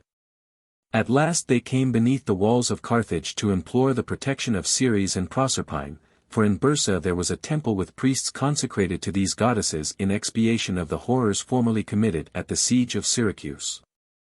The Syssitia, alleging their right to waifs and strays, claimed the youngest in order to sell them, and some fair Lacedaemonian women were taken by new Carthaginians in marriage. A few persisted in following the armies. They ran on the flank of the Syntagmata by the side of the captains. They called to their husbands, pulled them by the cloak, cursed them as they beat their breasts, and held out their little naked and weeping children at arm's length. The sight of them was unmanning the barbarians, they were an embarrassment and a peril. Several times they were repulsed, but they came back again. Matho made the horsemen belonging to Nar-Havas charge them with the point of the lance. And on some Balearians shouting out to him that they must have women, he replied, I have none. Just now he was invaded by the genius of Moloch. In spite of the rebellion of his conscience, he performed terrible deeds, imagining that he was thus obeying the voice of a god. When he could not ravage the fields, Matho would cast stones into them to render them sterile. He urged Autaritus and Spendius with repeated messages to make haste. But the Suffet's operations were incomprehensible. He encamped at Idus, Monchar, and Tehint successively. Some scouts believed that they saw him in the neighborhood of Ischiel, near the frontiers of Nar-Havas, and it was reported that he had crossed the river above Tiburba as though to return to Carthage. Scarcely was he in one place when he removed to another. The routes that he followed always remained unknown. The Suffet preserved his advantages without offering battle, and while pursued by the barbarians seemed to be leading them. These marches and counter-marches were still more fatiguing to the Carthaginians, and Hamilcar's forces, receiving no reinforcements, diminished from day to day. The country people were now more backward in bringing him provisions. In every direction he encountered taciturn hesitation and hatred, and in spite of his entreaties to the great council no succor came from Carthage. It was said, perhaps it was believed, that he had need of none. It was a trick, or his complaints were unnecessary, and Hanno's partisans, in order to do him an ill turn, exaggerated the importance of his victory. The troops which he commanded he was welcome to. But they were not going to supply his demands continually in that way. The war was quite burdensome enough. It had cost too much, and from pride the patricians belonging to his faction supported him but slackly. Then Hamilcar, despairing of the republic, took by force from the tribes all that he wanted for the war, grain, oil, wood, cattle, and men. But the inhabitants were not long in taking flight. The villages passed through were empty, and the cabins were ransacked without anything being discerned in them. The Punic army was soon encompassed by a terrible solitude. The Carthaginians, who were furious, began to sack the provinces. They filled up the cisterns and fired the houses. The sparks, being carried by the wind, were scattered far off, and whole forests were on fire on the mountains. They bordered the valleys with a crown of flames, and it was often necessary to wait in order to pass beyond them. Then the soldiers resumed their march over the warm ashes in the full glare of the sun. Sometimes they would see what looked like the eyes of a tiger cat gleaming in a bush by the side of the road. This was a barbarian crouching upon his heels, and smeared with dust, that he might not be distinguished from the color of the foliage. Or perhaps when passing along a ravine those on the wings would suddenly hear the rolling of stones, and raising their eyes would perceive a barefooted man bounding along through the openings of the gorge. Meanwhile Utica and Hippozyritis were free since the mercenaries were no longer besieging them. Hamilcar commanded them to come to his assistance. But not caring to compromise themselves, they answered him with vague words, with compliments and excuses. He went up again abruptly into the north, determined to open up one of the Tyrian towns, though he were obliged to lay siege to it. He required a station on the coast, so as to be able to draw supplies and men from the islands or from Cyrene, and he coveted the harbor of Utica as being the nearest to Carthage. The Suffet therefore left Zeutin and turned the lake of Hippozyritis with circumspection. But he was soon obliged to lengthen out his regiments into column in order to climb the mountain which separates the two valleys. They were descending at sunset into its hollow, funnel-shaped summit, when they perceived on the level of the ground before them bronze she-wolves which seemed to be running across the grass. Suddenly large plumes arose and a terrible song burst forth, accompanied by the rhythm of flutes. It was the army under Spendius, for some Campanians and Greeks, in their execration of Carthage, had assumed the ensigns of Rome. At the same time long pikes, shields of leopard skin, linen cuirasses, and naked shoulders were seen on the left. These were the Iberians under Matho, the Lusitanians, Balearians, and Gaetulians. The horses of Nar Havas were heard to neigh. They spread around the hill. Then came the loose rabble commanded by Autaritus, Gauls, Libyans, and nomads, while the eaters of uncleanness might be recognized among them by the fish bones which they wore in their hair. Thus the barbarians, having contrived their marches with exactness, had come together again. But themselves surprised, they remained motionless for some minutes in consultation. The Suffet had collected his men into an orbicular mass, in such a way as to offer an equal resistance in every direction. The infantry were surrounded by their tall, pointed shields fixed close to one another in the turf. The Clinabarians were outside and the elephants at intervals further off. The mercenaries were worn out with fatigue, it was better to wait till next day. And the barbarians feeling sure of their victory occupied themselves the whole night in eating. They lighted large bright fires, which, while dazzling themselves, left the Punic army below them in the shade. Hamilcar caused a trench 15 feet broad and 10 cubits deep to be dug in Roman fashion round his camp, and the earth thrown out to be raised on the inside into a parapet, on which sharp interlacing stakes were planted. And at sunrise the mercenaries were amazed to perceive all the Carthaginians thus entrenched as if in a fortress.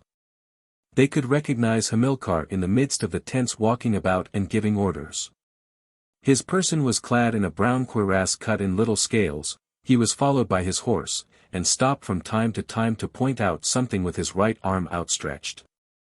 Then more than one recalled similar mornings when, amid the din of clarions, he passed slowly before them, and his look strengthened them like cups of wine. A kind of emotion overcame them. Those, on the contrary, who were not acquainted with Hamilcar, were mad with joy at having caught him.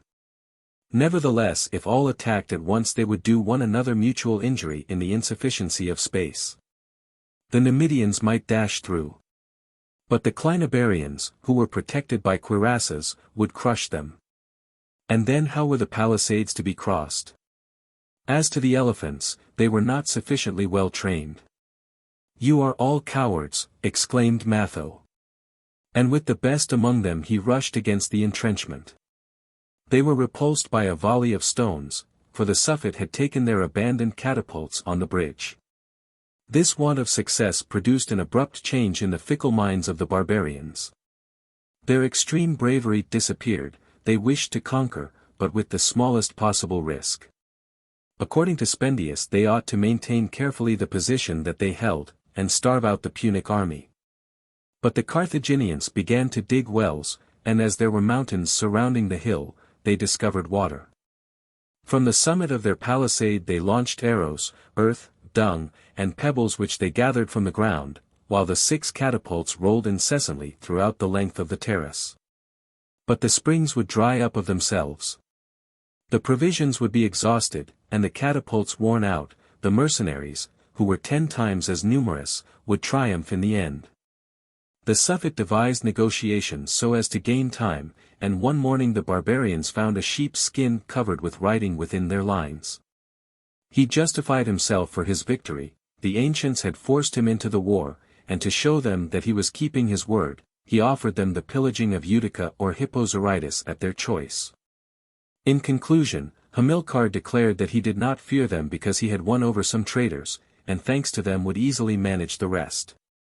The barbarians were disturbed, this proposal of immediate booty made them consider. They were apprehensive of treachery, not suspecting a snare in the Suffet's boasting, and they began to look upon one another with mistrust. Words and steps were watched, terrors awaked them in the night. Many forsook their companions and chose their army as fancy dictated, and the Gauls with Autaritus went and joined themselves with the men of Cisalpine Gaul, whose language they understood. The 4 chiefs met together every evening in Matho's tent, and squatting round a shield, attentively moved backwards and forwards the little wooden figures invented by Pyrrhus for the representation of maneuvers. Spendius would demonstrate Hamilcar's resources, and with oaths by all the gods entreat that the opportunity should not be wasted. Matho would walk about angry and gesticulating. The war against Carthage was his own personal affair. He was indignant that the others should interfere in it without being willing to obey him. Autaritus would divine his speech from his countenance and applaud.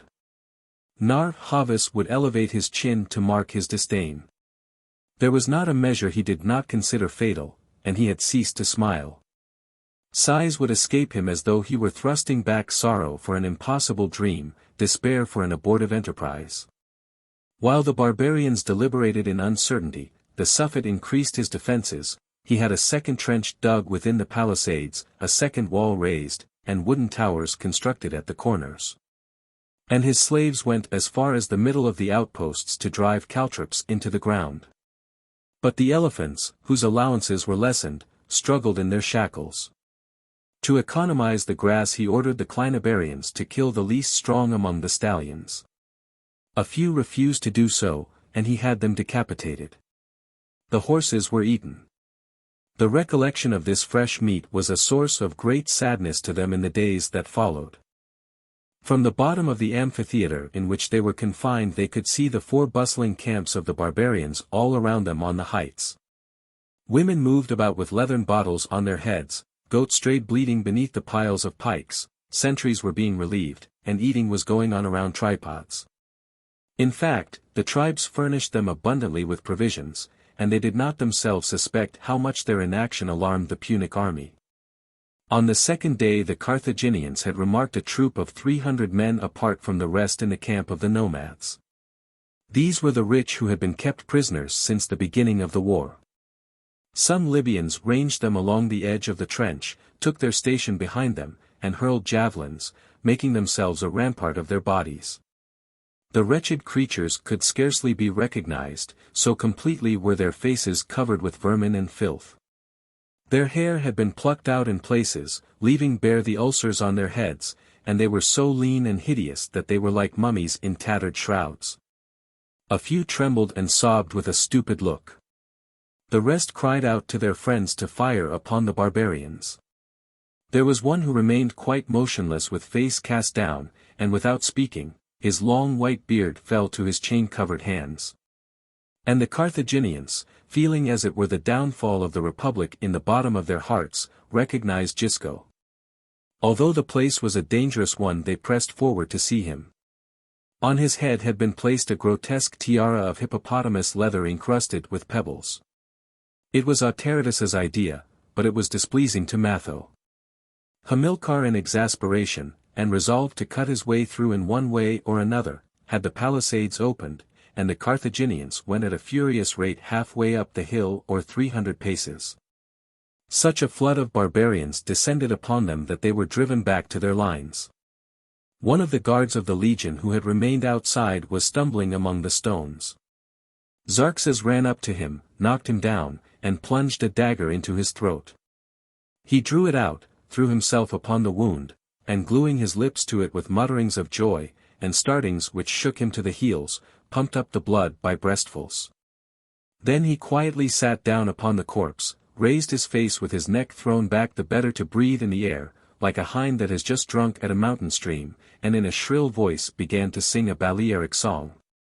A vague melody full of prolonged modulations, with interruptions and alternations like echoes answering one another in the mountains. He called upon his dead brothers and invited them to a feast, then he let his hands fall between his legs, slowly bent his head, and wept. This atrocious occurrence horrified the barbarians, especially the Greeks.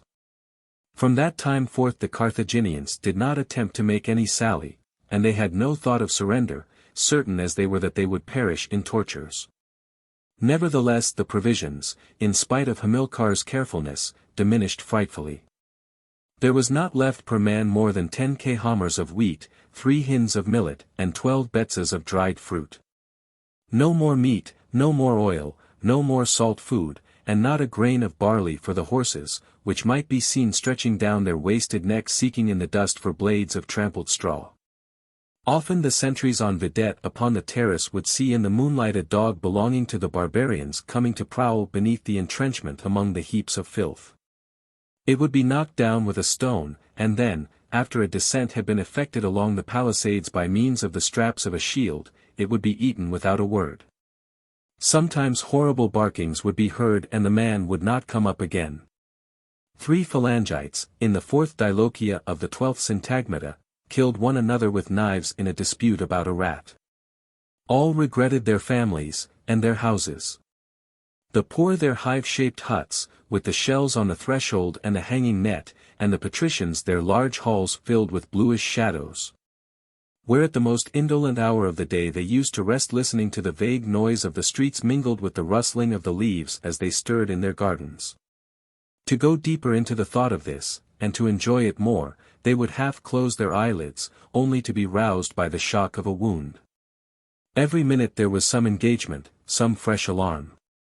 The towers were burning, the eaters of uncleanness were leaping across the palisades, their hands would be struck off with axes, others would hasten up, an iron hail would fall upon the tents. Galleries of Russian hurdles were raised as a protection against the projectiles. The Carthaginians shut themselves up within them and stirred out no more. Every day the sun coming over the hill used, after the early hours, to forsake the bottom of the gorge and leave them in the shade. The grey slopes of the ground, covered with flints spotted with scanty lichen, ascended in front and in the rear, and above their summits stretched the sky in its perpetual purity, smoother and colder to the eye than a metal cupola. Hamilcar was so indignant with Carthage that he felt inclined to throw himself among the barbarians and lead them against her. Moreover, the porters, sutlers, and slaves were beginning to murmur, while neither people, nor great council, nor anyone sent as much as a hope. The situation was intolerable, especially owing to the thought that it would become worse. At the news of the disaster Carthage had leaped, as it were, with anger and hate. The Suffet would have been less execrated if he had allowed himself to be conquered from the first. But time and money were lacking for the hire of other mercenaries. As to a levy of soldiers in the town, how were they to be equipped? Hamilcar had taken all the arms. And then who was to command them? The best captains were down yonder with him. Meanwhile, some men dispatched by the Suffet arrived in the streets with shouts. The great council were roused by them, and contrived to make them disappear. It was an unnecessary precaution. Every one accused Barca of having behaved with slackness. He ought to have annihilated the mercenaries after his victory. Why had he ravaged the tribes? The sacrifices already imposed had been heavy enough.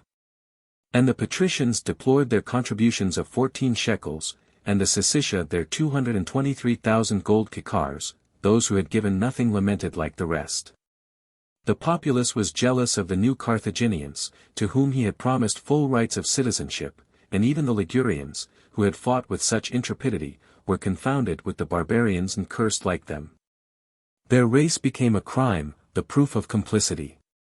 The traders on the threshold of their shops, the workmen passing plumb line in hand, the vendors of pickle rinsing their baskets, the attendants in the vapor baths and the retailers of hot drinks all discussed the operations of the campaign. They would trace battle plans with their fingers in the dust, and there was not a sorry rascal to be found who could not have corrected Hamilcar's mistakes. It was a punishment, said the priests, for his long-continued impiety. He had offered no holocausts, he had not purified his troops, he had even refused to take augurs with him, and the scandal of sacrilege strengthened the violence of restrained hate, and the rage of betrayed hopes. People recalled the Sicilian disasters, and all the burden of his pride that they had borne for so long. The colleges of the pontiffs could not forgive him for having seized their treasure, and they demanded a pledge from the great council to crucify him should he ever return. The heats of the month of Elul, which were excessive in that year, were another calamity. Sickening smells rose from the borders of the lake, and were wafted through the air together with the fumes of the aromatics that eddied at the corners of the streets. The sounds of hymns were constantly heard. Crowds of people occupied the staircases of the temples, all the walls were covered with black veils.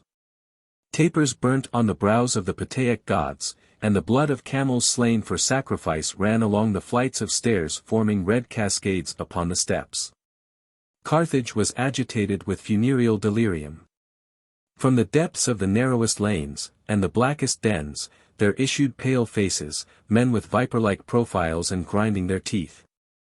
The houses were filled with the women's piercing shrieks, which, escaping through the gratings, caused those who stood talking in the squares to turn round. Sometimes it was thought that the barbarians were arriving. They had been seen behind the mountain of the hot springs, they were encamped at Tunis, and the voices would multiply and swell, and be blended into one single clamor. Then universal silence would reign, some remaining where they had climbed upon the frontals of the buildings, screening their eyes with their open hand, while the rest lay flat on their faces at the foot of the rampart straining their ears. When their terror had passed off, their anger would begin again. But the conviction of their own impotence would soon sink them into the same sadness as before. It increased every evening when all ascended the terraces, and bowing down 9 times uttered a loud cry in salutation of the sun, as it sank slowly behind the lagoon. And then suddenly disappeared among the mountains in the direction of the barbarians. They were waiting for the thrice holy festival when, from the summit of a funeral pile, an eagle flew heavenwards as a symbol of the resurrection of the year, and a message from the people to their Baal. They regarded it as a sort of union, a method of connecting themselves with the might of the sun. Moreover, Filled as they now were with hatred, they turned frankly towards homicidal Moloch, and all forsook Tanith. In fact, Rebetna, having lost her veil, was as if she had been despoiled of part of her virtue. She denied the beneficence of her waters, she had abandoned Carthage, she was a deserter, an enemy. Some threw stones at her to insult her. But many pitied her while they inveighed against her, she was still beloved, and perhaps more deeply than she had been. All their misfortunes came, therefore, from the loss of the Zaïmph. Salammbô had indirectly participated in it. She was included in the same ill will, she must be punished. A vague idea of immolation spread among the people. To appease the Baalim it was without doubt necessary to offer them something of incalculable worth, a being handsome, young, virgin, of old family, a descendant of the gods, a human star. Every day the gardens of Megara were invaded by strange men. The slaves, trembling on their own account, dared not resist them.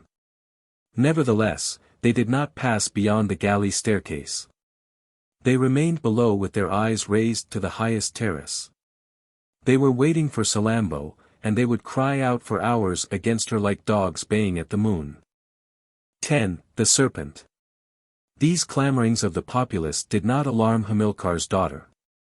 She was disturbed by loftier anxieties, her great serpent, the black python, was drooping.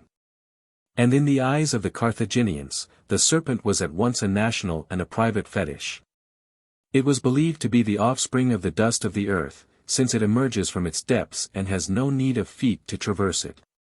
Its mode of progression called to mind the undulations of rivers, its temperature the ancient, viscous, and fecund darkness, and the orbit which it describes when biting its tail the harmony of the planets, and the intelligence of Eshmaun. Salammbô's serpent had several times already refused the 4 live sparrows which were offered to it at the full moon and at every new moon. Its handsome skin, covered like the firmament with golden spots upon a perfectly black ground, was now yellow, relaxed, wrinkled, and too large for its body. A cottony moldiness extended round its head. And in the corners of its eyelids might be seen little red specks which appeared to move.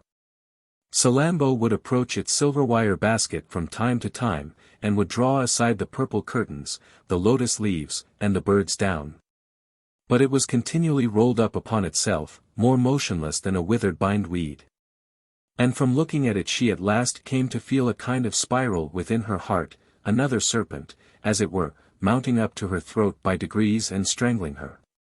She was in despair of having seen the Zaïmph, and yet she felt a sort of joy, an intimate pride at having done so. A mystery shrank within the splendor of its folds. It was the cloud that enveloped the gods, and the secret of the universal existence, and Salammbô, horror-stricken at herself, regretted that she had not raised it. She was almost always crouching at the back of her apartment, holding her bended left leg in her hands, her mouth half open, her chin sunk, her eye fixed. She recollected her father's face with terror. She wished to go away into the mountains of Phoenicia, on a pilgrimage to the temple of Aphaca, where Tanith descended in the form of a star. All kinds of imaginings attracted her and terrified her. Moreover, a solitude which every day became greater encompassed her. She did not even know what Hamilcar was about. Wearied at last with her thoughts she would rise, and trailing along her little sandals whose soles clacked upon her heels at every step, she would walk at random through the large silent room. The amethysts and topazes of the ceiling made luminous spots quiver here and there, and Salammbô as she walked would turn her head a little to see them. She would go and take the hanging amphras by the neck. She would cool her bosom beneath the broad fans, or perhaps amuse herself by burning cinnamomum in hollow pearls. At sunset Tanit would draw back the black felt lozenges that closed the openings in the wall. Then her doves, rubbed with musk like the doves of Tanith, suddenly entered, and their pink feet glided over the glass pavement, amid the grains of barley which she threw to them in handfuls like a sower in a field. But on a sudden she would burst into sobs and lie stretched on the large bed of ox leather straps without moving, repeating a word that was ever the same, with open eyes, pale as one dead, insensible, cold. And yet she could hear the cries of the apes in the tufts of the palm trees, with the continuous grinding of the great wheel which brought a flow of pure water through the stories into the porphyry center basin. Sometimes for several days she would refuse to eat. She could see in a dream troubled stars wandering beneath her feet. She would call Scahabarim, and when he came she had nothing to say to him. She could not live without the relief of his presence. But she rebelled inwardly against this domination. Her feeling towards the priest was one at once of terror, jealousy, hatred, and a species of love, in gratitude for the singular voluptuousness which she experienced by his side. He had recognized the influence of Rabbit, being skillful to discern the gods who send diseases, and to cure Salammbô he had her apartment watered with lotions of vervain, and maidenhair. She ate mandrakes every morning. She slept with her head on a cushion filled with aromatics blended by the pontiffs. He had even employed baras, a fiery-colored root which drives back fatal geniuses into the north. Lastly, turning towards the polar star, he murmured thrice the mysterious name of Tanith, but Salammbô still suffered and her anguish deepened. No one in Carthage was so learned as he. In his youth he had studied at the college of the Mogbeds, at Borsippa, near Babylon, had then visited Samothrace, Pessinus, Ephesus, Thessaly, Judea, and the temples of the Nabathi, which are lost in the sands. And had travelled on foot along the banks of the Nile from the cataracts to the sea. Shaking torches with veil-covered face, he had cast a black cock upon a fire of Sandarak before the breast of the Sphinx, the father of terror. He had descended into the caverns of Proserpine, he had seen the 500 pillars of the labyrinth of Lemnos revolve, and the candelabrum of Tarentum, which bore as many sconces on its shaft as there are days in the year, shine in its splendor. At times he received Greeks by night in order to question them. The constitution of the world disquieted him no less than the nature of the gods. He had observed the equinoxes with the armos placed in the portico of Alexandria, and accompanied the Bamatists of Evergetes, who measure the sky by calculating the number of their steps, as far as Cyrene. So that there was now growing in his thoughts a religion of his own, with no distinct formula, and on that very account full of infatuation and fervor. He no longer believed that the earth was formed like a fir cone. He believed it to be round, and eternally falling through immensity with such prodigious speed that its fall was not perceived. From the position of the sun above the moon he inferred the predominance of Baal, of whom the planet itself is but the reflection and figure. Moreover, all that he saw in terrestrial things compelled him to recognize the male exterminating principle as supreme. And then he secretly charged Rabbit with the misfortune of his life.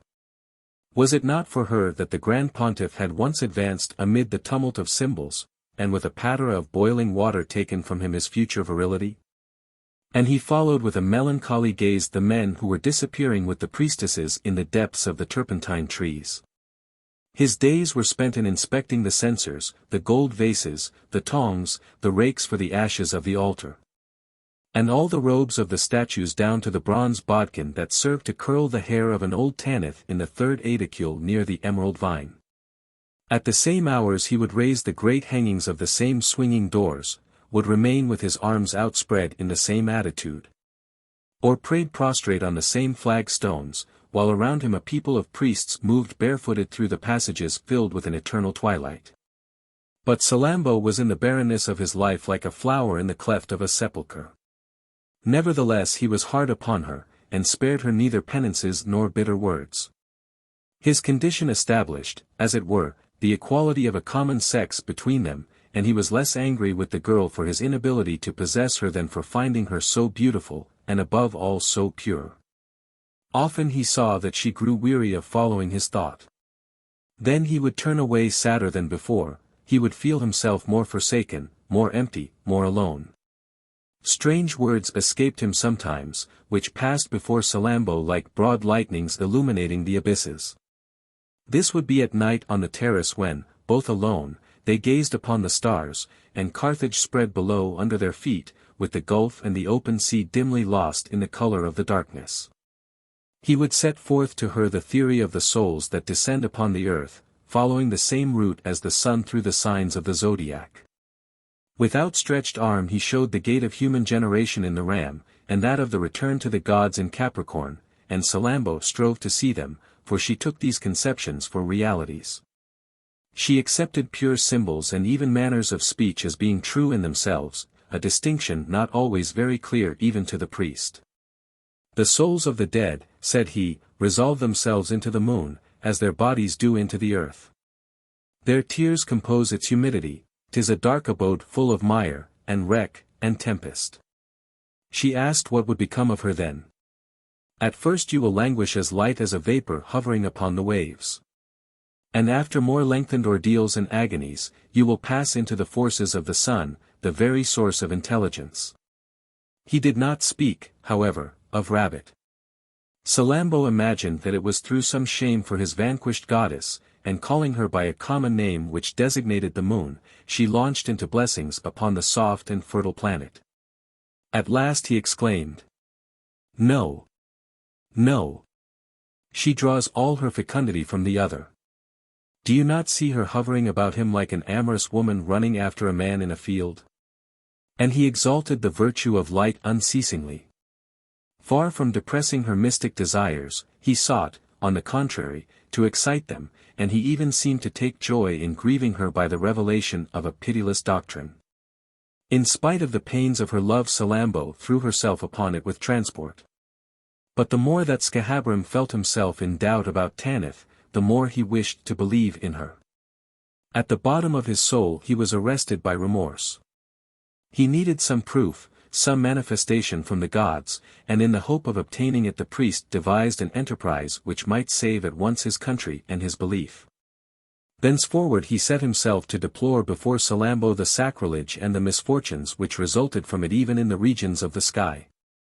Then he suddenly announced the peril of the Suffet, who was assailed by 3 armies under the command of Matho, for on account of the veil Matho was, in the eyes of the Carthaginians, the king, as it were, of the barbarians.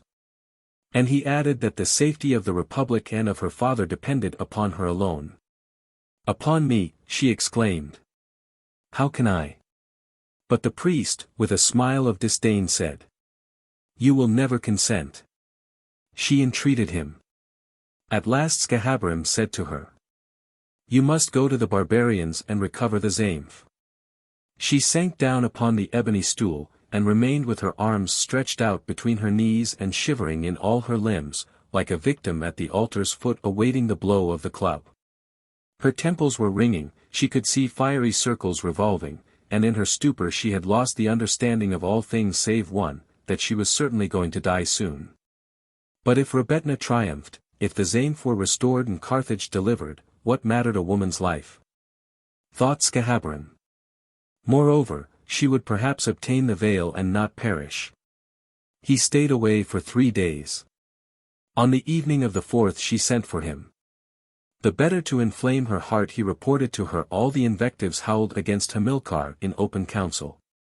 He told her that she had erred, that she owed reparation for her crime, and that Rebetna commanded the sacrifice. A great uproar came frequently across the Mappalian district to Megara. Scahabrum and Salammbô went out quickly, and gazed from the top of the galley staircase. There were people in the square of Common shouting for arms. The ancients would not provide them, esteeming such an effort useless. Others who had set out without a general had been massacred.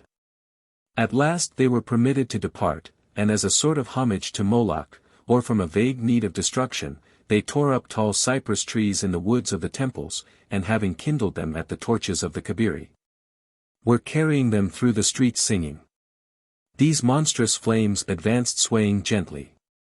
They transmitted fires to the glass balls on the crests of the temples, to the ornaments of the colossuses and the beaks of the ships, passed beyond the terraces and formed suns as it were, which rolled through the town. They descended the Acropolis. The gate of Malqua opened. Are you ready? Exclaimed Scahabrum, or have you asked them to tell your father that you abandoned him?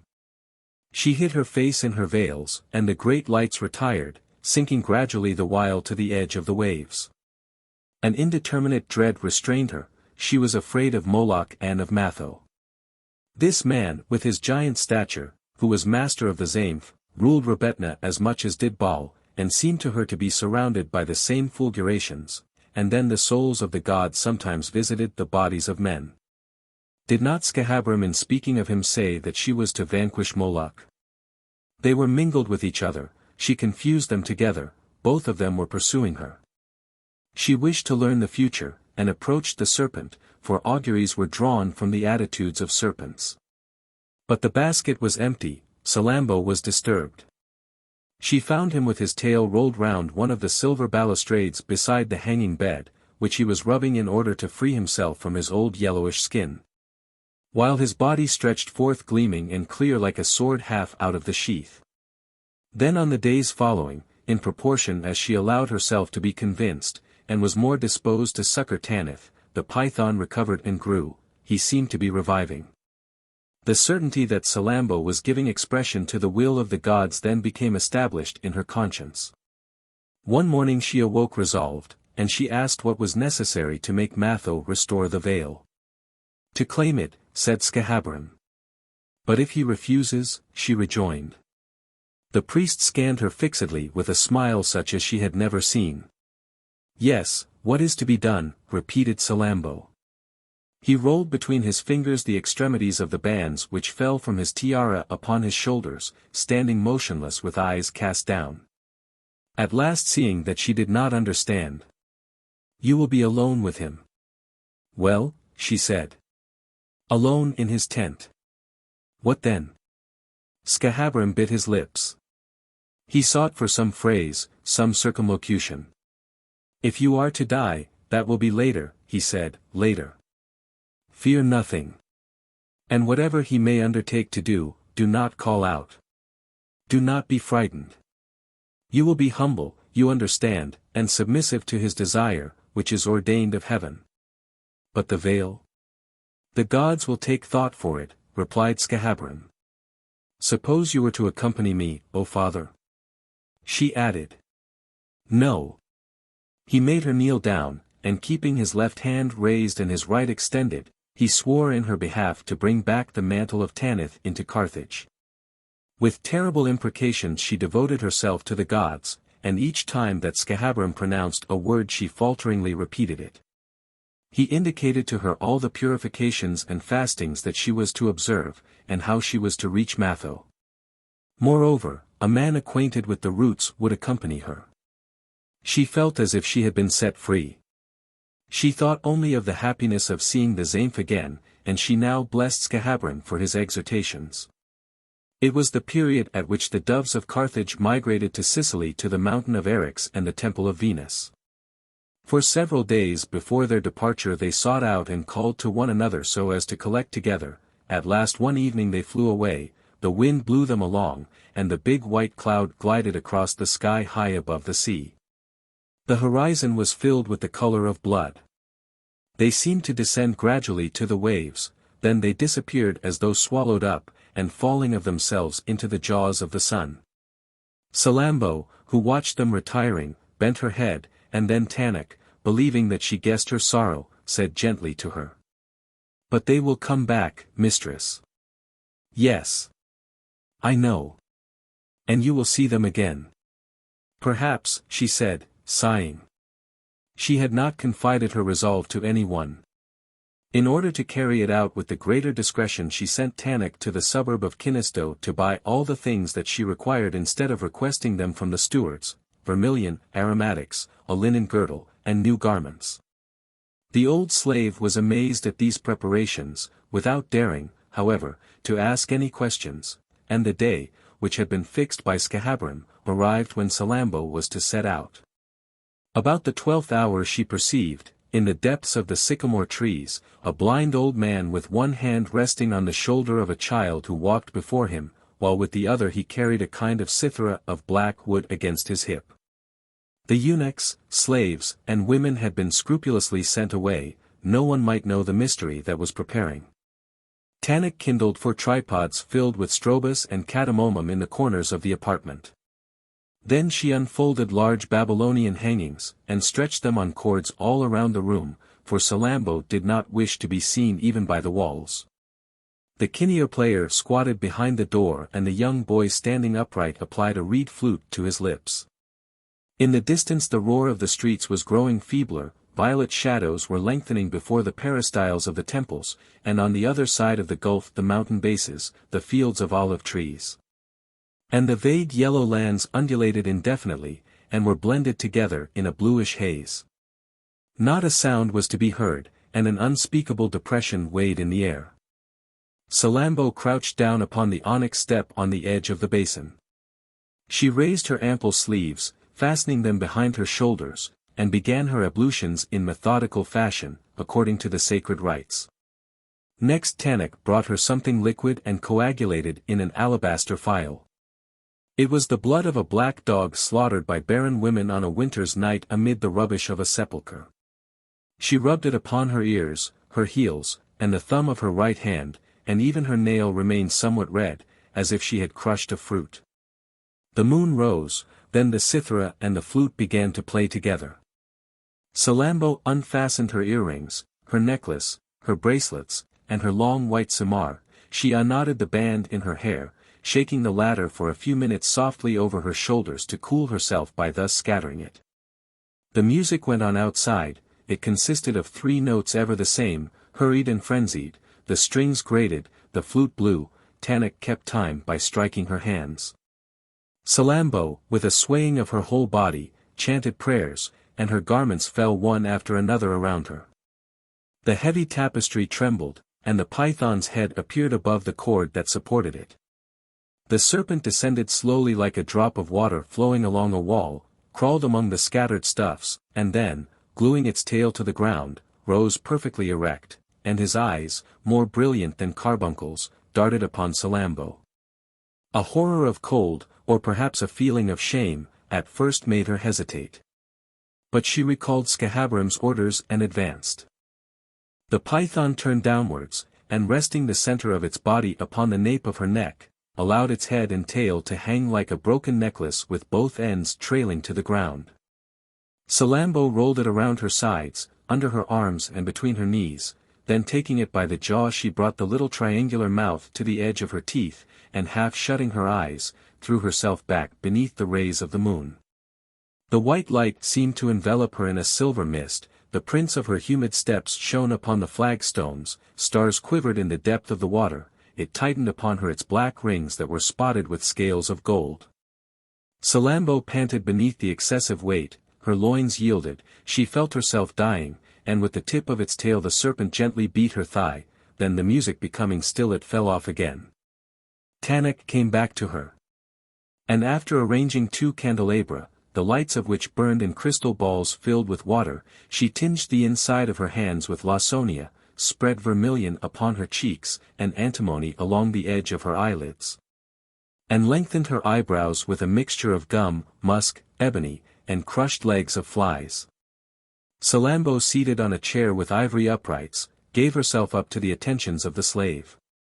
But the touchings, the odor of the aromatics, and the fasts that she had undergone, were enervating her. She became so pale that Tanit stopped. "Go on," said Salammbô, and bearing up against herself, she suddenly revived. Then she was seized with impatience, she urged Tanit to make haste, and the old slave grumbled. Well. Well. Mistress, besides, you have no one waiting for you." "Yes," said Salammbô, "someone is waiting for me." Tanit drew back in surprise, and in order to learn more about it, said, "What orders do you give me, mistress? For if you are to remain away." But Salammbô was sobbing. The slave exclaimed, "You are suffering. What is the matter? Do not go away. Take me. When you were quite little and used to cry, I took you to my heart and made you laugh with the points of my breasts. You have drained them, mistress." She struck herself upon her dried-up bosom. "Now I am old. I can do nothing for you. You no longer love me. You hide your griefs from me, you despise the nurse." And tears of tenderness and vexation flowed down her cheeks in the gashes of her tattooing. "No," said Salammbô, "no, I love you. Be comforted." With a smile like the grimace of an old ape, Tanit resumed her task. In accordance with Scahabram's recommendations, Salammbô had ordered the slave to make her magnificent, and she was obeying her mistress with barbaric taste full at once of refinement and ingenuity. Over a first delicate and vinous-colored tunic she passed a second embroidered with birds' feathers. Golden scales clung to her hips, and from this broad girdle descended her blue flowing silver-starred trousers. Next Tanit put upon her a long robe made of the cloth of the country of Serpent, white and streaked with green lines. On the edge of her shoulder she fastened a square of purple weighted at the hem with grains of sandastrum. And above all these garments she placed a black mantle with a flowing train. Then she gazed at her, and proud of her work could not help saying, "You will not be more beautiful on the day of your bridal." "My bridal," repeated Salammbô. She was musing with her elbow resting upon the ivory chair. But Tanit set up before her a copper mirror, which was so broad and high that she could see herself completely in it. Then she rose, and with a light touch of her finger raised a lock of her hair which was falling too low. Her hair was covered with gold dust, was crisped in front, and hung down behind over her back in long twists ending in pearls. The brightness of the candelabra heightened the paint on her cheeks, the gold on her garments, and the whiteness of her skin. Around her waist, and on her arms, hands and toes, she had such a wealth of gems that the mirror sent back rays upon her like a sun, and Salammbô, standing by the side of Tanit, who leaned over to see her, smiled amid this dazzling display. Then she walked to and fro embarrassed by the time that was still left. Suddenly the crow of a cock resounded. She quickly pinned a long yellow veil upon her hair, passed a scarf around her neck, thrust her feet into blue leather boots, and said to Tanit, "Go and see whether there is not a man with 2 horses beneath the myrtles." Tanit had scarcely re-entered when she was descending the galley staircase. "Mistress," cried the nurse. Salammbô turned round with one finger on her mouth as a sign for discretion and immobility. Tanit stole softly along the prows to the foot of the terrace, and from a distance she could distinguish by the light of the moon a gigantic shadow walking obliquely in the cypress avenue to the left of Salammbô, a sign which presaged death. Tanit went up again into the chamber. She threw herself upon the ground tearing her face with her nails, she plucked out her hair, and uttered piercing shrieks with all her might. It occurred to her that they might be heard. Then she became silent, sobbing quite softly with her head in the hands and her face on the pavement. 11. In the tent. The man who guided Salammbô made her ascend again beyond the pharos in the direction of the catacombs, and then go down the long suburb of Maluya, which was full of steep lanes. The sky was beginning to grow grey. Sometimes palmwood beams jutting out from the walls obliged them to bend their heads. The 2 horses which were at the walk would often slip, and thus they reached the Tavest gate. Its heavy leaves were half open. They passed through, and it closed behind them. At first they followed the foot of the ramparts for a time, and at the height of the cisterns they took their way along the Tinea, a narrow strip of yellow earth separating the gulf from the lake and extending as far as Rades. No one was to be seen around Carthage, whether on the sea or in the country. The slate-colored waves chopped softly, and the light wind blowing their foam hither and thither spotted them with white rents. In spite of all her veils, Salammbô shivered in the freshness of the morning, the motion and the open air dazed her. Then the sun rose, it preyed on the back of her head, and she involuntarily dozed a little. The 2 animals rambled along side by side, their feet sinking into the silent sand. When they had passed the mountain of the hot springs, they went on at a more rapid rate, the ground being firmer. But although it was the season for sowing and ploughing, the fields were as empty as the desert as far as the eye could reach. Here and there were scattered heaps of corn, at other places the barley was shedding its reddened ears. The villages showed black upon the clear horizon, with shapes incoherently carved. From time to time a half-calcined piece of wall would be found standing on the edge of the road. The roofs of the cottages were falling in, and in the interiors might be distinguished fragments of pottery, rags of clothing, and all kinds of unrecognizable utensils and broken things. Often a creature clothed in tatters, with earthy face and flaming eyes would emerge from these ruins. But he would very quickly begin to run or would disappear into a hole. Salammbô and her guide did not stop. Deserted plains succeeded one another. Charcoal dust which was raised by their feet behind them, stretched in unequal trails over large spaces of perfectly white soil. Sometimes they came upon little peaceful spots, where a brook flowed amid the long grass. And as they ascended the other bank Salammbô would pluck damp leaves to cool her hands.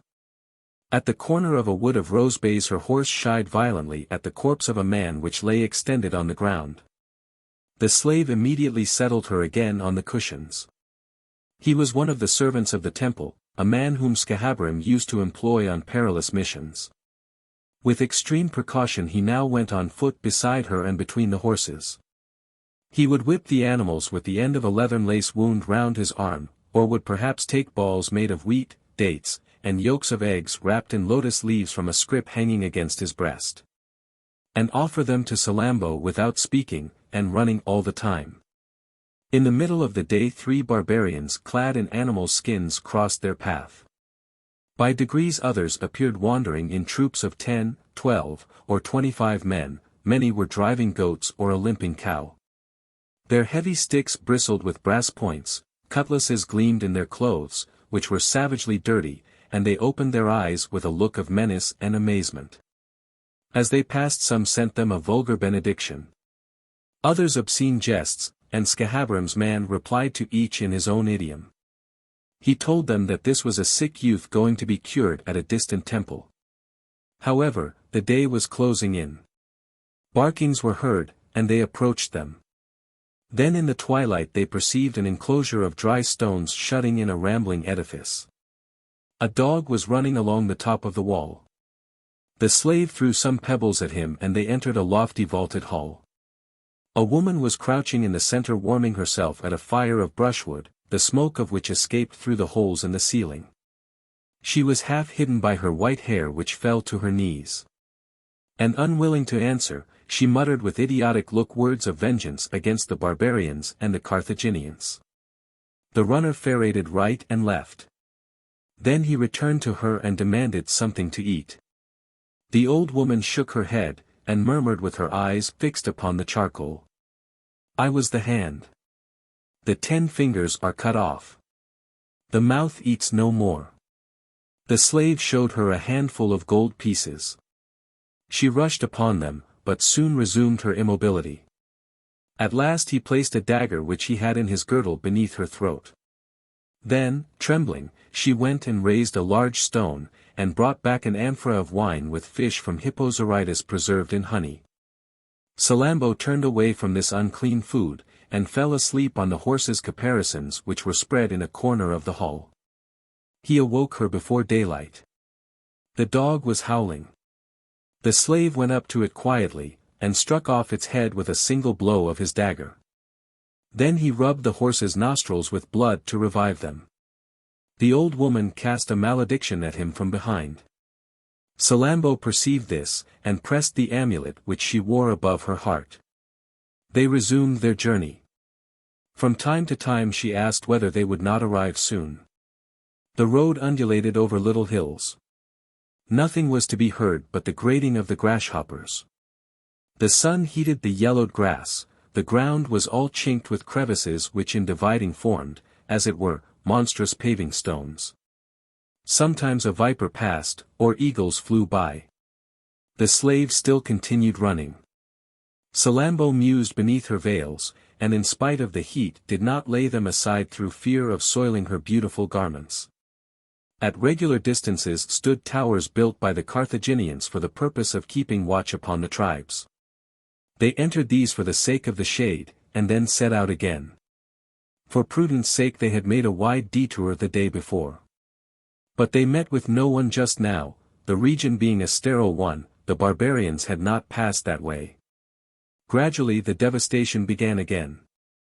Sometimes a piece of mosaic would be displayed in the center of a field, the sole remnant of a vanished mansion, and the leafless olive trees looked at a distance like large bushes of thorns.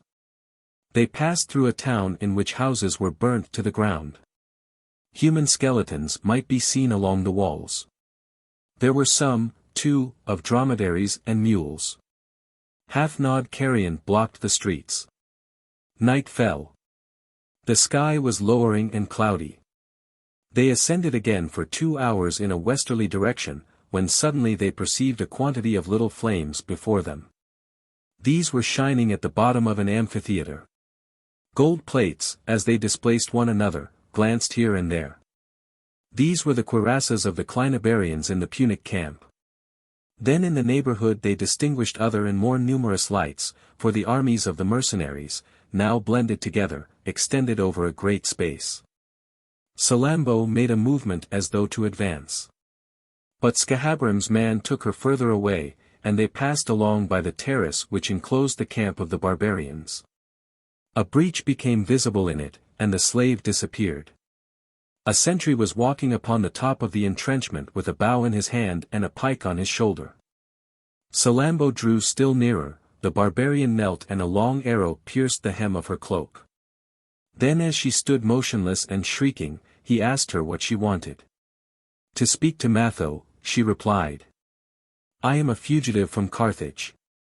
He gave a whistle, which was repeated at intervals further away. Salammbô waited. Her frightened horse moved round and round, sniffing. When Matho arrived the moon was rising behind her. But she had a yellow veil with black flowers over her face, and so many draperies about her person, that it was impossible to make any guess about her. From the top of the terrace he gazed upon this vague form standing up like a phantom in the penumbra of the evening. At last she said to him. Lead me to your tent. I wish it. A recollection which he could not define passed through his memory. He felt his heart beating. The air of command intimidated him. Follow me, he said. The barrier was lowered, and immediately she was in the camp of the barbarians. It was filled with a great tumult and a great throng. Bright fires were burning beneath hanging pots, and their purpled reflections illuminating some places left others completely in the dark. There was shouting and calling, shackled horses formed long straight lines amid the tents. The latter were round and square, of leather or of canvas, there were huts of reeds, and holes in the sand such as are made by dogs.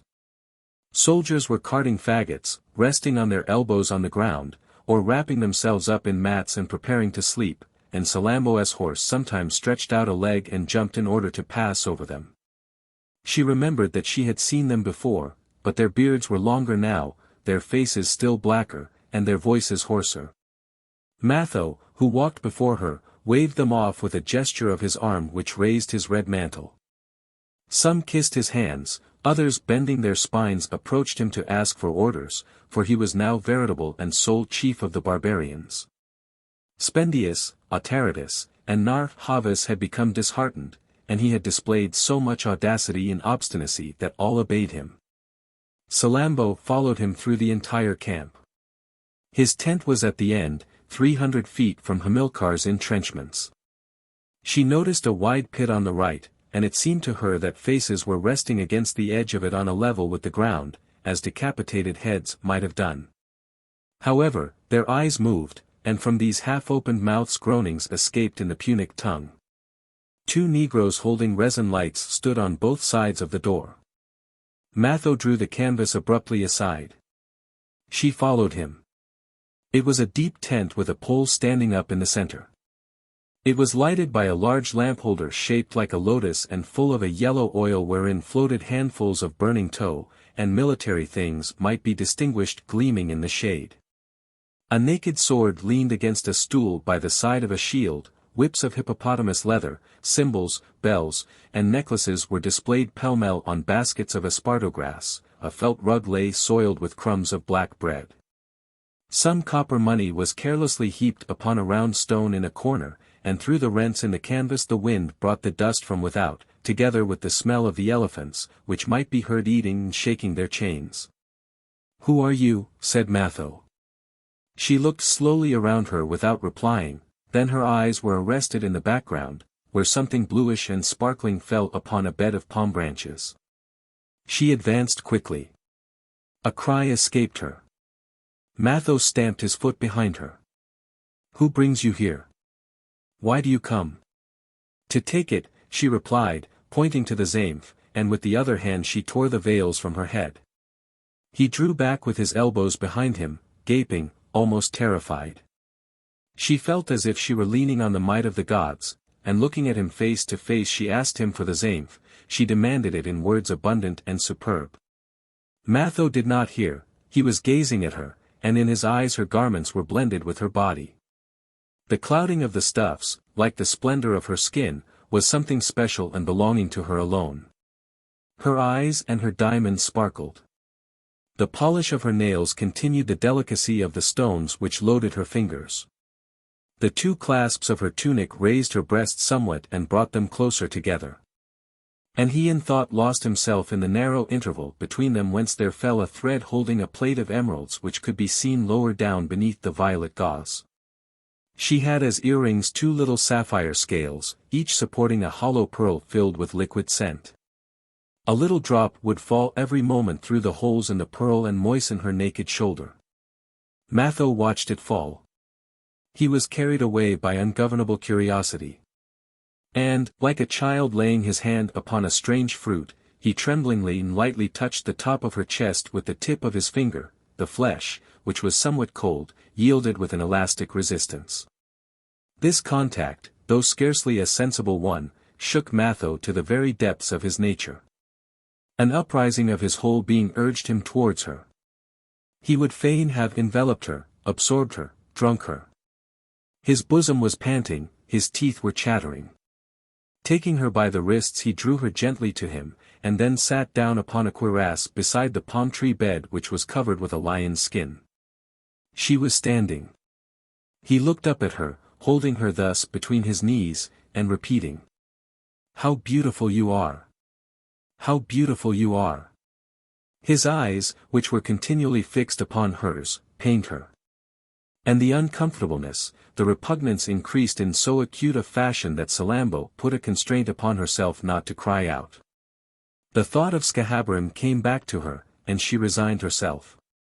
Matho still kept her little hands in his own, and from time to time, in spite of the priest's command, she turned away her face and tried to thrust him off by jerking her arms. He opened his nostrils the better to breathe in the perfume which exhaled from her person. It was a fresh, indefinable emanation, which nevertheless made him dizzy, like the smoke from a perfuming pan. She smelt of honey, pepper, incense, roses, with another odor still. But how was she thus with him in his tent, and at his disposal? Someone no doubt had urged her. She had not come for the Zaïmph. His arms fell, and he bent his head whelmed in sudden reverie. To soften him Salammbô said to him in a plaintive voice, "What have I done to you that you should desire my death?" "Your death?" She resumed. "I saw you one evening by the light of my burning gardens amid fuming cups and my slaughtered slaves, and your anger was so strong that you bounded towards me and I was obliged to fly. Then terror entered into Carthage. There were cries of the devastation of the towns, the burning of the country seats, the massacre of the soldiery. It was you who had ruined them, it was you who had murdered them. I hate you. Your very name gnaws me like remorse. You are execrated more than the plague, and the Roman war. The provinces shudder at your fury, the furrows are full of corpses. I have followed the traces of your fires as though I were traveling behind Moloch." Matho leaped up. His heart was swelling with colossal pride, he was raised to the stature of a god. With quivering nostrils and clenched teeth she went on. "As if your sacrilege were not enough, you came to me in my sleep covered with the Zaïmph. Your words I did not understand, but I could see that you wished to drag me to some terrible thing at the bottom of an abyss." Matho, writhing his arms, exclaimed, "No. No. It was to give it to you. To restore it to you. It seemed to me that the goddess had left her garment for you, and that it belonged to you. In her temple or in your house, what does it matter? Are you not all-powerful, immaculate, radiant and beautiful even as Tanith?"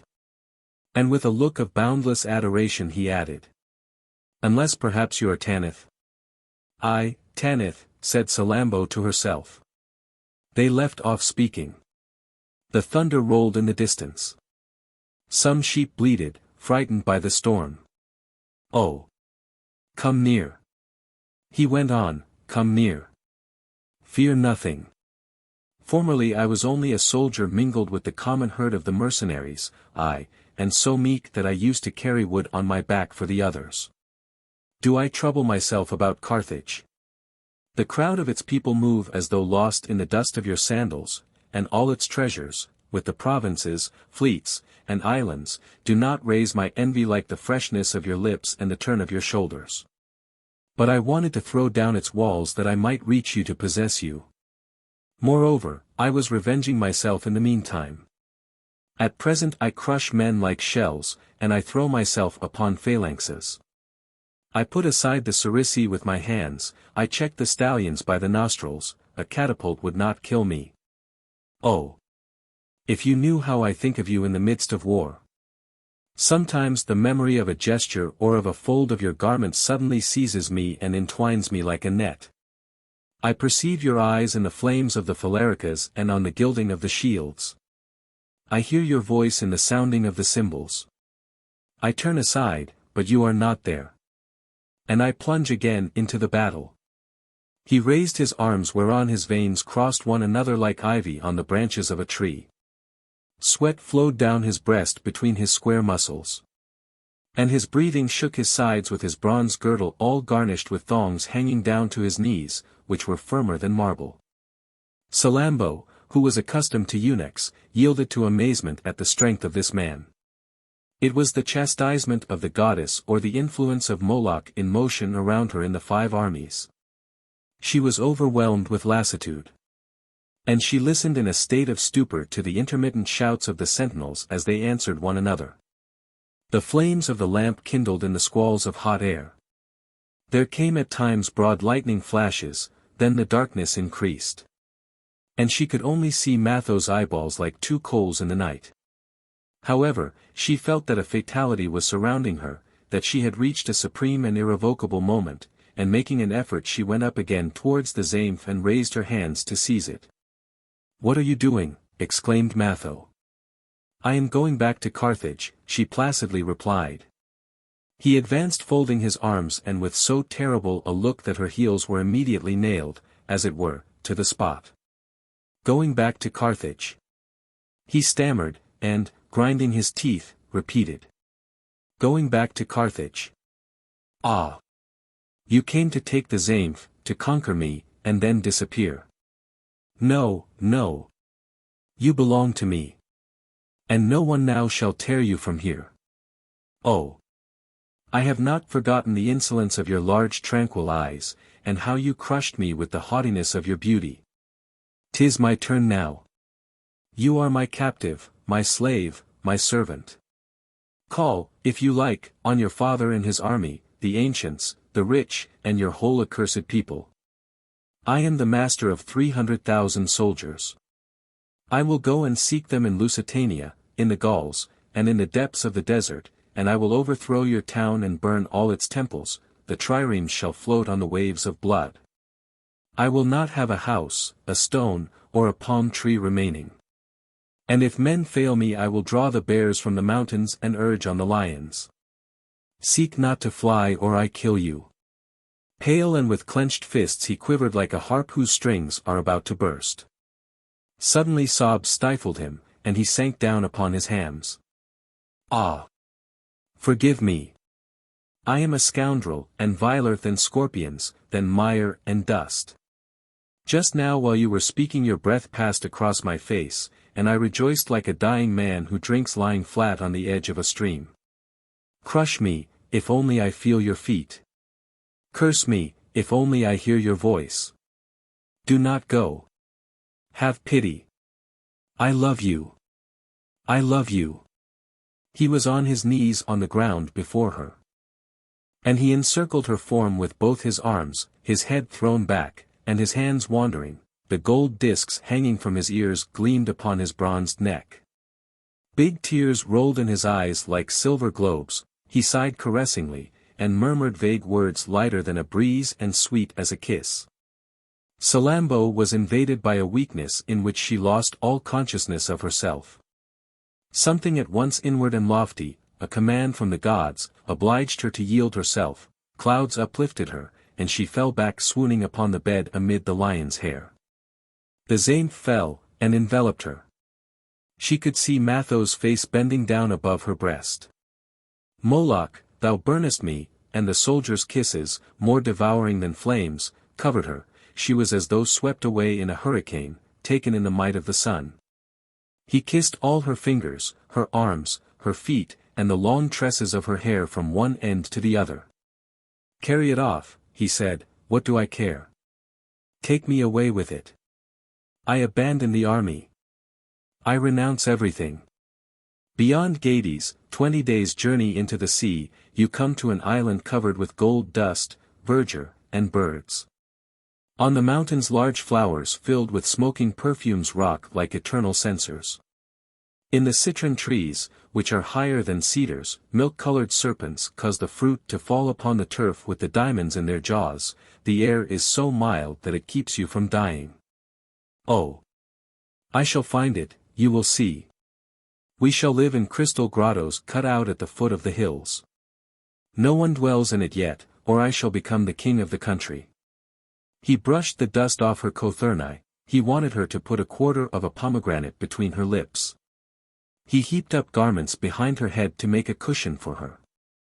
He sought for means to serve her, and to humble himself, and he even spread the Zaïmph over her feet as if it were a mere rug. Have you still, he said, those little gazelle's horns on which your necklaces hang? You will give them to me. I love them. For he spoke as if the war were finished, and joyful laughs broke from him. The mercenaries, Hamilcar, every obstacle had now disappeared. The moon was gliding between two clouds. They could see it through an opening in the tent. Ah, what nights have I spent gazing at her! She seemed to me like a veil that hid your face. You would look at me through her, the memory of you was mingled with her beams, then I could no longer distinguish you. And with his head between her breasts he wept copiously. And this, she thought, is the formidable man who makes Carthage tremble. He fell asleep. Then disengaging herself from his arms she put one foot to the ground, and she perceived that her chainlet was broken. The maidens of the great families were accustomed to respect these shackles as something that was almost religious, and Salammbô, blushing, rolled the 2 pieces of the golden chain around her ankles. Carthage, Megara, her house, her room, and the country that she had passed through, whirled in tumultuous yet distinct images through her memory. But an abyss had yawned and thrown them far back to an infinite distance from her. The storm was departing, drops of water splashing rarely, one by one, made the tent roof shake. Matho slept like a drunken man, stretched on his side, and with one arm over the edge of the couch. His band of pearls was raised somewhat, and uncovered his brow, his teeth were parted in a smile, they shone through his black beard, and there was a silent and almost outrageous gaiety in his half-closed eyelids. Salammbô looked at him motionless, her head bent and her hands crossed.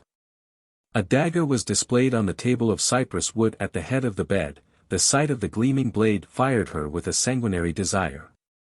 Mournful voices lingered at a distance in the shade, and like a chorus of geniuses urged her on. She approached it, she seized the steel by the handle. At the rustling of her dress Matho half opened his eyes, putting forth his mouth upon her hands, and the dagger fell. Shouts arose, a terrible light flashed behind the canvas. Matho raised the ladder. They perceived the camp of the Libyans enveloped in great flames.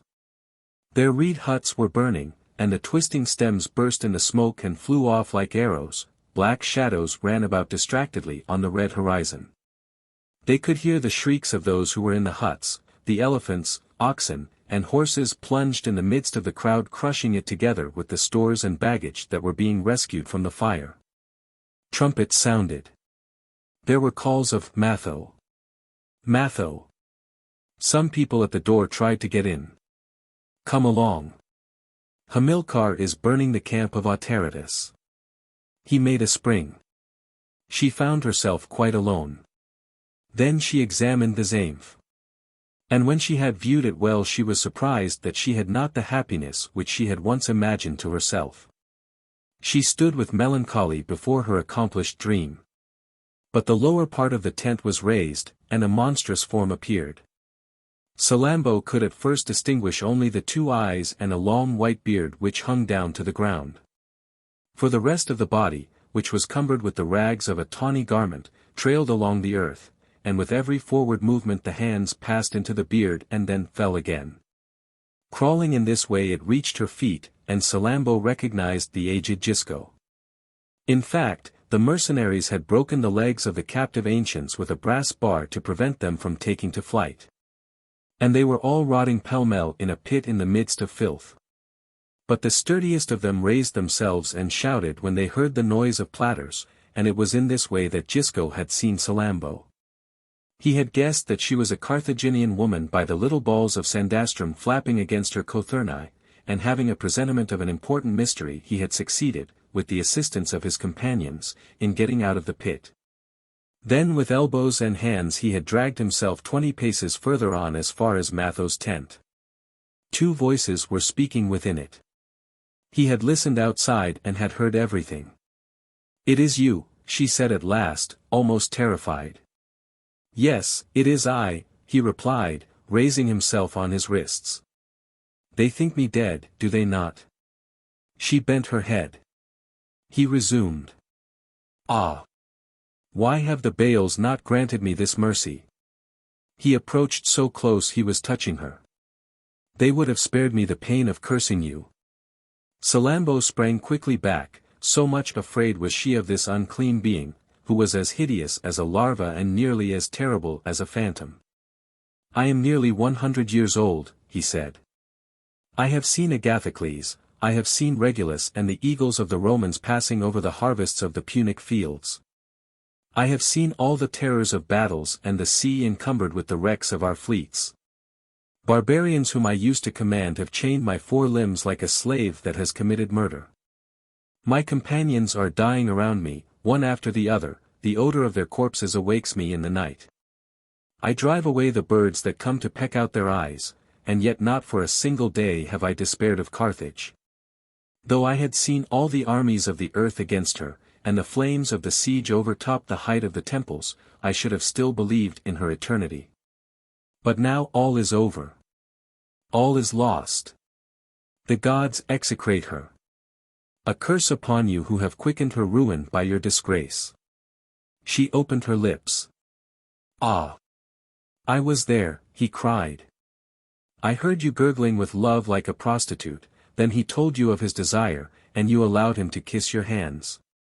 But if the frenzy of your unchastity urged you to it, you should at least have done as do the fallow deer, which hide themselves in their copulations, and not have displayed your shame beneath your father's very eyes."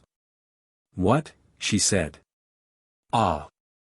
You did not know that the 2 entrenchments are 60 cubits from each other and that your Matho, in the excess of his pride, has posted himself just in front of Hamilcar.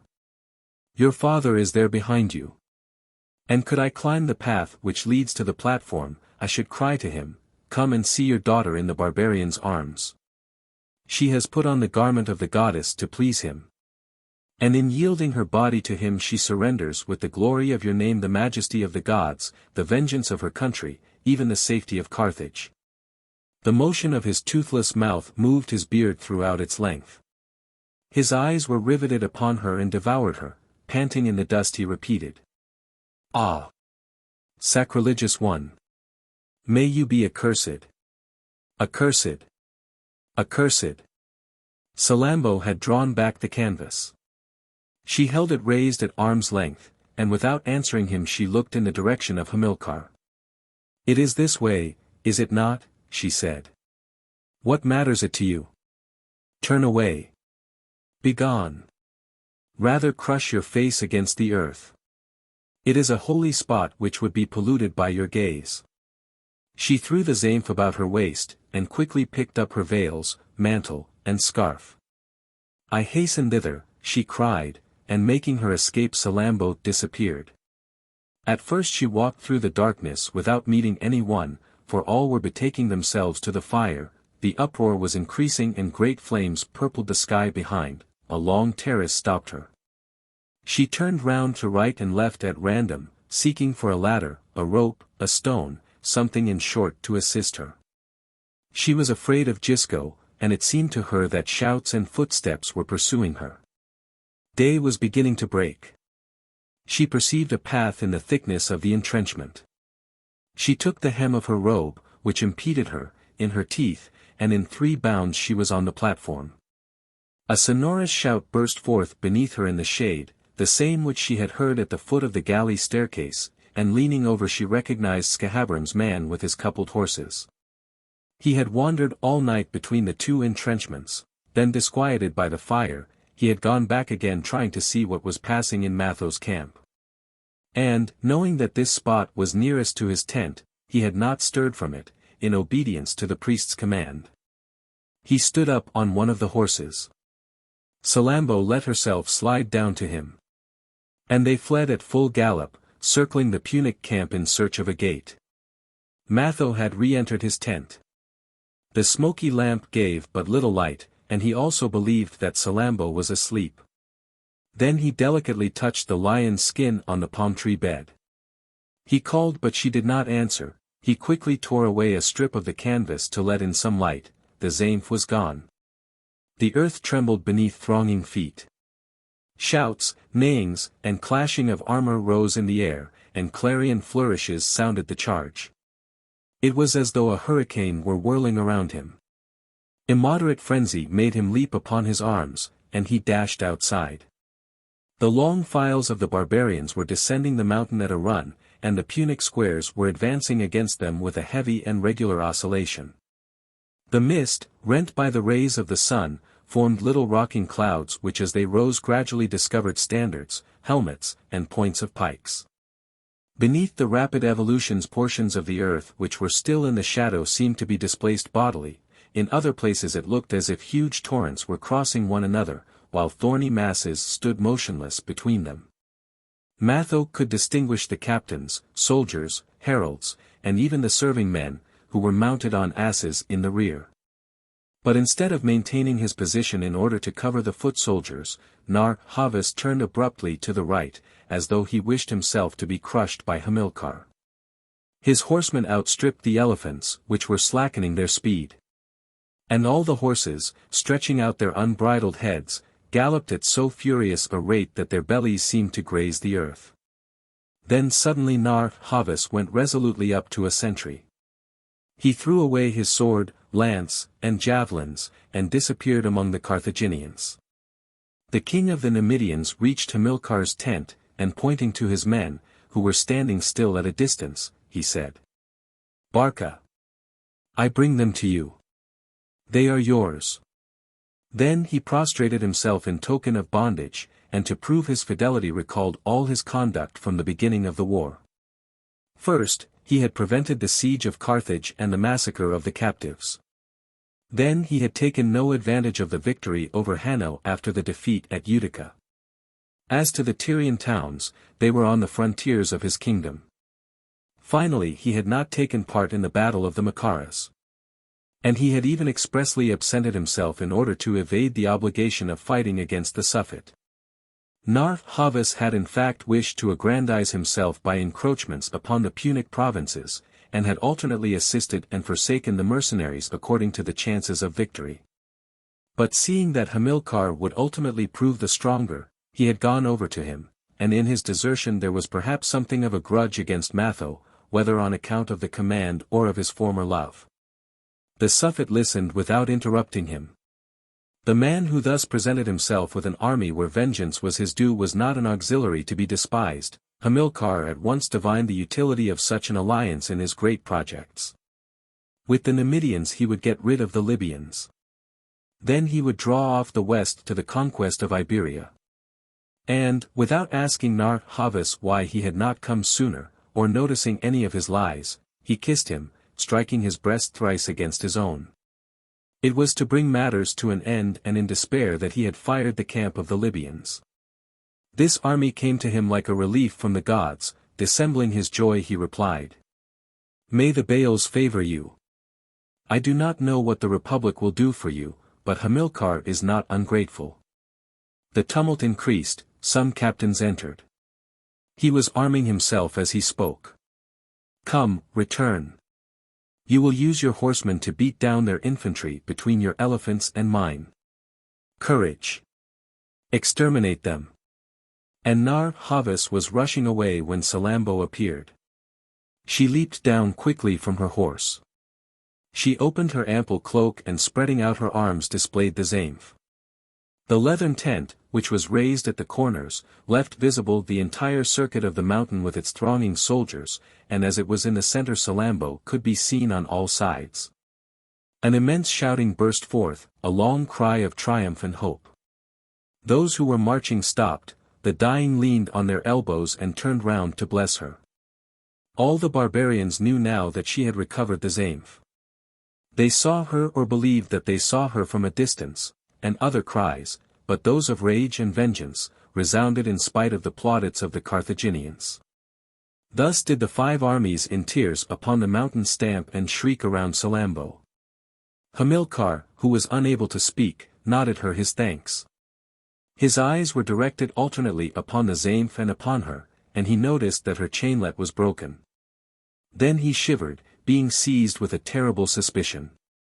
But soon recovering his impassibility he looked sideways at Nar-Havas without turning his face. The king of the Numidians held himself apart in a discreet attitude. On his forehead he bore a little of the dust which he had touched when prostrating himself. At last the Suffet advanced towards him with a look full of gravity. As a reward for the services which you have rendered me, Nar-Havas, I give you my daughter. Be my son, he added, and defend your father. Nar-Havas gave a great gesture of surprise. Then he threw himself upon Hamilcar's hands and covered them with kisses. Salammbô, calm as a statue, did not seem to understand. She blushed a little as she cast down her eyelids, and her long curved lashes made shadows upon her cheeks. Hamilcar wished to unite them immediately in indissoluble betrothal. A lance was placed in Salammbô's hands and by her offered to Nar-Havas. Their thumbs were tied together with a thong of ox leather. Then corn was poured upon their heads, and the grains that fell around them rang like rebounding hail. 12. The Aqueduct. 12 hours afterwards all that remained of the mercenaries was a heap of wounded, dead, and dying. Hamilcar had suddenly emerged from the bottom of the gorge, and again descended the western slope that looked towards Hippo Zarytus, and the space being broader at this spot he had taken care to draw the barbarians into it. Nar-Havas had encompassed them with his horse, the Suffet meanwhile drove them back and crushed them. Then, too, they were conquered beforehand by the loss of the Zaïmph. Even those who cared nothing about it had experienced anguish and something akin to enfeeblement. Hamilcar, not indulging his pride by holding the field of battle, had retired a little further off on the left to some heights, from which he commanded them. The shape of the camps could be recognized by their sloping palisades. A long heap of black cinders was smoking on the side of the Libyans, the devastated soil showed undulations like the sea, and the tents with their tattered canvas looked like dim ships half lost in the breakers. Cuirasses, forks, clarions, pieces of wood, iron and brass, corn, straw, and garments were scattered about among the corpses, here and there a philarica on the point of extinction burned against a heap of baggage. In some places the earth was hidden with shields, horses' carcasses succeeded one another like a series of hillocks. Legs, sandals, arms, and coats of mail were to be seen, with heads held in their helmets by the chin-pieces and rolling about like balls, heads of hair were hanging on the thorns. Elephants were lying with their towers in pools of blood, with entrails exposed, and gasping. The foot trod on slimy things, and there were swamps of mud although no rain had fallen. This confusion of dead bodies covered the whole mountain from top to bottom. Those who survived stirred as little as the dead. Squatting in unequal groups they looked at one another scared and without speaking. The lake of Hippo Zarytus shone at the end of a long meadow beneath the setting sun. To the right an agglomeration of white houses extended beyond a girdle of walls, then the sea spread out indefinitely. And the barbarians, with their chins in their hands, sighed as they thought of their native lands. A cloud of grey dust was falling. The evening wind blew. Then every breast dilated, and as the freshness increased, the vermin might be seen to forsake the dead, who were colder now, and to run over the hot sand. Crows, looking towards the dying, rested motionless on the tops of the big stones. When night had fallen, yellow-haired dogs, those unclean beasts which followed the armies, came quite softly into the midst of the barbarians. At first they licked the clots of blood on the still tepid stumps. And soon they began to devour the corpses, biting into the stomachs first of all. The fugitives reappeared one by one like shadows. The women also ventured to return, for there were still some of them left, especially among the Libyans, in spite of the dreadful massacre of them by the Numidians. Some took ropes' ends and lighted them to use as torches. Others held crossed pikes. The corpses were placed upon these and were conveyed apart. They were found lying stretched in long lines, on their backs, with their mouths open, and their lances beside them. Or else they were piled up pell-mell so that it was often necessary to dig out a whole heap in order to discover those they were wanting. Then the torch would be passed slowly over their faces. They had received complicated wounds from hideous weapons. Greenish strips hung from their foreheads, they were cut in pieces, crushed to the marrow, blue from strangulation, or broadly cleft by the elephant's ivory.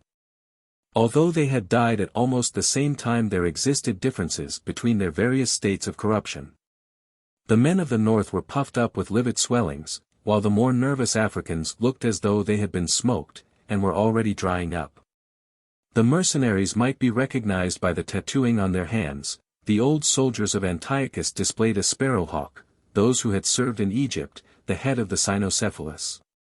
Those who had served with the princes of Asia, a hatchet, a pomegranate, or a hammer, those who had served in the Greek republics, the side view of a citadel or the name of an archon. And some were to be seen whose arms were entirely covered with these multiplied symbols, which mingled with their scars and their recent wounds. For great funeral piles were erected for the men of Latin race, the Samnites, Etruscans, Campanians, and Bruttians. The Greeks dug pits with the points of their swords. The Spartans removed their red cloaks and wrapped them round the dead. The Athenians laid them out with their faces towards the rising sun, the Cantabrians buried them beneath a heap of pebbles. The Nasamonians bent them double with ox leather thongs, and the Garamantians went and interred them on the shore so that they might be perpetually washed by the waves. But the Latins were grieved that they could not collect the ashes in urns. The nomads regretted the heat of the sands in which bodies were mummified, and the Celts, the 3 rude stones beneath a rainy sky at the end of an islet-covered gulf. Vociferations arose, followed by the lengthened silence. This was to oblige the souls to return. Then the shouting was resumed persistently at regular intervals. They made excuses to the dead for their inability to honor them as the rites prescribed, for, owing to this deprivation, they would pass for infinite periods through all kinds of chances and metamorphoses. They questioned them and asked them what they desired, others loaded them with abuse for having allowed themselves to be conquered. The bloodless faces lying back here and there on wrecks of armor showed pale in the light of the great funeral pile, tears provoked tears, the sobs became shriller, the recognitions and embracings more frantic. Women stretched themselves on the corpses, mouth to mouth and brow to brow. It was necessary to beat them in order to make them withdraw when the earth was being thrown in. They blackened their cheeks, they cut off their hair. They drew their own blood and poured it into the pits, they gashed themselves in imitation of the wounds that disfigured the dead. Roarings burst forth through the crashings of the cymbals. Some snatched off their amulets and spat upon them. The dying rolled in the bloody mire, biting their mutilated fists in their rage, and 43 Samnites, quite a sacred spring, cut one another's throats like gladiators. Soon wood for the funeral piles failed, the flames were extinguished, every spot was occupied. And weary from shouting, weakened, tottering, they fell asleep close to their dead brethren, those who still clung to life full of anxieties, and the others desiring never to wake again. In the grayness of the dawn some soldiers appeared on the outskirts of the barbarians, and filed past with their helmets raised on the points of their pikes. They saluted the mercenaries and asked them whether they had no messages to send to their native lands. Others approached, and the barbarians recognized some of their former companions. The Suffet had proposed to all the captives that they should serve in his troops. Several had fearlessly refused. And quite resolved neither to support them nor to abandon them to the great council, he had sent them away with injunctions to fight no more against Carthage. As to those who had been rendered docile by the fear of tortures, they had been furnished with the weapons taken from the enemy. And they were now presenting themselves to the vanquished, not so much in order to seduce them as out of an impulse of pride and curiosity. At first they told of the good treatment which they had received from the Suffet. The barbarians listened to them with jealousy although they despised them. Then at the first words of reproach the cowards fell into a passion. They showed them from a distance their own swords and cuirasses and invited them with abuse to come and take them. The barbarians picked up flints, all took to flight. And nothing more could be seen on the summit of the mountain except the lance points projecting above the edge of the palisades. Then the barbarians were overwhelmed with a grief that was heavier than the humiliation of the defeat. They thought of the emptiness of their courage, and they stood with their eyes fixed and grinding their teeth. The same thought came to them all. They rushed tumultuously upon the Carthaginian prisoners. It chanced that the Suffet soldiers had been unable to discover them, and as he had withdrawn from the field of battle they were still in the deep pit. They were ranged on the ground on a flattened spot. Sentries formed a circle round them, and the women were allowed to enter 30 or 40 at a time. Wishing to profit by the short time that was allowed to them, they ran from one to the other, uncertain and panting. Then bending over the poor bodies they struck them with all their might like washerwomen beating linen, shrieking their husbands' names they tore them with their nails and put out their eyes with the bodkins of their hair. The men came next and tortured them from their feet, which they cut off at the ankles, to their foreheads, from which they took crowns of skin to put upon their own heads. The eaters of uncleanness were atrocious in their devices. They envenomed the wounds by pouring into them dust, vinegar, and fragments of pottery, others waited behind, blood flowed, and they rejoiced like vintagers round fuming vats. Matho, however, was seated on the ground, at the very place where he had happened to be when the battle ended, his elbows on his knees, and his temples in his hands. He saw nothing, heard nothing, and had ceased to think. At the shrieks of joy uttered by the crowd he raised his head. Before him a strip of canvas caught on a flagpole, and trailing on the ground, sheltered in confused fashion blankets, carpets, and a lion's skin. He recognized his tent. And he riveted his eyes upon the ground as though Hamilcar's daughter, when she disappeared, had sunk into the earth. The torn canvas flapped in the wind. The long rags of it sometimes passed across his mouth, and he perceived a red mark like the print of a hand. It was the hand of Nar Havas, the token of their alliance. Then Matho rose. He took a firebrand which was still smoking, and threw it disdainfully upon the wrecks of his tent. Then with the toe of his cothurn he pushed the things which fell out back towards the flame so that nothing might be left. Suddenly, without anyone being able to guess from what point he had sprung up, Spendius reappeared. The former slave had fastened 2 fragments of a lance against his thigh. He limped with a piteous look, breathing forth complaints the while. "Remove that," said Matho to him. "I know that you are a brave fellow." For he was so crushed by the injustice of the gods that he had not strength enough to be indignant with men. Spendius beckoned to him and led him to a hollow of the mountain, where Xarxes and Autaritus were lying concealed. They had fled like the slave, the one although he was cruel, and the other in spite of his bravery.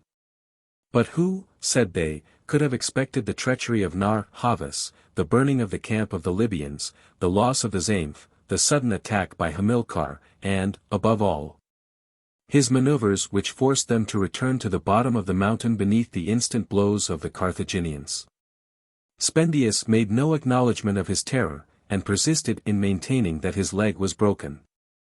At last the 3 chiefs and the Scaliskim asked one another what decision should now be adopted. Hamilcar closed the road to Carthage against them.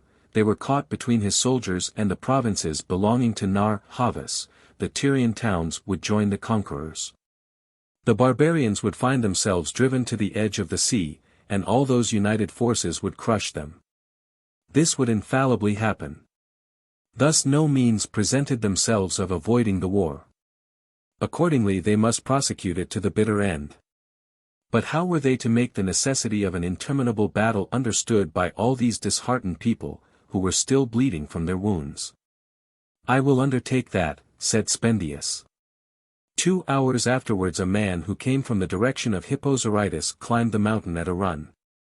He waved some tablets at arm's length, and as he shouted very loudly the barbarians surrounded him.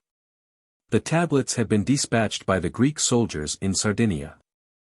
They recommended their African comrades to watch over Gisco and the other captives. A Samian trader, one Hipponax, coming from Carthage, had informed them that a plot was being organized to promote their escape, and the barbarians were urged to take every precaution. The Republic was powerful. Spendius's stratagem did not succeed at first as he had hoped. This assurance of the new peril, so far from exciting frenzy, raised fears. And remembering Hamilcar's warning, lately thrown into their midst, they expected something unlooked for and terrible. The night was spent in great distress. Several even got rid of their weapons, so as to soften the Suffet when he presented himself. But on the following day, at the third watch, a second runner appeared, still more breathless, and blackened with dust. The Greek snatched from his hand a roll of papyrus covered with Phoenician writing. The mercenaries were entreated not to be disheartened. The brave men of Tunis were coming with large reinforcements. Spendius first read the letter 3 times in succession, and held up by 2 Cappadocians, who bore him seated on their shoulders, he had himself conveyed from place to place and reread it. For 7 hours he harangued. He reminded the mercenaries of the promises of the Great Council, the Africans of the cruelties of the stewards, and all the barbarians of the injustice of Carthage. The Suffet's mildness was only a bait to capture them. Those who surrendered would be sold as slaves, and the vanquished would perish under torture. As to flight, what routes could they follow? Not a nation would receive them. Whereas by continuing their efforts they would obtain at once freedom, vengeance, and money. And they would not have long to wait, since the people of Tunis, the whole of Libya, was rushing to relieve them. He showed the unrolled papyrus. Look at it. Read. See their promises. I do not lie. Dogs were straying about with their black muzzles all plastered with red. The men's uncovered heads were growing hot in the burning sun. A nauseous smell exhaled from the badly buried corpses. Some even projected from the earth as far as the waist. Spendius called them to witness what he was saying, then he raised his fists in the direction of Hamilcar. Matho, moreover, was watching him, and to cover his cowardice he displayed an anger by which he gradually found himself carried away. Devoting himself to the gods he heaped curses upon the Carthaginians. The torture of the captives was child's play. Why spare them, and be ever dragging this useless cattle after one? No. We must put an end to it. Their designs are known. A single one might ruin us. No pity. Those who are worthy will be known by the speed of their legs and the force of their blows. Then they turned again upon the captives. Several were still in the last throes. They were finished by the thrust of a heel in the mouth or a stab with the point of a javelin. Then they thought of Gisco. Nowhere could he be seen. They were disturbed with anxiety. They wished at once to convince themselves of his death and to participate in it. At last 3 Samnite shepherds discovered him at a distance of 15 paces from the spot where Matho's tent lately stood. They recognized him by his long beard and they called the rest. Stretched on his back, his arms against his hips, and his knees close together, he looked like a dead man laid out for the tomb. Nevertheless his wasted sides rose and fell, and his eyes, wide opened in his pallid face, gazed in a continuous and intolerable fashion.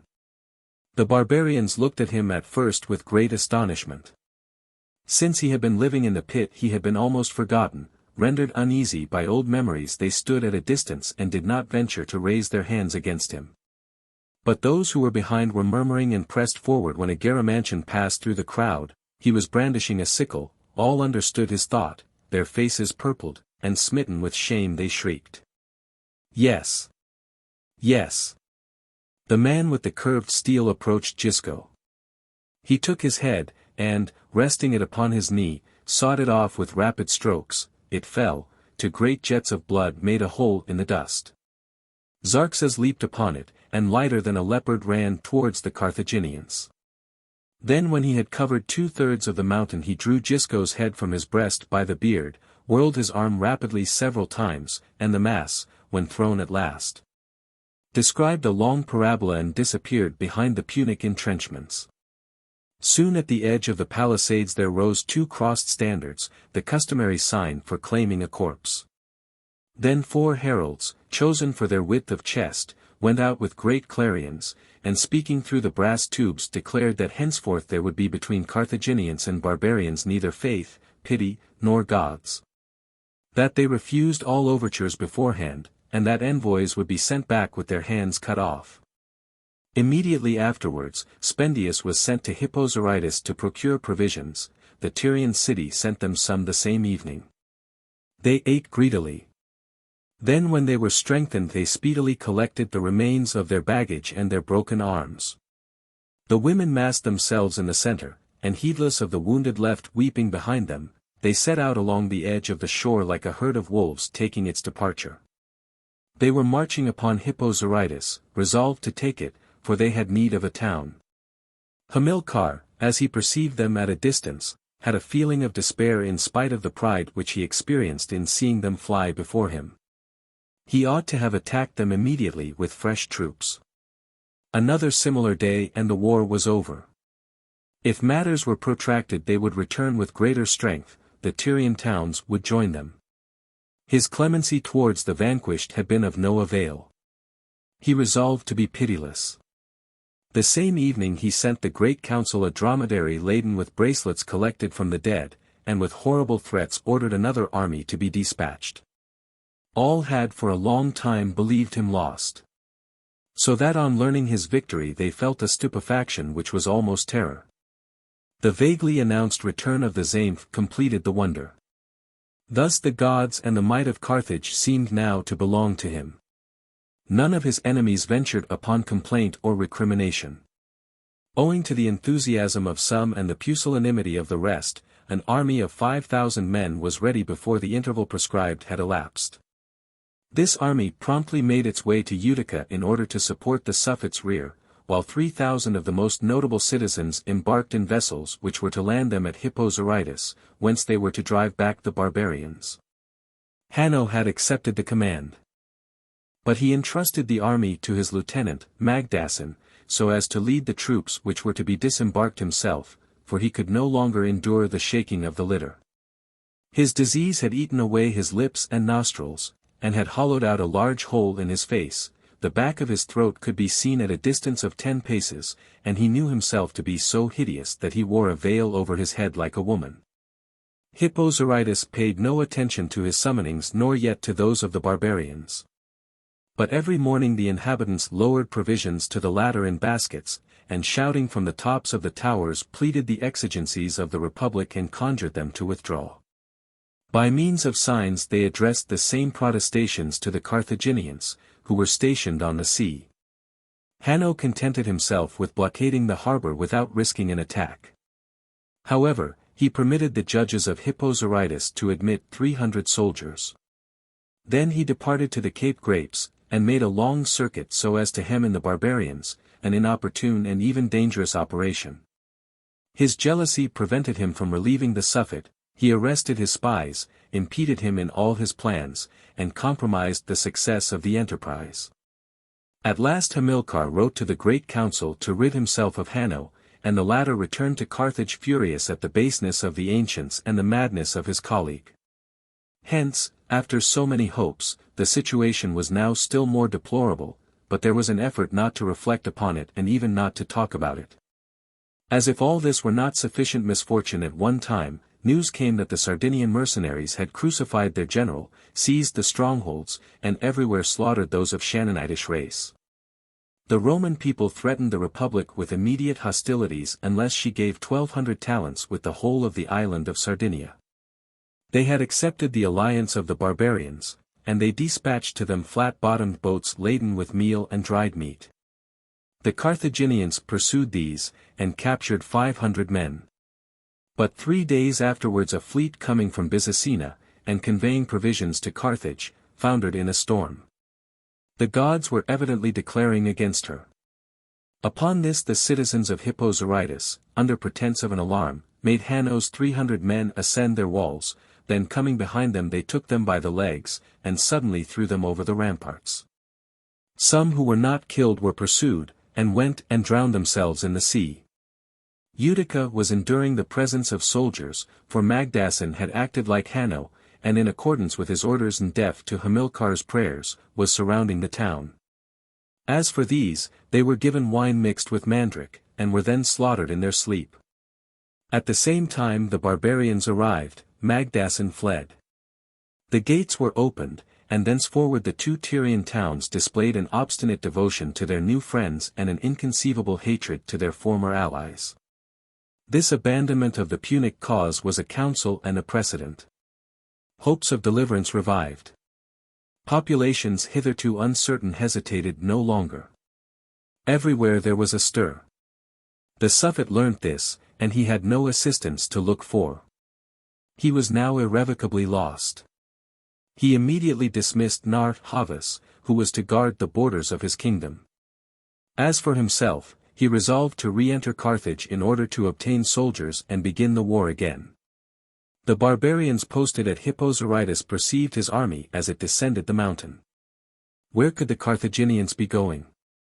Hunger, no doubt, was urging them on. And, distracted by their sufferings, they were coming in spite of their weakness to give battle. But they turned to the right, they were fleeing. They might be overtaken and all be crushed. The barbarians dashed in pursuit of them. The Carthaginians were checked by the river. It was wide this time and the west wind had not been blowing. Some crossed by swimming, and the rest on their shields. They resumed their march. Night fell. They were out of sight. The barbarians did not stop, they went higher to find a narrower place. The people of Tunis hastened thither, bringing those of Utica along with them. Their numbers increased at every bush. And the Carthaginians, as they lay on the ground, could hear the tramping of their feet in the darkness. From time to time Barca had a volley of arrows discharged behind him to check them, and several were killed. When day broke they were in the Ariana mountains, at the spot where the road makes a bend. Then Matho, who was marching at the head, thought that he could distinguish something green on the horizon on the summit of an eminence. Then the ground sank, and obelisks, domes, and houses appeared. It was Carthage. He leaned against a tree to keep himself from falling, so rapidly did his heart beat. He thought of all that had come to pass in his existence since the last time that he had passed that way. It was an infinite surprise, it stunned him. Then he was transported with joy at the thought of seeing Salammbô again. The reasons which he had for execrating her returned to his recollection, but he very quickly rejected them. Quivering and with straining eyeballs he gazed at the lofty terrace of a palace above the palm trees beyond Eshmoun. A smile of ecstasy lighted his face as if some great light had reached him, he opened his arms, and sent kisses on the breeze, and murmured, "Come. Come." A sigh swelled his breast, and 2 long tears like pearls fell upon his beard. "What stays you?" cried Spendius. "Make haste. Forward. The Suffet is going to escape us. But your knees are tottering, and you are looking at me like a drunken man." He stamped with impatience and urged Matho, his eyes twinkling as at the approach of an object long aimed at. "Ah! We have reached it. We are there. I have them." He had so convinced and triumphant an air that Matho was surprised from his torpor, and felt himself carried away by it. These words, coming when his distress was at its height, drove his despair to vengeance, and pointed to food for his wrath.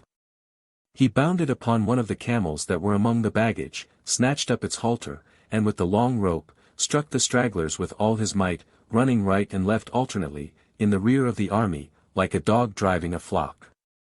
At this thundering voice the lines of men closed up, even the lame hurried their steps, the intervening space lessened in the middle of the isthmus. The foremost of the barbarians were marching in the dust raised by the Carthaginians. The two armies were coming close, and were on the point of touching. But the Malqua gate, the Tagaste gate, and the great gate of Common threw wide their leaves. The Punic square divided. 3 columns were swallowed up, and eddied beneath the porches. Soon the mass, being too tightly packed, could advance no further, pikes clashed in the air, and the arrows of the barbarians were shivering against the walls. Hamilcar was to be seen on the threshold of Common. He turned round and shouted to his men to move aside. He dismounted from his horse, and pricking it on the croup with the sword which he held, sent it against the barbarians. It was a black stallion, which was fed on balls of meal, and would bend its knees to allow its master to mount. Why was he sending it away? Was this a sacrifice? The noble horse galloped into the midst of the lances, knocked down men, and, entangling its feet in its entrails, fell down, then rose again with furious leaps. And while they were moving aside, trying to stop it, or looking at it in surprise, the Carthaginians had united again, they entered, and the enormous gate shut echoing behind them. It would not yield. The barbarians came crushing against it. And for some minutes there was an oscillation throughout the army, which became weaker and weaker, and at last ceased. The Carthaginians had placed soldiers on the aqueduct, they began to hurl stones, balls, and beams. Spendius represented that it would be best not to persist. The barbarians went and posted themselves further off, all being quite resolved to lay siege to Carthage. The rumor of the war, however, had passed beyond the confines of the Punic Empire. And from the Pillars of Hercules to beyond Cyrene shepherds mused on it as they kept their flocks, and caravans talked about it in the light of the stars. This great Carthage, mistress of the seas, splendid as the sun, and terrible as a god, actually found men who were daring enough to attack her. Her fall even had been asserted several times. And all had believed it, for all wished it, the subject populations, the tributary villages, the allied provinces, the independent hordes, those who execrated her for her tyranny or were jealous of her power, or coveted her wealth. The bravest had very speedily joined the mercenaries. The defeat at the Macaras had checked all the rest. At last they had recovered confidence, had gradually advanced and approached. And now the men of the eastern regions were lying on the sandhills of Clypea on the other side of the gulf. As soon as they perceived the barbarians they showed themselves. They were not Libyans from the neighborhood of Carthage, who had long composed the Third Army, but nomads from the tableland of Barca, bandits from Cape Fiscus and the promontory of Derna, from Fazana and Marmarica. They had crossed the desert, drinking at the brackish wells walled in with camels' bones. The Suisses, with their covering of ostrich feathers, had come on quadrigi. The Garamantians, masked with black veils, rode behind on their painted maras. Others were mounted on asses, onagers, zebras, and buffaloes, while some dragged after them the roofs of their sloop-shaped huts together with their families and idols. There were Ammonians with limbs wrinkled by the hot water of the springs. Atarantians, who cursed the sun, troglodytes, who bury their dead with laughter beneath branches of trees, and the hideous Ausians, who eat grasshoppers, the Acromachidae, who eat lice, and the vermilion-painted Gisantians, who eat apes. All were ranged along the edge of the sea in a great straight line. Afterwards they advanced like tornadoes of sand raised by the wind. In the center of the isthmus the throng stopped, the mercenaries who were posted in front of them, close to the walls, being unwilling to move. Then from the direction of Ariana appeared the men of the west, the people of the Numidians. In fact, Narf Havas governed only the Massilians, and, moreover, as they were permitted by custom to abandon their king when reverses were sustained, they had assembled on the Zinus, and then had crossed it at Hamilcar's first movement. First were seen running up all the hunters from Malathutbal and Garaphos, clad in lions' skins, and with the staves of their pikes driving small lean horses with long manes, then marched the Gaetulians in cuirasses of serpent skin. Then the Pharusians, wearing lofty crowns made of wax and resin, and the Conians, Macarians, and Tiliberians, each holding 2 javelins and a round shield of hippopotamus leather. They stopped at the foot of the catacombs among the first pools of the lagoon. But when the Libyans had moved away, the multitude of the Negroes appeared like a cloud on a level with the ground, in the place which the others had occupied. They were there from the White Harush, the Black Harush, the desert of Augila, and even from the great country of Agazimba, which is 4 months' journey south of the Garamantians, and from regions further still. In spite of their red wooden jewels, the filth of their black skin made them look like mulberries that had been long rolling in the dust. They had bark thread drawers, dried grass tunics, fallow deer muzzles on their heads. They shook rods furnished with rings, and brandished cows' tails at the end of sticks, after the fashion of standards, howling the while like wolves. Then behind the Numidians, Marusians, and Gaetulians pressed the yellowish men, who are spread through the cedar forests beyond Tagar.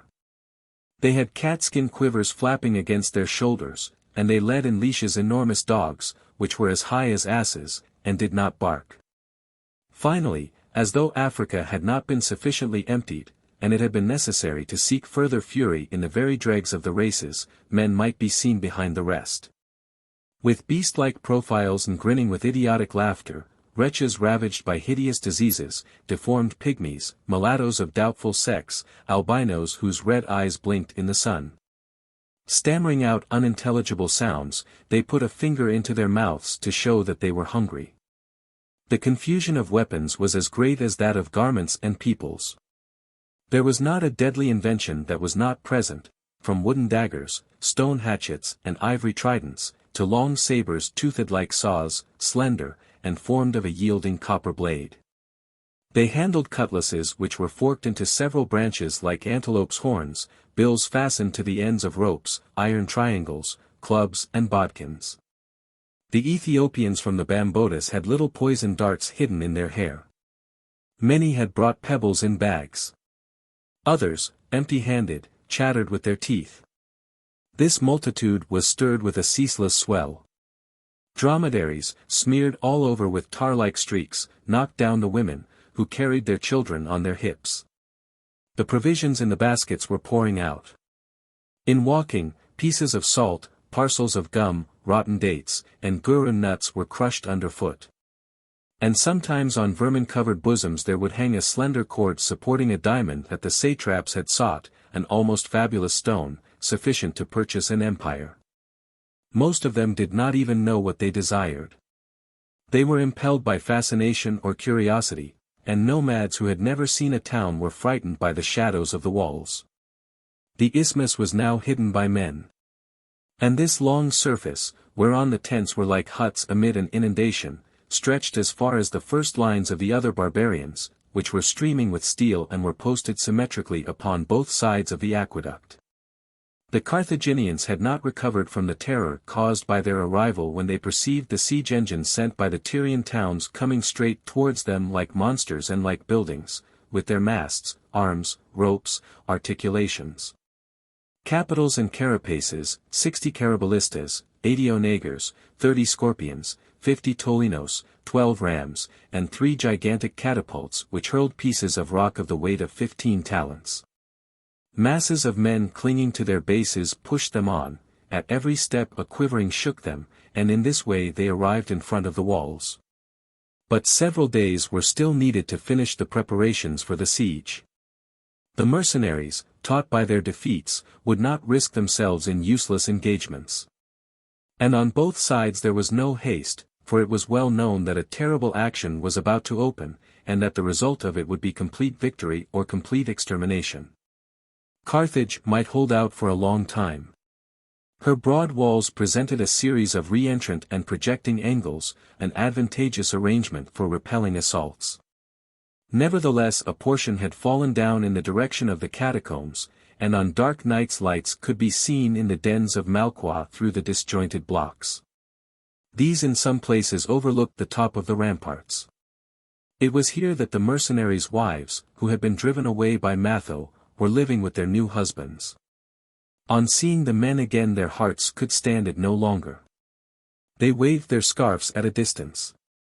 Then they came and chatted in the darkness with the soldiers through the cleft in the wall, and one morning the great council learned that they had all fled.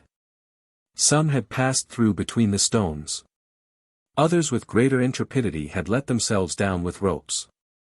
At last Spendius resolved to accomplish his design. The war, by keeping him at a distance, had hitherto prevented him. And since the return to before Carthage, it seemed to him that the inhabitants suspected his enterprise. But soon they diminished the sentries on the aqueduct. There were not too many people for the defense of the walls. The former slave practiced himself for some days in shooting arrows at the flamingos on the lake. Then one moonlight evening he begged Matho to light a great fire of straw in the middle of the night, while all his men were to shout at the same time, and taking Xarxes with him, he went away along the edge of the gulf in the direction of Tunis. When on a level with the last arches they returned straight towards the aqueduct, the place was unprotected, they crawled to the base of the pillars. The sentries on the platform were walking quietly up and down. Towering flames appeared. Clarions rang, and the soldiers on vedette, believing that there was an assault, rushed away in the direction of Carthage. One man had remained. He showed black against the background of the sky. The moon was shining behind him, and his shadow, which was of extravagant size, looked in the distance like an obelisk proceeding across the plain. They waited until he was in position just before them. Xarxes seized his sling, but whether from prudence or from ferocity Spendius stopped him. No, the whiz of the bullet would make a noise. Let me. Then he bent his bow with all his strength, resting the lower end of it against the great toe of his left foot, he took aim, and the arrow went off. The man did not fall. He disappeared. If he were wounded we should hear him, said Spendius. And he mounted quickly from story to story as he had done the first time, with the assistance of a rope and a harpoon. Then when he had reached the top and was beside the corpse, he let it fall again. The Balearian fastened a pick and a mallet to it and turned back. The trumpets sounded no longer. All was now quiet. Spendius had raised one of the flag stones and, entering the water, had closed it behind him. Calculating the distance by the number of his steps, he arrived at the exact spot where he had noticed an oblique fissure. And for 3 hours until morning he worked in continuous and furious fashion, breathing with difficulty through the interstices in the upper flag tones, assailed with anguish, and 20 times believing that he was going to die. At last a crack was heard, and a huge stone ricocheting on the lower arches rolled to the ground, and suddenly a cataract, an entire river, fell from the skies onto the plain. The aqueduct, being cut through in the center, was emptying itself. It was death to Carthage and victory for the barbarians. In an instant the awakened Carthaginians appeared on the walls, the houses, and the temples. The barbarians pressed forward with shouts. They danced in delirium around the great waterfall, and came up and wet their heads in it in the extravagance of their joy. A man in a torn, brown tunic was perceived on the summit of the aqueduct. He stood leaning over the very edge with both hands on his hips, and was looking down below him as though astonished at his work. Then he drew himself up. He surveyed the horizon with a haughty air which seemed to say, "All that is now mine." The applause of the barbarians burst forth, while the Carthaginians, comprehending their disaster at last, shrieked with despair. Then he began to run about the platform from one end to the other, and like a chariot driver triumphant at the Olympic Games, Spendius, distraught with pride, raised his arms aloft. 13. Moloch. The barbarians had no need of a circumvallation on the side of Africa, for it was theirs. But to facilitate the approach to the walls, the entrenchments bordering the ditch were thrown down. Matho next divided the army into great semicircles so as to encompass Carthage the better. The hoplites of the mercenaries were placed in the first rank, and behind them the slingers and horsemen. Quite at the back were the baggage, chariots, and horses, and the engines bristled in front of this throng at a distance of 300 paces from the towers. Amid the infinite variety of their nomenclature, which changed several times in the course of the centuries, these machines might be reduced to two systems: some acted like slings, and the rest like bows. The first, which were the catapults, was composed of a square frame with two vertical uprights and a horizontal bar.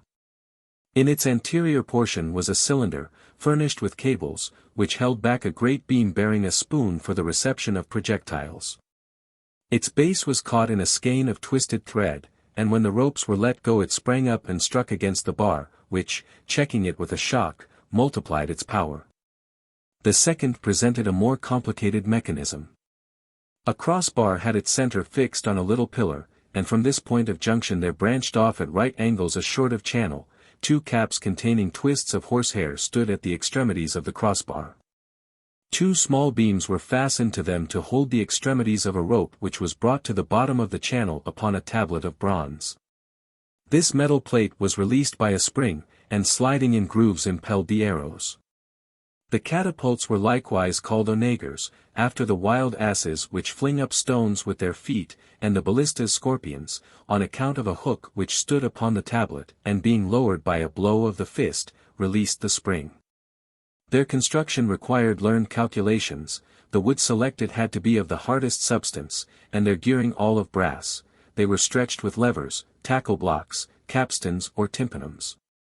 The direction of the shooting was changed by means of strong pivots. They were moved forward on cylinders, and the most considerable of them, which were brought piece by piece, were set up in front of the enemy. Spendius arranged 3 great catapults opposite the 3 principal angles. He placed a ram before every gate, a ballista before every tower, while caraballistas were to move about in the rear. But it was necessary to protect them against the fire thrown by the besieged, and first of all to fill up the trench which separated them from the walls.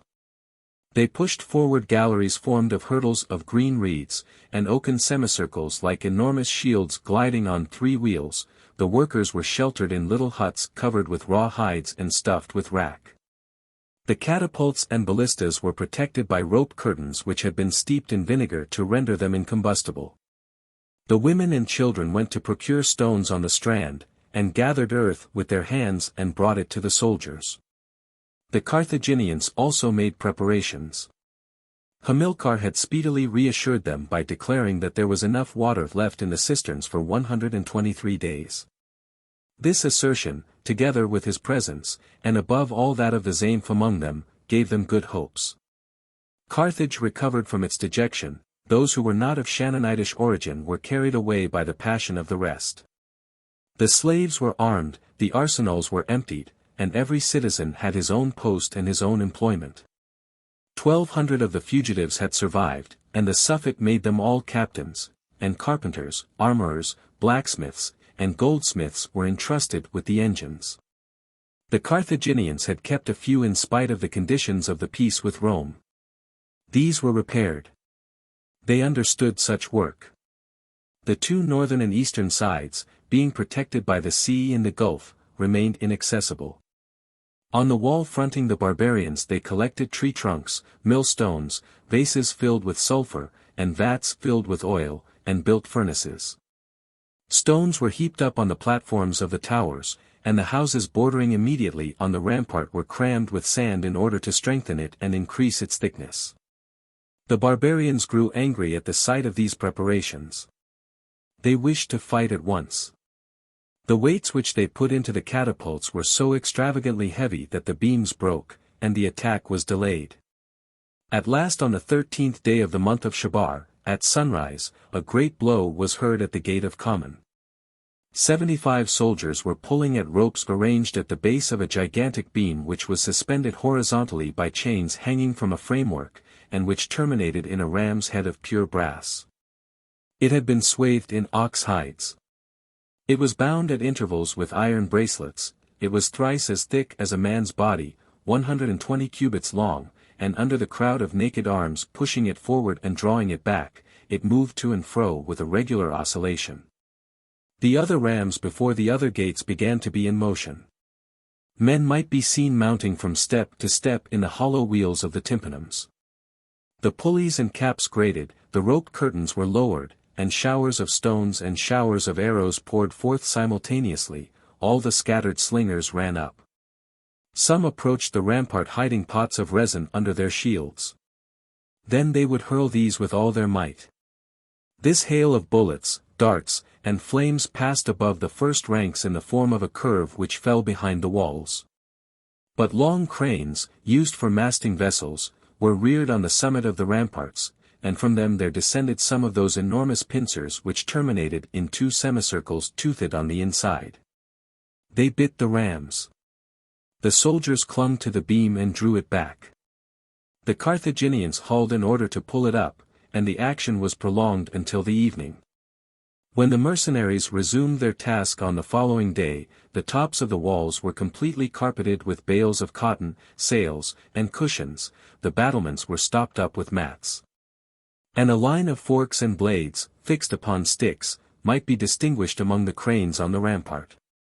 A furious resistance immediately began. Trunks of trees fastened to cables fell and rose alternately and battered the rams. Cramps hurled by the ballistas tore away the roofs of the huts, and streams of flints and pebbles poured from the platforms of the towers. At last the rams broke the gates of Common and Tagaste. But the Carthaginians had piled up such an abundance of materials on the inside that the leaves did not open. They remained standing. Then they drove augers against the walls. These were applied to the joints of the blocks, so as to detach the latter.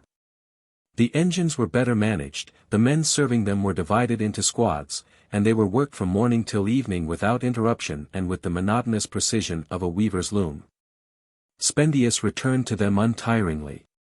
It was he who stretched the skeins of the ballistas. In order that the twin tensions might completely correspond, the ropes as they were tightened were struck on the right and left alternately until both sides gave out an equal sound. Spendius would mount upon the timbers. He would strike the ropes softly with the extremity of his foot, and strain his ears like a musician tuning a lyre.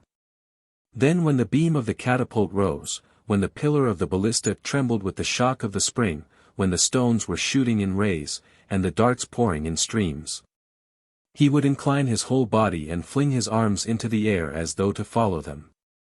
The soldiers admired his skill and executed his commands. In the gaiety of their work they gave utterance to jests on the names of the machines.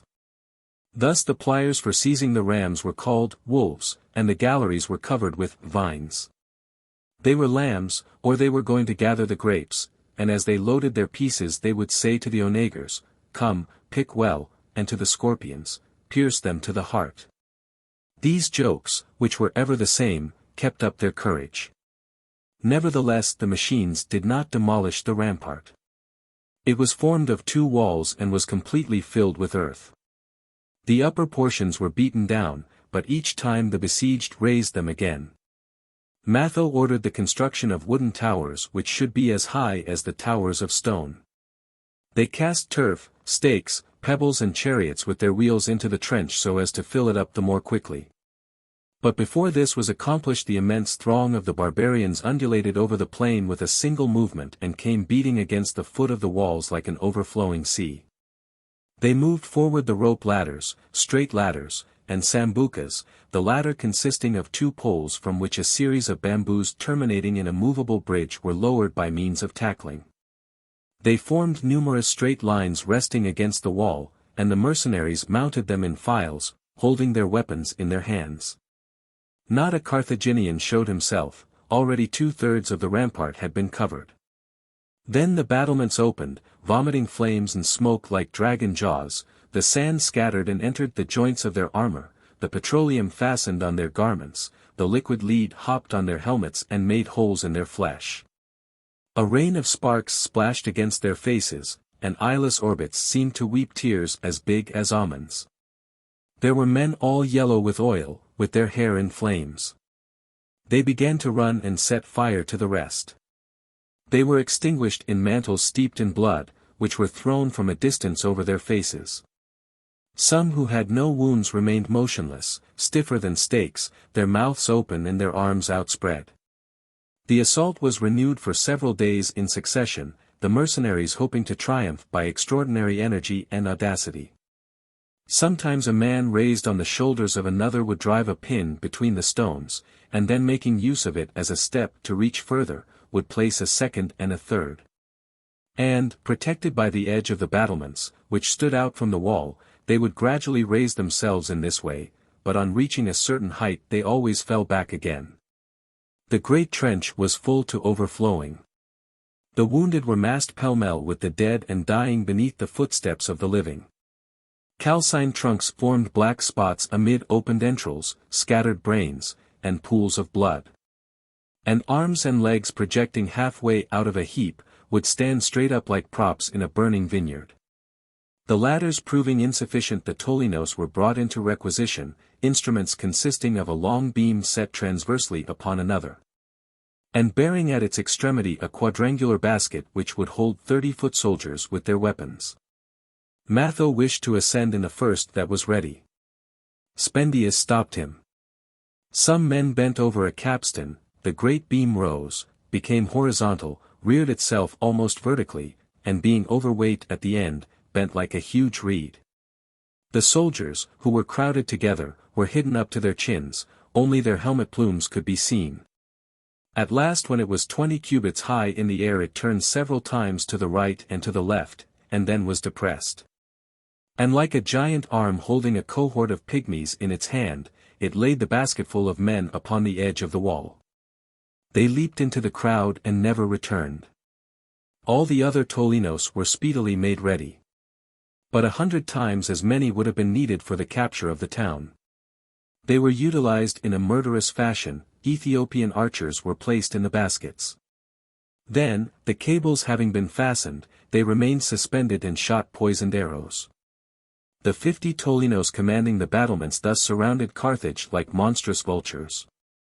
And the Negroes laughed to see the guards on the rampart dying in grievous convulsions. Hamilcar sent hoplites to these posts, and every morning made them drink the juice of certain herbs which protected them against the poison. One evening when it was dark he embarked the best of his soldiers on lighters and planks, and turning to the right of the harbor, disembarked on the Tænia. Then he advanced to the first lines of the barbarians, and taking them in flank, made a great slaughter. Men hanging to ropes would descend at night from the top of the wall with torches in their hands, burn the works of the mercenaries, and then mount up again.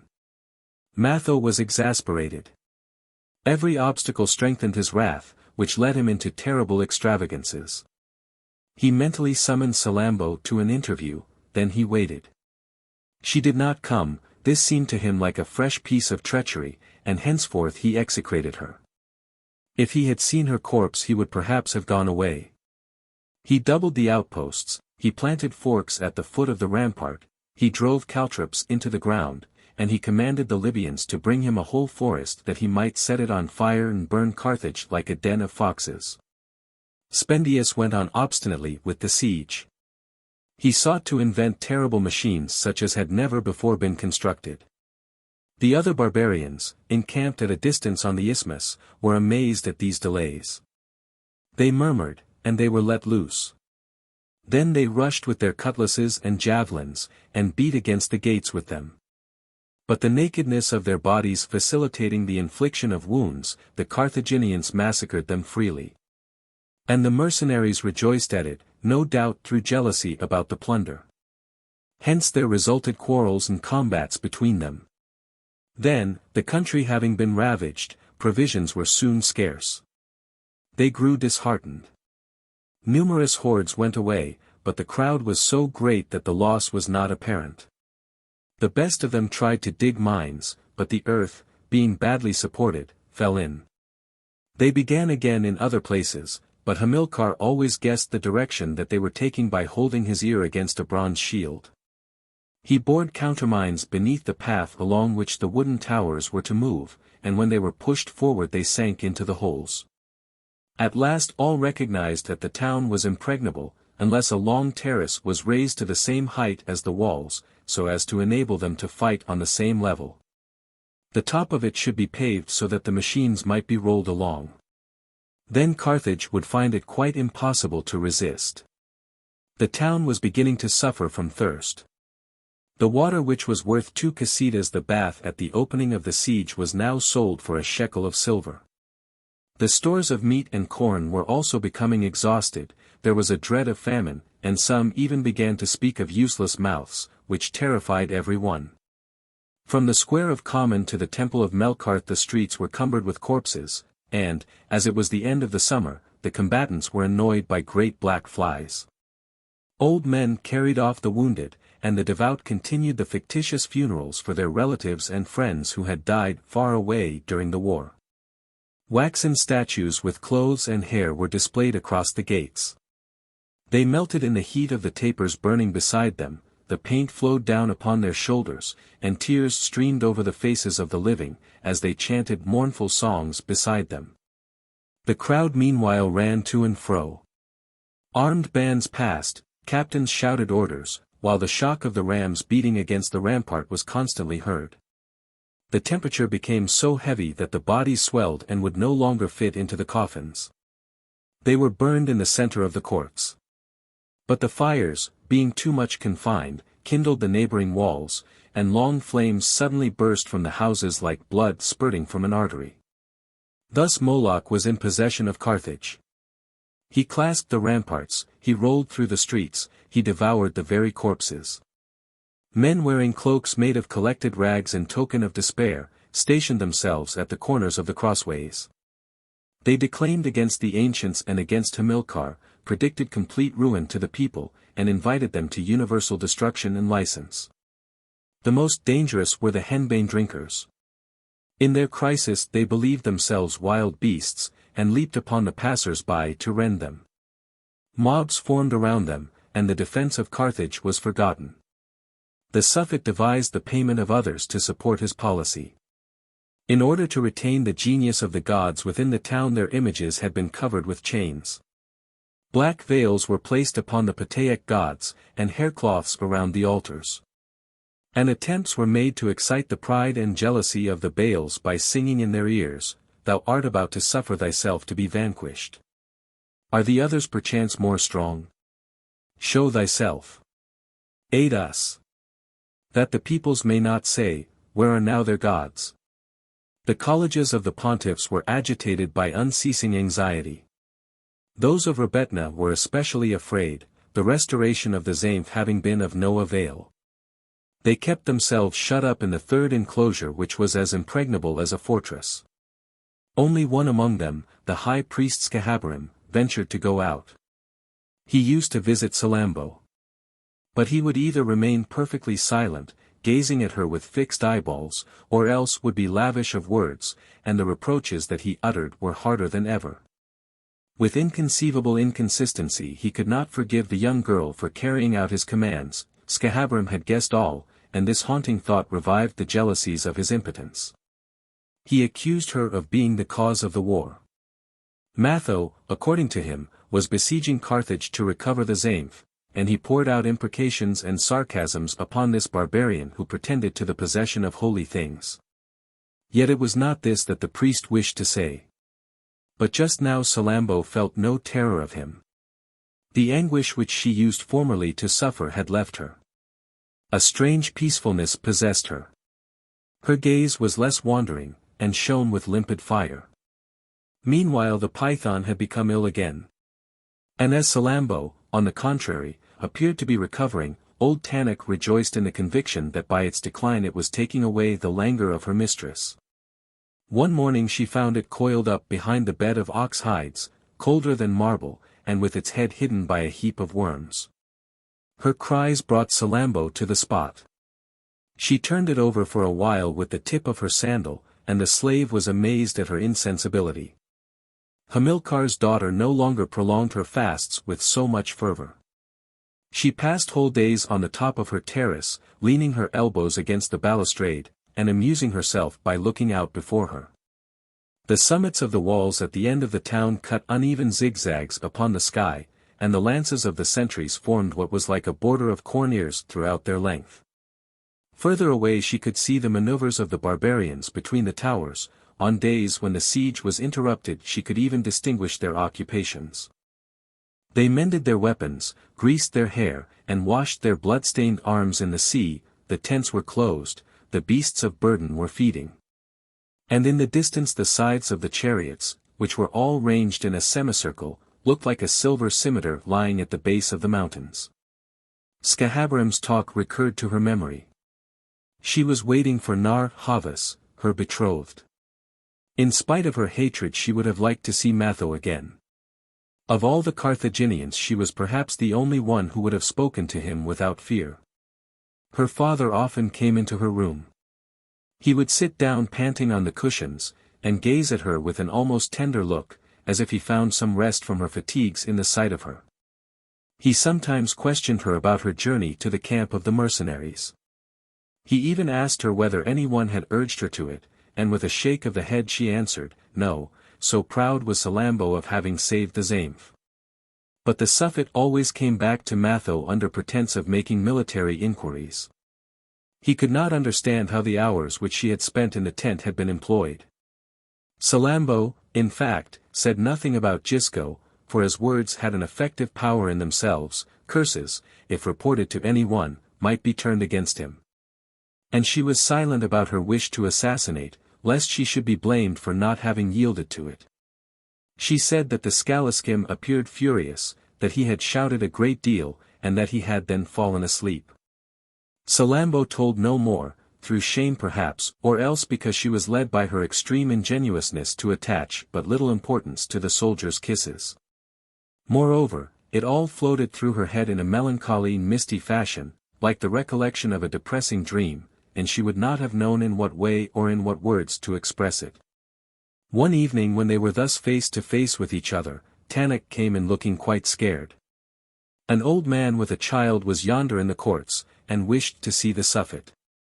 Hamilcar turned pale, and then quickly replied. Let him come up. Idibal entered without prostrating himself. He held a young boy, covered with a goat's hair cloak, by the hand, and at once raised the hood which screened his face. Here he is, master. Take him. The Suffet and the slave went into a corner of the room. The child remained in the center standing upright, and with a gaze of attention rather than of astonishment he surveyed the ceiling, the furniture, the pearl necklaces trailing on the purple draperies. And the majestic maiden who was bending over towards him. He was perhaps 10 years old, and was not taller than a Roman sword. His curly hair shaded his swelling forehead. His eyeballs looked as if they were seeking for space. The nostrils of his delicate nose were broad and palpitating, and upon his whole person was displayed the indefinable splendor of those who are destined to great enterprises. When he had cast aside his extremely heavy cloak, he remained clad in a lynx skin, which was fastened about his waist, and he rested his little naked feet, which were all white with dust, resolutely upon the pavement. But he no doubt divined that important matters were under discussion, for he stood motionless, with one hand behind his back, his chin lowered, and a finger in his mouth. At last Hamilcar attracted Salammbô with a sign and said to her in a low voice. You will keep him with you, you understand. No one, even though belonging to the house, must know of his existence.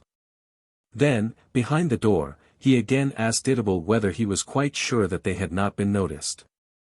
No, said the slave, the streets were empty.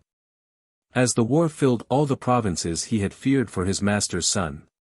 Then, not knowing where to hide him, he had come along the coasts in a sloop, and for 3 days Idibal had been tacking about in the gulf and watching the ramparts. At last, that evening, as the environs of Common seemed to be deserted, he had passed briskly through the channel and landed near the arsenal, the entrance to the harbor being free. But soon the barbarians posted an immense raft in front of it in order to prevent the Carthaginians from coming out. They were again rearing the wooden towers, and the terrace was rising at the same time. Outside communications were cut off and an intolerable famine set in. The besieged killed all the dogs, all the mules, all the asses, and then the 15 elephants which the Suffet had brought back. The lions of the temple of Moloch had become ferocious, and the hierodoles no longer durst approach them. They were fed at first with the wounded barbarians, then they were thrown corpses that were still warm, they refused them, and they all died. People wandered in the twilight along the old enclosures, and gathered grass and flowers among the stones to boil them in wine, wine being cheaper than water. Others crept as far as the enemy's outposts, and entered the tents to steal food, and the stupefied barbarians sometimes allowed them to return. At last a day arrived when the ancients resolved to slaughter the horses of Eshmoun privately. They were holy animals whose manes were plated by the pontiffs with gold ribbons, and whose existence denoted the motion of the sun, the idea of fire in its most exalted form. Their flesh was cut into equal portions and buried behind the altar. Then every evening the ancients, alleging some act of devotion, would go up to the temple and regale themselves in secret, and each would take away a piece beneath his tunic for his children. In the deserted quarters remote from the walls, the inhabitants, whose misery was not so great, had barricaded themselves through fear of the rest. The stones from the catapults, and the demolitions commanded for purposes of defense, had accumulated heaps of ruins in the middle of the streets. At the quietest times masses of people would suddenly rush along with shouts. And from the top of the Acropolis the conflagrations were like purple rags scattered upon the terraces and twisted by the wind. The three great catapults did not stop in spite of all these works. Their ravages were extraordinary. Thus a man's head rebounded from the pediment of the Sicca. A woman who was being confined in the street of Kinisto was crushed by a block of marble, and her child was carried with the bed as far as the crossways of Sinison, where the coverlet was found. The most annoying were the bullets of the slingers. They fell upon the roofs, and in the gardens, and in the middle of the courts, while people were at table before a slender meal with their hearts big with sighs. These cruel projectiles bore engraved letters which stamped themselves upon the flesh. And insults might be read on corpses such as, pig, jackal, vermin, and sometimes jests, catch it, or, I have well deserved it. The portion of the rampart which extended from the corner of the harbors to the height of the cisterns was broken down. Then the people of Malqua found themselves caught between the old enclosure of Bursa behind, and the barbarians in front. But there was enough to be done in thickening the wall and making it as high as possible without troubling about them. They were abandoned, all perished, and although they were generally hated, Hamilcar came to be greatly abhorred. On the morrow he opened the pits in which he kept stores of corn, and his stewards gave it to the people. For 3 days they gorged themselves. Their thirst, however, only became the more intolerable, and they could constantly see before them the long cascade formed by the clear falling water of the aqueduct. A thin vapor, with a rainbow beside it, went up from its base, beneath the rays of the sun, and a little stream curving through the plain fell into the gulf. Hamilcar did not give way. He was reckoning upon an event, upon something decisive and extraordinary. His own slaves tore off the silver plates from the temple of Melkarth. For long boats were drawn out of the harbor, they were brought by means of capstans to the foot of the Mappalian quarter, the wall facing the shore was bored, and they set out for the Gauls to buy mercenaries there at no matter what price. Nevertheless, Hamilcar was distressed at his inability to communicate with the king of the Numidians, for he knew that he was behind the barbarians, and ready to fall upon them. But Narf Havas, being too weak, was not going to make any venture alone, and the Suffet had the rampart raised 12 palms higher, all the material in the arsenals piled up in the Acropolis, and the machines repaired once more. Sinews taken from bulls' necks, or else stags' hamstrings, were commonly employed for the twists of the catapults. However, neither stags nor bulls were in existence in Carthage. Hamilcar asked the ancients for the hair of their wives. All sacrificed it, but the quantity was not sufficient. In the buildings of the Sicca there were 1,200 marriageable slaves destined for prostitution in Greece and Italy, and their hair, having been rendered elastic by the use of unguents, was wonderfully well adapted for engines of war. But the subsequent loss would be too great. Accordingly it was decided that a choice should be made of the finest heads of hair among the wives of the plebeians. Careless of their country's needs, they shrieked in despair when the servants of the 100 came with scissors to lay hands upon them. The barbarians were animated with increased fury. They could be seen in the distance taking fat from the dead to grease their machines, while others pulled out the nails and stitched them end to make cuirasses. They devised a plan of putting into the catapults vessels filled with serpents which had been brought by the Negroes. The clay pots broke on the flag stones, the serpents ran about, seemed to multiply, and, so numerous were they, to issue naturally from the walls.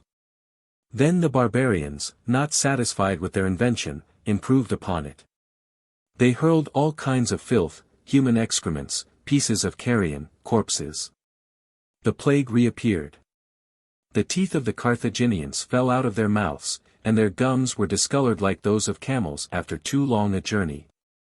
The machines were set up on the terrace, although the latter did not as yet reach everywhere to the height of the rampart. Before the 23 towers on the fortification stood 23 others of wood.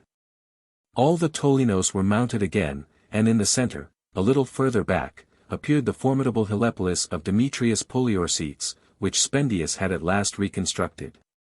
Of pyramidical shape, like the Pharos of Alexandria, it was 130 cubits high and 23 wide, with 9 stories, diminishing as they approached the summit and protected by scales of brass. They were pierced with numerous doors and were filled with soldiers, and on the upper platform there stood a catapult flanked by 2 ballistas. Then Hamilcar planted crosses for those who should speak of surrender, and even the women were brigaded. The people lay in the streets and waited full of distress. Then one morning before sunrise, it was the 7th day of the month of Nisan, they heard a great shout uttered by all the barbarians simultaneously. The leaden tube trumpets pealed, and the great Paphlagonian horns bellowed like bulls. All rose and ran to the rampart. A forest of lances, pikes, and swords bristled at its base. It leaped against the wall, the ladders grappled them. And barbarians' heads appeared in the intervals of the battlements. Beams supported by long files of men were battering at the gates.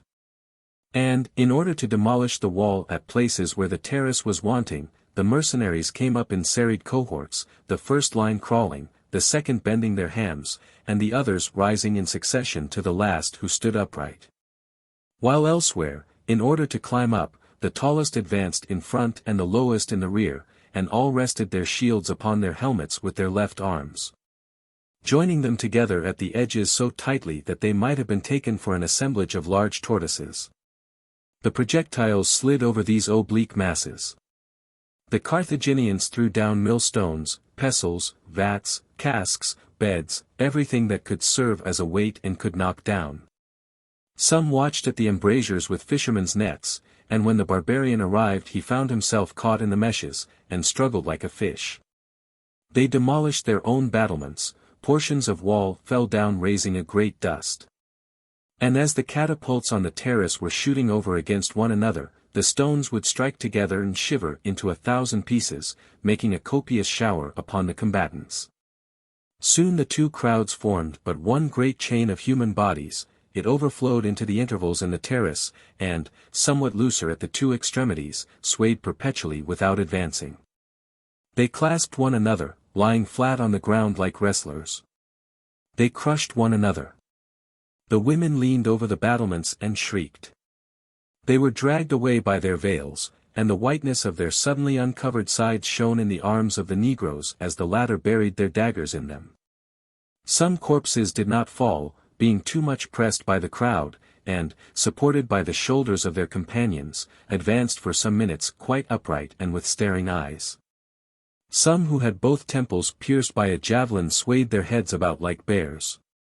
Mouths, open to shout, remained gaping, severed hands flew through the air. Mighty blows were dealt, which were long talked of by the survivors. Meanwhile arrows darted from the towers of wood and stone. The Tolinos moved their long yards rapidly, and as the barbarians had sacked the old cemetery of the aborigines beneath the catacombs, they hurled the tombstones against the Carthaginians. Sometimes the cables broke under the weight of 2 heavy baskets, and masses of men, all with uplifted arms, would fall from the sky. Up to the middle of the day the veterans had attacked the Taenia fiercely in order to penetrate into the harbor and destroy the fleet.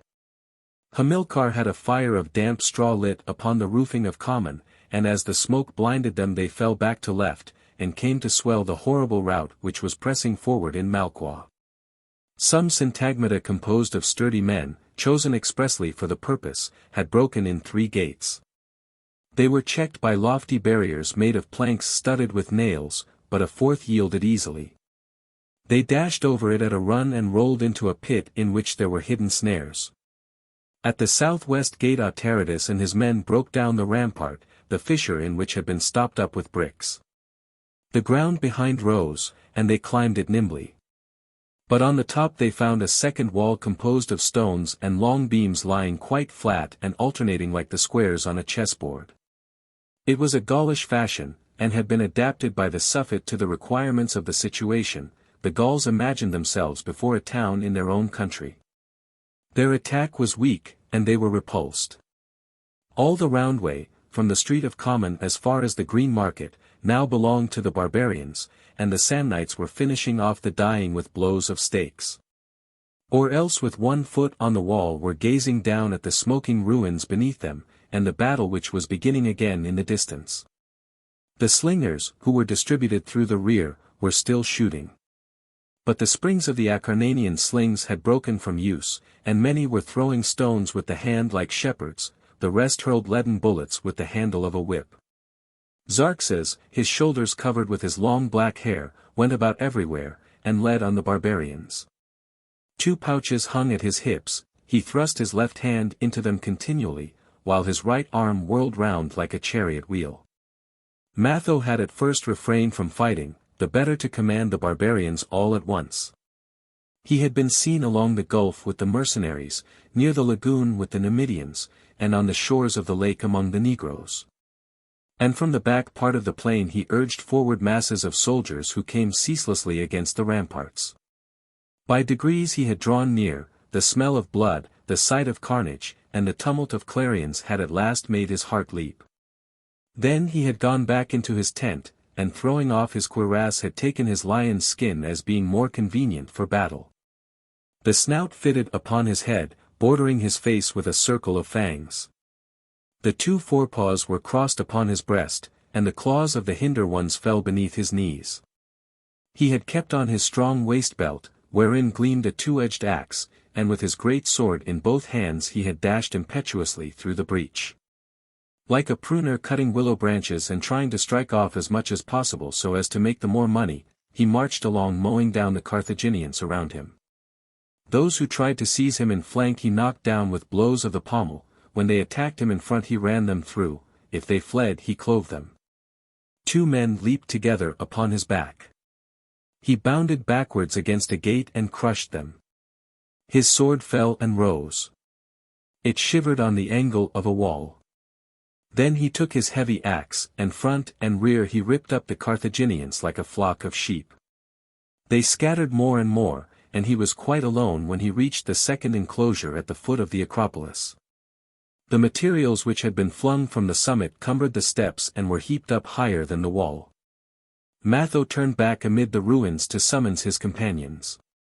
He perceived their crests scattered over the multitude, they were sinking and their wearers were about to perish. He dashed towards them. Then the vast wreath of red plumes closed in, and they soon rejoined him and surrounded him. But an enormous crowd was discharging from the side streets. He was caught by the hips, lifted up and carried away outside the ramparts to a spot where the terrace was high.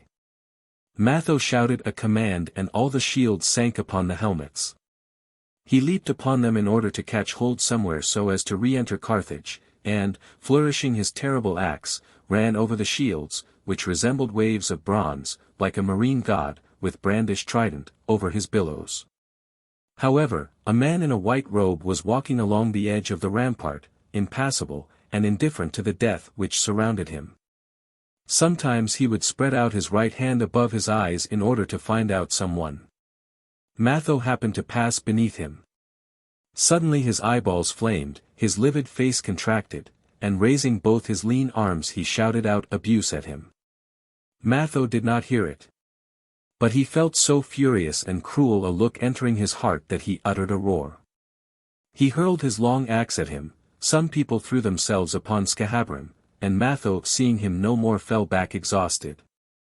A terrible creaking drew near, mingled with the rhythm of hoarse voices singing together. It was the great Helepolis surrounded by a crowd of soldiers. They were dragging it with both hands, hauling it with ropes, and pushing it with their shoulders, for the slope rising from the plain to the terrace, although extremely gentle, was found impracticable for machines of such prodigious weight. However, it had 8 wheels banded with iron, and it had been advancing slowly in this way since the morning, like a mountain raised upon another. Then there appeared an immense ram issuing from its base. The doors along the 3 fronts which faced the town fell down, and cuirassed soldiers appeared in the interior like pillars of iron. Some might be seen climbing and descending the 2 staircases which crossed the stories. Some were waiting to dart out as soon as the cramps of the doors touched the walls. In the middle of the upper platform the skeins of the ballistas were turning, and the great beam of the catapult was being lowered. Hamilcar was at that moment standing upright on the roof of Melkarth. He had calculated that it would come directly towards him, against what was the most invulnerable place in the wall, which was for that very reason denuded of sentries. His slaves had for a long time been bringing leathern bottles along the roundway, where they had raised with clay 2 transverse partitions forming a sort of basin. The water was flowing insensibly along the terrace, and strange to say, it seemed to cause Hamilcar no anxiety. But when the Helepolis was 30 paces off, he commanded planks to be placed over the streets between the houses from the cisterns to the rampart, and a file of people passed from hand to hand helmets and amphoras, which were emptied continually. The Carthaginians, however, grew indignant at this waste of water. The ram was demolishing the wall, when suddenly a fountain sprang forth from the disjointed stones. Then the lofty brazen mass, 9 stories high, which contained and engaged more than 3,000 soldiers, began to rock gently like a ship. In fact, the water, which had penetrated the terrace, had broken up the path before it. Its wheels stuck in the mire. The head of Spendius, with distended cheeks blowing an ivory cornet, appeared between leathern curtains on the first story. The great machine, as though convulsively upheaved, advanced perhaps 10 paces. But the ground softened more and more, the mire reached to the axles, and the Helepolis stopped, leaning over frightfully to one side. The catapult rolled to the edge of the platform, and carried away by the weight of its beam, fell, shattering the lower stories beneath it. The soldiers who were standing on the doors slipped into the abyss, or else held on to the extremities of the long beams, and by their weight increased the inclination of the Helepolis, which was going to pieces with creakings in all its joints. The other barbarians rushed up to help them, massing themselves into a compact crowd. The Carthaginians descended from the rampart, and, assailing them in the rear, killed them at leisure. But the chariots furnished with sickles hastened up, and galloped round the outskirts of the multitude. The latter ascended the wall again, night came on, and the barbarians gradually retired. Nothing could now be seen on the plain but a sort of perfectly black, swarming mass, which extended from the bluish gulf to the purely white lagoon, and the lake, which had received streams of blood, stretched further away like a great purple pool. The terrace was now so laden with corpses that it looked as though it had been constructed of human bodies. In the center stood the Helepolis covered with armor. And from time to time huge fragments broke off from it, like stones from a crumbling pyramid. Broad tracks made by the streams of lead might be distinguished on the walls.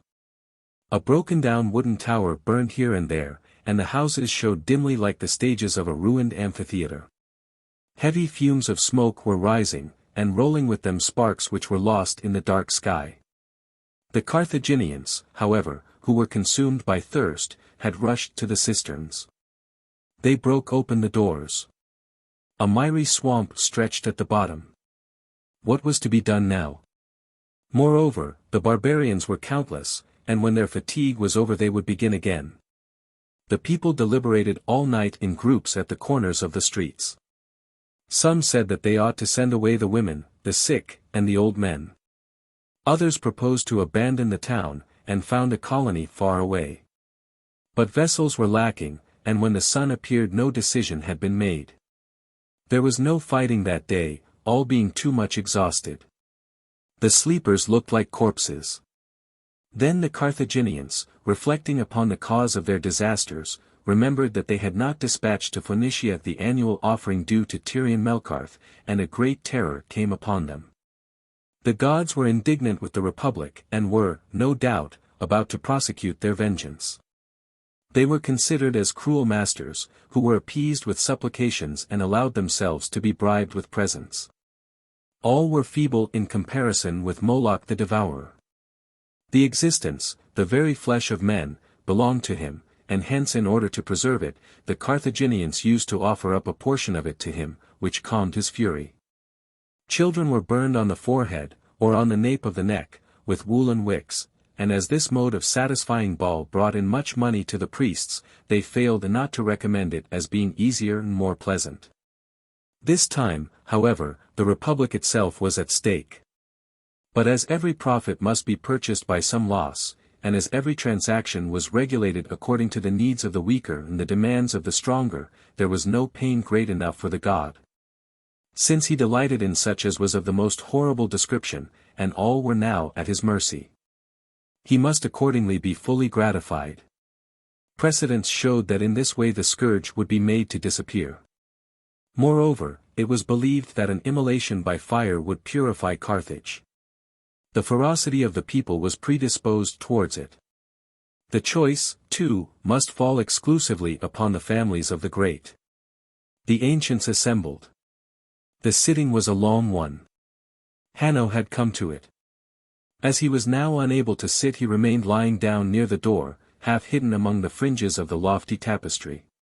And when the pontiff of Moloch asked them whether they would consent to surrender their children, his voice suddenly broke forth from the shadow like the roaring of a genius in the depths of a cavern. He regretted, he said, that he had none of his own blood to give, and he gazed at Hamilcar, who faced him at the other end of the hall. The Suffet was so much disconcerted by this look that it made him lower his eyes. All successively bent their heads in approval, and in accordance with the rites he had to reply to the high priest, "Yes, be it so." Then the ancients decreed the sacrifice in traditional circumlocution, because there are things more troublesome to say than to perform. The decision was almost immediately known in Carthage, and lamentations resounded. The cries of women might everywhere be heard, their husbands consoled them, or railed at them with remonstrances. But 3 hours afterwards extraordinary tidings were spread abroad. The Suffet had discovered springs at the foot of the cliff. There was a rush to the place. Water might be seen in holes dug in the sand, and some were already lying flat on the ground and drinking. Hamilcar did not himself know whether it was by the determination of the gods or through the vague recollection of a revelation which his father had once made to him. But on leaving the ancients he had gone down to the shore and had begun to dig the gravel with his slaves. He gave clothing, boots, and wine. He gave all the rest of the corn that he was keeping by him. He even let the crowd enter his palace, and he opened kitchens, stores, and all the rooms, Salammbô alone excepted. He announced that 6,000 Gaulish mercenaries were coming, and that the king of Macedonia was sending soldiers. But on the second day the springs diminished, and on the evening of the third they were completely dried up. Then the decree of the ancients passed everywhere from lip to lip, and the priests of Moloch began their task. Men in black robes presented themselves in the houses. In many instances the owners had deserted them under pretense of some business, or of some dainty that they were going to buy, and the servants of Moloch came and took the children away. Others themselves surrendered them stupidly. Then they were brought to the temple of Tanith, where the priestesses were charged with their amusement and support until the solemn day. They visited Hamilcar suddenly and found him in his gardens. "Barca. We come for that you know of, your son." They added that some people had met him one evening during the previous moon in the center of the Mappalian district being led by an old man. He was as though suffocated at first.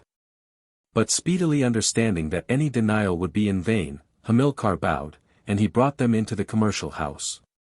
Some slaves who had run up at a sign kept watch all round about it. He entered Salammbô's room in a state of distraction. He seized Hannibal with one hand, snatched up the cord of a trailing garment with the other, tied his feet and hands with it, thrust the end into his mouth to form a gag, and hid him under the bed of the ox hides by letting an ample drapery fall to the ground.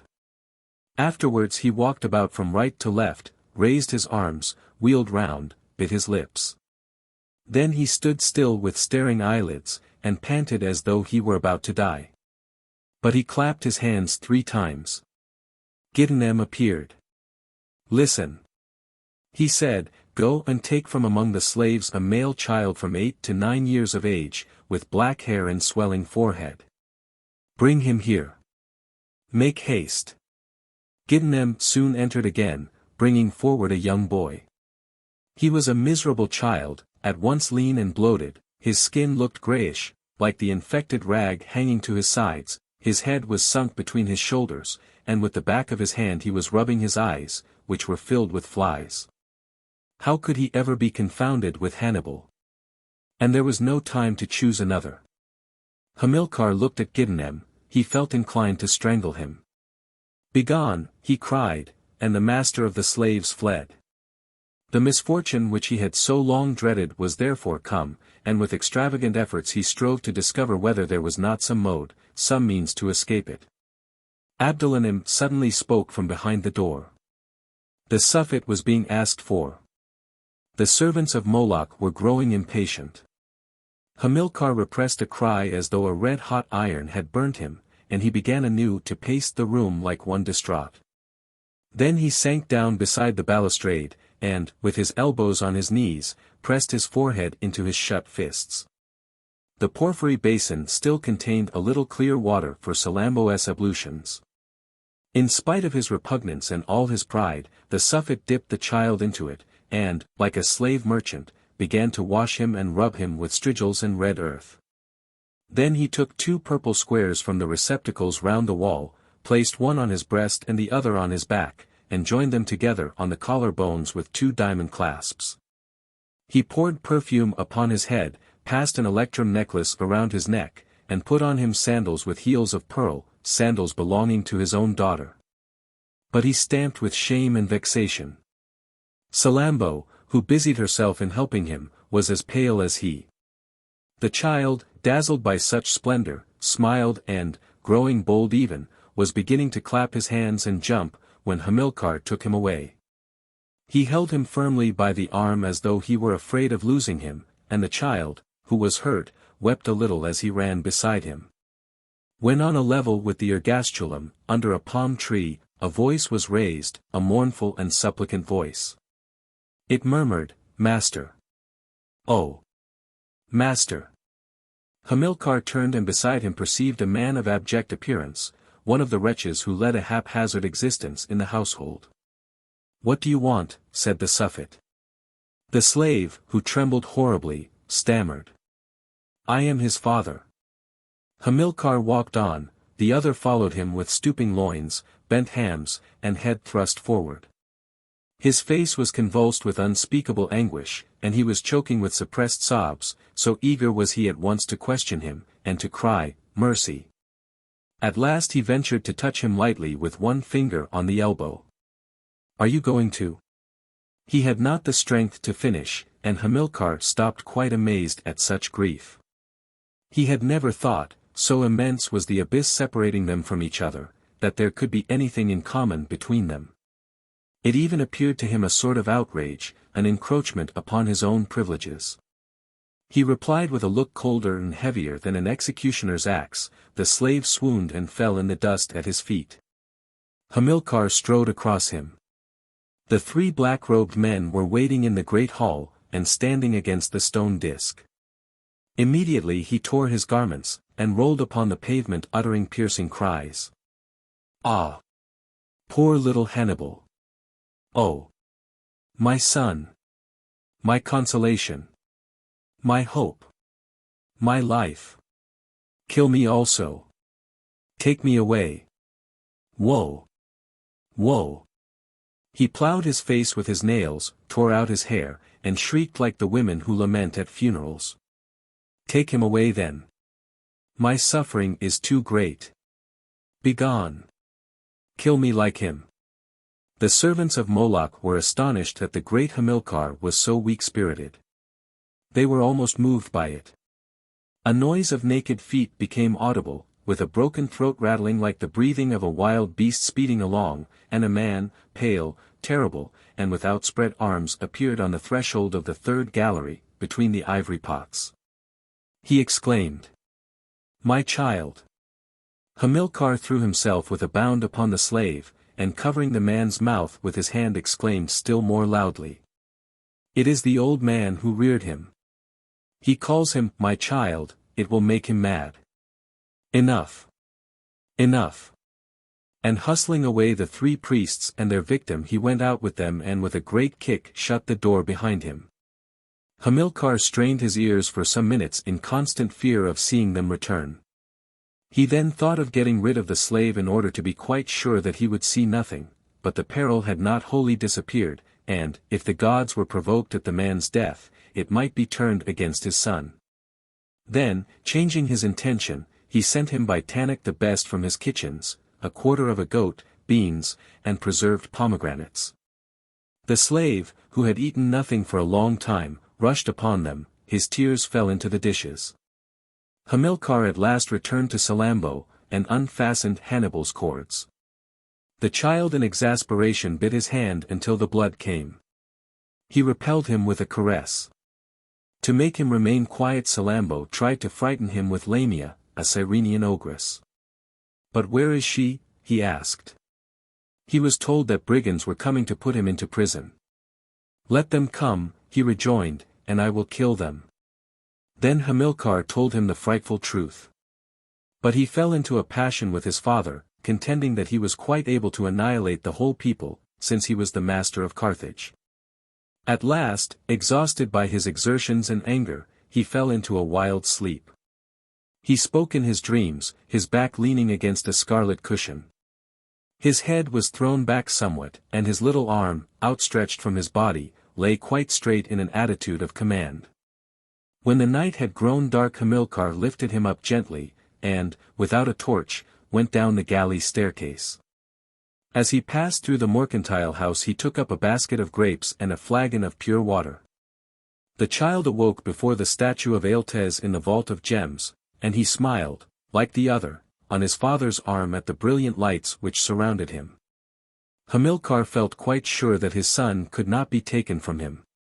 It was an impenetrable spot communicating with the beach by a subterranean passage which he alone knew, and casting his eyes around he inhaled a great draught of air.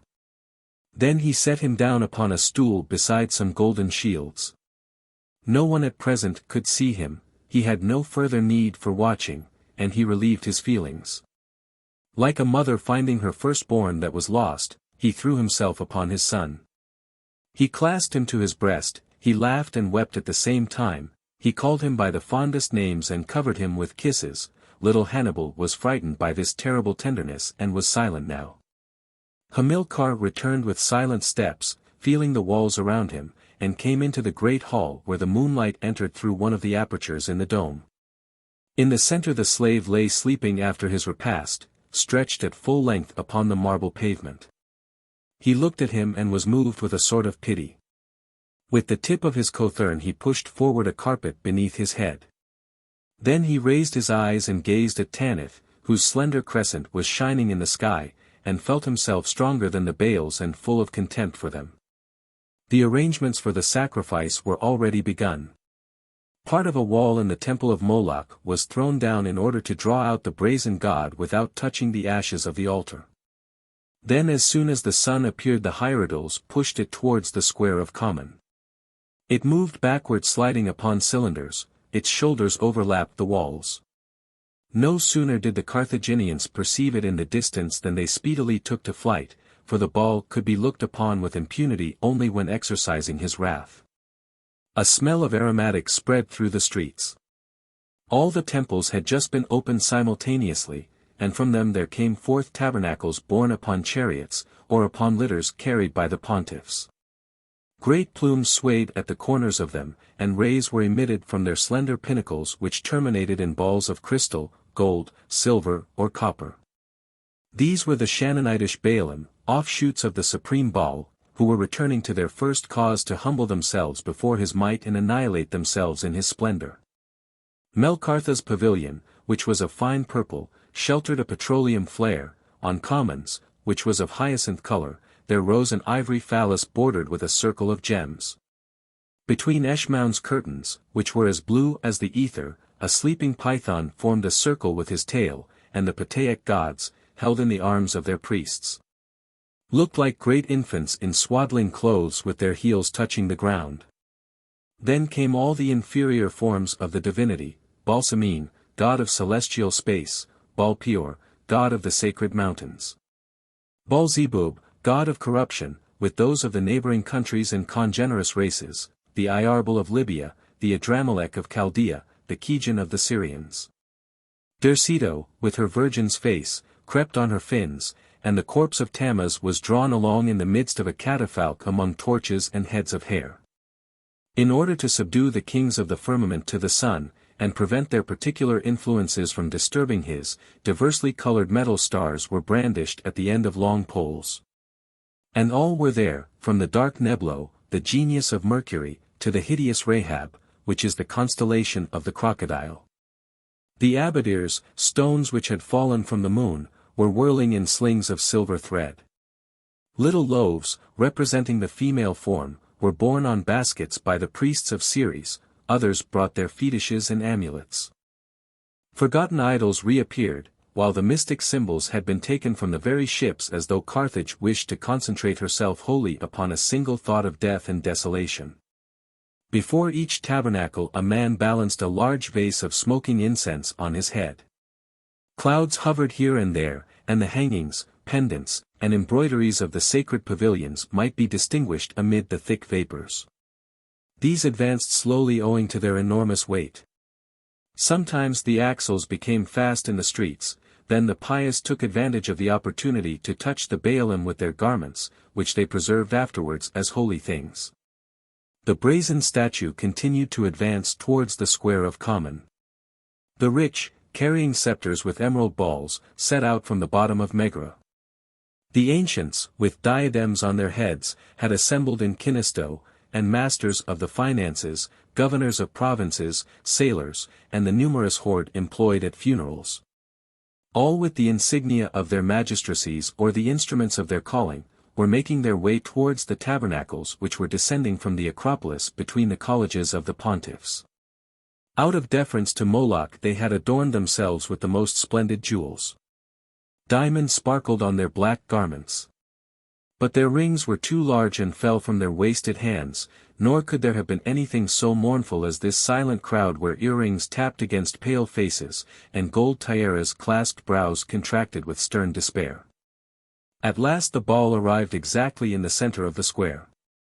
His pontiffs arranged an enclosure with trellis work to keep off the multitude, and remained around him at his feet. The priests of Common, in tawny woolen robes, formed a line before their temple beneath the columns of the portico. Those of Eshmoun, in linen mantles with necklaces of Cacufa's heads and pointed tiaras, posted themselves on the steps of the Acropolis. The priests of Melkarth, in violet tunics, took the western side. The priests of the Abadirs, clasped with bands of Phrygian stuffs, placed themselves on the east, while towards the south, with the necromancers all covered with tattooings, and the shriekers in patched cloaks, were ranged the curates of the Pataic gods, and the Yidnim, who put the bone of a dead man into their mouths to learn the future. The priests of Ceres, who were dressed in blue robes, had prudently stopped in the street of Sathop, and in low tones were chanting a thesmophorion in the Megarian dialect. From time to time files of men arrived, completely naked, their arms outstretched, and all holding one another by the shoulders. From the depths of their breasts they drew forth a hoarse and cavernous intonation. Their eyes, which were fastened upon the colossus, shone through the dust, and they swayed their bodies simultaneously, and at equal distances, as though they were all affected by a single movement. They were so frenzied that to restore order the hierodoles compelled them, with blows of the stick, to lie flat upon the ground, with their faces resting against the brass trellis work. Then it was that a man in a white robe advanced from the back of the square. He penetrated the crowd slowly, and people recognized a priest of Tanith, the high priest Scahabrim. Hootings were raised, for the tyranny of the male principle prevailed that day in all consciences, and the goddess was actually so completely forgotten that the absence of her pontiffs had not been noticed. But the amazement was increased when he was seen to open one of the doors of the trellis work intended for those who intended to offer up victims. It was an outrage to their god, thought the priests of Moloch, that he had just committed, and they sought with eager gestures to repel him. Fed on the meat of the holocausts, clad in purple like kings, and wearing triple-storied crowns, they despised the pale eunuch, weakened with his macerations, and angry laughter shook their black beards, which were displayed on their breasts in the sun. Scahabrum walked on, giving no reply, and, traversing the whole enclosure with deliberation, reached the legs of the colossus, then, spreading out both arms, he touched it on both sides, which was a solemn form of adoration. For a long time Rabbit had been torturing him, and in despair, or perhaps for lack of a god that completely satisfied his ideas, he had at last decided for this one. The crowd, terrified by this act of apostasy, uttered a lengthened murmur. It was felt that the last tie which bound their souls to a merciful divinity was breaking. But owing to his mutilation, Scahabrum could take no part in the cult of the ball. The men in the red cloaks shut him out from the enclosure. Then, when he was outside, he went round all the colleges in succession, and the priest, henceforth without a god, disappeared into the crowd. It scattered at his approach. Meanwhile a fire of aloes, cedar, and laurel was burning between the legs of the colossus. The tips of its long wings dipped into the flame, the unguents with which it had been rubbed flowed like sweat over its brazen limbs. Around the circular flagstone on which its feet rested, the children, wrapped in black veils, formed a motionless circle. And its extravagantly long arms reached down their palms to them as though to seize the crown that they formed and carry it to the sky. The rich, the ancients, the women, the whole multitude, thronged behind the priests and on the terraces of the houses. The large painted stars revolved no longer, the tabernacles were set upon the ground. And the fumes from the censers ascended perpendicularly, spreading their bluish branches through the azure like gigantic trees. Many fainted, others became inert and petrified in their ecstasy. Infinite anguish weighed upon the breasts of the beholders. The last shouts died out one by one, and the people of Carthage stood breathless, and absorbed in the longing of their terror. At last the high priest of Moloch passed his left hand beneath the children's veils, plucked a lock of hair from their foreheads, and threw it upon the flames. Then the men in the red cloaks chanted the sacred hymn. Homage to thee, Son, King of the two zones, self-generating creator, father and mother, father and son, god and goddess, goddess and god. And their voices were lost in the outburst of instruments sounding simultaneously to drown the cries of the victims.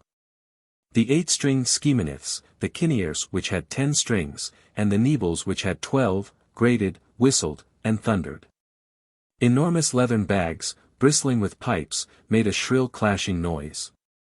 The tabourines, beaten with all the players' might, resounded with heavy, rapid blows, and, in spite of the fury of the clarions, the salsalimbs snapped like grasshoppers' wings.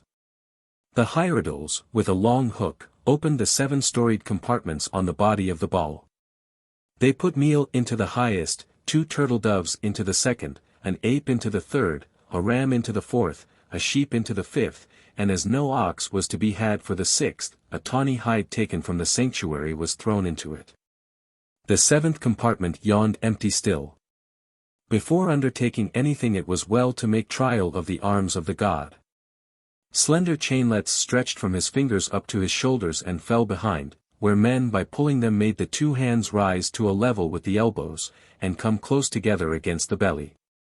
They were moved several times in succession with little abrupt jerks. Then the instruments were still. The fire roared. The pontiffs of Moloch walked about on the great flagstone scanning the multitude. An individual sacrifice was necessary, a perfectly voluntary oblation, which was considered as carrying the others along with it. But no one had appeared up to the present, and the 7 passages leading from the barriers to the colossus were completely empty. Then the priests, to encourage the people, drew bodkins from their girdles and gashed their faces. The devotees, who were stretched on the ground outside, were brought within the enclosure. A bundle of horrible irons was thrown to them, and each chose his own torture. They drove in spits between their breasts, they split their cheeks. They put crowns of thorns upon their heads, then they twined their arms together, and surrounded the children in another large circle which widened and contracted in turns. They reached to the balustrade, they threw themselves back again, and then began once more, attracting the crowd to them by the dizziness of their motion with its accompanying blood and shrieks.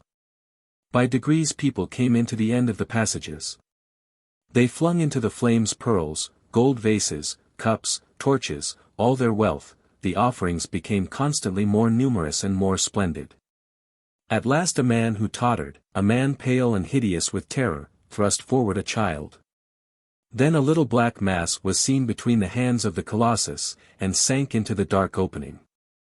The priests bent over the edge of the great flagstone, and a new song burst forth celebrating the joys of death and of new birth into eternity. The children ascended slowly, and as the smoke formed lofty eddies as it escaped, they seemed at a distance to disappear in a cloud. Not one stirred. Their wrists and ankles were tied, and the dark drapery prevented them from seeing anything and from being recognized. Hamilcar, in a red cloak, like the priests of Moloch, was beside the ball, standing upright in front of the great toe of its right foot. When the 14th child was brought, everyone could see him make a great gesture of horror. But he soon resumed his former attitude, folded his arms, and looked upon the ground. The high pontiff stood on the other side of the statue as motionless as he. His head, laden with an Assyrian mitre, was bent, and he was watching the gold plate on his breast. It was covered with fatidical stones, and the flame mirrored in it formed irisated lights. He grew pale and dismayed. Hamilcar bent his brow. And they were both so near the funeral pile that the hems of their cloaks brushed it as they rose from time to time. The brazen arms were working more quickly. They paused no longer.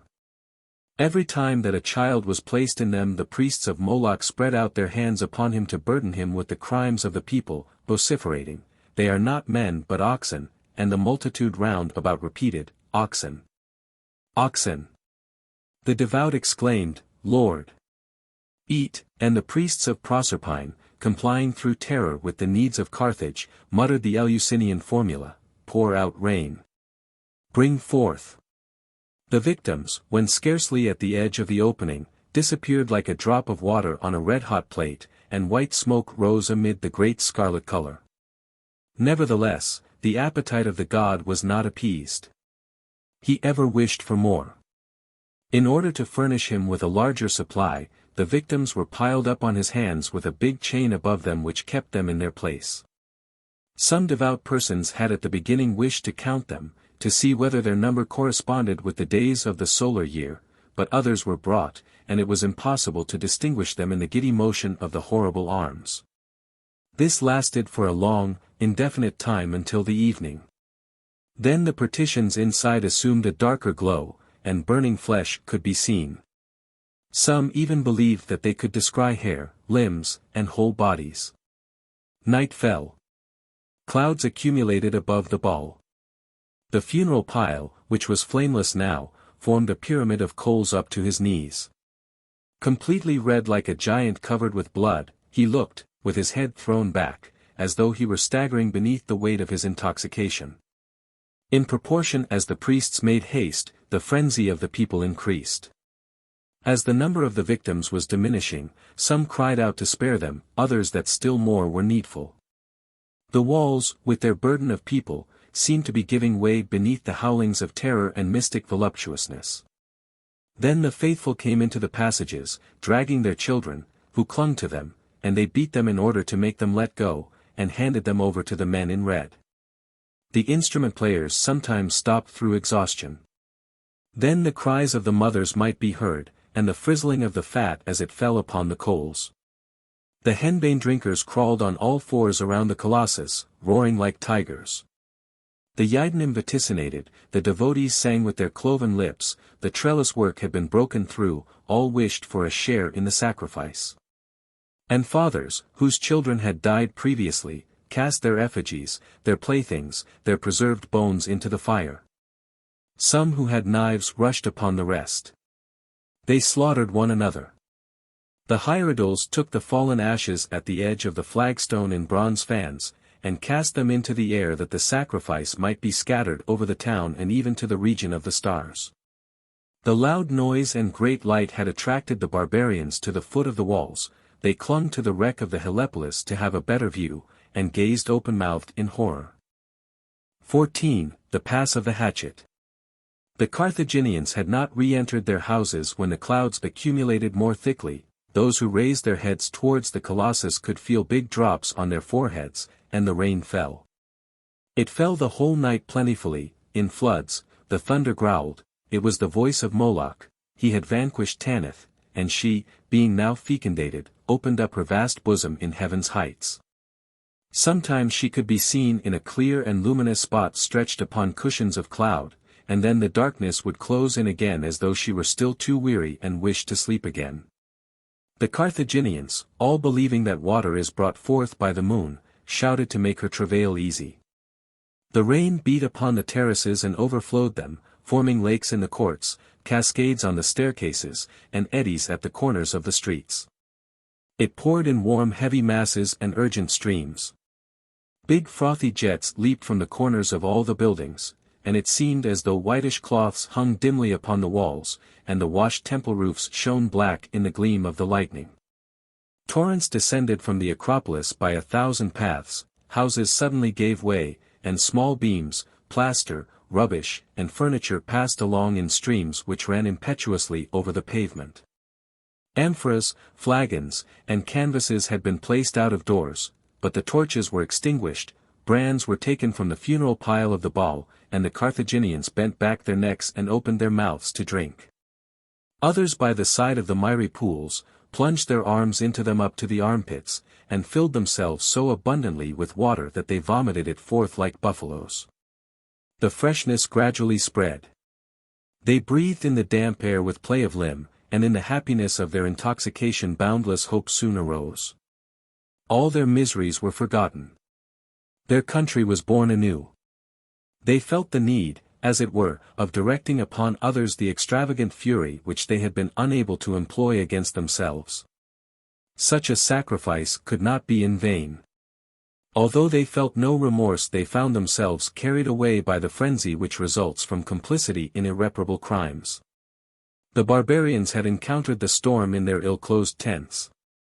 And they were still quite chilled on the morrow as they tramped through the mud in search of their stores and weapons, which were spoiled and lost. Hamilcar went himself to see Hanno, and, in virtue of his plenary powers, entrusted the command to him. The old Suffet hesitated for a few minutes between his animosity and his appetite for authority, but he accepted nevertheless. Hamilcar next took out a galley armed with a catapult at each end. He placed it in the gulf in front of the raft, then he embarked his stoutest troops on board such vessels as were available. He was apparently taking to flight. And running northward before the wind he disappeared into the mist. But 3 days afterwards, when the attack was about to begin again, some people arrived tumultuously from the Libyan coast. Barca had come among them. He had carried off provisions everywhere, and he was spreading through the country. Then the barbarians were indignant as though he were betraying them. Those who were most weary of the siege, and especially the Gauls, did not hesitate to leave the walls in order to try and rejoin him. Spendius wanted to reconstruct the Helepolis. Matho had traced an imaginary line from his tent to Megara, and inwardly swore to follow it, and none of their men stirred. But the rest, under the command of Autaritus, went off, abandoning the western part of the rampart, and so profound was the carelessness exhibited that no one even thought of replacing them. Narr-Havas spied them from afar in the mountains. During the night he led all his men along the seashore on the outer side of the lagoon, and entered Carthage. He presented himself as a savior with 6,000 men all carrying meal under their cloaks, and 40 elephants laden with forage and dried meat. The people flocked quickly around them, they gave them names. The sight of these strong animals, sacred to Baal, gave the Carthaginians even more joy than the arrival of such relief, it was a token of the tenderness of the god, a proof that he was at last about to interfere in the war to defend them. Nar-Havas received the compliments of the ancients. Then he ascended to Salammbô's palace. He had not seen her again since the time when in Hamilcar's tent amid the 5 armies he had felt her little, cold, soft hand fastened to his own. She had left for Carthage after the betrothal. His love, which had been diverted by other ambitions, had come back to him, and now he expected to enjoy his rights, to marry her, and take her. Salammbô did not understand how the young man could ever become her master. Although she asked Tanith every day for Matho's death, her horror of the Libyan was growing less. She vaguely felt that the hate with which he had persecuted her was something almost religious, and she would fain have seen in Nar-Havas's person a reflection, as it were, of that malice which still dazzled her. She desired to know him better, and yet his presence would have embarrassed her. She sent him word that she could not receive him. Moreover, Hamilcar had forbidden his people to admit the king of the Numidians to see her. By putting off his reward to the end of the war he hoped to retain his devotion, and, through dread of the Suffet, Nar-Havas withdrew. But he bore himself haughtily towards the 100. He changed their arrangements. He demanded privileges for his men, and placed them on important posts, thus the barbarians stared when they perceived Numidians on the towers. The surprise of the Carthaginians was greater still when 300 of their own people, who had been made prisoners during the Sicilian War, arrived on board an old Punic trireme. Hamilcar, in fact, had secretly sent back to the Quirites the crews of the Latin vessels, taken before the defection of the Tyrian towns, and, to reciprocate the courtesy, Rome was now sending him back her captives. She scorned the overtures of the mercenaries in Sardinian, and would not even recognize the inhabitants of Utica as subjects.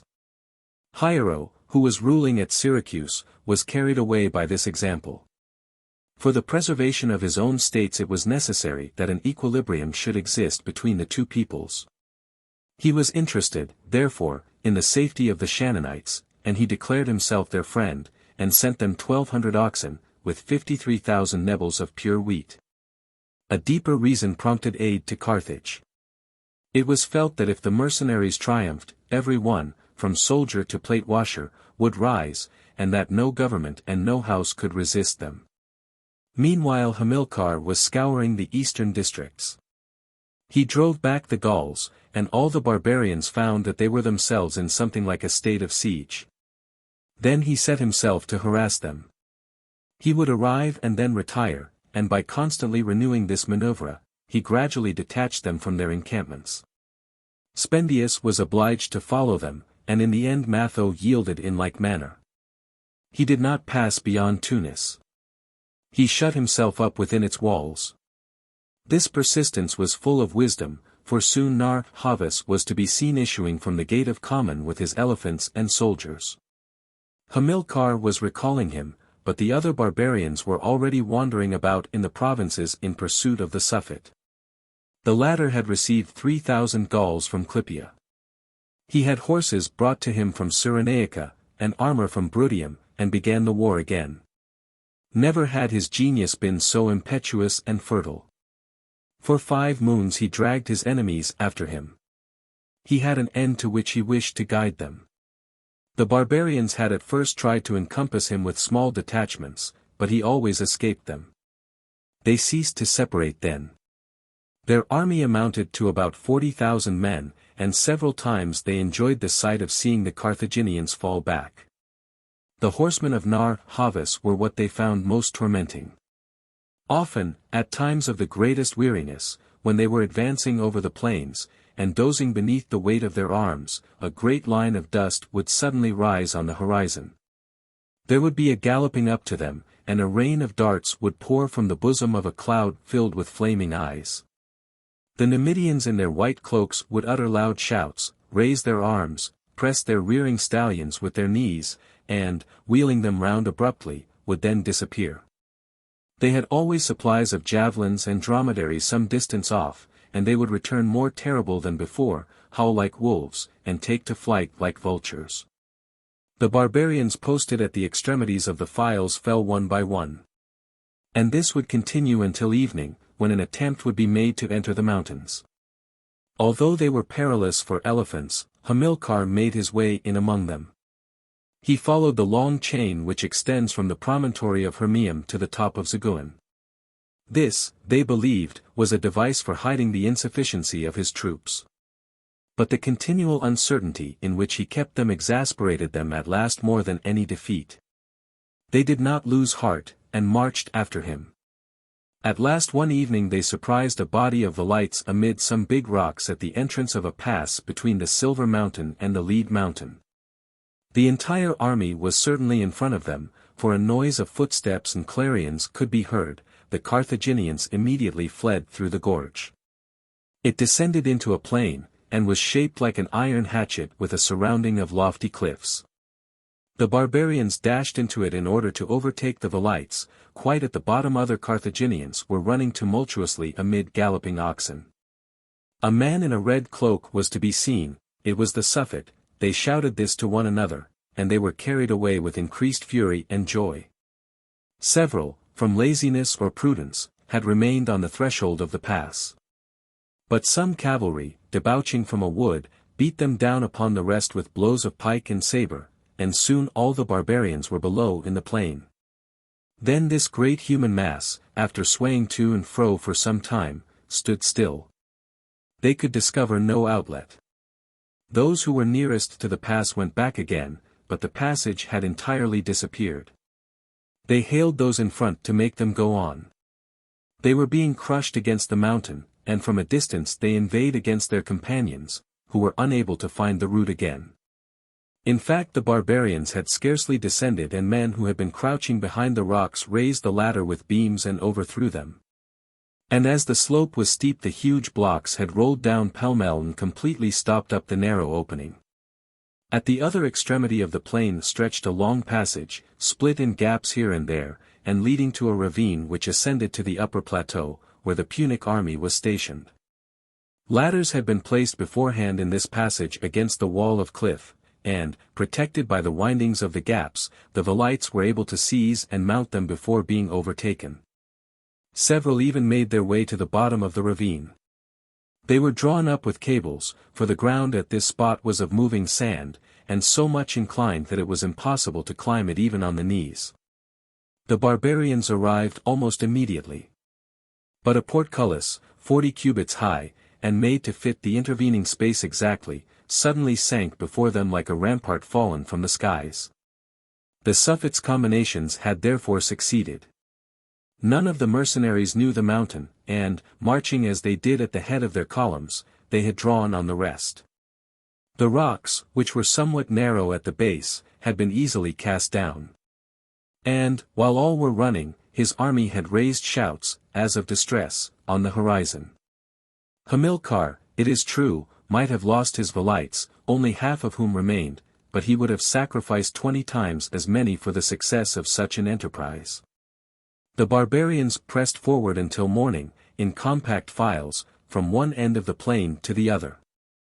They felt the mountain with their hands, seeking to discover a passage. At last day broke. And they perceived all about them a great white wall hewn with the pick. And no means of safety, no hope. The two natural outcomes from this blind alley were closed by the portcullis and the heaps of rocks. Then they all looked at one another without speaking. They sank down in collapse, feeling an icy coldness in their loins, and an overwhelming weight upon their eyelids. They rose, and bounded against the rocks. But the lowest were weighted by the pressure of the others, and were immovable. They tried to cling to them so as to reach the top, but the bellying shape of the great masses rendered all hold impossible. They sought to cleave the ground on both sides of the gorge, but their instruments broke. They made a large fire with the tent poles, but the fire could not burn the mountain. They returned to the portcullis. It was garnished with long nails as thick as stakes, as sharp as the spines of a porcupine, and closer than the hairs of a brush. But they were animated by such rage that they dashed themselves against it. The first were pierced to the backbone, those coming next surged over them, and all fell back, leaving human fragments and blood-stained hair on those horrible branches. When their discouragement was somewhat abated, they made an examination of the provisions. The mercenaries, whose baggage was lost, possessed scarcely enough for 2 days. And all the rest found themselves destitute, for they had been awaiting a convoy promised by the villages of the south. However, some bulls were roaming about, those which the Carthaginians had loosed in the gorge to attract the barbarians. They killed them with lance thrusts and ate them, and when their stomachs were filled their thoughts were less mournful. The next day they slaughtered all the mules to the number of about 40. Then they scraped the skins, boiled the entrails, pounded the bones, and did not yet despair. The army from Tunis had no doubt been warned, and was coming. But on the evening of the 5th day their hunger increased. They gnawed their sword belts, and the little sponges which bordered the bottom of their helmets. These 40,000 men were massed into the species of hippodrome formed by the mountain about them. Some remained in front of the portcullis, or at the foot of the rocks, the rest covered the plain confusedly. The strong shunned one another, and the timid sought out the brave, who, nevertheless, were unable to save them. To avoid infection, the corpses of the velites had been speedily buried, and the position of the graves was no longer visible. All the barbarians lay drooping on the ground. A veteran would pass between their lines here and there. And they would howl curses against the Carthaginians, against Hamilcar, and against Matho, although he was innocent of their disaster, but it seemed to them that their pains would have been less if he had shared them. Then they groaned, and some wept softly like little children. They came to the captains and besought them to grant them something that would alleviate their sufferings. The others made no reply. Or, seized with fury, would pick up a stone and fling it in their faces. Several, in fact, carefully kept a reserve of food in a hole in the ground, a few handfuls of dates, or a little meal. And they ate this during the night, with their heads bent beneath their cloaks. Those who had swords kept them naked in their hands, and the most suspicious remained standing with their backs against the mountain. They accused their chiefs and threatened them. Autaritus was not afraid of showing himself. With the barbaric obstinacy which nothing could discourage, he would advance 20 times a day to the rocks at the bottom, hoping every time to find them perchance displaced. And swaying his heavy fur-covered shoulders, he reminded his companions of a bear coming forth from its cave in springtime to see whether the snows are melted. Spendius, surrounded by the Greeks, hid himself in one of the gaps. As he was afraid, he caused a rumor of his death to be spread. They were now hideously lean, their skin was overlaid with bluish marblings. On the evening of the 9th day 3 Iberians died. Their frightened companions left the spot. They were stripped, and the white, naked bodies lay in the sunshine on the sand. Then the Garamantians began to prowl slowly round about them. They were men accustomed to existence in solitude, and they reverenced no god. At last the oldest of the band made a sign, and bending over the corpses they cut strips from them with their knives, then squatted upon their heels and ate. The rest looked on from a distance, they uttered cries of horror. Many, nevertheless, being, at the bottom of their souls, jealous of such courage. In the middle of the night some of these approached, and, dissembling their eagerness, asked for a small mouthful, merely to try, they said.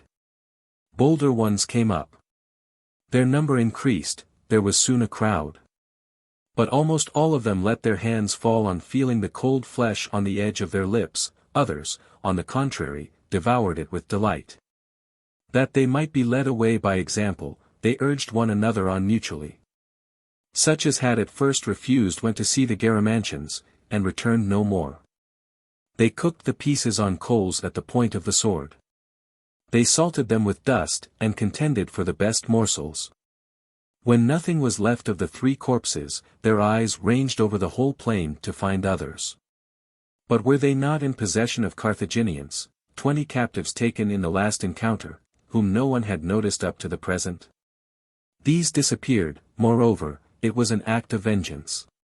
Then, as they must live, as the taste for this food had become developed, and as they were dying, they cut the throats of the water carriers, grooms, and all the serving men belonging to the mercenaries. They killed some of them every day. Some ate much, recovered strength, and were sad no more. Soon this resource failed. Then the longing was directed to the wounded and sick. Since they could not recover, it was as well to release them from their tortures. And, as soon as a man began to stagger, all exclaimed that he was now lost, and ought to be made use of for the rest.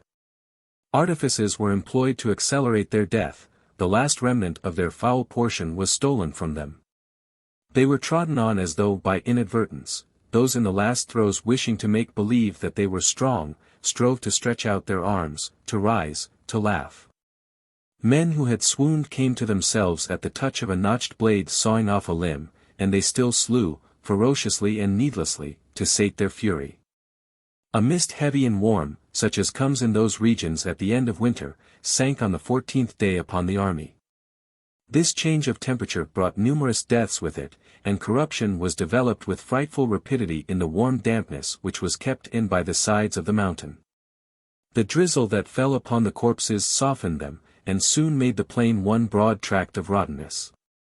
Whitish vapors floated overhead, they pricked the nostrils, penetrated the skin, and troubled the sight. And the barbarians thought that through the exhalations of the breath they could see the souls of their companions. They were overwhelmed with immense disgust. They wished for nothing more, they preferred to die. 2 days afterwards the weather became fine again, and hunger seized them once more. It seemed to them that their stomachs were being wrenched from them with tongs. Then they rolled about in convulsions, flung handfuls of dust into their mouths, bit their arms, and burst into frantic laughter. They were still more tormented by thirst, for they had not a drop of water, the leathern bottles having been completely dried up since the 9th day. To cheat their need they applied their tongues to the metal plates on their waist belts, their ivory pommels, and the steel of their swords. Some former caravan leaders tightened their waists with ropes. Others sucked a pebble. They drank urine cooled in their brazen helmets. And they still expected the army from Tunis. The length of time which it took in coming was, according to their conjectures, an assurance of its early arrival. Besides, Matho, who was a brave fellow, would not desert them. "'Twill be tomorrow," they would say to one another, and then tomorrow would pass. At the beginning they had offered up prayers and vows, and practiced all kinds of incantations. Just now their only feeling to their divinities was one of hatred, and they strove to revenge themselves by believing in them no more. Men of violent disposition perished first, the Africans held out better than the Gauls. Xerxes lay stretched at full length among the Balearians, his hair over his arm, inert. Spendius found a plant with broad leaves filled abundantly with juice, and after declaring that it was poisonous, so as to keep off the rest, he fed himself upon it. They were too weak to knock down the flying crows with stones. Sometimes when a Japetus was perched on a corpse, and had been mangling it for a long time, a man would set himself to crawl towards it with a javelin between his teeth. He would support himself with one hand, and after taking a good aim, throw his weapon. The white-feathered creature, disturbed by the noise, would desist and look about in tranquil fashion like a cormorant on a rock, and would then again thrust in its hideous, yellow beak, while the man, in despair, would fall flat on his face in the dust. Some succeeded in discovering chameleons and serpents. But it was the love of life that kept them alive. They directed their souls to this idea exclusively, and clung to existence by an effort of the will that prolonged it. The most stoical kept close to one another, seated in a circle here and there, among the dead in the middle of the plain, and wrapped in their cloaks they gave themselves up silently to their sadness. Those who had been born in towns recalled the resounding streets, the taverns, theatres, baths, and the barbers' shops where there are tales to be heard. Others could once more see country districts at sunset, when the yellow corn waves, and the great oxen ascend the hills again with the plowshares on their necks. Travelers dreamed of cisterns, hunters of their forests, veterans of battles. And in the somnolence that benumbed them their thoughts jostled one another with the precipitancy and clearness of dreams. Hallucinations came suddenly upon them, they sought for a door in the mountain in order to flee, and tried to pass through it. Others thought that they were sailing in a storm and gave orders for the handling of a ship, or else fell back in terror, perceiving Punic battalions in the clouds. There were some who imagined themselves at a feast, and sang. Many through a strange mania would repeat the same word or continually make the same gesture. Then when they happened to raise their heads and look at one another they were choked with sobs on discovering the horrible ravages made in their faces. Some had ceased to suffer, and to while away the hours told of the perils which they had escaped. Death was certain and imminent to all. How many times had they not tried to open up a passage? As to implore terms from the conqueror, by what means could they do so? They did not even know where Hamilcar was.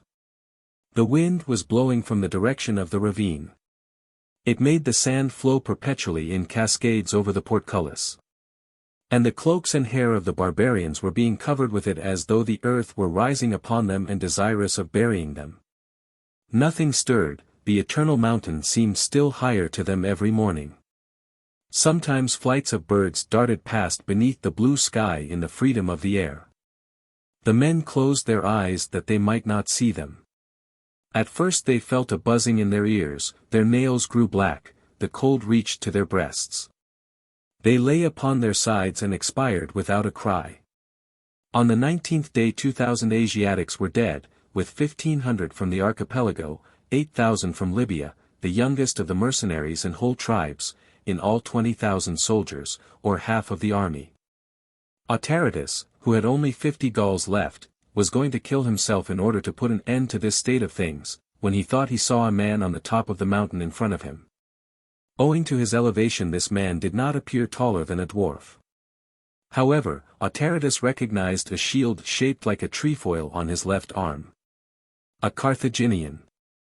He exclaimed, and immediately throughout the plain, before the portcullis and beneath the rocks, all rose. The soldier was walking along the edge of the precipice, the barbarians gazed at him from below. Spendius picked up the head of an ox. Then having formed a diadem with 2 belts, he fixed it on the horns at the end of a pole in token of pacific intentions. The Carthaginian disappeared. They waited. At last in the evening a sword belt suddenly fell from above like a stone loosened from the cliff. It was made of red leather covered with embroidery, with 3 diamond stars, and stamped in the center, it bore the mark of the Great Council, a horse beneath a palm tree. This was Hamilcar's reply, the safe conduct that he sent them. They had nothing to fear, any change of fortune brought with it the end of their woes. They were moved with extravagant joy, they embraced one another, they wept.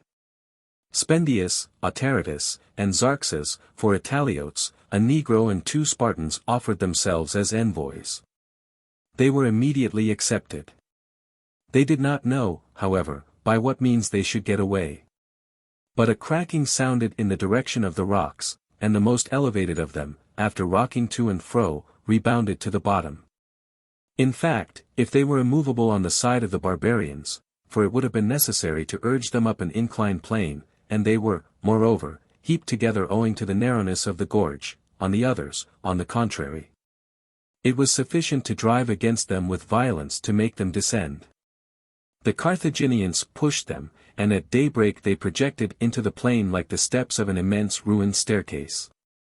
The barbarians were still unable to climb them. Ladders were held out for their assistance, all rushed upon them.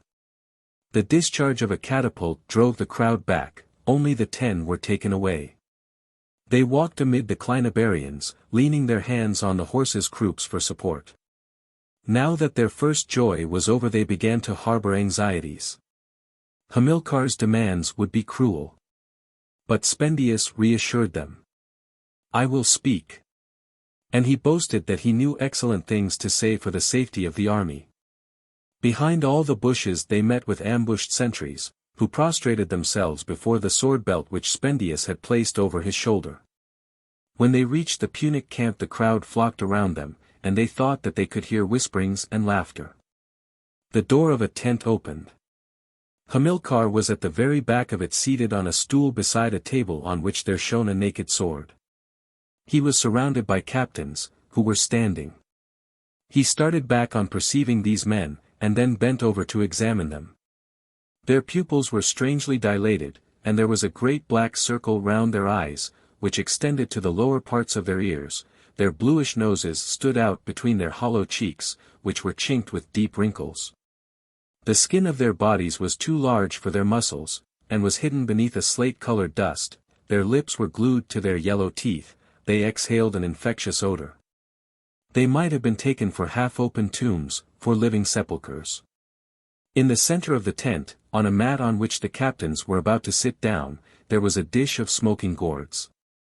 The barbarians fastened their eyes upon it with a shivering in all their limbs, and tears came to their eyelids, nevertheless they restrained themselves. Hamilcar turned away to speak to someone. Then they all flung themselves upon it, flat on the ground. Their faces were soaked in the fat, and the noise of their deglutition was mingled with the sobs of joy which they uttered. Through astonishment, doubtless, rather than pity, they were allowed to finish the mess. Then when they had risen, Hamilcar with a sign commanded the man who bore the sword belt to speak. Spendius was afraid, he stammered. Hamilcar, while listening to him, kept turning round on his finger a big gold ring, the same which had stamped the seal of Carthage upon the sword belt.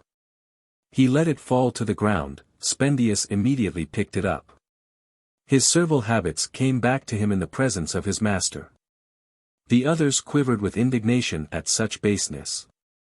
But the Greek raised his voice and spoke for a long time in rapid, insidious, and even violent fashion, setting forth the crimes of Hanno, whom he knew to be Barca's enemy, and striving to move Hamilcar's pity by the details of their miseries and the recollection of their devotion. In the end he became forgetful of himself, being carried away by the warmth of his temper. Hamilcar replied that he accepted their excuses. Peace, then, was about to be concluded, and now it would be a definitive one. But he required that 10 mercenaries, chosen by himself, should be delivered up to him without weapons or tunics. They had not expected such clemency. Spendius exclaimed, "Ah! 20 if you wish, master." "No. 10 will suffice," replied Hamilcar quietly. They were sent out of the tent to deliberate.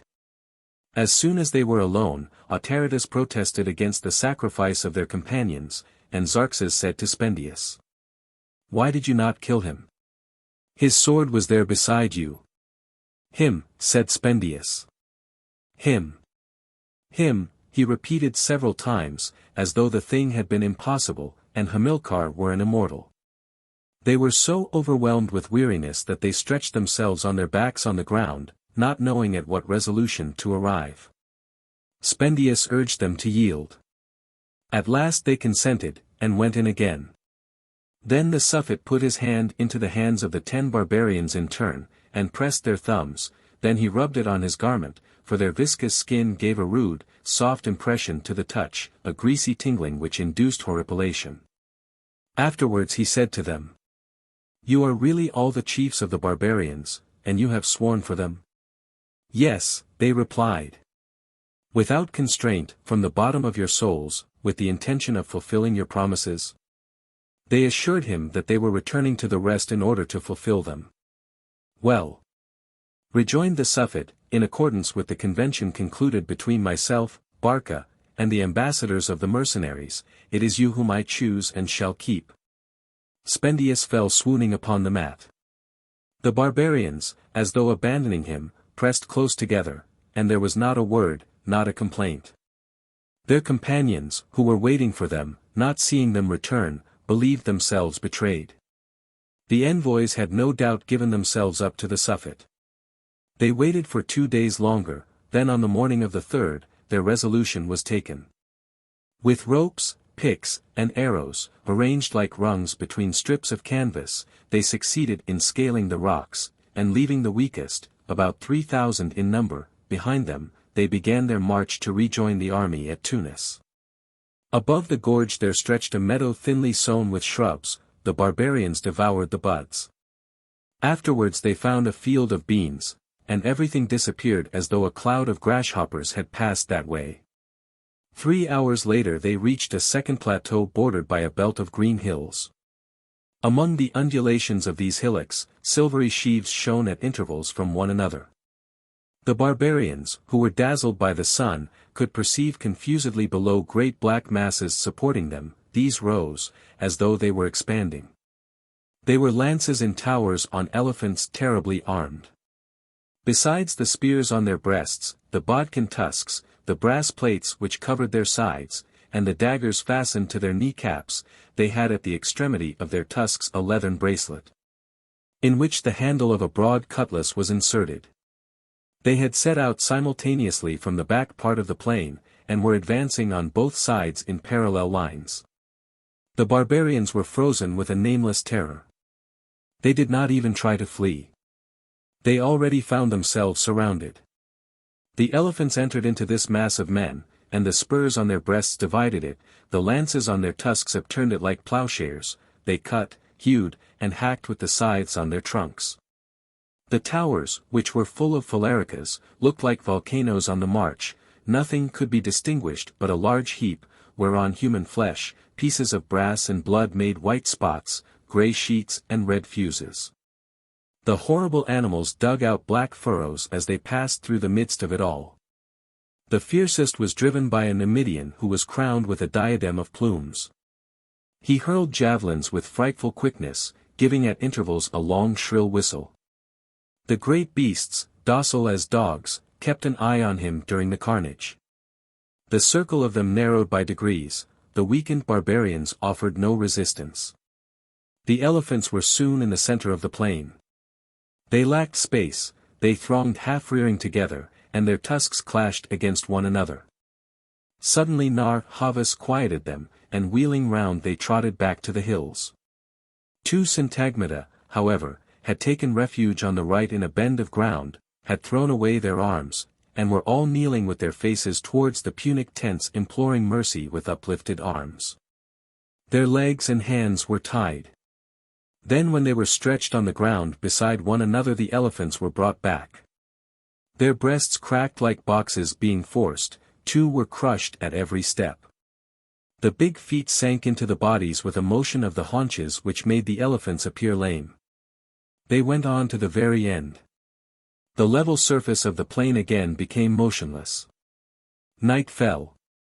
Hamilcar was delighting himself with the spectacle of his vengeance, but suddenly he started. He saw, and all saw, some more barbarians 600 paces to the left on the summit of a peak.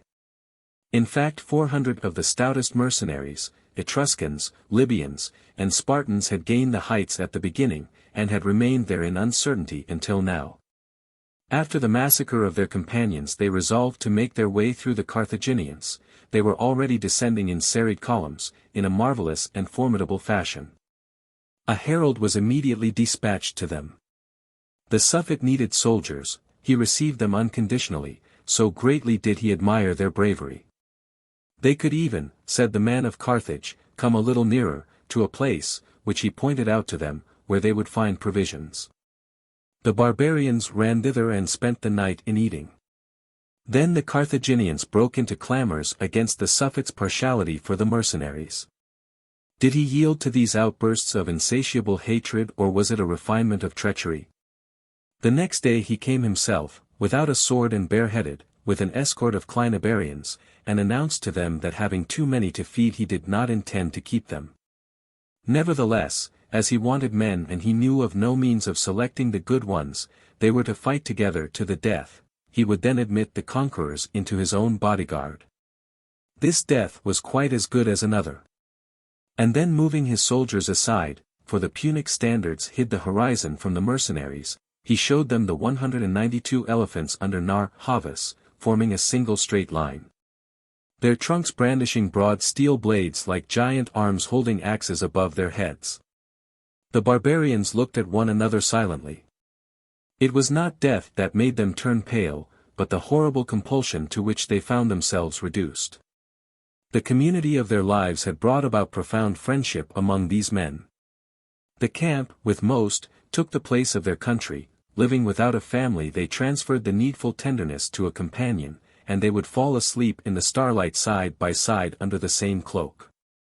And then in their perpetual wanderings through all sorts of countries, murders, and adventures, they had contracted affections, one for the other, in which the stronger protected the younger in the midst of battles, helped him to cross precipices, sponged the sweat of fevers from his brow, and stole food for him, and the weaker, a child perhaps, who had been picked up on the roadside, and had then become a mercenary, repaid this devotion by 1,000 kindnesses.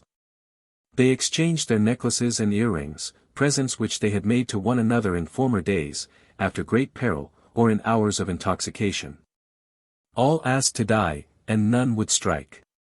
A young fellow might be seen here and there, saying to another whose beard was grey, "No. No. You are more robust. You will avenge us, kill me," and the man would reply, "I have fewer years to live. Strike to the heart, and think no more about it." Brothers gazed on one another with clasped hands, and friend bade friend eternal farewells, standing and weeping upon his shoulder. They threw off their cuirasses that the sword points might be thrust in the more quickly. Then there appeared the marks of the great blows which they had received for Carthage, and which looked like inscriptions on columns. They placed themselves in 4 equal ranks, after the fashion of gladiators, and began with timid engagements. Some had even bandaged their eyes, and their swords waved gently through the air like blind men's sticks. The Carthaginians hooted, and shouted to them that they were cowards. The barbarians became animated, and soon the combat as general, headlong, and terrible. Sometimes 2 men all covered with blood would stop, fall into each other's arms, and die with mutual kisses. None drew back. They rushed upon the extended blades. Their delirium was so frenzied that the Carthaginians in the distance were afraid. At last they stopped. Their breasts made a great hoarse noise, and their eyeballs could be seen through their long hair, which hung down as though it had come out of a purple bath. Several were turning round rapidly, like panthers wounded in the forehead. Others stood motionless looking at a corpse at their feet, then they would suddenly tear their faces with their nails, take their swords with both hands, and plunge them into their own bodies. There were still 60 left. They asked for drink. They were told by shouts to throw away their swords, and when they had done so water was brought to them. While they were drinking, with their faces buried in the vases, 60 Carthaginians leaped upon them and killed them with stilettos in the back. Hamilcar had done this to gratify the instincts of his army, and, by means of this treachery, to attach it to his own person. The war, then, was ended, at least he believed that it was. Matho would not resist. In his impatience the Suffet commanded an immediate departure. His scouts came to tell him that a convoy had been descried, departing towards the lead mountain. Hamilcar did not trouble himself about it.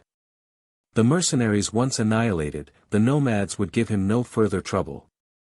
The important matter was to take Tunis. He advanced by forced marches upon it. He had sent Narr' to Carthage with the news of his victory. And the king of the Numidians, proud of his success, visited Salammbô. She received him in her gardens under a large sycamore tree, amid pillows of yellow leather, and with Tanit beside her. Her face was covered with a white scarf, which, passing over her mouth and forehead, allowed only her eyes to be seen. But her lips shone in the transparency of the tissue like the gems on her fingers, for Salammbô had both her hands wrapped up, and did not make a gesture during the whole conversation. Narr' announced the defeat of the barbarians to her. She thanked him with a blessing for the services which he had rendered to her father. Then he began to tell her about the whole campaign. The doves on the palm trees around them cooed softly, and other birds fluttered amid the grass, ring-necked gloriolas, Tartessus quails and Punic guinea-fowl. The garden, long uncultivated, had multiplied its verdure. Coloquintidas mounted into the branches of cassias, the Asclepias was scattered over fields of roses, all kinds of vegetation formed entwinings and bowers. And here and there, as in the woods, sun rays, descending obliquely, marked the shadow of a leaf upon the ground. Domestic animals, grown wild again, fled at the slightest noise. Sometimes a gazelle might be seen trailing scattered peacock's feathers after its little black hoofs. The clamors of the distant town were lost in the murmuring of the waves. The sky was quite blue, and not a sail was visible on the sea. Narf Havas had ceased speaking. Salammbô was looking at him without replying.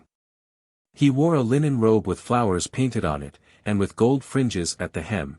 2 silver arrows fastened his plaited hair at the tips of his ears. His right hand rested on a pike staff adorned with circles of electrum and tufts of hair. As she watched him, a crowd of dim thoughts absorbed her. This young man, with his gentle voice and feminine figure, captivated her eyes by the grace of his person, and seemed to her like an elder sister sent by the Baals to protect her. The recollection of Matho came upon her, nor did she resist the desire to learn what had become of him. Narf Havas replied that the Carthaginians were advancing towards Tunis to take it. In proportion as he set forth their chances of success and Matho's weaknesses, she seemed to rejoice in extraordinary hope. Her lips trembled, her breast panted. When he finally promised to kill him himself, she exclaimed, "Yes. Kill him. It must be so."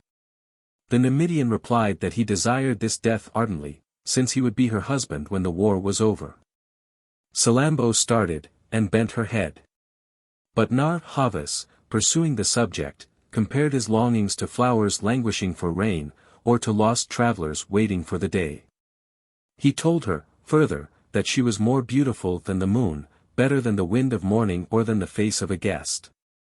He would bring for her from the country of the blacks things such as there were none in Carthage, and the apartments in their house should be sanded with gold dust.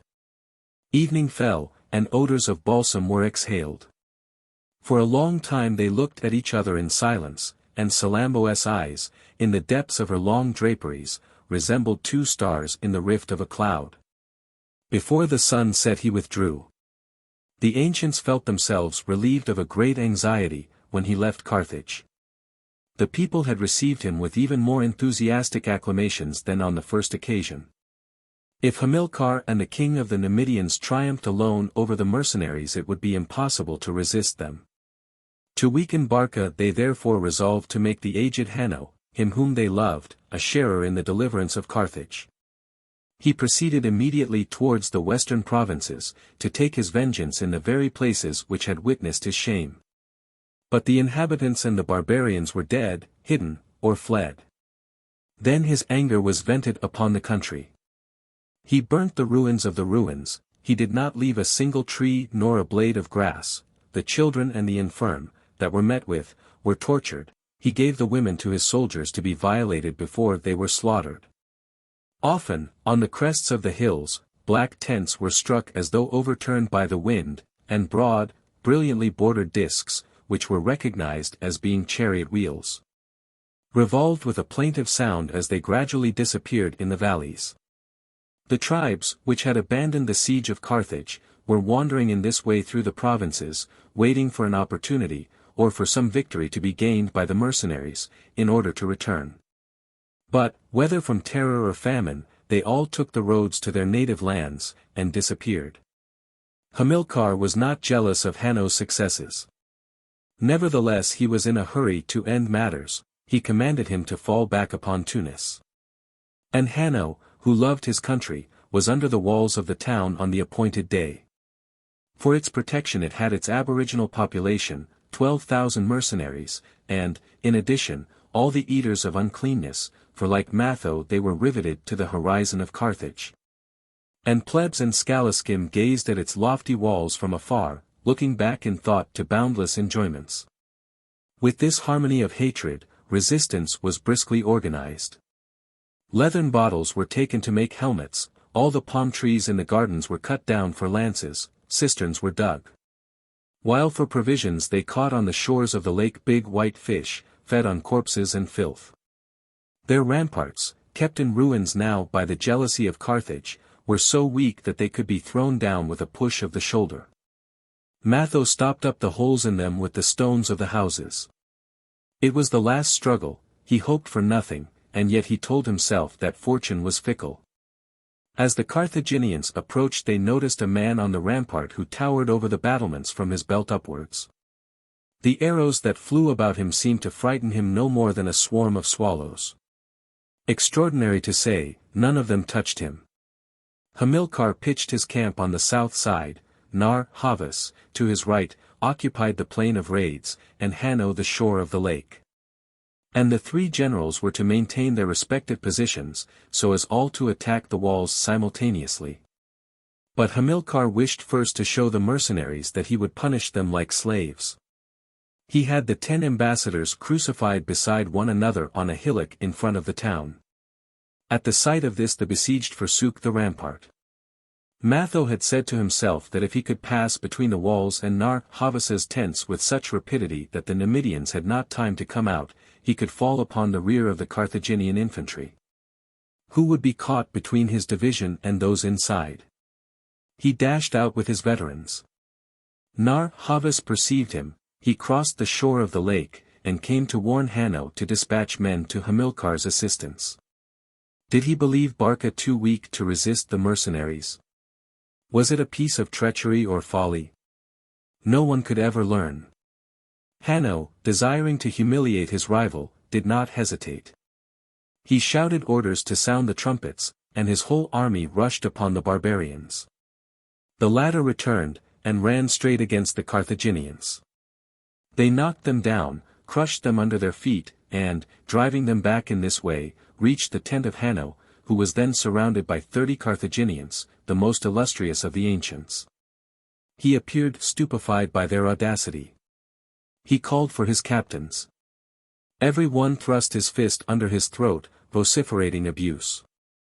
The crowd pressed on, and those who had their hands on him could scarce retain their hold.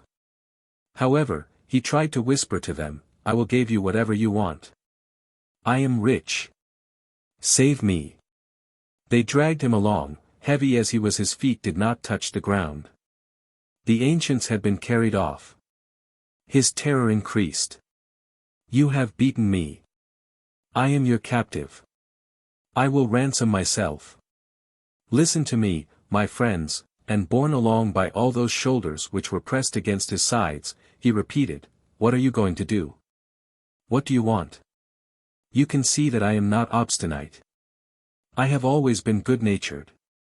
A gigantic cross stood at the gate. The barbarians howled, "Here! Here!"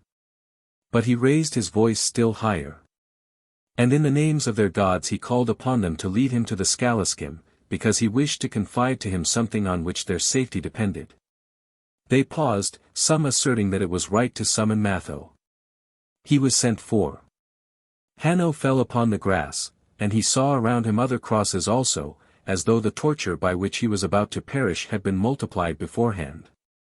He made efforts to convince himself that he was mistaken, that there was only one, and even to believe that there were none at all. At last he was lifted up. "Speak," said Matho. He offered to give up Hamilcar.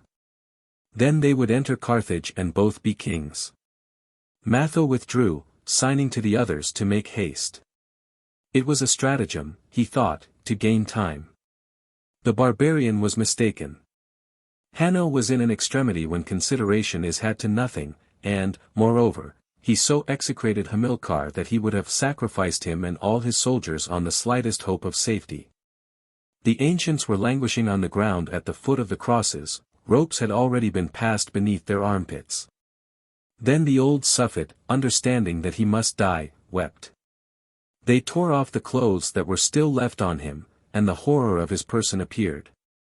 Ulcers covered the nameless mass, the fat on his legs hid the nails on his feet, from his fingers there hung what looked like greenish strips. And the tears streaming through the tubercles on his cheeks gave to his face an expression of frightful sadness, for they seemed to take up more room than on another human face. His royal fillet, which was half unfastened, trailed with his white hair in the dust. They thought that they had no rope strong enough to haul him up to the top of the cross, and they nailed him upon it, after the Punic fashion, before it was erected. But his pride awoke in his pain. He began to overwhelm them with abuse. He foamed and twisted like a marine monster being slaughtered on the shore, and predicted that they would all end more horribly still, and that he would be avenged. He was. On the other side of the town, whence there now escaped jets of flame with columns of smoke, the ambassadors from the mercenaries were in their last throes. Some who had swooned at first had just revived in the freshness of the wind. But their chins still rested upon their breasts, and their bodies had fallen somewhat, in spite of the nails in their arms, which were fastened higher than their heads. From their heels and hands blood fell in big, slow drops, as ripe fruit falls from the branches of a tree, and Carthage, gulf, mountains, and plains all appeared to them to be revolving like an immense wheel. Sometimes a cloud of dust, rising from the ground, enveloped them in its eddies. They burned with horrible thirst, their tongues curled in their mouths, and they felt an icy sweat flowing over them with their departing souls. Nevertheless they had glimpses, at an infinite depth, of streets, marching soldiers, and the swinging of swords, and the tumult of battle reached them dimly like the noise of the sea to shipwrecked men dying on the masts of a ship. The Italiotes, who were sturdier than the rest, were still shrieking.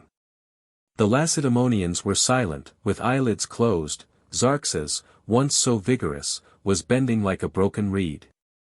The Ethiopian beside him had his head thrown back over the arms of the cross. Autaritus was motionless, rolling his eyes. His great head of hair, caught in a cleft in the wood, fell straight upon his forehead, and his death rattle seemed rather to be a roar of anger. As to Spendius, a strange courage had come to him. He despised life now in the certainty which he possessed of an almost immediate and an eternal emancipation, and he awaited death with impassibility. Amid their swooning, they sometimes started at the brushing of feathers passing across their lips. Large wings swung shadows around them, croaking sounded in the air, and as Spendius's cross was the highest, it was upon his that the first vulture alighted. Then he turned his face towards Autaritus, and said slowly to him with an unaccountable smile, "Do you remember the lions on the road to Sicca?" "They were our brothers," replied the Gaul, as he expired. The Suffet, meanwhile, had bored through the walls and reached the citadel. The smoke suddenly disappeared before a gust of wind, discovering the horizon as far as the walls of Carthage. He even thought that he could distinguish people watching on the platform of Eshmoun. Then, bringing back his eyes, he perceived 30 crosses of extravagant size on the shore of the lake, to the left. In fact, to render them still more frightful, they had been constructed with tent poles fastened end to end, and the 30 corpses of the ancients appeared high up in the sky. They had what looked like white butterflies on their breasts. These were the feathers of the arrows which had been shot at them from below.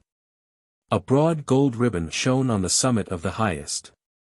It hung down to the shoulder, there being no arm on that side, and Hamilcar had some difficulty in recognizing Hanno.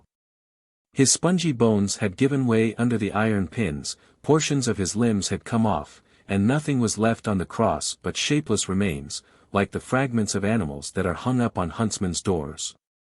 The Suffet could not have known anything about it. The town in front of him masked everything that was beyond and behind, and the captains who had been successively sent to the 2 generals had not reappeared. Then fugitives arrived with the tale of the rout, and the Punic army halted.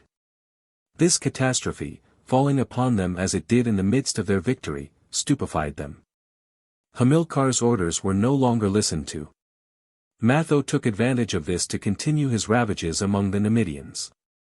Hanno's camp having been overthrown, he had returned against them. The elephants came out. But the mercenaries advanced through the plain shaking about flaming firebrands, which they had plucked from the walls, and the great beasts, in fright, ran headlong into the gulf, where they killed one another in their struggles.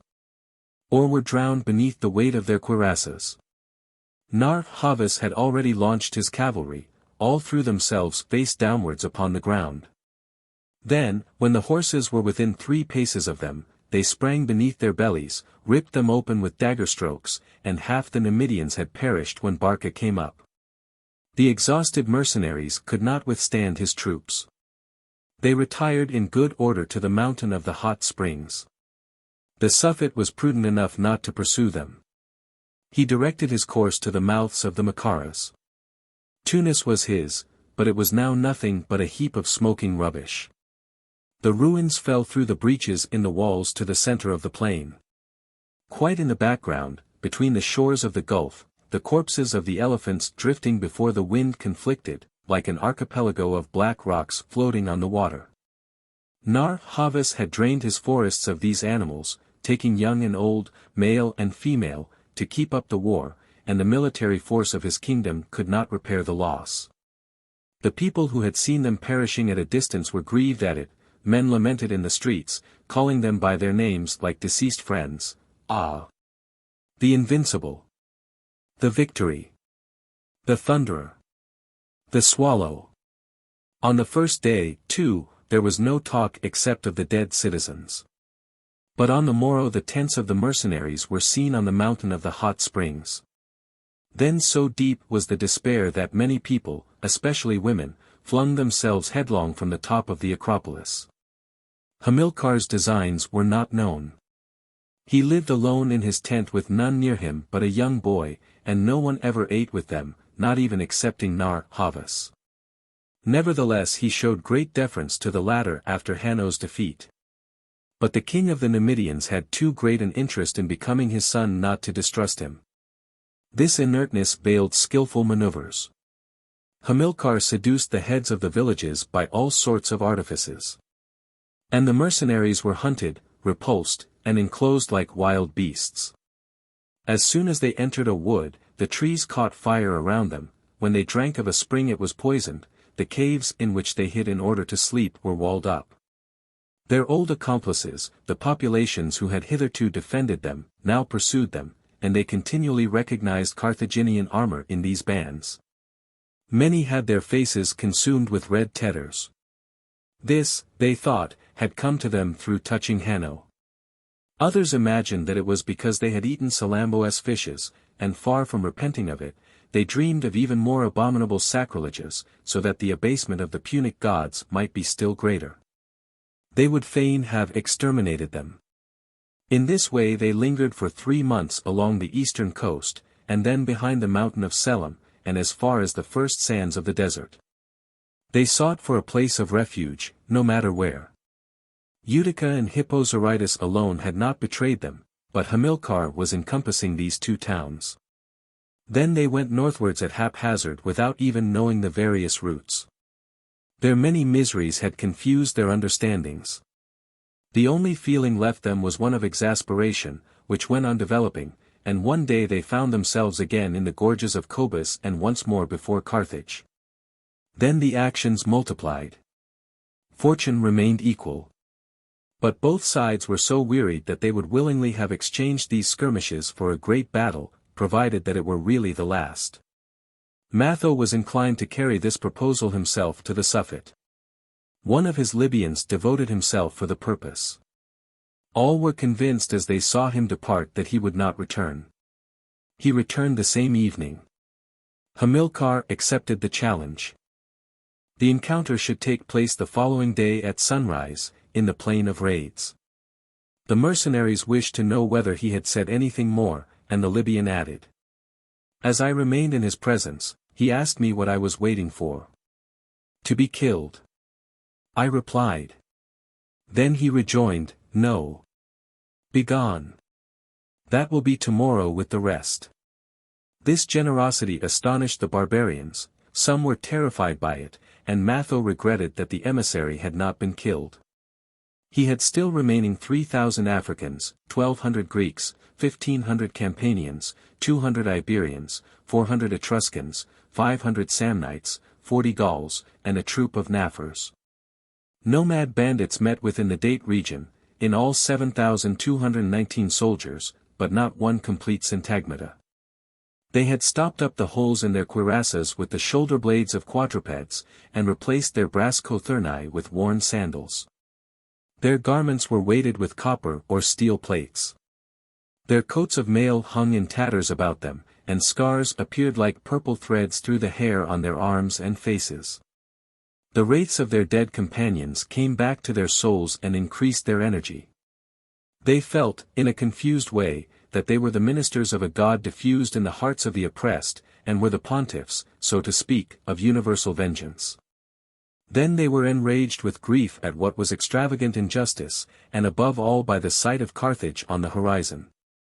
They swore an oath to fight for one another until death. The beasts of burden were killed, and as much as possible was eaten so as to gain strength. Afterwards they slept. Some prayed, turning towards different constellations. The Carthaginians arrived first in the plain.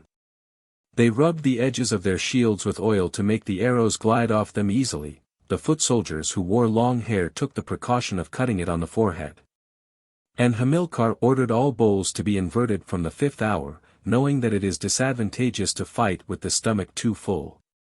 His army amounted to 14,000 men, or about double the number of the barbarians.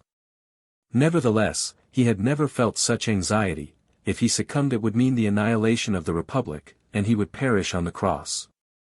If, on the contrary, he triumphed, he would reach Italy by way of the Pyrenees, the Gauls, and the Alps, and the empire of the Barcas would become eternal.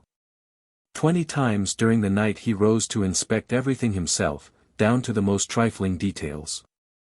As to the Carthaginians, they were exasperated by their lengthened terror. Narr' suspected the fidelity of his Numidians. Moreover, the barbarians might vanquish them. A strange weakness had come upon him, every moment he drank large cups of water. But a man whom he did not know opened his tent and laid on the ground a crown of rock salt, adorned with hieratic designs formed with sulfur, and lozenges of mother-of-pearl. A marriage crown was sometimes sent to a betrothed husband. It was a proof of love, a sort of invitation. Nevertheless Hamilcar's daughter had no tenderness for Narr'. The recollection of Matho disturbed her in an intolerable manner. It seemed to her that the death of this man would unburden her thoughts, just as people to cure themselves of the bite of a viper crush it upon the wound. The king of the Numidians was depending upon her. He awaited the wedding with impatience, and, as it was to follow the victory, Salammbô made him this present to stimulate his courage. Then his distress vanished, and he thought only of the happiness of possessing so beautiful a woman. The same vision had assailed Matho, but he cast it from him immediately, and his love, that he thus thrust back, was poured out upon his companions in arms. He cherished them like portions of his own person, of his hatred, and he felt his spirit higher, and his arms stronger. Everything that he was to accomplish appeared clearly before him. If sighs sometimes escaped him, it was because he was thinking of Spendius. He drew up the barbarians in 6 equal ranks. He posted the Etruscans in the center, all being fastened to a bronze chain. The archers were behind, and on the wings he distributed the Nafars, who were mounted on short-haired camels, covered with ostrich feathers. The Suffet arranged the Carthaginians in similar order. He placed the Clinabarians outside the infantry next to the Velites, and the Numidians beyond. When day appeared, both sides were thus in line face to face. All gazed at each other from a distance, with round fierce eyes. There was at first some hesitation, at last both armies moved. The barbarians advanced slowly so as not to become out of breath, beating the ground with their feet. The center of the Punic army formed a convex curve. Then came the burst of a terrible shock, like the crash of 2 fleets in collision. The first rank of the barbarians had quickly opened up, and the marksmen, hidden behind the others, discharged their bullets, arrows, and javelins. The curve of the Carthaginians, however, flattened by degrees, became quite straight, and then bent inwards. Upon this, the 2 sections of the Velites drew together in parallel lines, like the legs of a compass that is being closed. The barbarians, who were attacking the phalanx with fury, entered the gap. They were being lost. Matho checked them, and while the Carthaginian wings continued to advance, he drew out the 3 inner ranks of his line. They soon covered his flanks, and his army appeared in triple array. But the barbarians placed at the extremities were the weakest, especially those on the left, who had exhausted their quivers, and the troop of Velites, which had at last come up against them, was cutting them up greatly. Matho made them fall back. His right comprised Campanians, who were armed with axes. He hurled them against the Carthaginian left. The center attacked the enemy, and those at the other extremity, who were out of peril, kept the Velites at a distance. Then Hamilcar divided his horsemen into squadrons, placed hoplites between them, and sent them against the mercenaries. Those cone-shaped masses presented a front of horses, and their broader sides were filled and bristling with lances. The barbarians found it impossible to resist. The Greek foot soldiers alone had brazen armor, all the rest had cutlasses on the end of poles, scythes taken from the farms, or swords manufactured out of the fellies of wheels. The soft blades were twisted by a blow, and while they were engaged in straightening them under their heels, the Carthaginians massacred them right and left at their ease. But the Etruscans, riveted to their chain, did not stir. Those who were dead, being prevented from falling, formed an obstruction with their corpses, and the great bronze line widened and contracted in turn, as supple as a serpent, and as impregnable as a wall. The barbarians would come to reform behind it, pant for a minute, and then set off again with the fragments of their weapons in their hands. Many already had none left, and they leaped upon the Carthaginians, biting their faces like dogs. The Gauls in their pride stripped themselves of the sagum, they showed their great white bodies from a distance, and they enlarged their wounds to terrify the enemy. The voice of the crier announcing the orders could no longer be heard in the midst of the Punic syntagmata. Their signals were being repeated by the standards, which were raised above the dust, and every one was swept away in the swaying of the great mass that surrounded him. Hamilcar commanded the Numidians to advance. But the Nafars rushed to meet them. Clad in vast black robes, with a tuft of hair on the top of the skull, and a shield of rhinoceros leather, they wielded a steel which had no handle, and which they held by a rope. And their camels, which bristled all over with feathers, uttered long, hoarse cluckings. Each blade fell on a precise spot, then rose again with a smart stroke carrying off a limb with it. The fierce beasts galloped through the syntagmata. Some, whose legs were broken, went hopping along like wounded ostriches. The Punic infantry turned in a body upon the barbarians, and cut them off. Their maniples wheeled about at intervals from one another. The more brilliant Carthaginian weapons encircled them like golden crowns, there was a swarming movement in the center, and the sun, striking down upon the points of the swords, made them glitter with white flickering gleams. However, files of Clinabarians lay stretched upon the plain, some mercenaries snatched away their armor, clothed themselves in it, and then returned to the fray. The deluded Carthaginians were several times entangled in their midst. They would stand stupidly motionless, or else would back, surge again, and triumphant shouts rising in the distance seemed to drive them along like derelicts in a storm. Hamilcar was growing desperate. All was about to perish beneath the genius of Matho and the invincible courage of the mercenaries. But a great noise of tabourines burst forth on the horizon. It was a crowd of old men, sick persons, children of 15 years of age, and even women, who, being unable to withstand their distress any longer, had set out from Carthage, and, for the purpose of placing themselves under the protection of something formidable, had taken from Hamilcar's palace the only elephant that the Republic now possessed, that one, namely, whose trunk had been cut off. Then it seemed to the Carthaginians that their country, forsaking its walls, was coming to command them to die for her. They were seized with increased fury, and the Numidians carried away all the rest. The barbarians had set themselves with their backs to a hillock in the center of the plain. They had no chance of conquering, or even of surviving, but they were the best, the most intrepid, and the strongest. The people from Carthage began to throw spits, larding pins and hammers, over the heads of the Numidians. Those whom consuls had feared died beneath sticks hurled by women. The Punic populace was exterminating the mercenaries. The latter had taken refuge on the top of the hill. Their circle closed up after every fresh breach, twice it descended to be immediately repulsed with a shock. And the Carthaginians stretched forth their arms pell-mell, thrusting their pikes between the legs of their companions, and raking at random before them. They slipped in the blood, the steep slope of the ground made the corpses roll to the bottom. The elephant, which was trying to climb the hillock, was up to its belly, it seemed to be crawling over them with delight, and its shortened trunk, which was broad at the extremity, rose from time to time like an enormous leech. Then all paused. The Carthaginians ground their teeth as they gazed at the hill, where the barbarians were standing. At last they dashed at them abruptly, and the fight began again. The mercenaries would often let them approach, shouting to them that they wished to surrender, then, with frightful sneers, they would kill themselves at a blow, and as the dead fell, the rest would mount upon them to defend themselves. It was a kind of pyramid, which grew larger by degrees. Soon there were only 50, then only 20, only 3, and lastly only 2, a Sam knight armed with an axe, and Matho who still had his sword.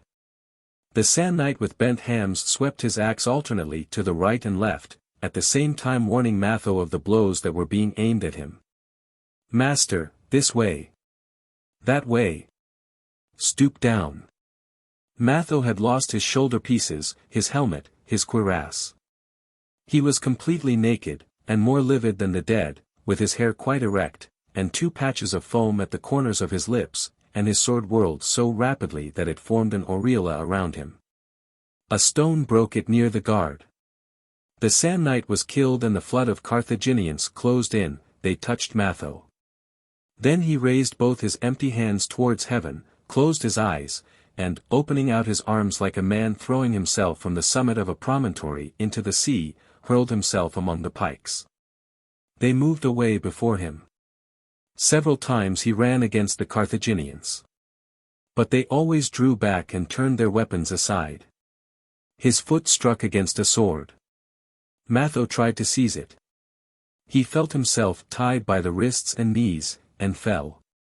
Nar-Havas had been following him for some time, step by step, with one of the large nets used for capturing wild beasts, and, taking advantage of the moment when he stooped down, had involved him in it.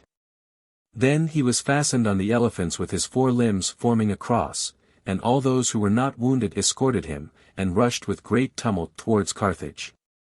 The news of the victory had arrived in some inexplicable way at the 3rd hour of the night. The clepsydra of Common had just completed the 5th as they reached Malqua. Then Matho opened his eyes. There were so many lights in the houses that the town appeared to be all in flames. An immense clamor reached him dimly, and lying on his back he looked at the stars. Then a door closed and he was wrapped in darkness. On the morrow, at the same hour, the last of the men left in the Pass of the Hatchet expired.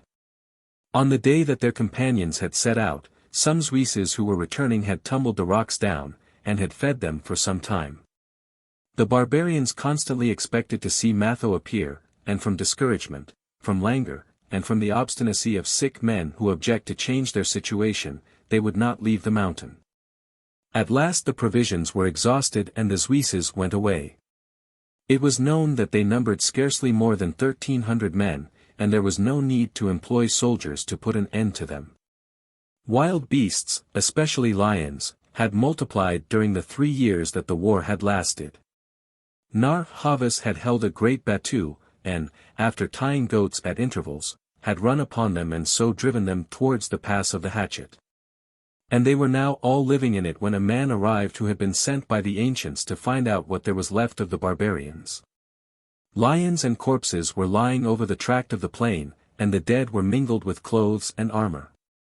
Nearly all had the face or an arm wanting, some appeared to be still intact, others were completely dried up, and their helmets were filled with powdery skulls. Feet which had lost their flesh stood out straight from the Nemides. Skeletons still wore their cloaks, and bones, cleaned by the sun, made gleaming spots in the midst of the sand. The lions were resting with their breasts against the ground and both paws stretched out, winking their eyelids in the bright daylight, which was heightened by the reflection from the white rocks. Others were seated on their hindquarters and staring before them, or else were sleeping, rolled into a ball and half hidden by their great manes. They all looked well fed, tired, and dull. They were as motionless as the mountain and the dead. Night was falling, the sky was striped with broad red bands in the west. In one of the heaps, which in an irregular fashion embossed the plain, something rose up vaguer than a spectre. Then one of the lions set himself in motion, his monstrous form cutting a black shadow on the background of the purple sky, and when he was quite close to the man, he knocked him down with a single blow of his paw. Then, stretching himself flat upon him, he slowly drew out the entrails with the edge of his teeth.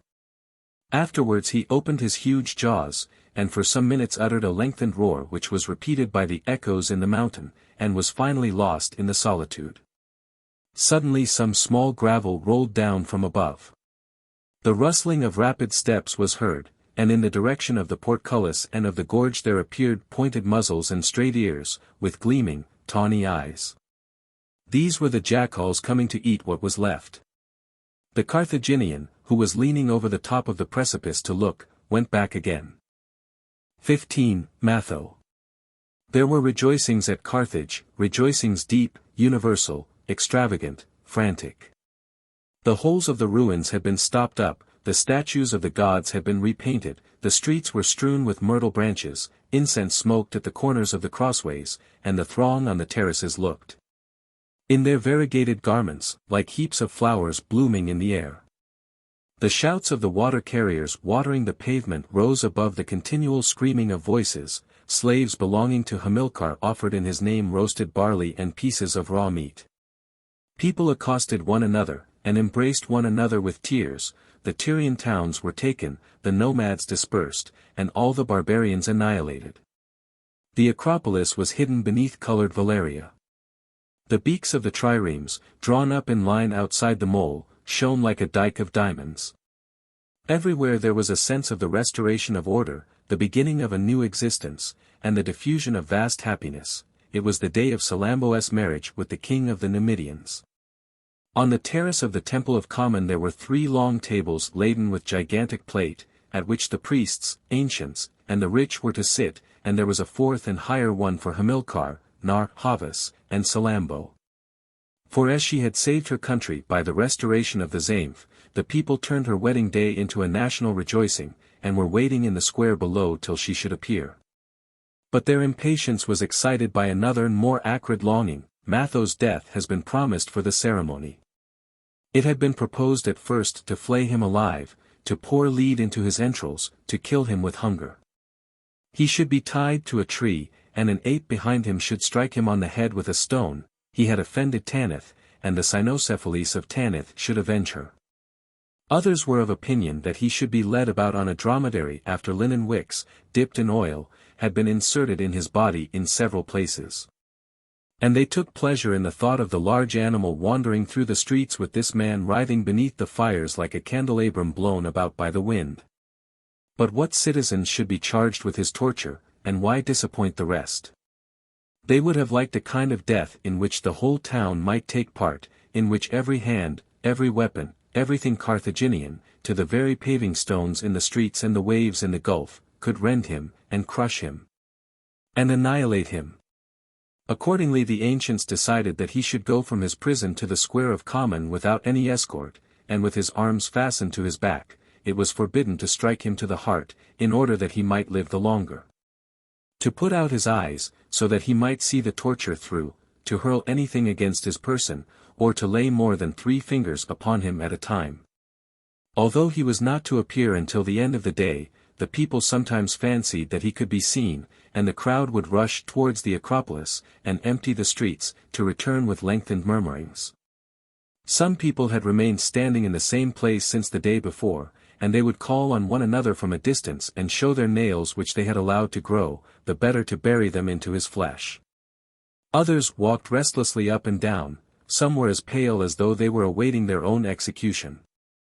Suddenly lofty feather fans rose above the heads, behind the Mappalian district. It was Salammbô leaving her palace. A sigh of relief found vent. But the procession was long in coming, it marched with deliberation. First there filed past the priests of the Pataic gods, then those of Eshmaun, of Melkarth, and all the other colleges in succession, with the same insignia, and in the same order as had been observed at the time of the sacrifice. The pontiffs of Moloch passed with heads bent, and the multitude stood aside from them in a kind of remorse. But the priests of Rebetna advanced with a proud step, and with lyres in their hands. The priestesses followed them in transparent robes of yellow or black, uttering cries like birds and writhing like vipers, or else whirling round to the sound of flutes to imitate the dance of the stars. While their light garments wafted puffs of delicate scents through the streets.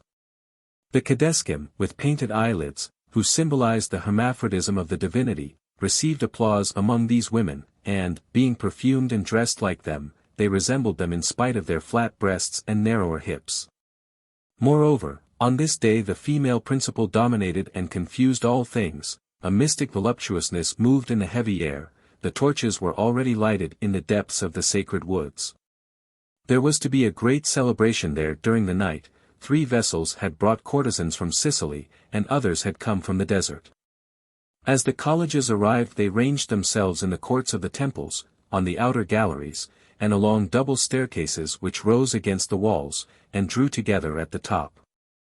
Files of white robes appeared between the colonnades, and the architecture was peopled with human statues, motionless as statues of stone. Then came the masters of the exchequer, the governors of the provinces, and all the rich. A great tumult prevailed below. Adjacent streets were discharging the crowd, hiredoles were driving it back with blows of sticks. And then Salammbô appeared in a litter surmounted by a purple canopy, and surrounded by the ancients crowned with their golden tiaras. Thereupon an immense shout arose. The cymbals and crotala sounded more loudly, the tabourines thundered, and the great purple canopy sank between the 2 pylons. It appeared again on the first landing. Salammbô was walking slowly beneath it. Then she crossed the terrace to take her seat behind on a kind of throne cut out of the carapace of a tortoise. An ivory stool with 3 steps was pushed beneath her feet. 2 Negro children knelt on the edge of the first step, and sometimes she would rest both arms, which were laden with rings of excessive weight, upon their heads. From ankle to hip she was covered with a network of narrow meshes which were an imitation of fish scales, and shone like mother of pearl. Her waist was clasped by a blue zone, which allowed her breasts to be seen through 2 crescent-shaped slashings. The nipples were hidden by carbuncle pendants. She had a headdress made of peacock's feathers studded with gems. An ample cloak, as white as snow, fell behind her, and with her elbows at her sides, her knees pressed together, and circles of diamonds on the upper part of her arms, she remained perfectly upright in a hieratic attitude. Her father and her husband were on 2 lower seats, Nar Havas dressed in a light simar and wearing his crown of rock salt, from which there strayed 2 tresses of hair as twisted as the horns of Ammon. And Hamilcar in a violet tunic figured with gold vine branches, and with a battle sword at his side. The python of the temple of Eshmoun lay on the ground amid pools of pink oil in the space enclosed by the tables, and, biting its tail, described a large black circle. In the middle of the circle there was a copper pillar bearing a crystal egg. And, as the sun shone upon it, rays were emitted on every side. Behind Salammbô stretched the priests of Tanith in linen robes. On her right the ancients, in their tiaras, formed a great gold line, and on the other side the rich with their emerald scepters a great green line, while quite in the background, where the priests of Moloch were ranged. The cloaks looked like a wall of purple. The other colleges occupied the lower terraces. The multitude obstructed the streets. It reached to the housetops, and extended in long files to the summit of the Acropolis.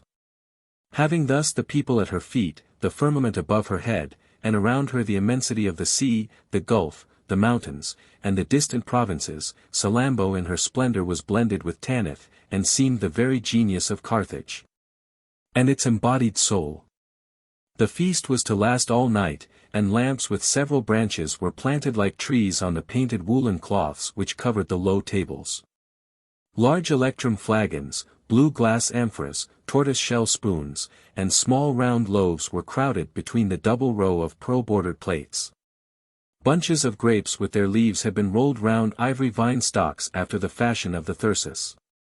Blocks of snow were melting on ebony trays, and lemons, pomegranates, gourds, and watermelons formed hillocks beneath the lofty silver plate. Boars with open jaws were wallowing in the dust of spices. Hares, covered with their fur, appeared to be bounding amid the flowers. There were shells filled with forcemeat. The pastry had symbolic shapes. When the covers of the dishes were removed, doves flew out. The slaves, meanwhile, with tunics tucked up, were going about on tiptoe. From time to time a hymn sounded on the lyres, or a choir of voices rose. The clamor of the people, continuous as the noise of the sea, floated vaguely around the feast, and seemed to lull it in a broader harmony. Some recalled the banquet of the mercenaries. They gave themselves up to dreams of happiness. The sun was beginning to go down, and the crescent of the moon was already rising in another part of the sky. But Salammbô turned her head as though someone had called her. The people, who were watching her, followed the direction of her eyes. The door of the dungeon, hewn in the rock at the foot of the temple, on the summit of the Acropolis, had just opened, and a man was standing on the threshold of this black hole. He came forth bent double, with the scared look of fallow deer when suddenly enlarged. The light dazzled him, he stood motionless a while. All had recognized him, and they held their breath. In their eyes the body of this victim was something peculiarly theirs, and was adorned with almost religious splendor. They bent forward to see him, especially the women. They burned to gaze upon him who had caused the deaths of their children and husbands. And from the bottom of their souls there sprang up in spite of themselves an infamous curiosity, a desire to know him completely, a wish mingled with remorse which turned to increased execration. At last he advanced. Then the stupefaction of surprise disappeared. Numbers of arms were raised, and he was lost to sight. The staircase of the Acropolis had 60 steps. He descended them as though he were rolled down in a torrent from the top of a mountain. 3 times he was seen to leap, and then he alighted below on his feet. His shoulders were bleeding, his breast was panting with great shocks. And he made such efforts to burst his bonds that his arms, which were crossed on his naked loins, swelled like pieces of a serpent. Several streets began in front of him, leading from the spot at which he found himself. In each of them a triple row of bronze chains fastened to the navels of the Pataic gods extended in parallel lines from one end to the other. The crowd was massed against the houses, and servants, belonging to the ancients, walked in the middle brandishing thongs. One of them drove him forward with a great blow. Matho began to move. They thrust their arms over the chains shouting out that the road had been left too wide for him, and he passed along, felt, pricked, and slashed by all those fingers. When he reached the end of one street another appeared. Several times he flung himself to one side to bite them, they speedily dispersed, the chains held him back, and the crowd burst out laughing. A child rent his ear, a young girl, hiding the point of a spindle in her sleeve, split his cheek. They tore handfuls of hair from him and strips of flesh, others smeared his face with sponges steeped in filth and fastened upon sticks. A stream of blood started from the right side of his neck, frenzy immediately set in. This last barbarian was to them a representative of all the barbarians, and all the army. They were taking vengeance on him for their disasters, their terrors, and their shame. The rage of the mob developed with its gratification. The curving chains were overstrained, and were on the point of breaking. The people did not feel the blows of the slaves who struck at them to drive them back, some clung to the projections of the houses. All the openings in the walls were stopped up with heads, and they howled at him the mischief that they could not inflict upon him. It was atrocious, filthy abuse mingled with ironical encouragements and imprecations. And, his present tortures not being enough for them, they foretold to him others that should be still more terrible in eternity. This vast baying filled Carthage with stupid continuity. Frequently a single syllable, a hoarse, deep, and frantic intonation, would be repeated for several minutes by the entire people. The walls would vibrate with it from top to bottom, and both sides of the street would seem to Matho to be coming against him, and carrying him off the ground, like 2 immense arms stifling him in the air. Nevertheless he remembered that he had experienced something like it before. The same crowd was on the terraces, there were the same looks and the same wrath, but then he had walked free, all had then dispersed, for a god covered him. And the recollection of this, gaining precision by degrees, brought a crushing sadness upon him. Shadows passed before his eyes, the town whirled round in his head, his blood streamed from a wound in his hip, he felt that he was dying. His hams bent, and he sank quite gently upon the pavement. Some one went to the peristyle of the temple of Melkarth, took thence the bar of a tripod, heated red hot in the coals, and, slipping it beneath the first chain, pressed it against his wound. The flesh was seen to smoke.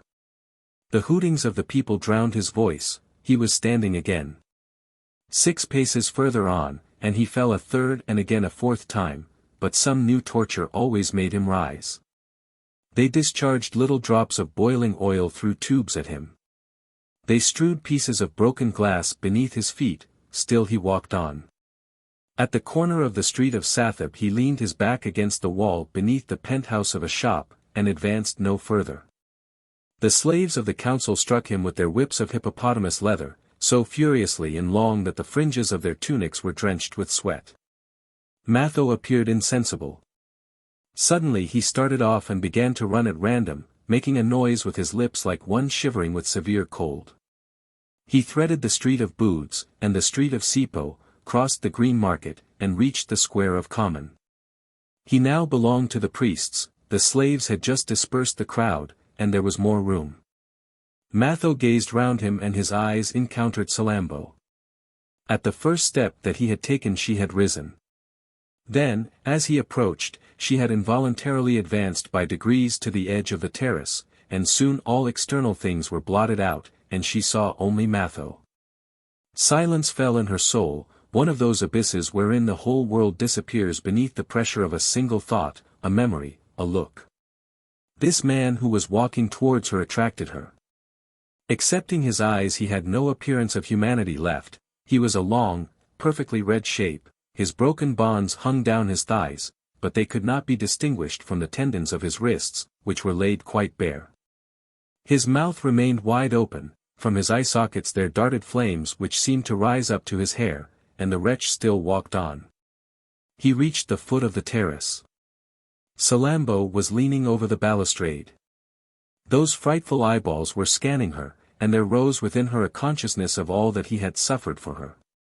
Although he was in his death agony she could see him once more kneeling in his tent, encircling her waist with his arms, and stammering out gentle words. She thirsted to feel them and hear them again, she did not want him to die. At this moment Matho gave a great start, she was on the point of shrieking aloud. He fell backwards and did not stir again. Salammbô was borne back, nearly swooning, to her throne by the priests who flocked about her. They congratulated her. It was her work. All clapped their hands and stamped their feet, howling her name. A man darted upon the corpse. Although he had no beard he had the cloak of a priest of Moloch on his shoulder, and in his belt that species of knife which they employed for cutting up the sacred meat, and which terminated, at the end of the handle, in a golden spatula. He cleft Matho's breast with a single blow, then snatched out the heart and laid it upon the spoon, and Scahabrim, uplifting his arm, offered it to the sun. The sun sank behind the waves, his rays fell like long arrows upon the red heart. As the beatings diminished the planet sank into the sea, and at the last palpitation it disappeared. Then from the gulf to the lagoon, and from the isthmus to the Pharos, in all the streets, on all the houses, and on all the temples, there was a single shout, sometimes it paused, to be again renewed, the buildings shook with it. Carthage was convulsed, as it were, in the spasm of titanic joy and boundless hope. Narf Havas, drunk with pride, passed his left arm beneath Salammbô's waist in token of possession. And taking a gold patera in his right hand, he drank to the genius of Carthage. Salammbô rose like her husband, with a cup in her hand, to drink also. She fell down again with her head lying over the back of the throne, pale, stiff, with parted lips, and her loosened hair hung to the ground. Thus died Hamilcar's daughter for having touched the mantle of Tanith. The end.